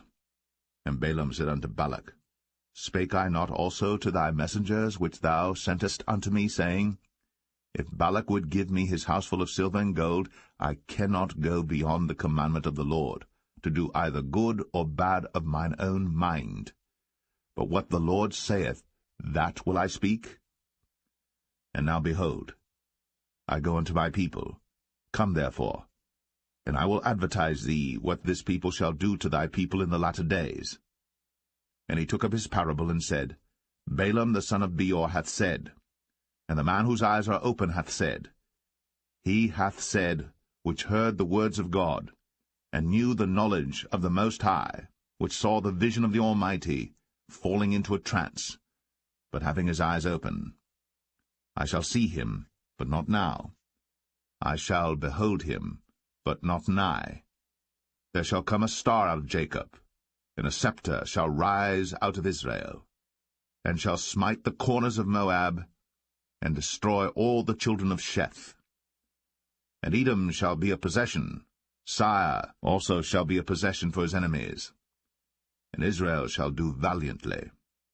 Out of Jacob shall come he that shall have dominion, and shall destroy him that remaineth of the city. And when he looked on Amalek, he took up his parable, and said, Amalek was the first of the nations, but his latter end shall be that he perish for ever. And he looked on the Kenites, and took up his parable, and said, Strong is thy dwelling place, and thou puttest thy nest in a rock. Nevertheless, the Kenites shall be wasted, until Asshur shall carry thee away captive. And he took up his parable, and said, Alas, who shall live when God doeth this? And ships shall come from the coast of Chittim, and shall afflict Asshur, and shall afflict Eber, and he also shall perish for ever. And Balaam rose up, and went, and returned to his place, and Balak also went his way.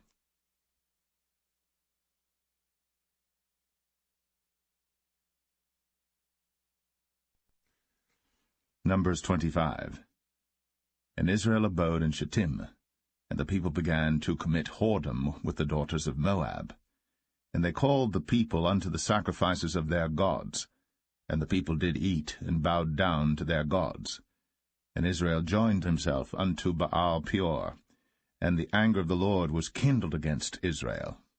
And the Lord said unto Moses, Take all the heads of the people, and hang them up before the Lord against the sun, that the fierce anger of the Lord may be turned away from Israel.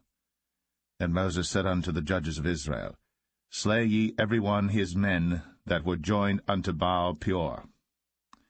And behold, one of the children of Israel came and brought unto his brethren a Midianitish woman in the sight of Moses, and in the sight of all the congregation of the children of Israel, who were weeping before the door of the tabernacle of the congregation. And when Phinehas the son of Eleazar the son of Aaron the priest saw it, he rose up from among the congregation, and took a javelin in his hand, and he went after the man of Israel into the tent, and thrust both of them through, the man of Israel, and the woman through her belly. So the plague was stayed from the children of Israel. And those that died in the plague were 24,000. And the Lord spake unto Moses, saying, Phinehas the son of Eleazar, the son of Aaron the priest, hath turned my wrath away from the children of Israel, while he was zealous for my sake among them, that I consumed not the children of Israel in my jealousy. Wherefore say, Behold, I give unto him my covenant of peace, and he shall have it, and his seed after him, even the covenant of an everlasting priesthood, because he was zealous for his God, and made an atonement for the children of Israel. Now the name of the Israelite that was slain, even that was slain with the Midianitish woman, was Zimri, the son of Salu, a prince of a chief house among the Simeonites. And the name of the Midianitish woman that was slain was Cosbi, the daughter of Zur. He was head over a people, and of a chief house in Midian. And the Lord spake unto Moses, saying, Vex the Midianites, and smite them, for they vex you with their wiles, wherewith they have beguiled you in the matter of Peor, and in the matter of Cosbi, the daughter of a prince of Midian, their sister, which was slain in the day of the plague, for Peor's sake.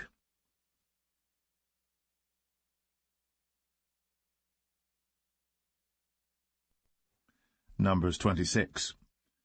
And it came to pass after the plague, that the Lord spake unto Moses and unto Eleazar the son of Aaron the priest, saying, Take the sum of all the congregation of the children of Israel, from 20 years old and upward, throughout their father's house, all that are able to go to war in Israel. And Moses and Eleazar the priest spake with them in the plains of Moab by Jordan near Jericho, saying, Take the sum of the people from 20 years old and upward, as the Lord commanded Moses and the children of Israel, which went forth out of the land of Egypt. Reuben, the eldest son of Israel, the children of Reuben, Hanok, of whom cometh the family of the Hanokites, of Palu, the family of the Paluites, of Hezron, the family of the Hezronites, of Carmi, the family of the Carmites. These are the families of the Reubenites, and they that were numbered of them were 40,003,730. And the sons of Palu, Eliab, and the sons of Eliab, Nemuel, and Dathan, and Abiram. This is that Dathan and Abiram which were famous in the congregation, who strove against Moses and against Aaron in the company of Korah, when they strove against the Lord. And the earth opened her mouth, and swallowed them up together with Korah, when that company died, what time the fire devoured 250 men, and they became a sign. Notwithstanding, the children of Korah died not. The sons of Simeon after their families, of Nemuel, the family of the Nemuelites, of Jamin, the family of the Jaminites, of Jachin, the family of the Jachinites, of Zerah, the family of the Zarhites, of Shaul, the family of the Shaulites. These are the families of the Simeonites, 22,200. The children of Gad after their families, of Zephon, the family of the Zephonites, of Haggai, the family of the Haggites, of Shuni, the family of the Shunites, of Ozni, the family of the Oznites, of Eri, the family of the Erites, of Arad, the family of the Aradites, of Areli, the family of the Arelites. These are the families of the children of Gad according to those that were numbered of them, 40,500. The sons of Judah were Er and Onan, and Er and Onan died in the land of Canaan. And the sons of Judah after their families were, of Shelah, the family of the Shelonites, of Pharez, the family of the Pharzites, of Zerah, the family of the Zarhites. And the sons of Pharez were, of Hezron, the family of the Hezronites, of Hamul, the family of the Hamulites. These are the families of Judah according to those that were numbered of them, 16,500. Of the sons of Issachar after their families, of Tola, the family of the Tolaites, of Puah, the family of the Punites, of Jashub, the family of the Jashubites, of Shimron, the family of the Shimronites. These are the families of Issachar according to those that were numbered of them, 64,300. Of the sons of Zebulun after their families, of Sered, the family of the Sardites, of Elon, the family of the Elonites, of Jaleel, the family of the Jaleelites. These are the families of the Zebulunites, according to those that were numbered of them, 60,500. The sons of Joseph after their families were Manasseh and Ephraim. Of the sons of Manasseh, of Machir, the family of the Machirites, and Machir begat Gilead. Of Gilead come the family of the Gileadites. These are the sons of Gilead. Of Jezer, the family of the Jezerites, of Helek, the family of the Helekites, and of Azriel, the family of the Azrielites, and of Shechem, the family of the Shechemites, and of Shemida, the family of the Shemidites, and of Hepher, the family of the Hepherites. And Zelophehad, the son of Hepher, had no sons, but daughters. And the names of the daughters of Zelophehad were Mahlah and Noah, Hoglah, Milcah, and Tirzah. These are the families of Manasseh, and those that were numbered of them, 52,700. These are the sons of Ephraim after their families. Of Shuthelah, the family of the Shuthalites, of Becher, the family of the Bachrites, of Tahan, the family of the Tahanites. And these are the sons of Shuthelah, of Iran, the family of the Iranites. These are the families of the sons of Ephraim, according to those that were numbered of them, 32,500. These are the sons of Joseph after their families. The sons of Benjamin after their families, of Bela, the family of the Belites, of Ashbel, the family of the Ashbelites, of Ahiram, the family of the Ahiramites, of Shepham, the family of the Shuphamites, of Hupham, the family of the Huphamites. And the sons of Bela were Ard and Naaman, of Ard, the family of the Ardites, and of Naaman, the family of the Naamites. These are the sons of Benjamin after their families, and they that were numbered of them were 45,600. These are the sons of Dan after their families, of Shuham, the family of the Shuhamites. These are the families of Dan after their families. All the families of the Shuhamites, according to those that were numbered of them, were 64,400. Of the children of Asher after their families, of Jimnah, the family of the Jimnites, of Jesui, the family of the Jesuites, of Beriah, the family of the Berites. Of the sons of Beriah, of Heber, the family of the Heberites, of Malchiel, the family of the Malchielites. And the name of the daughter of Asher was Sarah. These are the families of the sons of Asher, according to those that were numbered of them, who were 53,400. Of the sons of Naphtali after their families, of Jaziel, the family of the Jazielites, of Gunai, the family of the Gunites, of Jezer, the family of the Jezerites, of Shalem, the family of the Shalemites. These are the families of Naphtali according to their families, and they that were numbered of them were 45,400. These were the numbered of the children of Israel, 600,000 and 1,730. And the Lord spake unto Moses, saying, Unto these the land shall be divided for an inheritance according to the number of names.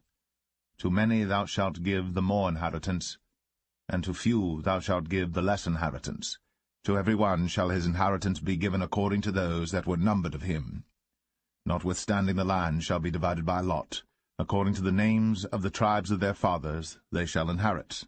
According to the lot shall the possession thereof be divided between many and few. And these are they that were numbered of the Levites after their families. Of Gershon the family of the Gershonites, of Kohath the family of the Kohathites, of Merari the family of the Merarites. These are the families of the Levites, the family of the Libnites, the family of the Hebronites, the family of the Mahlites, the family of the Mushites, the family of the Korathites, and Kohath begat Amram. And the name of Amram's wife was Jochebed, the daughter of Levi, whom her mother bare to Levi in Egypt. And she bare unto Amram Aaron and Moses, and Miriam their sister.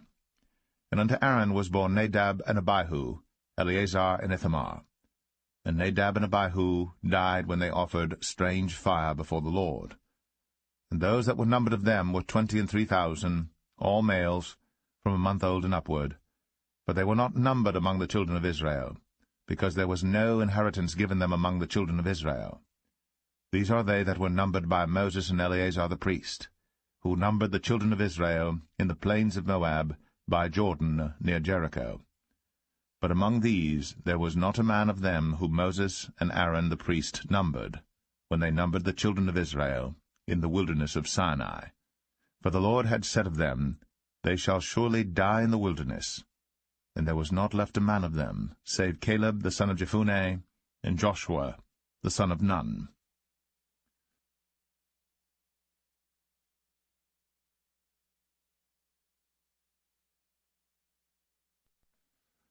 Numbers 27. Then came the daughters of Zelophehad, the son of Hepher, the son of Gilead, the son of Machir, the son of Manasseh, of the families of Manasseh, the son of Joseph. And these are the names of his daughters, Mahlah, Noah, and Hoglah, and Milcah, and Tirzah. And they stood before Moses, and before Eleazar the priest, and before the princes and all the congregation, by the door of the tabernacle of the congregation, saying, Our father died in the wilderness, and he was not in the company of them that gathered themselves together against the Lord in the company of Korah, but died in his own sin, and had no sons.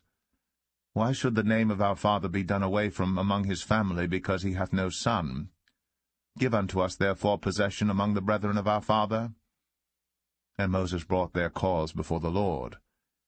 And the Lord spake unto Moses, saying, The daughters of Zelophehad speak right. Thou shalt surely give them a possession of an inheritance among their father's brethren, and thou shalt cause the inheritance of their father to pass unto them. And thou shalt speak unto the children of Israel, saying, If a man die, and have no son, then ye shall cause his inheritance to pass unto his daughter.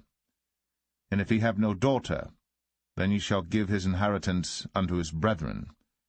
And if he have no brethren, then ye shall give his inheritance unto his father's brethren.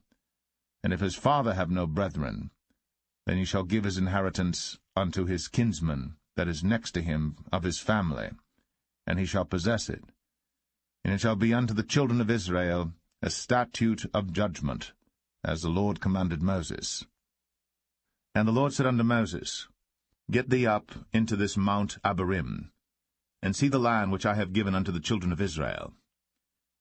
And when thou hast seen it, thou also shalt be gathered unto thy people, as Aaron thy brother was gathered. For ye rebelled against my commandment in the desert of Zin, in the strife of the congregation, to sanctify me at the water before their eyes, that is, the water of Meribah and Kadesh, in the wilderness of Zin. And Moses spake unto the Lord, saying, Let the Lord, the God of the spirits of all flesh, set a man over the congregation, which may go out before them, and which may go in before them, and which may lead them out, and which may bring them in, that the congregation of the Lord be not as sheep which have no shepherd. And the Lord said unto Moses, Take thee Joshua the son of Nun, a man in whom is the Spirit, and lay thine hand upon him, and set him before Eleazar the priest, and before all the congregation, and give him a charge in their sight.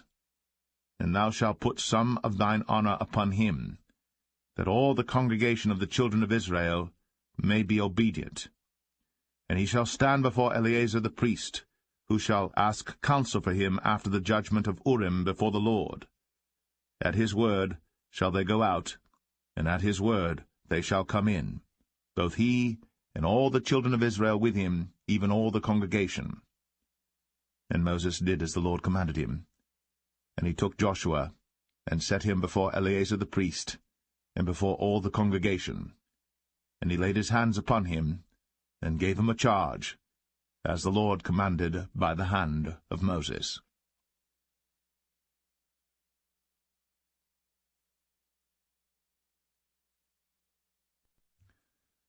Numbers 28. And the Lord spake unto Moses, saying, Command the children of Israel, and say unto them, My offering, and my bread for my sacrifices made by fire for a sweet savour unto me, shall ye observe to offer unto me in their due season.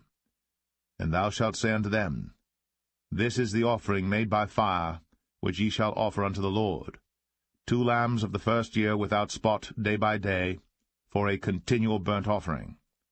The 1 lamb shalt thou offer in the morning, and the other lamb shalt thou offer at even, and 1/10 part of an ephah of flour for a meat offering mingled with the 4th part of an hin of beaten oil. It is a continual burnt offering which was ordained in Mount Sinai for a sweet savour, a sacrifice made by fire unto the Lord. And the drink offering thereof shall be the 4th part of an hin for the 1 lamb. In the holy place shalt thou cause the strong wine to be poured unto the Lord for a drink offering. And the other lamb shalt thou offer at even, as the meat offering of the morning, and as the drink offering thereof. Thou shalt offer it, a sacrifice made by fire, of a sweet savour unto the Lord. And on the Sabbath day 2 lambs of the first year without spot, and 2/10 deals of flour for a meat offering mingled with oil, and the drink offering thereof.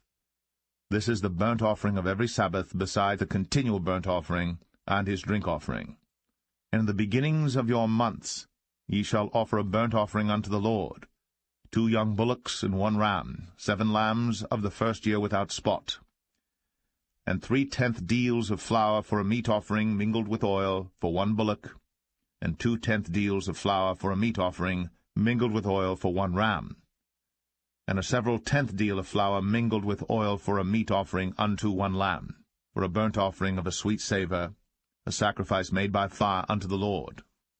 And their drink offering shall be 1/2 an hin of wine unto a bullock, and the 1/3 part of an hin unto a ram, and a 4th part of an hin unto a lamb.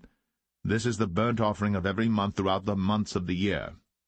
And 1 kid of the goats for a sin offering unto the Lord shall be offered, beside the continual burnt offering and his drink offering.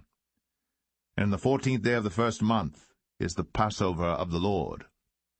And the 15th day of this month is the feast. 7 days shall unleavened bread be eaten. In the first day shall be an holy convocation. Ye shall do no manner of servile work therein. But ye shall offer a sacrifice made by fire for a burnt offering unto the Lord, 2 young bullocks and 1 ram, and 7 lambs of the first year.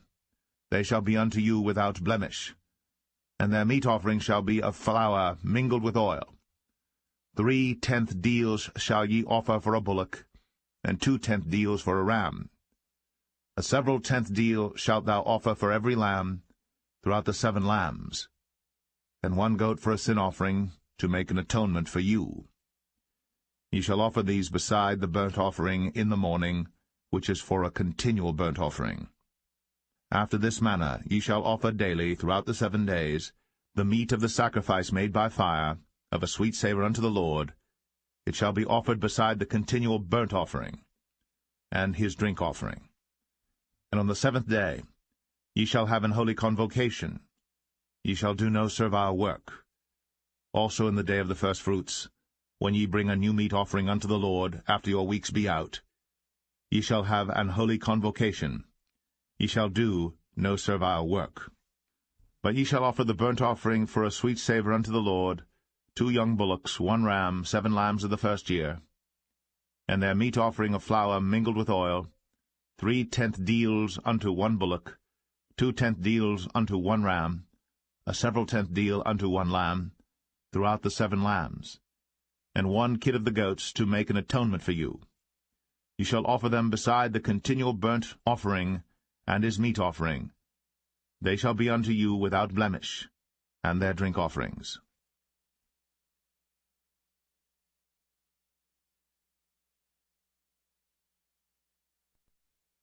Numbers 29.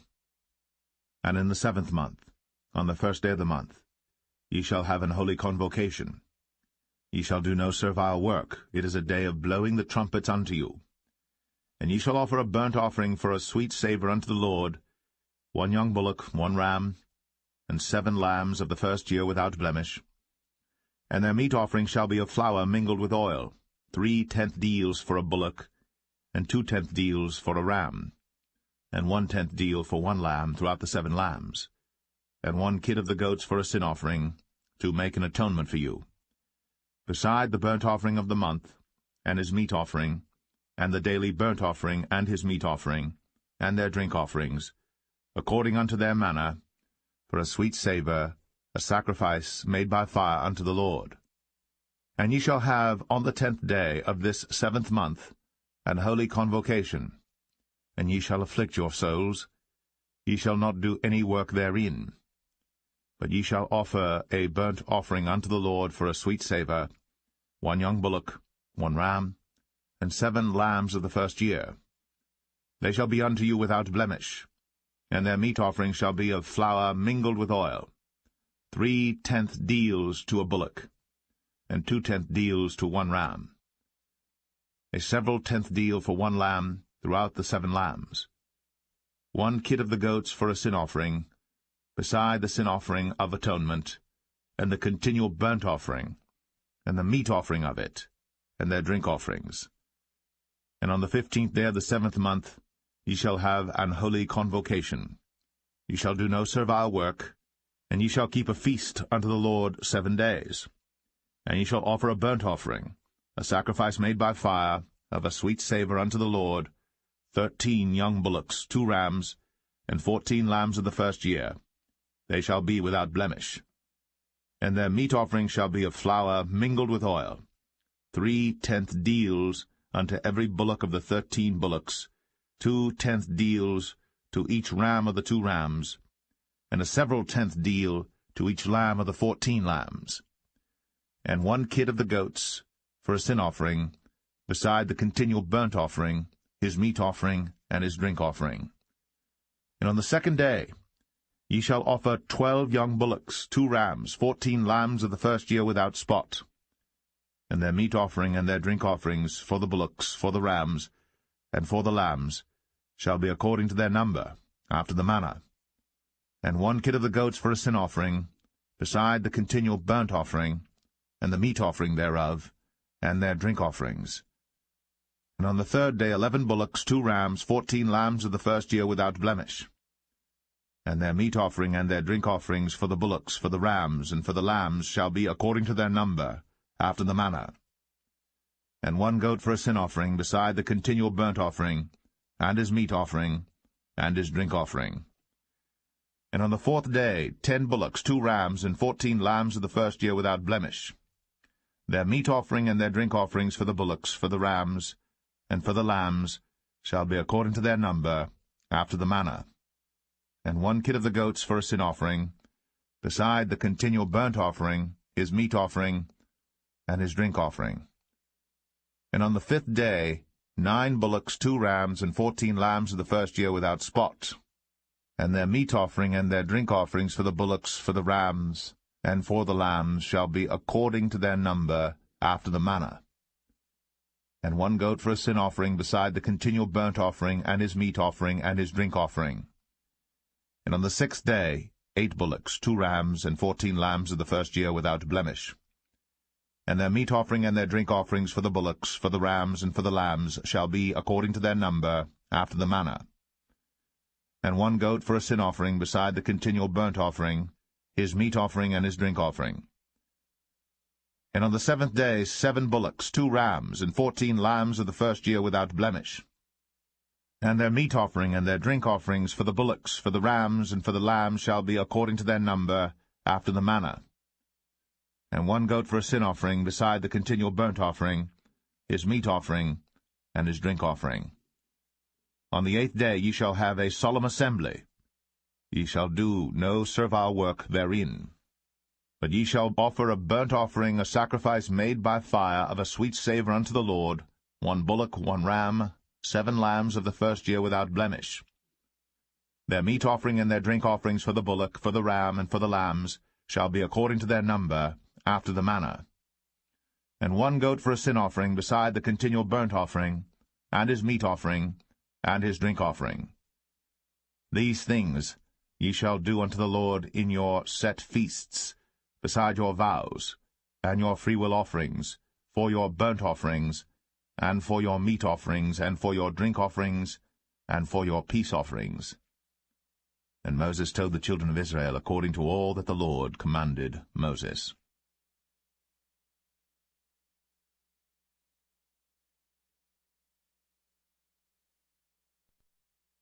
Numbers 30. And Moses spake unto the heads of the tribes concerning the children of Israel, saying, This is the thing which the Lord hath commanded. If a man vow a vow unto the Lord, or swear an oath to bind his soul with a bond, he shall not break his word. He shall do according to all that proceedeth out of his mouth. If a woman also vow a vow unto the Lord, and bind herself by a bond, being in her father's house in her youth, and her father hear her vow, and her bond wherewith she hath bound her soul, and her father shall hold his peace at her, then all her vows shall stand, and every bond wherewith she hath bound her soul shall stand. But if her father disallow her in the day that he heareth, not any of her vows, or of her bonds wherewith she hath bound her soul, shall stand, and the Lord shall forgive her, because her father disallowed her. And if she had at all an husband, when she vowed or uttered aught out of her lips, wherewith she bound her soul, and her husband heard it, and held his peace at her in the day that he heard it, then her vows shall stand, and her bonds wherewith she bound her soul shall stand.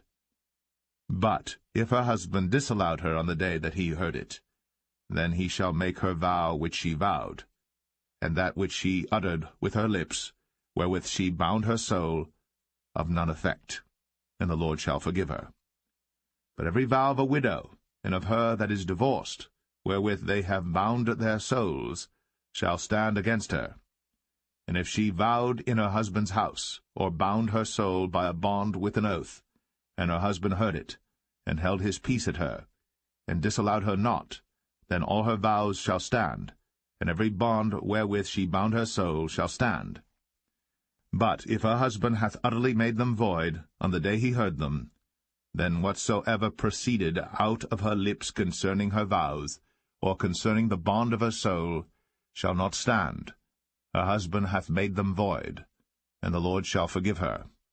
Every vow, and every binding oath to afflict the soul, her husband may establish it, or her husband may make it void. But if her husband altogether hold his peace at her from day to day, then he establisheth all her vows, or all her bonds which are upon her. He confirmeth them, because he held his peace at her in the day that he heard them.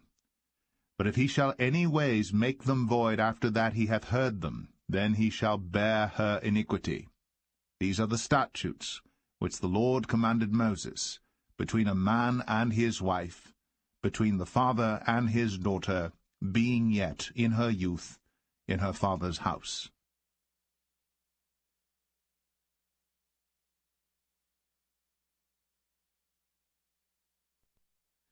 Numbers 31. And the Lord spake unto Moses, saying, Avenge the children of Israel of the Midianites. Afterward shalt thou be gathered unto thy people. And Moses spake unto the people, saying, Arm some of yourselves unto the war, and let them go against the Midianites, and avenge the lord of Midian. Of every tribe 1,000 throughout all the tribes of Israel shall ye send to the war. So there were delivered out of the thousands of Israel 1,000 of every tribe, 12,000 armed for war. And Moses sent them to the war, 1,000 of every tribe, them and Phinehas the son of Eleazar the priest, to the war, with the holy instruments, and the trumpets to blow in his hand. And they warred against the Midianites, as the Lord commanded Moses. And they slew all the males, and they slew the kings of Midian, beside the rest of them that were slain, namely Evi, and Rechem, and Zur, and Hur, and Reba, 5 kings of Midian. Balaam also, the son of Beor, they slew with the sword. And the children of Israel took all the women of Midian captives, and their little ones, and took the spoil of all their cattle, and all their flocks, and all their goods. And they burnt all their cities wherein they dwelt, and all their goodly castles with fire. And they took all the spoil, and all the prey, both of men and of beasts. And they brought the captives, and the prey, and the spoil unto Moses, and Eleazar the priest, and unto the congregation of the children of Israel, unto the camp at the plains of Moab, which are by Jordan near Jericho. And Moses and Eleazar the priest, and all the princes of the congregation went forth to meet them without the camp. And Moses was wroth with the officers of the host, with the captains over thousands, and captains over hundreds, which came from the battle. And Moses said unto them, Have ye saved all the women alive? Behold, these caused the children of Israel, through the counsel of Balaam, to commit trespass against the Lord in the matter of Peor, and there was a plague among the congregation of the Lord. Now therefore kill every male among the little ones, and kill every woman that hath known man by lying with him. But all the women children that have not known a man by lying with him, keep alive for yourselves. And do ye abide without the camp 7 days, whosoever hath killed any person, and whosoever hath touched any slain, purify both yourselves and your captives on the 3rd day, and on the 7th day. And purify all your raiment, and all that is made of skins, and all work of goat's hair, and all things made of wood. And Eleazar the priest said unto the men of war, which went to the battle, This is the ordinance of the law which the Lord commanded Moses. Only the gold, and the silver, the brass, the iron, the tin, and the lead, everything that may abide the fire, ye shall make it go through the fire, and it shall be clean. Nevertheless it shall be purified with the water of separation, and all that abideth not the fire ye shall make go through the water. And ye shall wash your clothes on the 7th day, and ye shall be clean, and afterward ye shall come into the camp. And the Lord spake unto Moses, saying, Take the sum of the prey that was taken, both of man and of beast, thou, and Eleazar the priest, and the chief fathers of the congregation, and divide the prey into 2 parts, between them that took the war upon them, who went out to battle, and between all the congregation. And levy a tribute unto the Lord of the men of war which went out to battle, 1 soul of 500, both of the persons, and of the beeves, and of the asses, and of the sheep. Take it of their half, and give it unto Eleazar the priest, for an heave offering of the Lord. And of the children of Israel's half thou shalt take 1 portion of 50 of the persons, of the beeves, of the asses, and of the flocks, of all manner of beasts, and give them unto the Levites, which keep the charge of the tabernacle of the Lord. And Moses and Eleazar the priest did as the Lord commanded Moses. And the booty, being the rest of the prey which the men of war had caught, was 600,000, and 70,000, and 5,000 sheep, and 12,000 beeves, and 1,000 asses, and 32,000 persons in all, of women that had not known man by lying with him. And the half which was the portion of them that went out to war was in number 300,000, and 37,000, and 500 sheep. And the Lord's tribute of the sheep was 615. And the beeves were 36,000, of which the Lord's tribute was 312. And the asses were 30,500, of which the Lord's tribute was 301. And the persons were 16,000, of which the Lord's tribute was 32 persons. And Moses gave the tribute which was the Lord's heave offering unto Eleazar the priest, as the Lord commanded Moses. And of the children of Israel's half, which Moses divided from the men that warred, now the half that pertained unto the congregation was 300,000, and 30,000, and 7,500 sheep, and 36,000 beeves, and 30,000 asses and 500, and 16,000 persons. Even of the children of Israel's half, Moses took one portion of 50, both of man and of beast, and gave them unto the Levites, which kept the charge of the tabernacle of the Lord, as the Lord commanded Moses. And the officers which were over thousands of the host, the captains of thousands and captains of hundreds, came near unto Moses. And they said unto Moses, Thy servants have taken the sum of the men of war which are under our charge, and there lacketh not one man of us. We have therefore brought an oblation for the Lord, what every man hath gotten, of jewels of gold, chains and bracelets, rings, earrings, and tablets, to make an atonement for our souls before the Lord. And Moses and Eleazar the priest took the gold of them, even all wrought jewels, and all the gold of the offering that they offered up to the Lord, of the captains of thousands, and of the captains of hundreds, was 16,750 shekels. For the men of war had taken spoil, every man for himself. And Moses and Eleazar the priest took the gold of the captains of thousands and of hundreds, and brought it into the tabernacle of the congregation, for a memorial for the children of Israel before the Lord.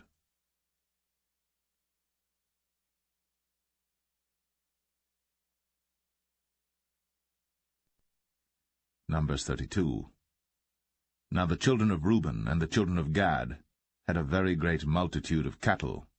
And when they saw the land of Jazer, and the land of Gilead, that, behold, the place was a place for cattle, the children of Gad and the children of Reuben came and spake unto Moses, and to Eleazar the priest, and unto the princes of the congregation, saying, Adareth, and Dibon, and Jazer, and Imrah, and Heshbon, and Elealeh, and Shebam, and Nebo, and Beon.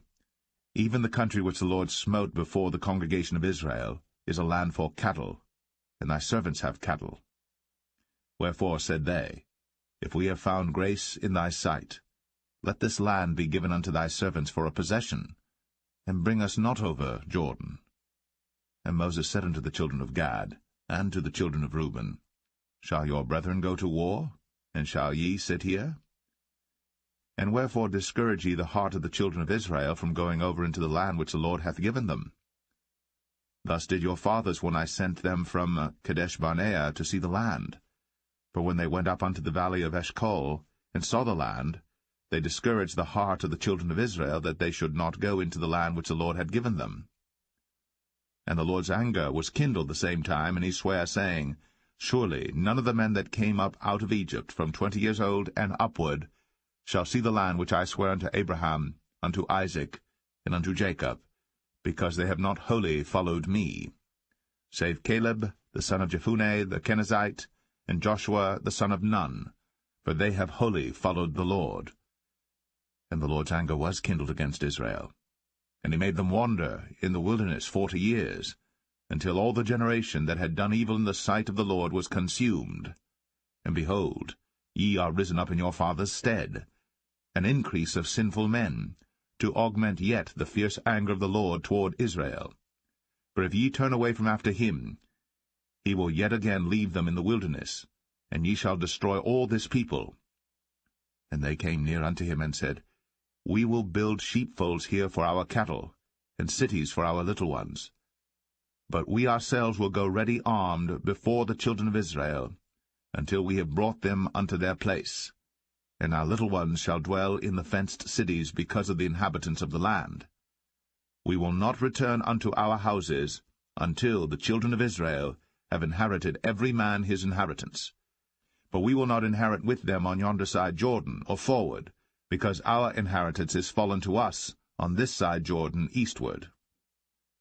And Moses said unto them, If ye will do this thing, if ye will go armed before the Lord to war, and will go all of you armed over Jordan before the Lord, until he hath driven out his enemies from before him, and the land be subdued before the Lord, then afterward ye shall return, and be guiltless before the Lord, and before Israel. And this land shall be your possession before the Lord. But if ye will not do so, behold, ye have sinned against the Lord, and be sure your sin will find you out.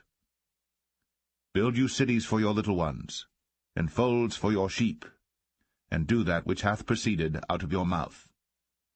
And the children of Gad, And the children of Reuben spake unto Moses, saying, Thy servants will do as my Lord commandeth. Our little ones, our wives, our flocks, and all our cattle shall be there in the cities of Gilead. But thy servants will pass over, every man armed for war, before the Lord to battle, as my Lord saith. So concerning them Moses commanded Eleazar the priest, and Joshua the son of Nun, and the chief fathers of the tribes of the children of Israel. And Moses said unto them, If the children of Gad and the children of Reuben will pass with you over Jordan, every man armed to battle, before the Lord, and the land shall be subdued before you, then ye shall give them the land of Gilead for a possession. But if they will not pass over with you armed, they shall have possessions among you in the land of Canaan. And the children of Gad and the children of Reuben answered, saying, As the Lord hath said unto thy servants, so will we do.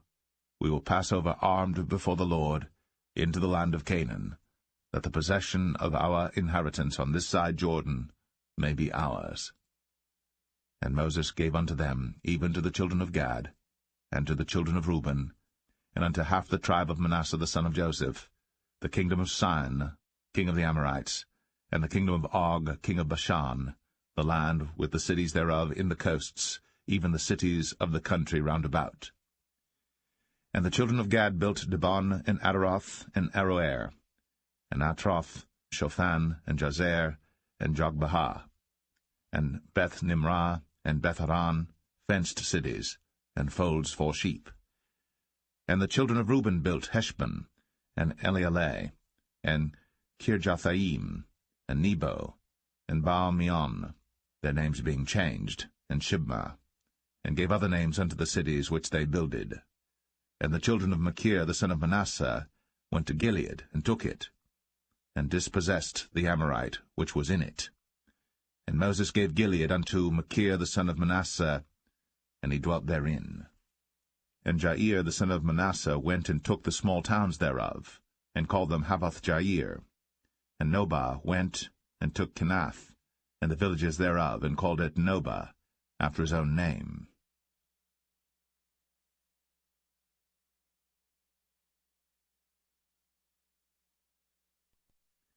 Numbers 33. These are the journeys of the children of Israel, which went forth out of the land of Egypt with their armies under the hand of Moses and Aaron. And Moses wrote their goings out according to their journeys by the commandment of the Lord. And these are their journeys according to their goings out.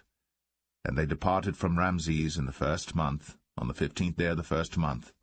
On the morrow after the Passover the children of Israel went out with an high hand in the sight of all the Egyptians. For the Egyptians buried all their firstborn, which the Lord had smitten among them. Upon their gods also the Lord executed judgments. And the children of Israel removed from Ramses, and pitched in Succoth.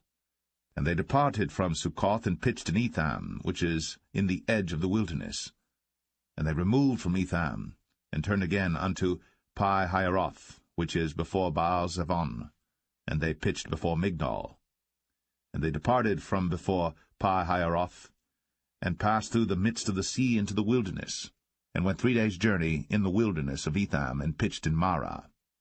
And they removed from Marah, and came unto Elim, and in Elim were 12 fountains of water, and 60 palm trees, and they pitched there. And they removed from Elim, and encamped by the Red Sea. And they removed from the Red Sea, and encamped in the wilderness of Sin. And they took their journey out of the wilderness of Sin, and encamped in Dophkah. And they departed from Dophkah, and encamped in Alush. And they removed from Alush, and encamped at Rephidim, where was no water for the people to drink. And they departed from Rephidim, and pitched in the wilderness of Sinai. And they removed from the desert of Sinai, and pitched at Kibroth-Hattaavah. And they departed from Kibroth-Hattaavah, and encamped at Hazeroth. And they departed from Hazeroth, and pitched in Rithmah.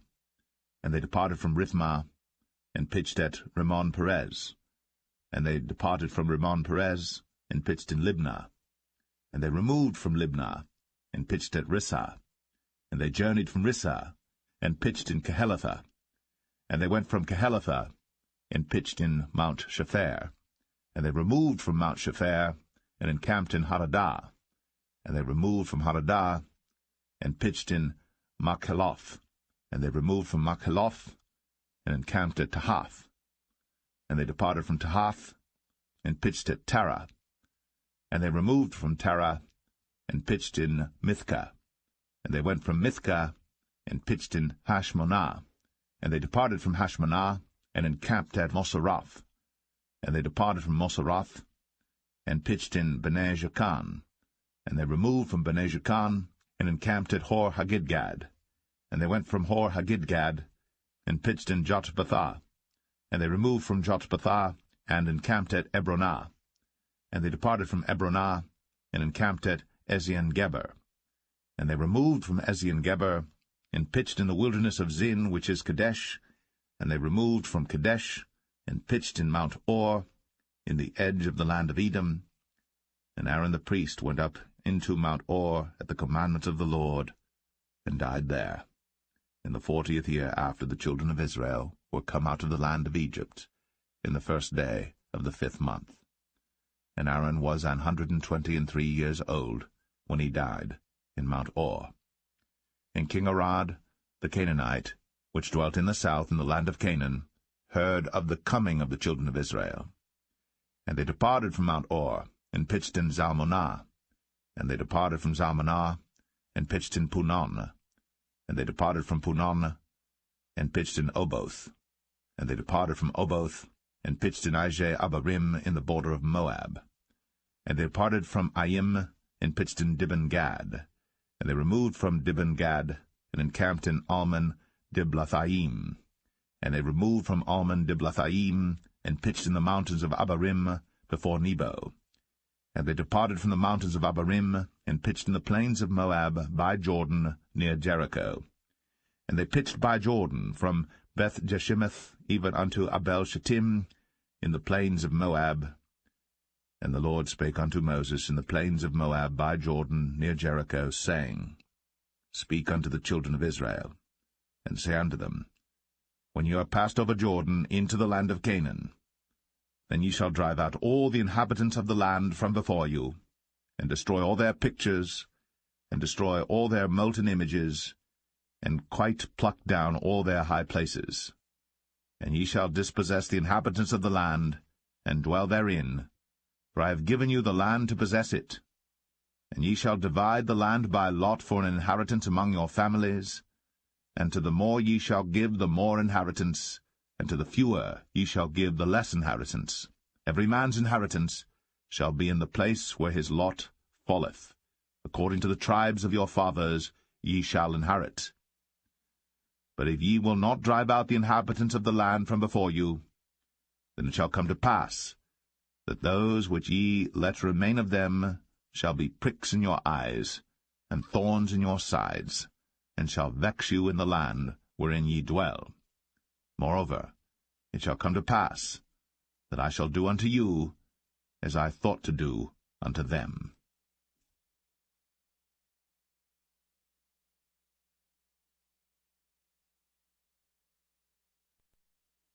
Numbers 34. And the Lord spake unto Moses, saying, Command the children of Israel, and say unto them, When ye come into the land of Canaan, this is the land that shall fall unto you for an inheritance, even the land of Canaan, with the coasts thereof. Then your south quarter shall be from the wilderness of Zin, along by the coast of Edom, and your south border shall be the outmost coast of the salt sea eastward.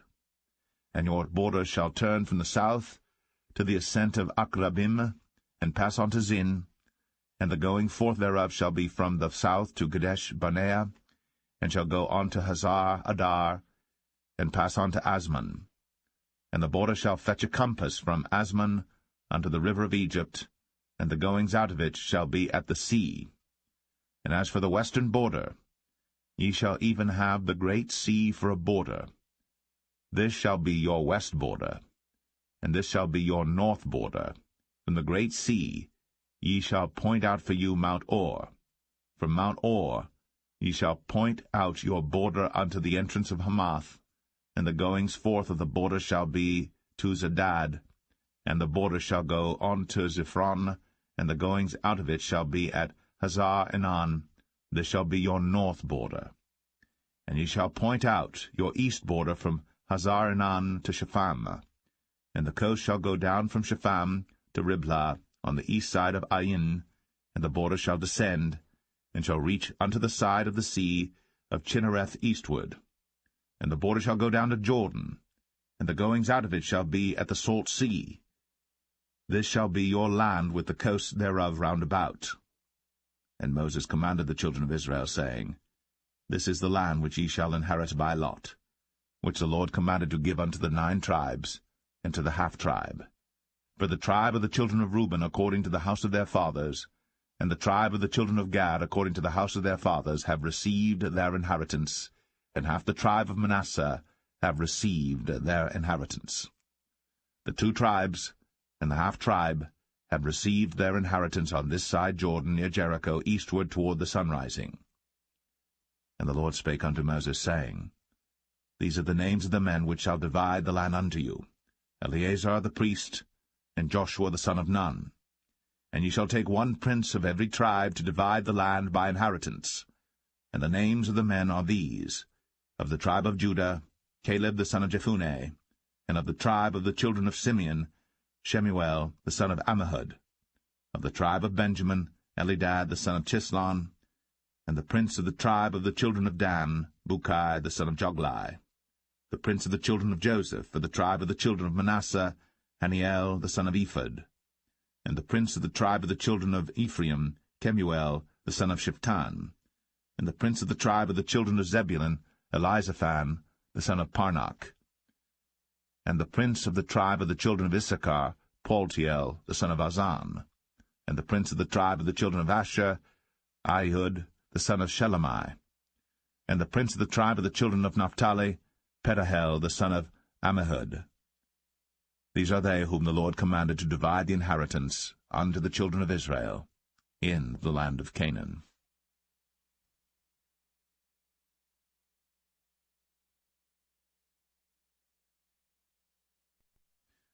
Numbers 35. And the Lord spake unto Moses in the plains of Moab by Jordan near Jericho, saying, Command the children of Israel, that they give unto the Levites of the inheritance of their possession cities to dwell in. And ye shall give also unto the Levites suburbs for the cities round about them. And the cities shall they have to dwell in, and the suburbs of them shall be for their cattle, and for their goods, and for all their beasts. And the suburbs of the cities, which ye shall give unto the Levites, shall reach from the wall of the city and outward 1,000 cubits round about. And ye shall measure from without the city on the east side 2,000 cubits, on the south side 2,000 cubits, on the west side 2,000 cubits, and on the north side 2,000 cubits. And the city shall be in the midst. This shall be to them the suburbs of the cities. And among the cities which ye shall give unto the Levites, there shall be 6 cities for refuge, which ye shall appoint for the manslayer, that he may flee thither. And to them ye shall add 42 cities. So all the cities which ye shall give to the Levites shall be 48 cities. Them shall ye give with their suburbs. And the cities which ye shall give shall be of the possession of the children of Israel. From them that have many ye shall give many, but from them that have few ye shall give few. Every one shall give of his cities unto the Levites according to his inheritance, which he inheriteth. And the Lord spake unto Moses, saying, Speak unto the children of Israel, and say unto them, When ye be come over Jordan into the land of Canaan, then ye shall appoint you cities to be cities of refuge for you, that the slayer may flee thither, which killeth any person at unawares. And they shall be unto you cities for refuge from the avenger, that the manslayer die not, until he stand before the congregation in judgment. And of these cities which ye shall give 6 cities shall ye have for refuge. Ye shall give 3 cities on this side Jordan, and 3 cities shall ye give in the land of Canaan, which shall be cities of refuge. These 6 cities shall be a refuge both for the children of Israel, and for the stranger, and for the sojourner among them, that every one that killeth any person unawares may flee thither. And if he smite him, with an instrument of iron, so that he die, he is a murderer. The murderer shall surely be put to death. And if he smite him with throwing a stone, wherewith he may die, and he die, he is a murderer. The murderer shall surely be put to death. Or if he smite him with an hand weapon of wood, wherewith he may die, and he die, he is a murderer. The murderer shall surely be put to death. The revenger of blood himself shall slay the murderer. When he meeteth him, he shall slay him. But if he thrust him of hatred, or hurl at him by laying of weight, that he die, or in enmity smite him with his hand, that he die, he that smote him shall surely be put to death. For he is a murderer. The revenger of blood shall slay the murderer, when he meeteth him. But if he thrust him suddenly without enmity, or have cast upon him anything without laying of weight, or with any stone wherewith the man may die, seeing him not, and cast it upon him that he die, and was not his enemy, neither sought his harm, then the congregation shall judge between the slayer and the revenger of blood according to these judgments. And the congregation shall deliver the slayer out of the hand of the revenger of blood, and the congregation shall restore him to the city of his refuge, whither he was fled, and he shall abide in it unto the death of the high priest, which was anointed with the holy oil. But if the slayer shall at any time come without the border of the city of his refuge, whither he was fled, and the revenger of blood find him without the borders of the city of his refuge, and the revenger of blood kill the slayer, he shall not be guilty of blood, because he should have remained in the city of his refuge until the death of the high priest. But after the death of the high priest, the slayer shall return into the land of his possession. So these things shall be for a statute of judgment unto you throughout your generations in all your dwellings. Whoso killeth any person, the murderer, shall be put to death by the mouth of witnesses. But one witness shall not testify against any person to cause him to die. Moreover, ye shall take no satisfaction for the life of a murderer, which is guilty of death, but he shall be surely put to death. And ye shall take no satisfaction for him that is fled to the city of his refuge, that he should come again to dwell in the land, until the death of the priest. So ye shall not pollute the land wherein ye are, for blood it defileth the land, and the land cannot be cleansed of the blood that is shed therein, but by the blood of him that shed it. Defile not therefore the land, which ye shall inhabit, wherein I dwell. For I the Lord dwell among the children of Israel.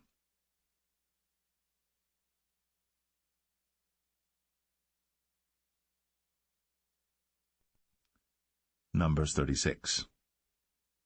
And the chief fathers of the families of the children of Gilead, the son of Machir, the son of Manasseh, of the families of the sons of Joseph, came near, and spake before Moses, and before the princes, the chief fathers of the children of Israel. And they said, The Lord commanded my Lord to give the land for an inheritance by lot to the children of Israel. And my Lord was commanded by the Lord to give the inheritance of Zelophehad, our brother, unto his daughters. And if they be married to any of the sons of the other tribes of the children of Israel, then shall their inheritance be taken from the inheritance of our fathers, and shall be put to the inheritance of the tribe whereunto they are received.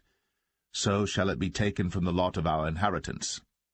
And when the jubilee of the children of Israel shall be, then shall their inheritance be put unto the inheritance of the tribe whereunto they are received. So shall their inheritance be taken away from the inheritance of the tribe of our fathers. And Moses commanded the children of Israel according to the word of the Lord, saying, The tribe of the sons of Joseph hath said well. This is the thing which the Lord doth command concerning the daughters of Zelophehad, saying, Let them marry to whom they think best, only to the family of the tribe of their father shall they marry. So shall not the inheritance of the children of Israel remove from tribe to tribe, for every one of the children of Israel shall keep himself to the inheritance of the tribe of his fathers. And every daughter that possesseth an inheritance in any tribe of the children of Israel shall be wife unto one of the family of the tribe of her father, that the children of Israel may enjoy every man the inheritance of his fathers. Neither shall the inheritance remove from one tribe to another tribe, but every one of the tribes of the children of Israel shall keep himself to his own inheritance. Even as the Lord commanded Moses, so did the daughters of Zelophehad. For Mahlah, Tirzah, and Hoglah, and Milcah, and Noah, the daughters of Zelophehad, were married unto their father's brothers' sons. And they were married into the families of the sons of Manasseh, the son of Joseph, and their inheritance remained in the tribe of the family of their father. These are the commandments and the judgments which the Lord commanded by the hand of Moses unto the children of Israel in the plains of Moab by Jordan, near Jericho.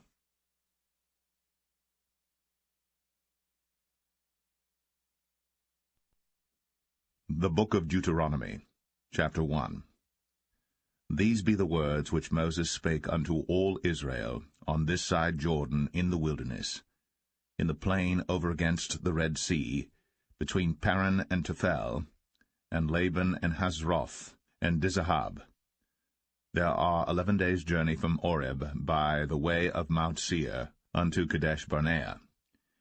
And it came to pass in the 40th year, in the 11th month, on the first day of the month, that Moses spake unto the children of Israel according unto all that the Lord had given him in commandment unto them.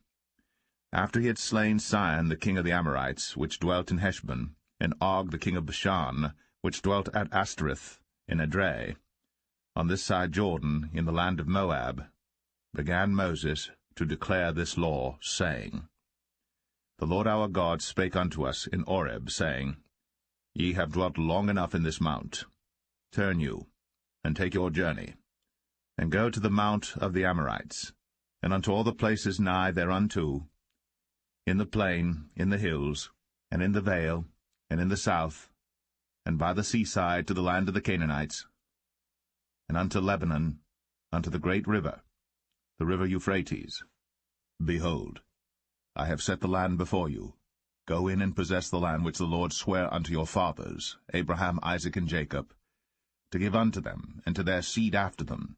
And I spake unto you at that time, saying, I am not able to bear you myself alone. The Lord your God hath multiplied you, and behold, ye are this day as the stars of heaven for multitude. The Lord God of your fathers make you 1,000 times so many more as ye are, and bless you, as he hath promised you. How can I myself alone bear your cumbrance, and your burden, and your strife? Take you wise men and understanding, and known among your tribes, and I will make them rulers over you. And ye answered me and said, The thing which thou hast spoken is good for us to do. So I took the chief of your tribes, wise men and known, and made them heads over you, captains over thousands, and captains over hundreds, and captains over 50s, and captains over 10s, and officers among your tribes. And I charged your judges at that time, saying, Hear the causes between your brethren, and judge righteously between every man and his brother, and the stranger that is with him. Ye shall not respect persons in judgment, but ye shall hear the small as well as the great. Ye shall not be afraid of the face of man, for the judgment is God's. And the cause that is too hard for you, bring it unto me, and I will hear it. And I commanded you at that time all the things which ye should do. And when we departed from Oreb, we went through all that great and terrible wilderness, which ye saw by the way of the mountain of the Amorites, as the Lord our God commanded us. And we came to Kadesh-barnea. And I said unto you, Ye are come unto the mountain of the Amorites, which the Lord our God doth give unto us. Behold, the Lord thy God hath set the land before thee. Go up and possess it, as the Lord God of thy fathers hath said unto thee. Fear not, neither be discouraged. And ye came near unto me, every one of you, and said, We will send men before us, and they shall search us out the land, and bring us word again by what way we must go up, and into what cities we shall come. And the saying pleased me well. And I took 12 men of you, one of a tribe. And they turned and went up into the mountain, and came unto the valley of Eshcol, and searched it out. And they took of the fruit of the land in their hands, and brought it down unto us, and brought us word again, and said, It is a good land which the Lord our God doth give us. Notwithstanding ye would not go up, but rebelled against the commandment of the Lord your God. And ye murmured in your tents, and said, Because the Lord hated us, he hath brought us forth out of the land of Egypt, to deliver us into the hand of the Amorites, to destroy us. Whither shall we go up? Our brethren have discouraged our heart, saying, The people is greater and taller than we. The cities are great, and walled up to heaven. And moreover, we have seen the sons of the Anakims there. Then I said unto you, Dread not, neither be afraid of them. The Lord your God, which goeth before you, he shall fight for you, according to all that he did for you in Egypt before your eyes. And in the wilderness, where thou hast seen how that the Lord thy God bare thee, as a man doth bear his son, in all the way that ye went, until ye came into this place. Yet in this thing ye did not believe the Lord your God, who went in the way before you, to search you out a place to pitch your tents in fire by night, to show you by what way ye should go, and in a cloud by day. And the Lord heard the voice of your words, and was wroth, and sware, saying, Surely there shall not one of these men of this evil generation see that good land, which I swear to give unto your fathers. Save Caleb the son of Jephunneh, he shall see it. And to him will I give the land that he hath trodden upon, and to his children, because he hath wholly followed the Lord. Also the Lord was angry with me for your sakes, saying, Thou also shalt not go in thither. But Joshua the son of Nun, which standeth before thee, he shall go in thither. Encourage him, for he shall cause Israel to inherit it. Moreover, your little ones, which he said should be a prey, and your children, which in that day had no knowledge between good and evil, they shall go in thither, and unto them will I give it, and they shall possess it. But as for you, turn you, and take your journey into the wilderness by the way of the Red Sea. Then ye answered and said unto me, We have sinned against the Lord. We will go up and fight, according to all that the Lord our God commanded us. And when ye had girded on every man his weapons of war, ye were ready to go up into the hill.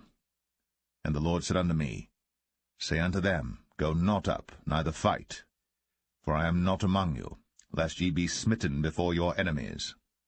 So I spake unto you, and ye would not hear, but rebelled against the commandment of the Lord, and went presumptuously up into the hill. And the Amorites which dwelt in that mountain came out against you, and chased you as bees do, and destroyed you in Seir, even unto Hormah. And ye returned and wept before the Lord. But the Lord would not hearken to your voice, nor give ear unto you. So ye abode in Kadesh many days, according unto the days that ye abode there.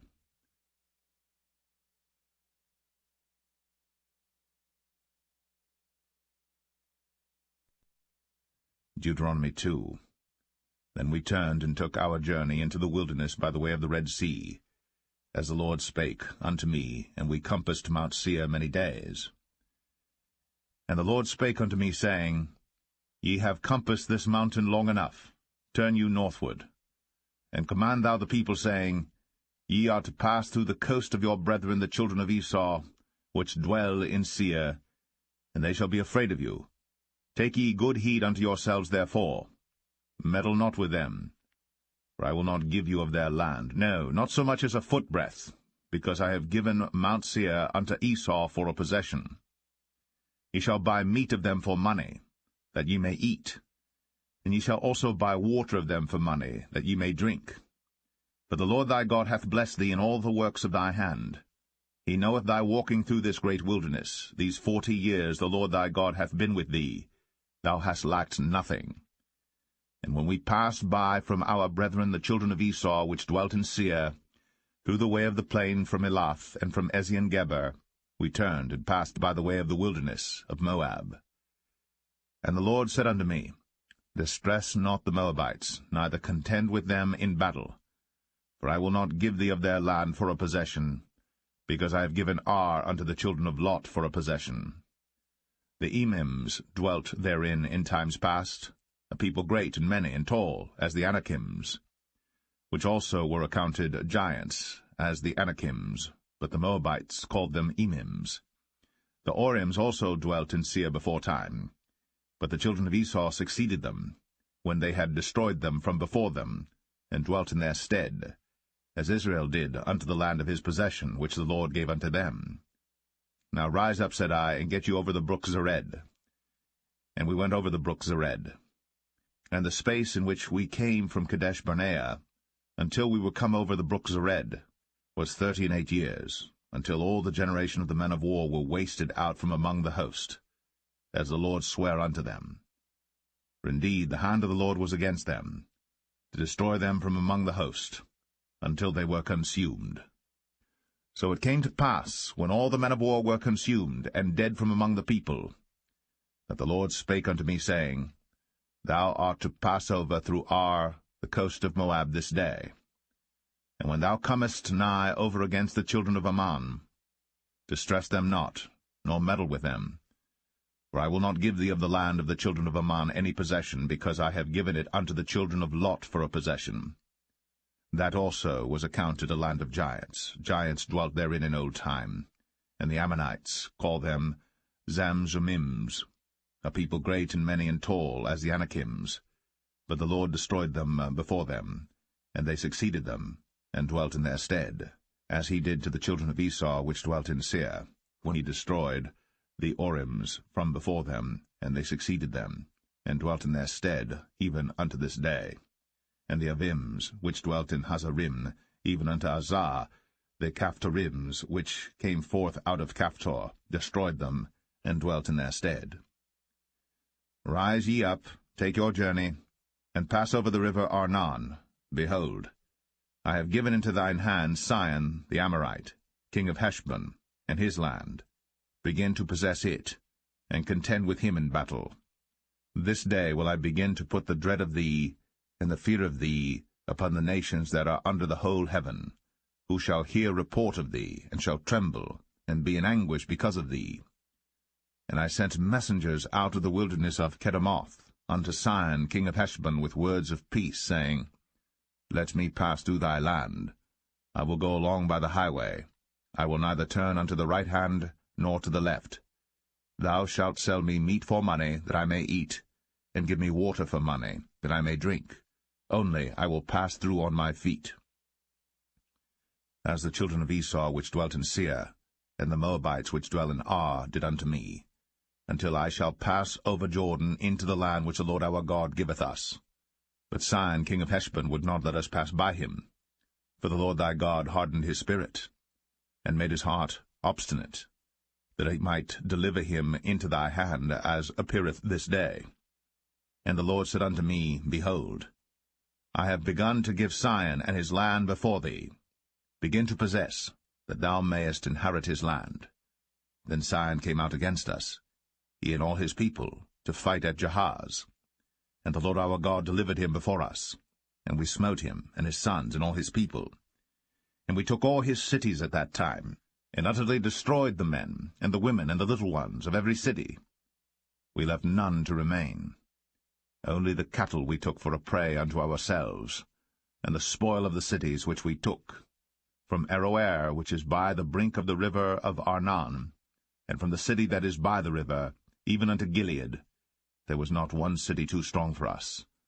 The Lord our God delivered all unto us.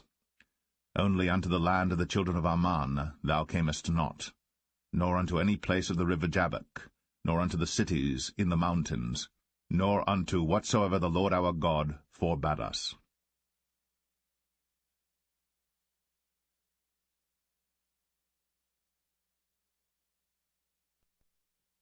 Deuteronomy 3. Then we turned, and went up the way to Bashan, and Og the king of Bashan came out against us, he and all his people, to battle at Edrei. And the Lord said unto me, Fear him not, for I will deliver him, and all his people, and his land, into thy hand. And thou shalt do unto him as thou didst unto Sihon king of the Amorites, which dwelt at Heshbon. So the Lord our God delivered into our hands Og also, the king of Bashan, and all his people, and we smote him, until none was left to him remaining. And we took all his cities at that time. There was not a city which we took not from them, 80 cities, all the region of Argob, the kingdom of Og and Bashan. All these cities were fenced with high walls, gates, and bars, beside unwalled towns a great many.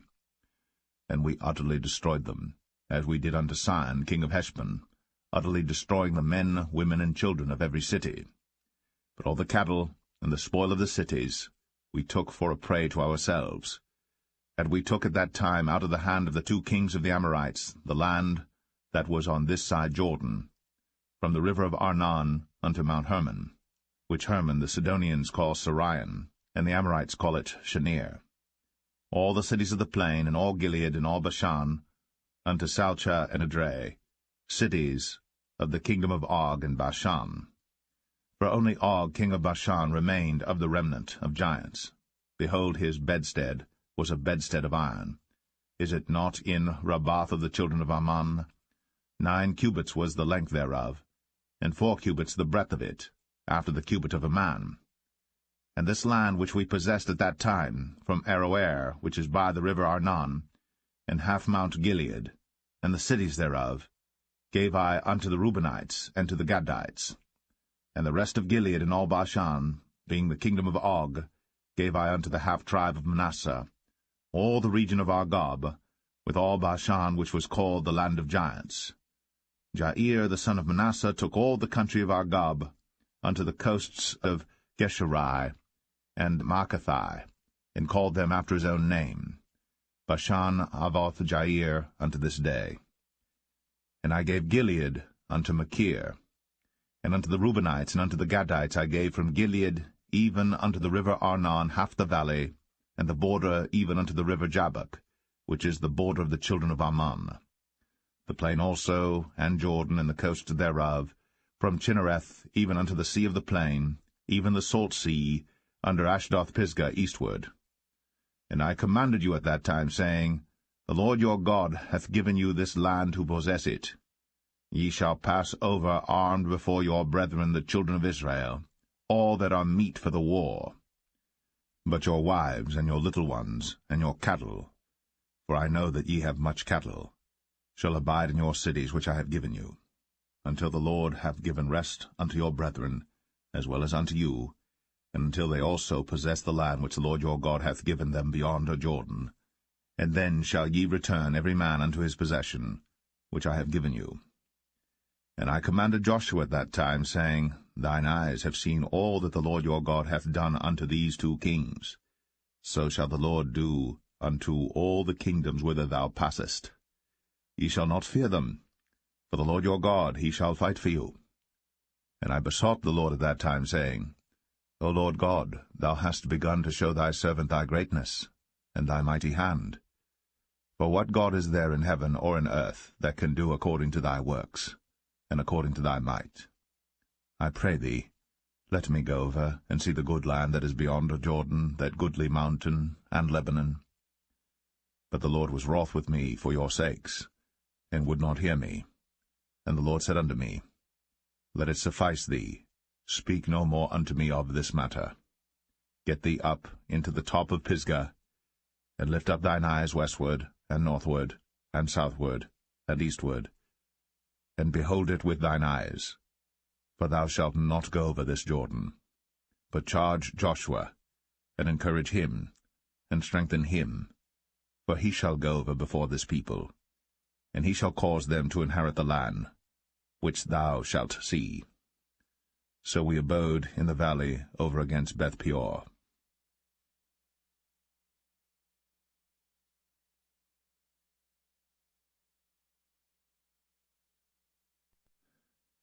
Deuteronomy 4. Now therefore hearken, O Israel, unto the statutes, and unto the judgments which I teach you, for to do them, that ye may live, and go in and possess the land which the Lord God of your fathers giveth you. Ye shall not add unto the word which I command you, neither shall ye diminish aught from it, that ye may keep the commandments of the Lord your God which I command you. Your eyes have seen what the Lord did because of Baal-peor. For all the men that followed Baal-peor, the Lord thy God hath destroyed them from among you. But ye that did cleave unto the Lord your God are alive every one of you this day. Behold, I have taught you statutes and judgments, even as the Lord my God commanded me, that ye should do so in the land whither ye go to possess it. Keep therefore, and do them. For this is your wisdom and your understanding in the sight of the nations, which shall hear all these statutes and say, Surely this great nation is a wise and understanding people. For what nation is there so great, who hath God so nigh unto them, as the Lord our God is in all things that we call upon him for? And what nation is there so great, that hath statutes and judgments so righteous as all this law, which I set before you this day? Only take heed to thyself, and keep thy soul diligently, lest thou forget the things which thine eyes have seen, and lest they depart from thy heart all the days of thy life. But teach them thy sons, and thy sons' sons, especially the day that thou stoodest before the Lord thy God in Horeb, when the Lord said unto me, Gather me the people together, and I will make them hear my words, that they may learn to fear me all the days that they shall live upon the earth, and that they may teach their children. And ye came near and stood under the mountain, and the mountain burned with fire unto the midst of heaven, with darkness, clouds, and thick darkness. And the Lord spake unto you out of the midst of the fire. Ye heard the voice of the words, but saw no similitude, only ye heard a voice. And he declared unto you his covenant, which he commanded you to perform, even 10 commandments, and he wrote them upon 2 tables of stone. And the Lord commanded me at that time to teach you statutes and judgments, that ye might do them in the land whither ye go over to possess it.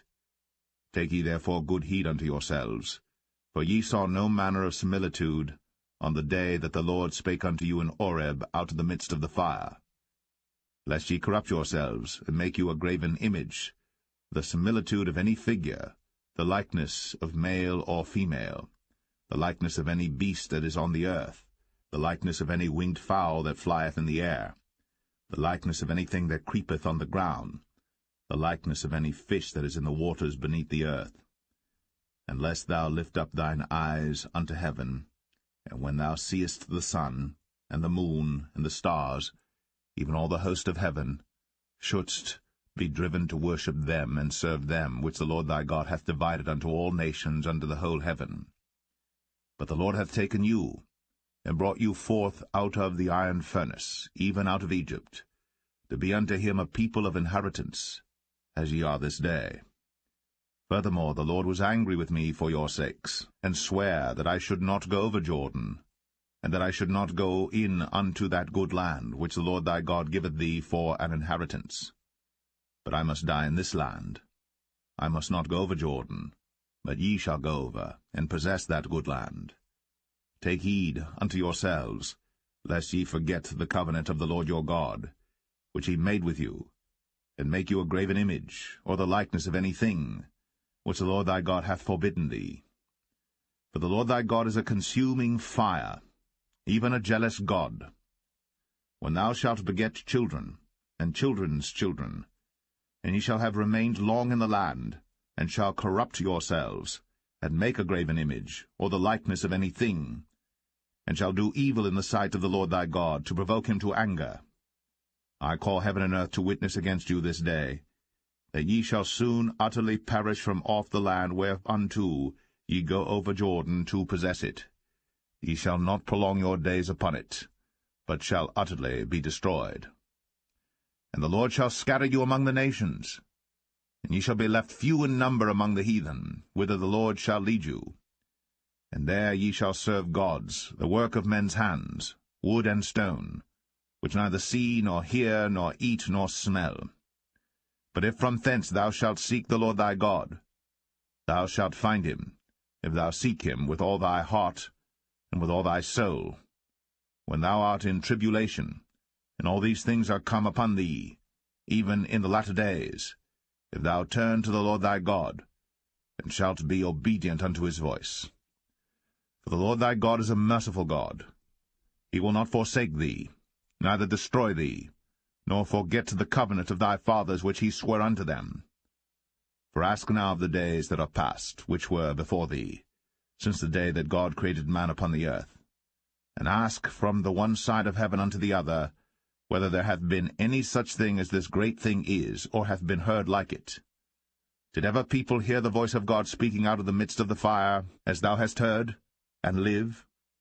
Or hath God essayed to go and take him a nation from the midst of another nation, by temptations, by signs, and by wonders, and by war, and by a mighty hand, and by a stretched out arm, and by great terrors, according to all that the Lord your God did for you in Egypt before your eyes?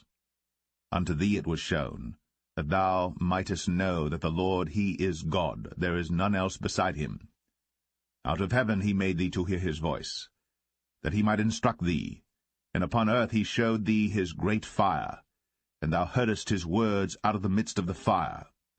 And because he loved thy fathers, therefore he chose their seed after them, and brought thee out in his sight with his mighty power out of Egypt, to drive out nations from before thee greater and mightier than thou art, to bring thee in, to give thee their land for an inheritance, as it is this day. Know therefore this day, and consider it in thine heart, that the Lord he is God in heaven above, and upon the earth beneath there is none else. Thou shalt keep therefore his statutes and his commandments, which I command thee this day, that it may go well with thee, and with thy children after thee, and that thou mayest prolong thy days upon the earth, which the Lord thy God giveth thee for ever.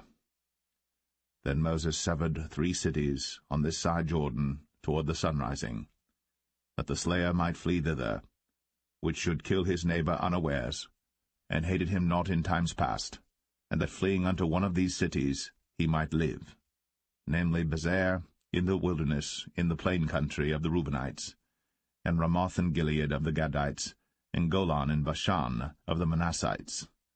And this is the law which Moses set before the children of Israel. These are the testimonies, and the statutes, and the judgments, which Moses spake unto the children of Israel, after they came forth out of Egypt. On this side Jordan, in the valley over against Beth-peor, in the land of Sihon king of the Amorites, who dwelt at Heshbon, whom Moses and the children of Israel smote, after they were come forth out of Egypt. And they possessed his land, and the land of Og king of Bashan, 2 kings of the Amorites, which were on this side Jordan toward the sunrising, from Aroer, which is by the bank of the river Arnon, even unto Mount Sion, which is Hermon, and all the plain on this side Jordan eastward, even unto the sea of the plain, unto the springs of Pisgah.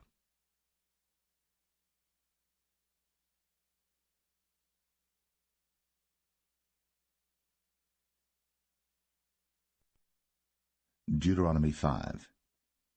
And Moses called all Israel, and said unto them, Hear, O Israel, the statutes and judgments which I speak in your ears this day, that ye may learn them, and keep and do them. The Lord our God made a covenant with us in Oreb. The Lord made not this covenant with our fathers, but with us, even us, who are all of us here alive this day. The Lord talked with you face to face, in the mount out of the midst of the fire. I stood between the Lord and you at that time, to show you the word of the Lord. For ye were afraid by reason of the fire, and went not up into the mount, saying, I am the Lord thy God, which brought thee out of the land of Egypt, from the house of bondage. Thou shalt have none other gods before me. Thou shalt not make thee any graven image, or any likeness of any thing that is in heaven above, or that is in the earth beneath, or that is in the waters beneath the earth. Thou shalt not bow down thyself unto them, nor serve them. For I, the Lord thy God, am a jealous God, visiting the iniquity of the fathers upon the children unto the 3rd and 4th generation of them that hate me, and showing mercy unto thousands of them that love me and keep my commandments. Thou shalt not take the name of the Lord thy God in vain, for the Lord will not hold him guiltless that taketh his name in vain. Keep the Sabbath day to sanctify it, as the Lord thy God hath commanded thee. 6 days thou shalt labor, and do all thy work. But the 7th day is the Sabbath of the Lord thy God. In it thou shalt not do any work, thou, nor thy son, nor thy daughter, nor thy manservant, nor thy maidservant, nor thine ox, nor thine ass, nor any of thy cattle, nor thy stranger that is within thy gates, that thy manservant and thy maidservant may rest as well as thou. And remember that thou wast a servant in the land of Egypt, and that the Lord thy God brought thee out thence through a mighty hand, and by a stretched out arm, Therefore the Lord thy God commanded thee to keep the Sabbath day. Honor thy father and thy mother, as the Lord thy God hath commanded thee, that thy days may be prolonged, and that it may go well with thee in the land which the Lord thy God giveth thee.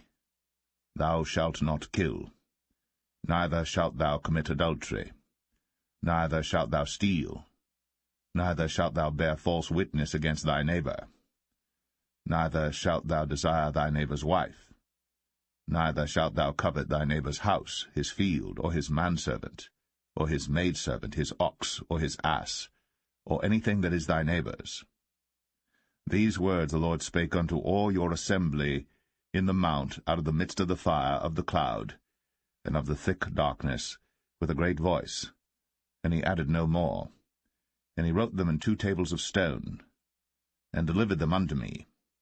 And it came to pass, when ye heard the voice out of the midst of the darkness, for the mountain did burn with fire, that ye came near unto me, even all the heads of your tribes and your elders, and ye said, Behold, the Lord our God hath shown us his glory and his greatness, and we have heard his voice out of the midst of the fire. We have seen this day that God doth talk with man, and he liveth. Now therefore why should we die? For this great fire will consume us. If we hear the voice of the Lord our God any more, then we shall die. For who is there of all flesh that hath heard the voice of the living God speaking out of the midst of the fire, as we have, and lived? Go thou near, and hear all that the Lord our God shall say. And speak thou unto us all that the Lord our God shall speak unto thee, and we will hear it and do it. And the Lord heard the voice of your words, when ye spake unto me. And the Lord said unto me, I have heard the voice of the words of this people, which they have spoken unto thee. They have well said all that they have spoken. Oh, that there were such an heart in them, that they would fear me, and keep all my commandments always, that it might be well with them, and with their children for ever. Go say to them, Get you into your tents again. But as for thee, stand thou here by me, and I will speak unto thee all the commandments and the statutes and the judgments, which thou shalt teach them, that they may do them in the land which I give them to possess it. Ye shall observe to do therefore as the Lord your God hath commanded you. Ye shall not turn aside to the right hand or to the left. Ye shall walk in all the ways which the Lord your God hath commanded you, that ye may live, and that it may be well with you, and that ye may prolong your days in the land which ye shall possess.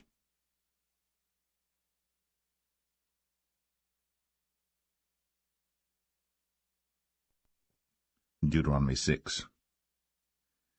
Now these are the commandments, the statutes, and the judgments, which the Lord your God commanded to teach you, that ye might do them in the land whither ye go to possess it, that thou mightest fear the Lord thy God, to keep all his statutes and his commandments which I command thee, thou and thy son, and thy son's son, all the days of thy life, and that thy days may be prolonged. Hear therefore, O Israel, and observe to do it, that it may be well with thee, and that ye may increase mightily, as the Lord God of thy fathers hath promised thee, in the land that floweth with milk and honey. Hear, O Israel, the Lord our God is one Lord. And thou shalt love the Lord thy God with all thine heart, and with all thy soul, and with all thy might. And these words which I command thee this day shall be in thine heart, and thou shalt teach them diligently unto thy children, and shalt talk of them when thou sittest in thine house, and when thou walkest by the way, and when thou liest down, and when thou risest up. And thou shalt bind them for a sign upon thine hand, and they shall be as frontlets between thine eyes. And thou shalt write them upon the posts of thy house, and on thy gates. And it shall be, when the Lord thy God shall have brought thee into the land which he sware unto thy fathers, to Abraham, to Isaac, and to Jacob, to give thee great and goodly cities, which thou buildest not, and houses full of all good things, which thou fillest not, and wells digged, which thou diggest not, vineyards and olive trees, which thou plantest not. When thou shalt have eaten and be full, then beware, lest thou forget the Lord, which brought thee forth out of the land of Egypt, from the house of bondage. Thou shalt fear the Lord thy God, and serve him, and shalt swear by his name. Ye shall not go after other gods, of the people which are round about you. For the Lord thy God is a jealous God among you, lest the anger of the Lord thy God be kindled against thee, and destroy thee from off the face of the earth. Ye shall not tempt the Lord your God, as ye tempted him in Massah. Ye shall diligently keep the commandments of the Lord your God, and his testimonies, and his statutes, which he hath commanded thee. And thou shalt do that which is right and good in the sight of the Lord, that it may be well with thee, and that thou mayest go in and possess the good land which the Lord sware unto thy fathers, to cast out all thine enemies from before thee, as the Lord hath spoken. And when thy son asketh thee in time to come, saying, What mean the testimonies and the statutes and the judgments which the Lord our God hath commanded you? Then thou shalt say unto thy son, We were Pharaoh's bondmen in Egypt, and the Lord brought us out of Egypt with a mighty hand. And the Lord showed signs and wonders, great and sore, upon Egypt, upon Pharaoh, and upon all his household before our eyes. And he brought us out from thence, that he might bring us in, to give us the land which he sware unto our fathers. And the Lord commanded us to do all these statutes, to fear the Lord our God, for our good always, that he might preserve us alive, as it is at this day. And it shall be our righteousness, if we observe to do all these commandments before the Lord our God, as he hath commanded us.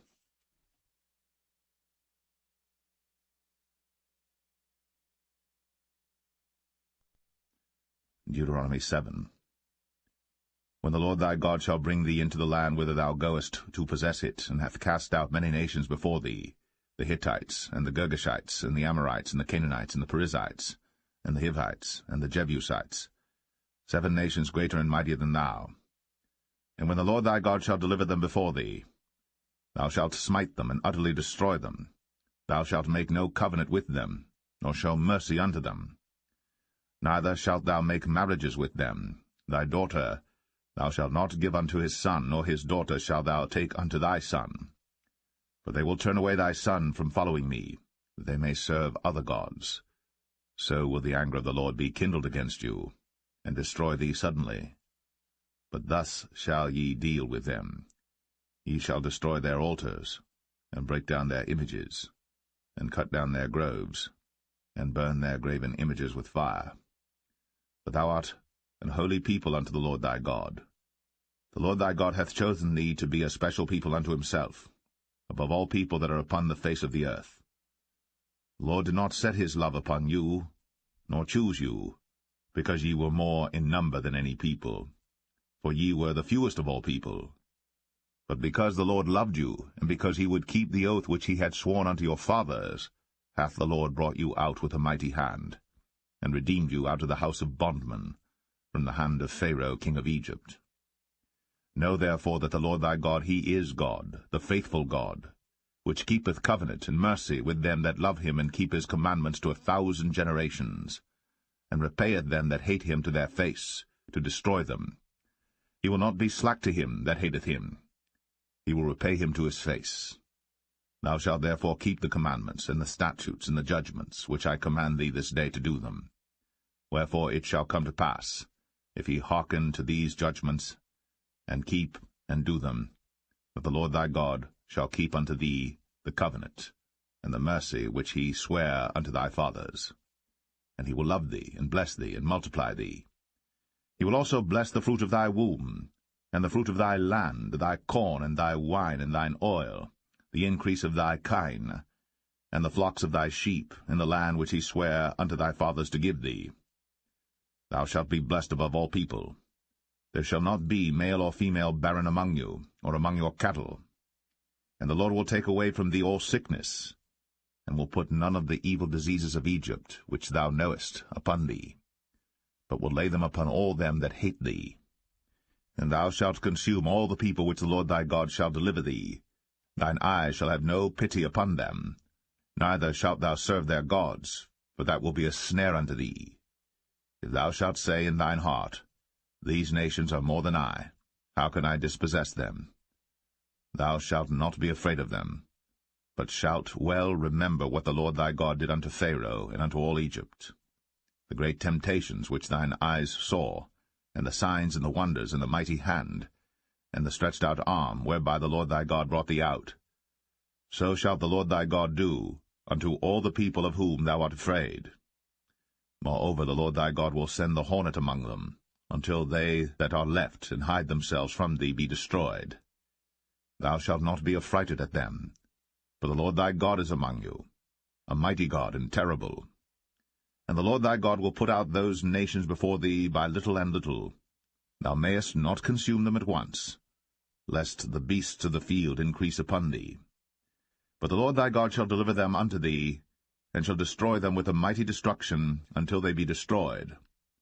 And he shall deliver their kings into thine hand, and thou shalt destroy their name from under heaven. There shall no man be able to stand before thee until thou have destroyed them. The graven images of their gods shall ye burn with fire. Thou shalt not desire the silver or gold that is on them, nor take it unto thee, lest thou be snared therein, for it is an abomination to the Lord thy God. Neither shalt thou bring an abomination into thine house, lest thou be a cursed thing like it.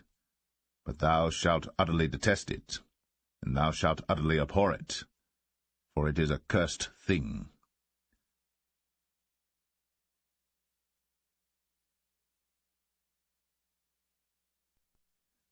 Deuteronomy 8. All the commandments which I command thee this day shall ye observe to do, that ye may live, and multiply, and go in and possess the land which the Lord sware unto your fathers. And thou shalt remember all the way which the Lord thy God led thee these 40 years in the wilderness, to humble thee, and to prove thee, to know what was in thine heart, whether thou wouldst keep his commandments or no. And he humbled thee, and suffered thee to hunger, and fed thee with manna, which thou knewest not, neither did thy fathers know, that he might make thee know that man doth not live by bread only, but by every word that proceedeth out of the mouth of the Lord doth man live. Thy raiment waxed not old upon thee, neither did thy foot swell these 40 years. Thou shalt also consider in thine heart, that, as a man chasteneth his son, so the Lord thy God chasteneth thee. Therefore thou shalt keep the commandments of the Lord thy God, to walk in his ways, and to fear him. For the Lord thy God bringeth thee into a good land, a land of brooks of water, of fountains and depths that spring out of valleys and hills, a land of wheat and barley and vines and fig trees and pomegranates, a land of oil, olive, and honey, a land wherein thou shalt eat bread without scarceness, thou shalt not lack anything in it, a land whose stones are iron, and out of whose hills thou mayest dig brass. When thou hast eaten and art full, then thou shalt bless the Lord thy God for the good land which he hath given thee. Beware that thou forget not the Lord thy God, in not keeping his commandments, and his judgments, and his statutes, which I command thee this day. Lest when thou hast eaten and art full, and hast built goodly houses, and dwelt therein, and when thy herds and thy flocks multiply, and thy silver and thy gold is multiplied, and all that thou hast is multiplied, then thine heart be lifted up, and thou forget the Lord thy God, which brought thee forth out of the land of Egypt from the house of bondage, who led thee through that great and terrible wilderness, wherein were fiery serpents and scorpions, and drought, where there was no water, who brought thee forth water out of the rock of flint, who fed thee in the wilderness with manna, which thy fathers knew not, that he might humble thee, and that he might prove thee to do thee good at thy latter end. And thou say in thine heart, My power and the might of mine hand hath gotten me this wealth. But thou shalt remember the Lord thy God, for it is he that giveth thee power to get wealth, that he may establish his covenant which he sware unto thy fathers, as it is this day.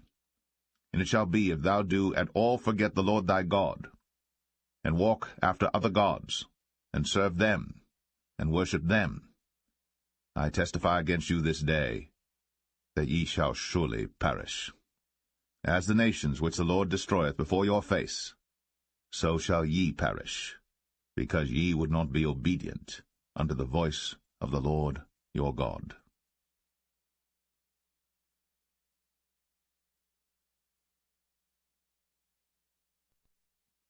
Deuteronomy 9. Hear, O Israel.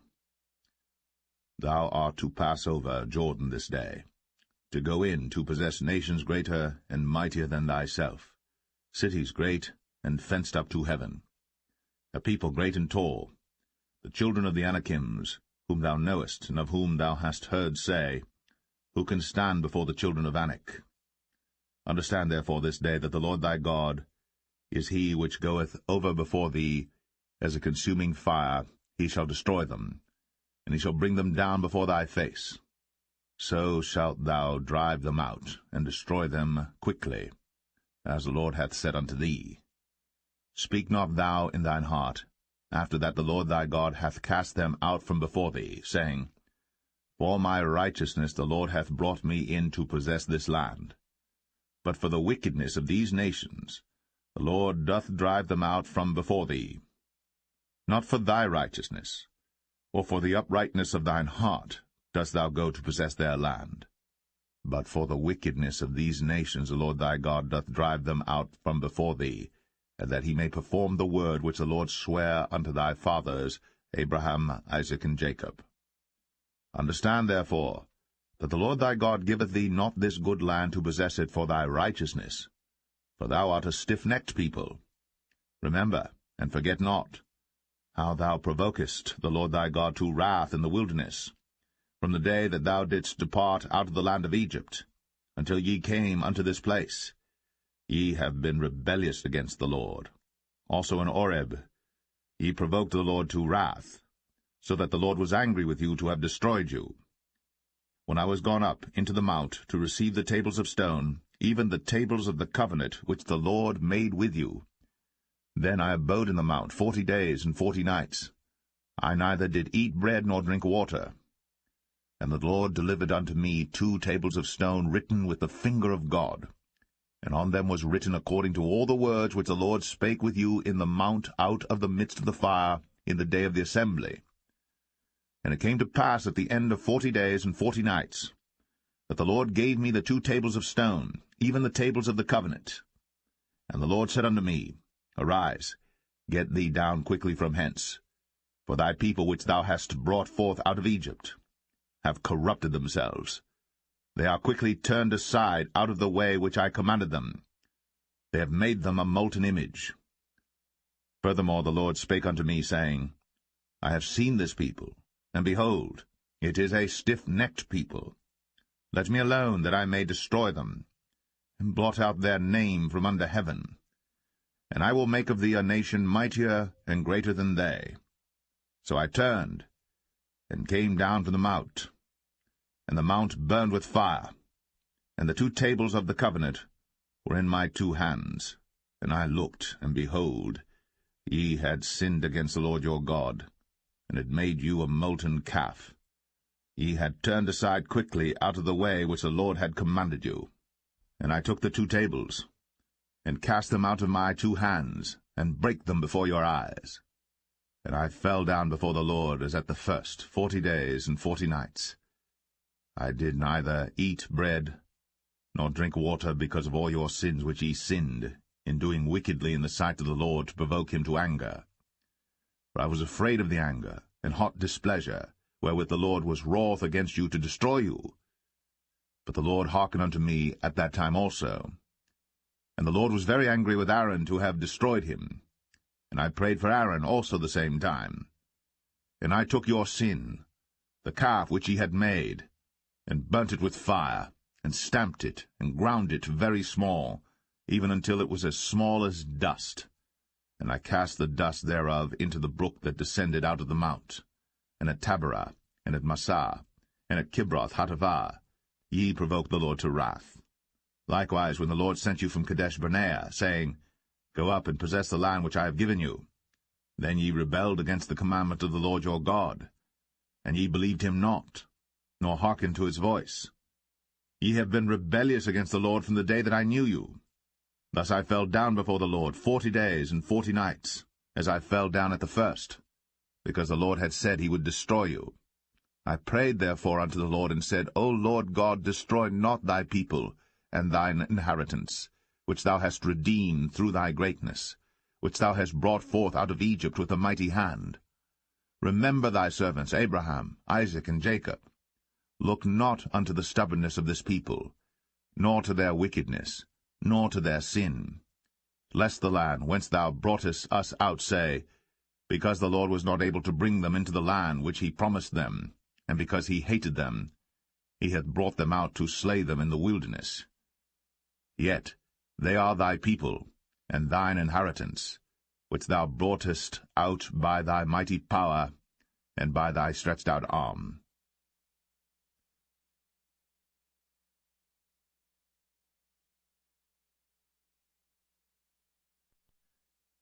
Deuteronomy 10.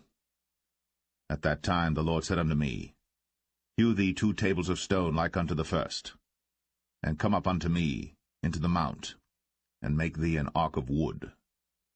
And I will write on the tables the words that were in the first tables which thou breakest, and thou shalt put them in the ark. And I made an ark of shittim wood, and hewed 2 tables of stone like unto the first, and went up into the mount, having the 2 tables in mine hand. And he wrote on the tables, according to the first writing, the 10 commandments, which the Lord spake unto you in the mount out of the midst of the fire, in the day of the assembly. And the Lord gave them unto me.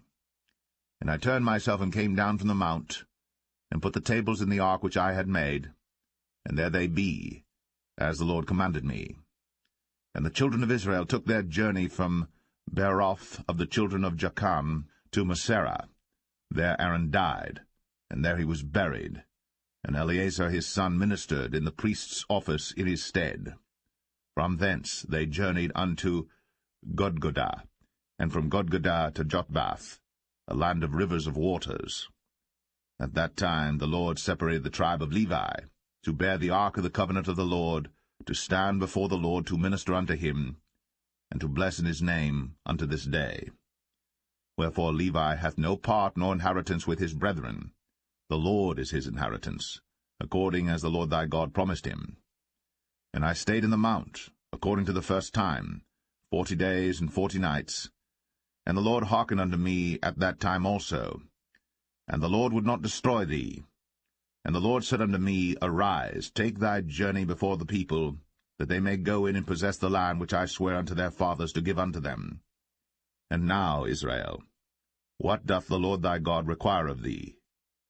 But to fear the Lord thy God, to walk in all his ways, and to love him, and to serve the Lord thy God with all thy heart and with all thy soul, to keep the commandments of the Lord, and his statutes, which I command thee this day for thy good. Behold, the heaven, and the heaven of heavens is the Lord's thy God, the earth also with all that therein is. Only the Lord had a delight in thy fathers to love them, and he chose their seed after them, even you above all people, as it is this day. Circumcise therefore the foreskin of your heart, and be no more stiff-necked. For the Lord your God is God of gods and Lord of lords, a great God, a mighty and a terrible, which regardeth not persons, nor taketh reward.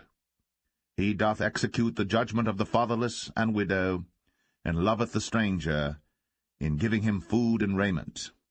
Love ye therefore the stranger, for ye were strangers in the land of Egypt. Thou shalt fear the Lord thy God. Him shalt thou serve, and to him shalt thou cleave, and swear by his name. He is thy praise, and he is thy God, that hath done for thee these great and terrible things, which thine eyes have seen.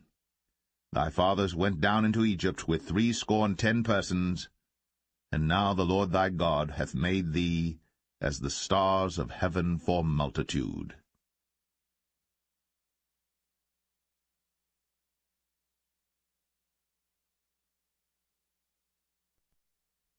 Deuteronomy 11.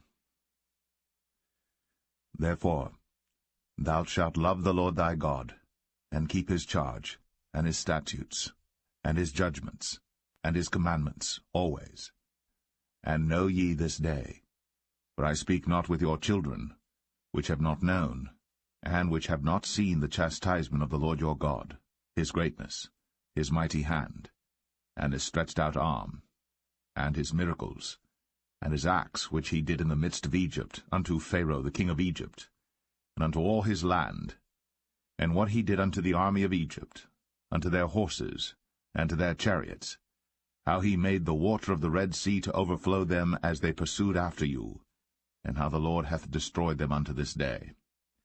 And what he did unto you in the wilderness until ye came into this place, and what he did unto Dathan and Abiram, the sons of Eliab, the son of Reuben, how the earth opened her mouth, and swallowed them up, and their households, and their tents, and all the substance that was in their possession, in the midst of all Israel. But your eyes have seen all the great acts of the Lord which he did. Therefore shall ye keep all the commandments which I command you this day, that ye may be strong, and go in and possess the land, whither ye go to possess it, and that ye may prolong your days in the land, which the Lord sware unto your fathers to give unto them and to their seed, a land that floweth with milk and honey. For the land whither thou goest in to possess it is not as the land of Egypt, from whence ye came out, where thou sowedst thy seed, and waterest it with thy foot, as a garden of herbs. But the land whither ye go to possess it is a land of hills and valleys, and drinketh water of the rain of heaven, a land which the Lord thy God careth for. The eyes of the Lord thy God are always upon it, from the beginning of the year even unto the end of the year. And it shall come to pass, if ye shall hearken diligently unto my commandments, which I command you this day, to love the Lord your God, and to serve him with all your heart and with all your soul, that I will give you the rain of your land in his due season, the first rain and the latter rain, that thou mayest gather in thy corn, and thy wine, and thine oil. And I will send grass in thy fields for thy cattle, that thou mayest eat and be full. Take heed to yourselves, that your heart be not deceived, and ye turn aside and serve other gods, and worship them. And then the Lord's wrath be kindled against you, and he shut up the heaven, that there be no rain, and that the land yield not her fruit, and lest ye perish quickly from off the good land which the Lord giveth you. Therefore shall ye lay up these my words in your heart and in your soul, and bind them for a sign upon your hand, that they may be as frontlets between your eyes. And ye shall teach them your children, speaking of them when thou sittest in thine house, and when thou walkest by the way, when thou liest down, and when thou risest up. And thou shalt write them upon the doorposts of thine house, and upon thy gates, that your days may be multiplied, and the days of your children in the land which the Lord sware unto your fathers to give them, as the days of heaven upon the earth.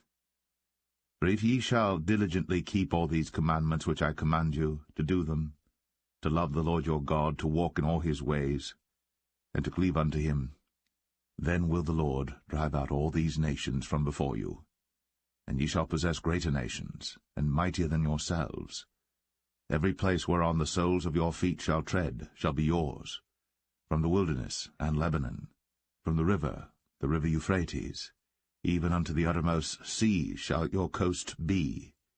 There shall no man be able to stand before you. For the Lord your God shall lay the fear of you and the dread of you upon all the land that ye shall tread upon, as he has said unto you. Behold, I set before you this day a blessing and a curse.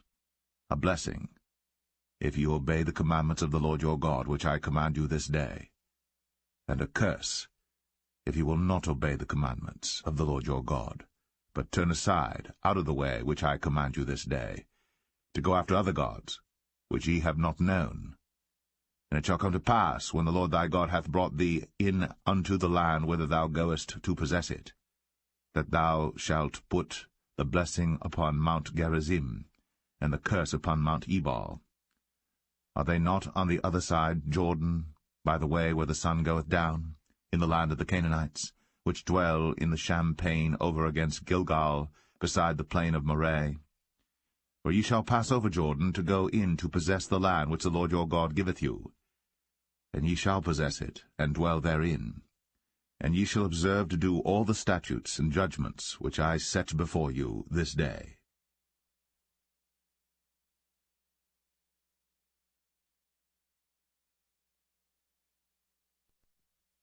Deuteronomy 12. These are the statutes and judgments which ye shall observe to do in the land, which the Lord God of thy fathers giveth thee to possess it, all the days that ye live upon the earth. Ye shall utterly destroy all the places wherein the nations which ye shall possess served their gods, upon the high mountains, and upon the hills, and under every green tree. And ye shall overthrow their altars, and break their pillars, and burn their groves with fire. And ye shall hew down the graven images of their gods, and destroy the names of them out of that place. Ye shall not do so unto the Lord your God, but unto the place which the Lord your God shall choose out of all your tribes to put his name there, even unto his habitation shall ye seek, and thither thou shalt come. And thither ye shall bring your burnt offerings, and your sacrifices, and your tithes, and heave offerings of your hand, and your vows, and your freewill offerings, and the firstlings of your herds and of your flocks.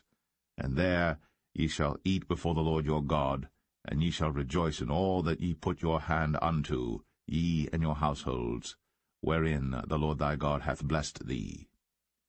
Ye shall not do after all the things that we do here this day, every man whatsoever is right in his own eyes. For ye are not as yet come to the rest, and to the inheritance, which the Lord your God giveth you. But when ye go over Jordan, and dwell in the land which the Lord your God giveth you to inherit, and when he giveth you rest from all your enemies round about, so that ye dwell in safety, then there shall be a place which the Lord your God shall choose to cause his name to dwell there. Thither shall ye bring all that I command you, your burnt offerings, and your sacrifices, your tithes, and the heave offering of your hand, and all your choice vows which ye vow unto the Lord. And ye shall rejoice before the Lord your God, ye and your sons, and your daughters, and your menservants, and your maidservants, and the Levite that is within your gates, forasmuch as he hath no part nor inheritance with you. Take heed to thyself, that thou offer not thy burnt offerings in every place that thou seest, but in the place which the Lord shall choose in one of thy tribes, there thou shalt offer thy burnt offerings, and there thou shalt do all that I command thee. Notwithstanding, thou mayest kill and eat flesh in all thy gates, whatsoever thy soul lusteth after, according to the blessing of the Lord thy God which he hath given thee. The unclean and the clean may eat thereof, as of the roebuck, and as of the hart. Only ye shall not eat the blood. Ye shall pour it upon the earth as water. Thou mayest not eat within thy gates the tithe of thy corn, or of thy wine, or of thy oil, or the firstlings of thy herds, or of thy flock, nor any of thy vows which thou vowest, nor thy freewill offerings, or heave offering of thine hand. But thou must eat them before the Lord thy God in the place which the Lord thy God shall choose, thou, and thy son, and thy daughter, and thy manservant, and thy maidservant, and the Levite that is within thy gates. And thou shalt rejoice before the Lord thy God in all that thou puttest thine hands unto. Take heed to thyself that thou forsake not the Levite as long as thou livest upon the earth. When the Lord thy God shall enlarge thy border, as he hath promised thee, and thou shalt say, I will eat flesh, because thy soul longeth to eat flesh. Thou mayest eat flesh, whatsoever thy soul lusteth after. If the place which the Lord thy God hath chosen to put his name there be too far from thee, then thou shalt kill of thy herd and of thy flock, which the Lord hath given thee, as I have commanded thee, and thou shalt eat in thy gates whatsoever thy soul lusteth after. Even as the roebuck and the hart is eaten, so thou shalt eat them. The unclean and the clean shall eat of them alike. Only be sure that thou eat not the blood, for the blood is the life, and thou mayest not eat the life with the flesh. Thou shalt not eat it. Thou shalt pour it upon the earth as water. Thou shalt not eat it, that it may go well with thee, and with thy children after thee, when thou shalt do that which is right in the sight of the Lord. Only thy holy things which thou hast, and thy vows, thou shalt take, and go unto the place which the Lord shall choose. And thou shalt offer thy burnt offerings, the flesh and the blood, upon the altar of the Lord thy God. And the blood of thy sacrifices shall be poured out upon the altar of the Lord thy God, and thou shalt eat the flesh. Observe and hear all these words which I command thee, that it may go well with thee, and with thy children after thee for ever, when thou doest that which is good and right in the sight of the Lord thy God. When the Lord thy God shall cut off the nations from before thee, whither thou goest to possess them, and thou succeedest them, and dwellest in their land, take heed to thyself that thou be not snared by following them, after that they be destroyed from before thee, and that thou inquire not after their gods, saying, How did these nations serve their gods? Even so will I do likewise. Thou shalt not do so unto the Lord thy God. For every abomination to the Lord which he hateth have they done unto their gods. For even their sons and their daughters they have burnt in the fire to their gods. What thing soever I command you, observe to do it. Thou shalt not add thereto, nor diminish from it.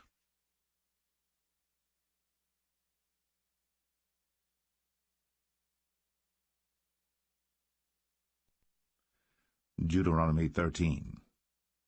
If there arise among you a prophet, or a dreamer of dreams, and giveth thee a sign or a wonder, and the sign or the wonder come to pass, whereof he spake unto thee, saying, Let us go after other gods, which thou hast not known, and let us serve them. Thou shalt not hearken unto the words of that prophet, or that dreamer of dreams. For the Lord your God proveth you, to know whether ye love the Lord your God with all your heart, and with all your soul. Ye shall walk after the Lord your God, and fear him, and keep his commandments, and obey his voice. And ye shall serve him, and cleave unto him.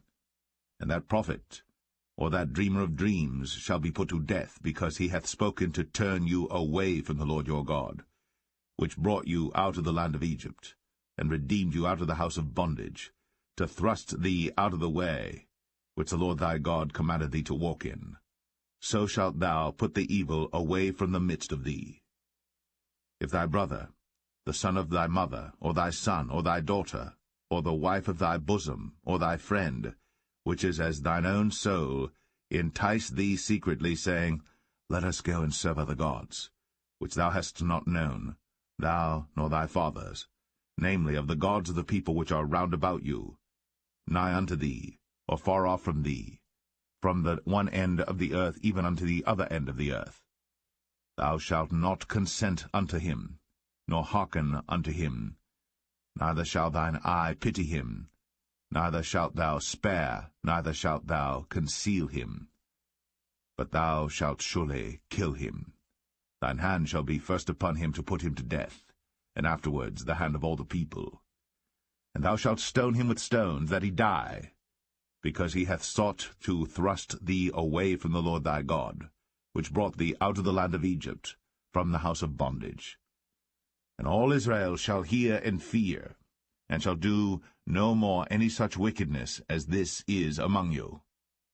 If thou shalt hear say, in one of thy cities, which the Lord thy God hath given thee to dwell there, saying, Certain men, the children of Belial, are gone out from among you, and have withdrawn the inhabitants of their city, saying, Let us go and serve other gods, which ye have not known. Then shalt thou inquire and make search, and ask diligently, and behold, if it be truth, and the thing certain, that such abomination is wrought among you, thou shalt surely smite the inhabitants of that city with the edge of the sword, destroying it utterly, and all that is therein, and the cattle thereof, with the edge of the sword. And thou shalt gather all the spoil of it into the midst of the street thereof, and shalt burn with fire the city, and all the spoil thereof every whit, for the Lord thy God, and it shall be an heap for ever. It shall not be built again. And there shall cleave naught of the cursed thing to thine hand, that the Lord may turn from the fierceness of his anger, and show thee mercy, and have compassion upon thee, and multiply thee, as he has sworn unto thy fathers. When thou shalt hearken to the voice of the Lord thy God, to keep all his commandments which I command thee this day, to do that which is right in the eyes of the Lord thy God.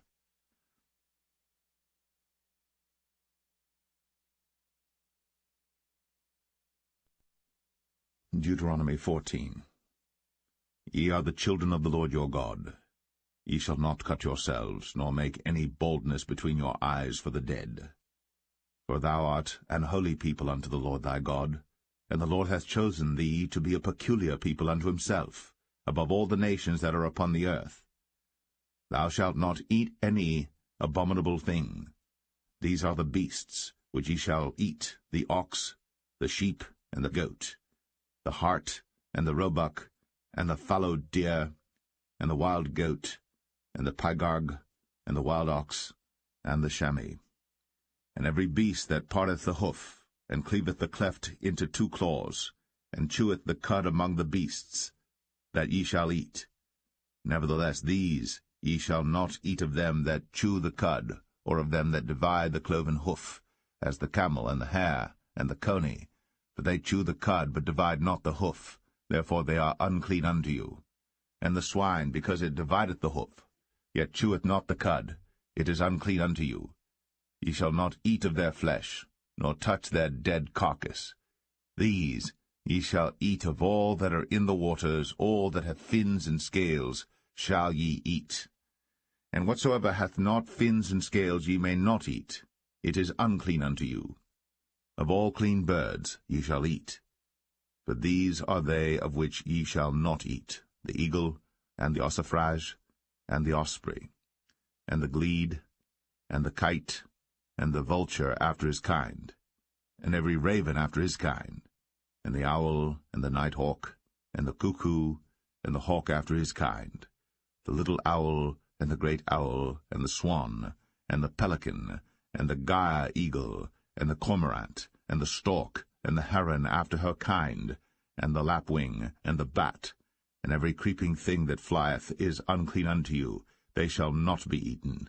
But of all clean fowls ye may eat. Ye shall not eat of anything that dieth of itself.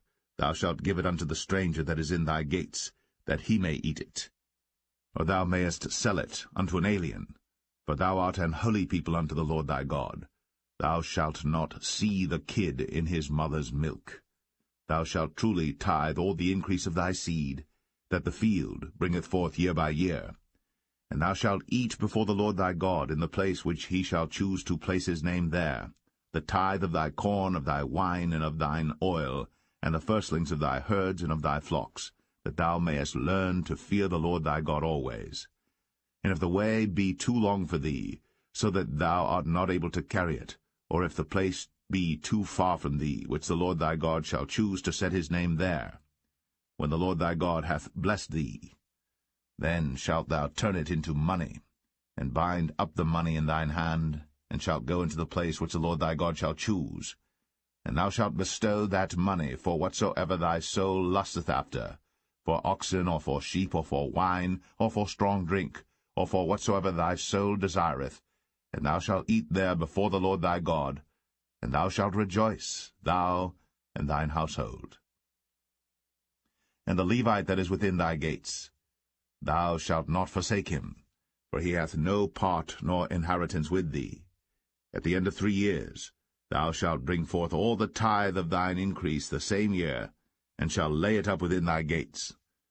And the Levite, because he hath no part nor inheritance with thee, and the stranger, and the fatherless, and the widow, which are within thy gates, shall come, and shall eat and be satisfied, that the Lord thy God may bless thee in all the work of thine hand which thou doest.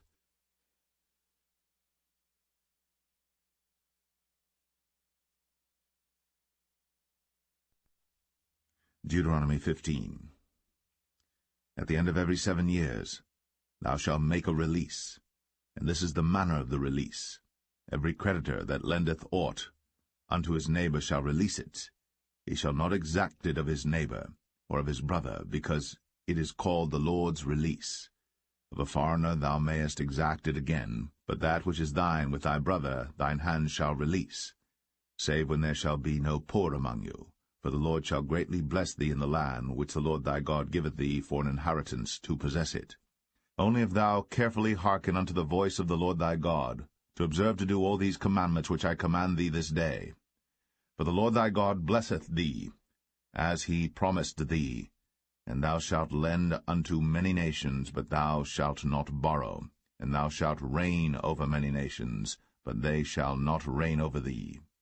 If there be among you a poor man, of one of thy brethren within any of thy gates in thy land which the Lord thy God giveth thee, thou shalt not harden thine heart, nor shut thine hand from thy poor brother, but thou shalt open thine hand wide unto him, and shalt surely lend him sufficient for his need in that which he wanteth. Beware that there be not a thought in thy wicked heart, saying, The 7th year, the year of release, is at hand, and thine eye be evil against thy poor brother, and thou givest him naught, and he cry unto the Lord against thee, and it be sin unto thee.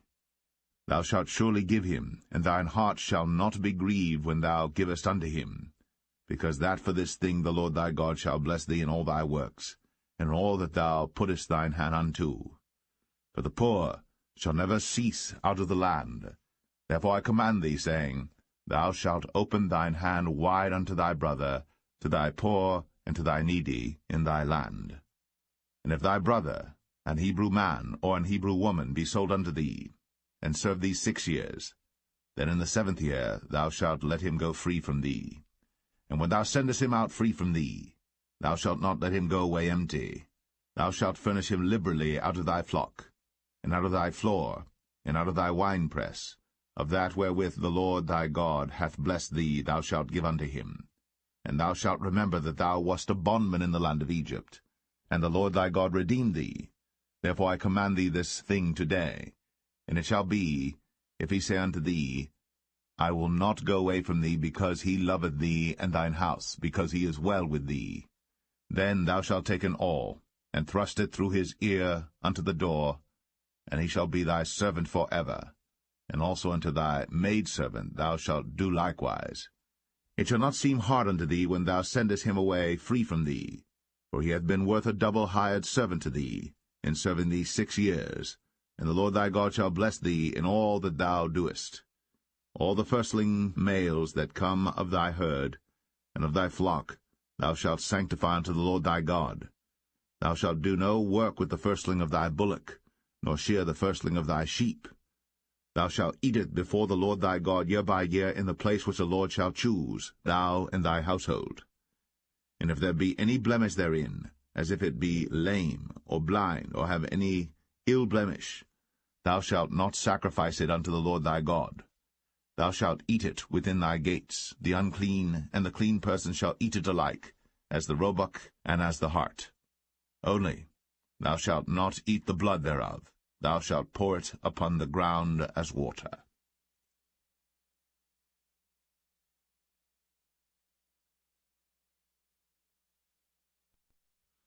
Deuteronomy 16.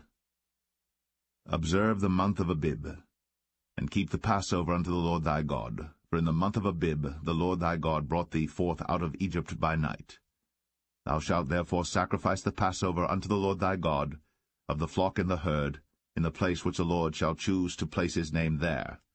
Thou shalt eat no leavened bread with it. 7 days shalt thou eat unleavened bread therewith, even the bread of affliction. For thou camest forth out of the land of Egypt in haste, that thou mayest remember the day when thou camest forth out of the land of Egypt all the days of thy life. And there shall be no leavened bread seen with thee in all thy coast 7 days, neither shall there any thing of the flesh, which thou sacrificedst the first day at even, remain all night until the morning.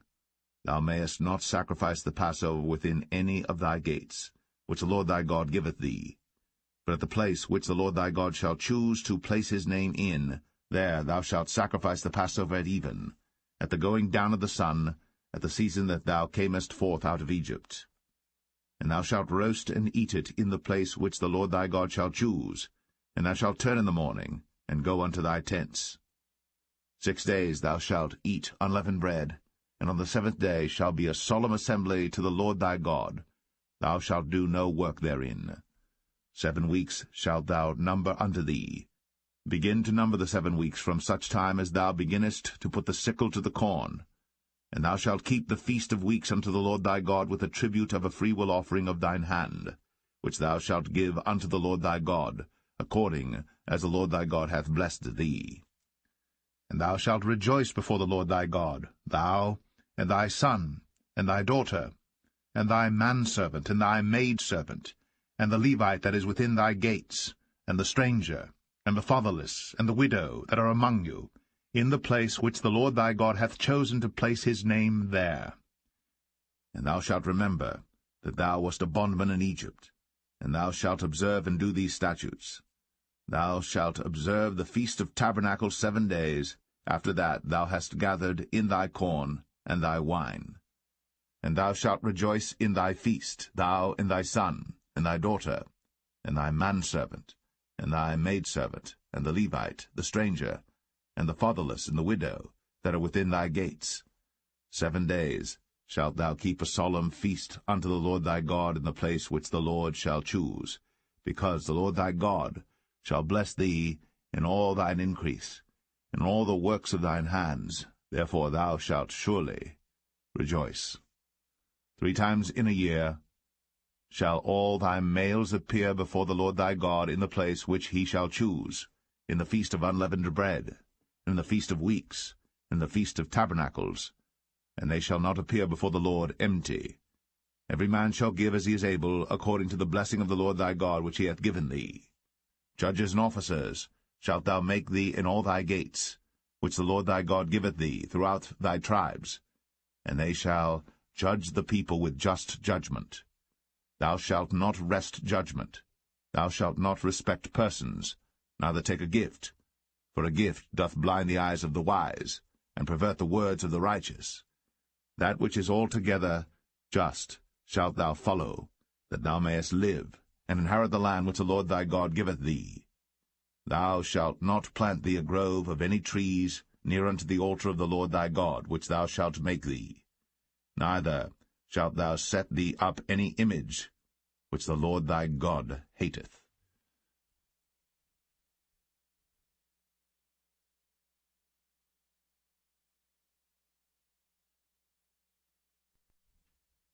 Deuteronomy 17. Thou shalt not sacrifice unto the Lord thy God any bullock or sheep wherein is blemish, or any evil favouredness, for that is an abomination unto the Lord thy God.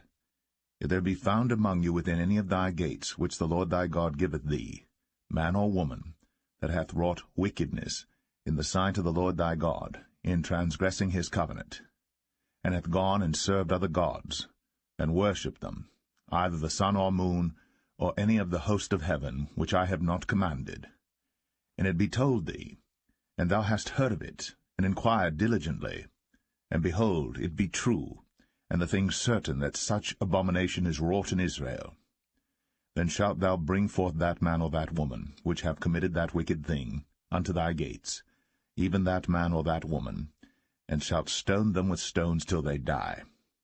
At the mouth of 2 witnesses or 3 witnesses shall he that is worthy of death be put to death. But at the mouth of 1 witness he shall not be put to death. The hands of the witnesses shall be first upon him to put him to death, and afterward the hands of all the people. So thou shalt put the evil away from among you. If there arise a matter too hard for thee in judgment, between blood and blood, between plea and plea, and between stroke and stroke, being matters of controversy within thy gates, then shalt thou arise, and get thee up into the place which the Lord thy God shall choose. And thou shalt come unto the priests, the Levites, and unto the judge that shall be in those days, and inquire, and they shall show thee the sentence of judgment. And thou shalt do according to the sentence which they of that place which the Lord shall choose shall show thee. And thou shalt observe to do according to all that they inform thee, according to the sentence of the law which they shall teach thee, and according to the judgment which they shall tell thee, thou shalt do. Thou shalt not decline from the sentence which they shall show thee, to the right hand nor to the left. And the man that will do presumptuously, and will not hearken unto the priest that standeth to minister there before the Lord thy God, or unto the judge, even that man shall die, and thou shalt put away the evil from Israel. And all the people shall hear, and fear, and do no more presumptuously. When thou art come unto the land which the Lord thy God giveth thee, and shalt possess it, and shalt dwell therein, and shalt say, I will set a king over me, like as all the nations that are about me. Thou shalt in any wise set him king over thee, whom the Lord thy God shall choose, one from among thy brethren, shalt thou set king over thee. Thou mayest not set a stranger over thee, which is not thy brother. But he shall not multiply horses to himself, nor cause the people to return to Egypt, to the end that he should multiply horses. For as much as the Lord hath said unto you, ye shall henceforth return no more that way. Neither shall he multiply wives to himself, that his heart turn not away. Neither shall he greatly multiply to himself silver and gold. And it shall be, when he sitteth upon the throne of his kingdom, that he shall write him a copy of this law in a book out of that which is before the priests the Levites.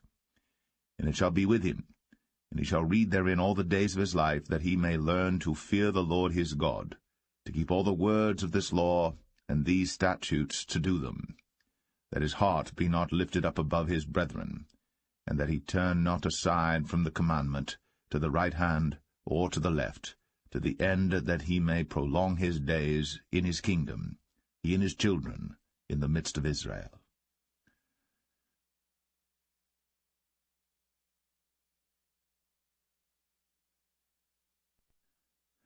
Deuteronomy 18. The priests, the Levites, and all the tribe of Levi, shall have no part nor inheritance with Israel. They shall eat the offerings of the Lord made by fire, and his inheritance. Therefore shall they have no inheritance among their brethren. The Lord is their inheritance, as he hath said unto them. And this shall be the priest's due from the people from them that offer a sacrifice, whether it be ox or sheep. And they shall give unto the priest the shoulder, and the 2 cheeks, and the maw. The firstfruit also of thy corn, of thy wine, and of thine oil, and the first of the fleece of thy sheep, shalt thou give him. For the Lord thy God hath chosen him out of all thy tribes, to stand to minister in the name of the Lord, him and his sons for ever. And if a Levite come from any of thy gates out of all Israel, where he sojourned, and come with all the desire of his mind unto the place which the Lord shall choose, then he shall minister in the name of the Lord his God, as all his brethren the Levites do, which stand there before the Lord. They shall have like portions to eat, beside that which cometh of the sale of his patrimony. When thou art come into the land which the Lord thy God giveth thee, thou shalt not learn to do after the abominations of those nations. There shall not be found among you any one that maketh his son or his daughter to pass through the fire, or that useth divination, or an observer of times, or an enchanter, or a witch, or a charmer, or a consulter with familiar spirits, or a wizard, or a necromancer. For all that do these things are an abomination unto the Lord. And because of these abominations the Lord thy God doth drive them out from before thee. Thou shalt be perfect with the Lord thy God. For these nations which thou shalt possess hearkened unto observers of times, and unto diviners. But as for thee, the Lord thy God hath not suffered thee so to do. The Lord thy God will raise up unto thee a prophet from the midst of thee, of thy brethren, like unto me. Unto him ye shall hearken, according to all that thou desirest of the Lord thy God in Horeb, in the day of the assembly, saying, Let me not hear again the voice of the Lord my God, neither let me see this great fire any more, that I die not. And the Lord said unto me, They have well spoken that which they have spoken. I will raise them up a prophet from among their brethren, like unto thee, and will put my words in his mouth, and he shall speak unto them all that I shall command him. And it shall come to pass, that whosoever will not hearken unto my words which he shall speak in my name, I will require it of him. But the prophet, which shall presume to speak a word in my name, which I have not commanded him to speak, or that shall speak in the name of other gods, even that prophet shall die. And if thou say in thine heart, How shall we know the word which the Lord hath not spoken? When a prophet speaketh in the name of the Lord, if the thing follow not, nor come to pass, that is the thing which the Lord hath not spoken, but the prophet hath spoken it presumptuously, thou shalt not be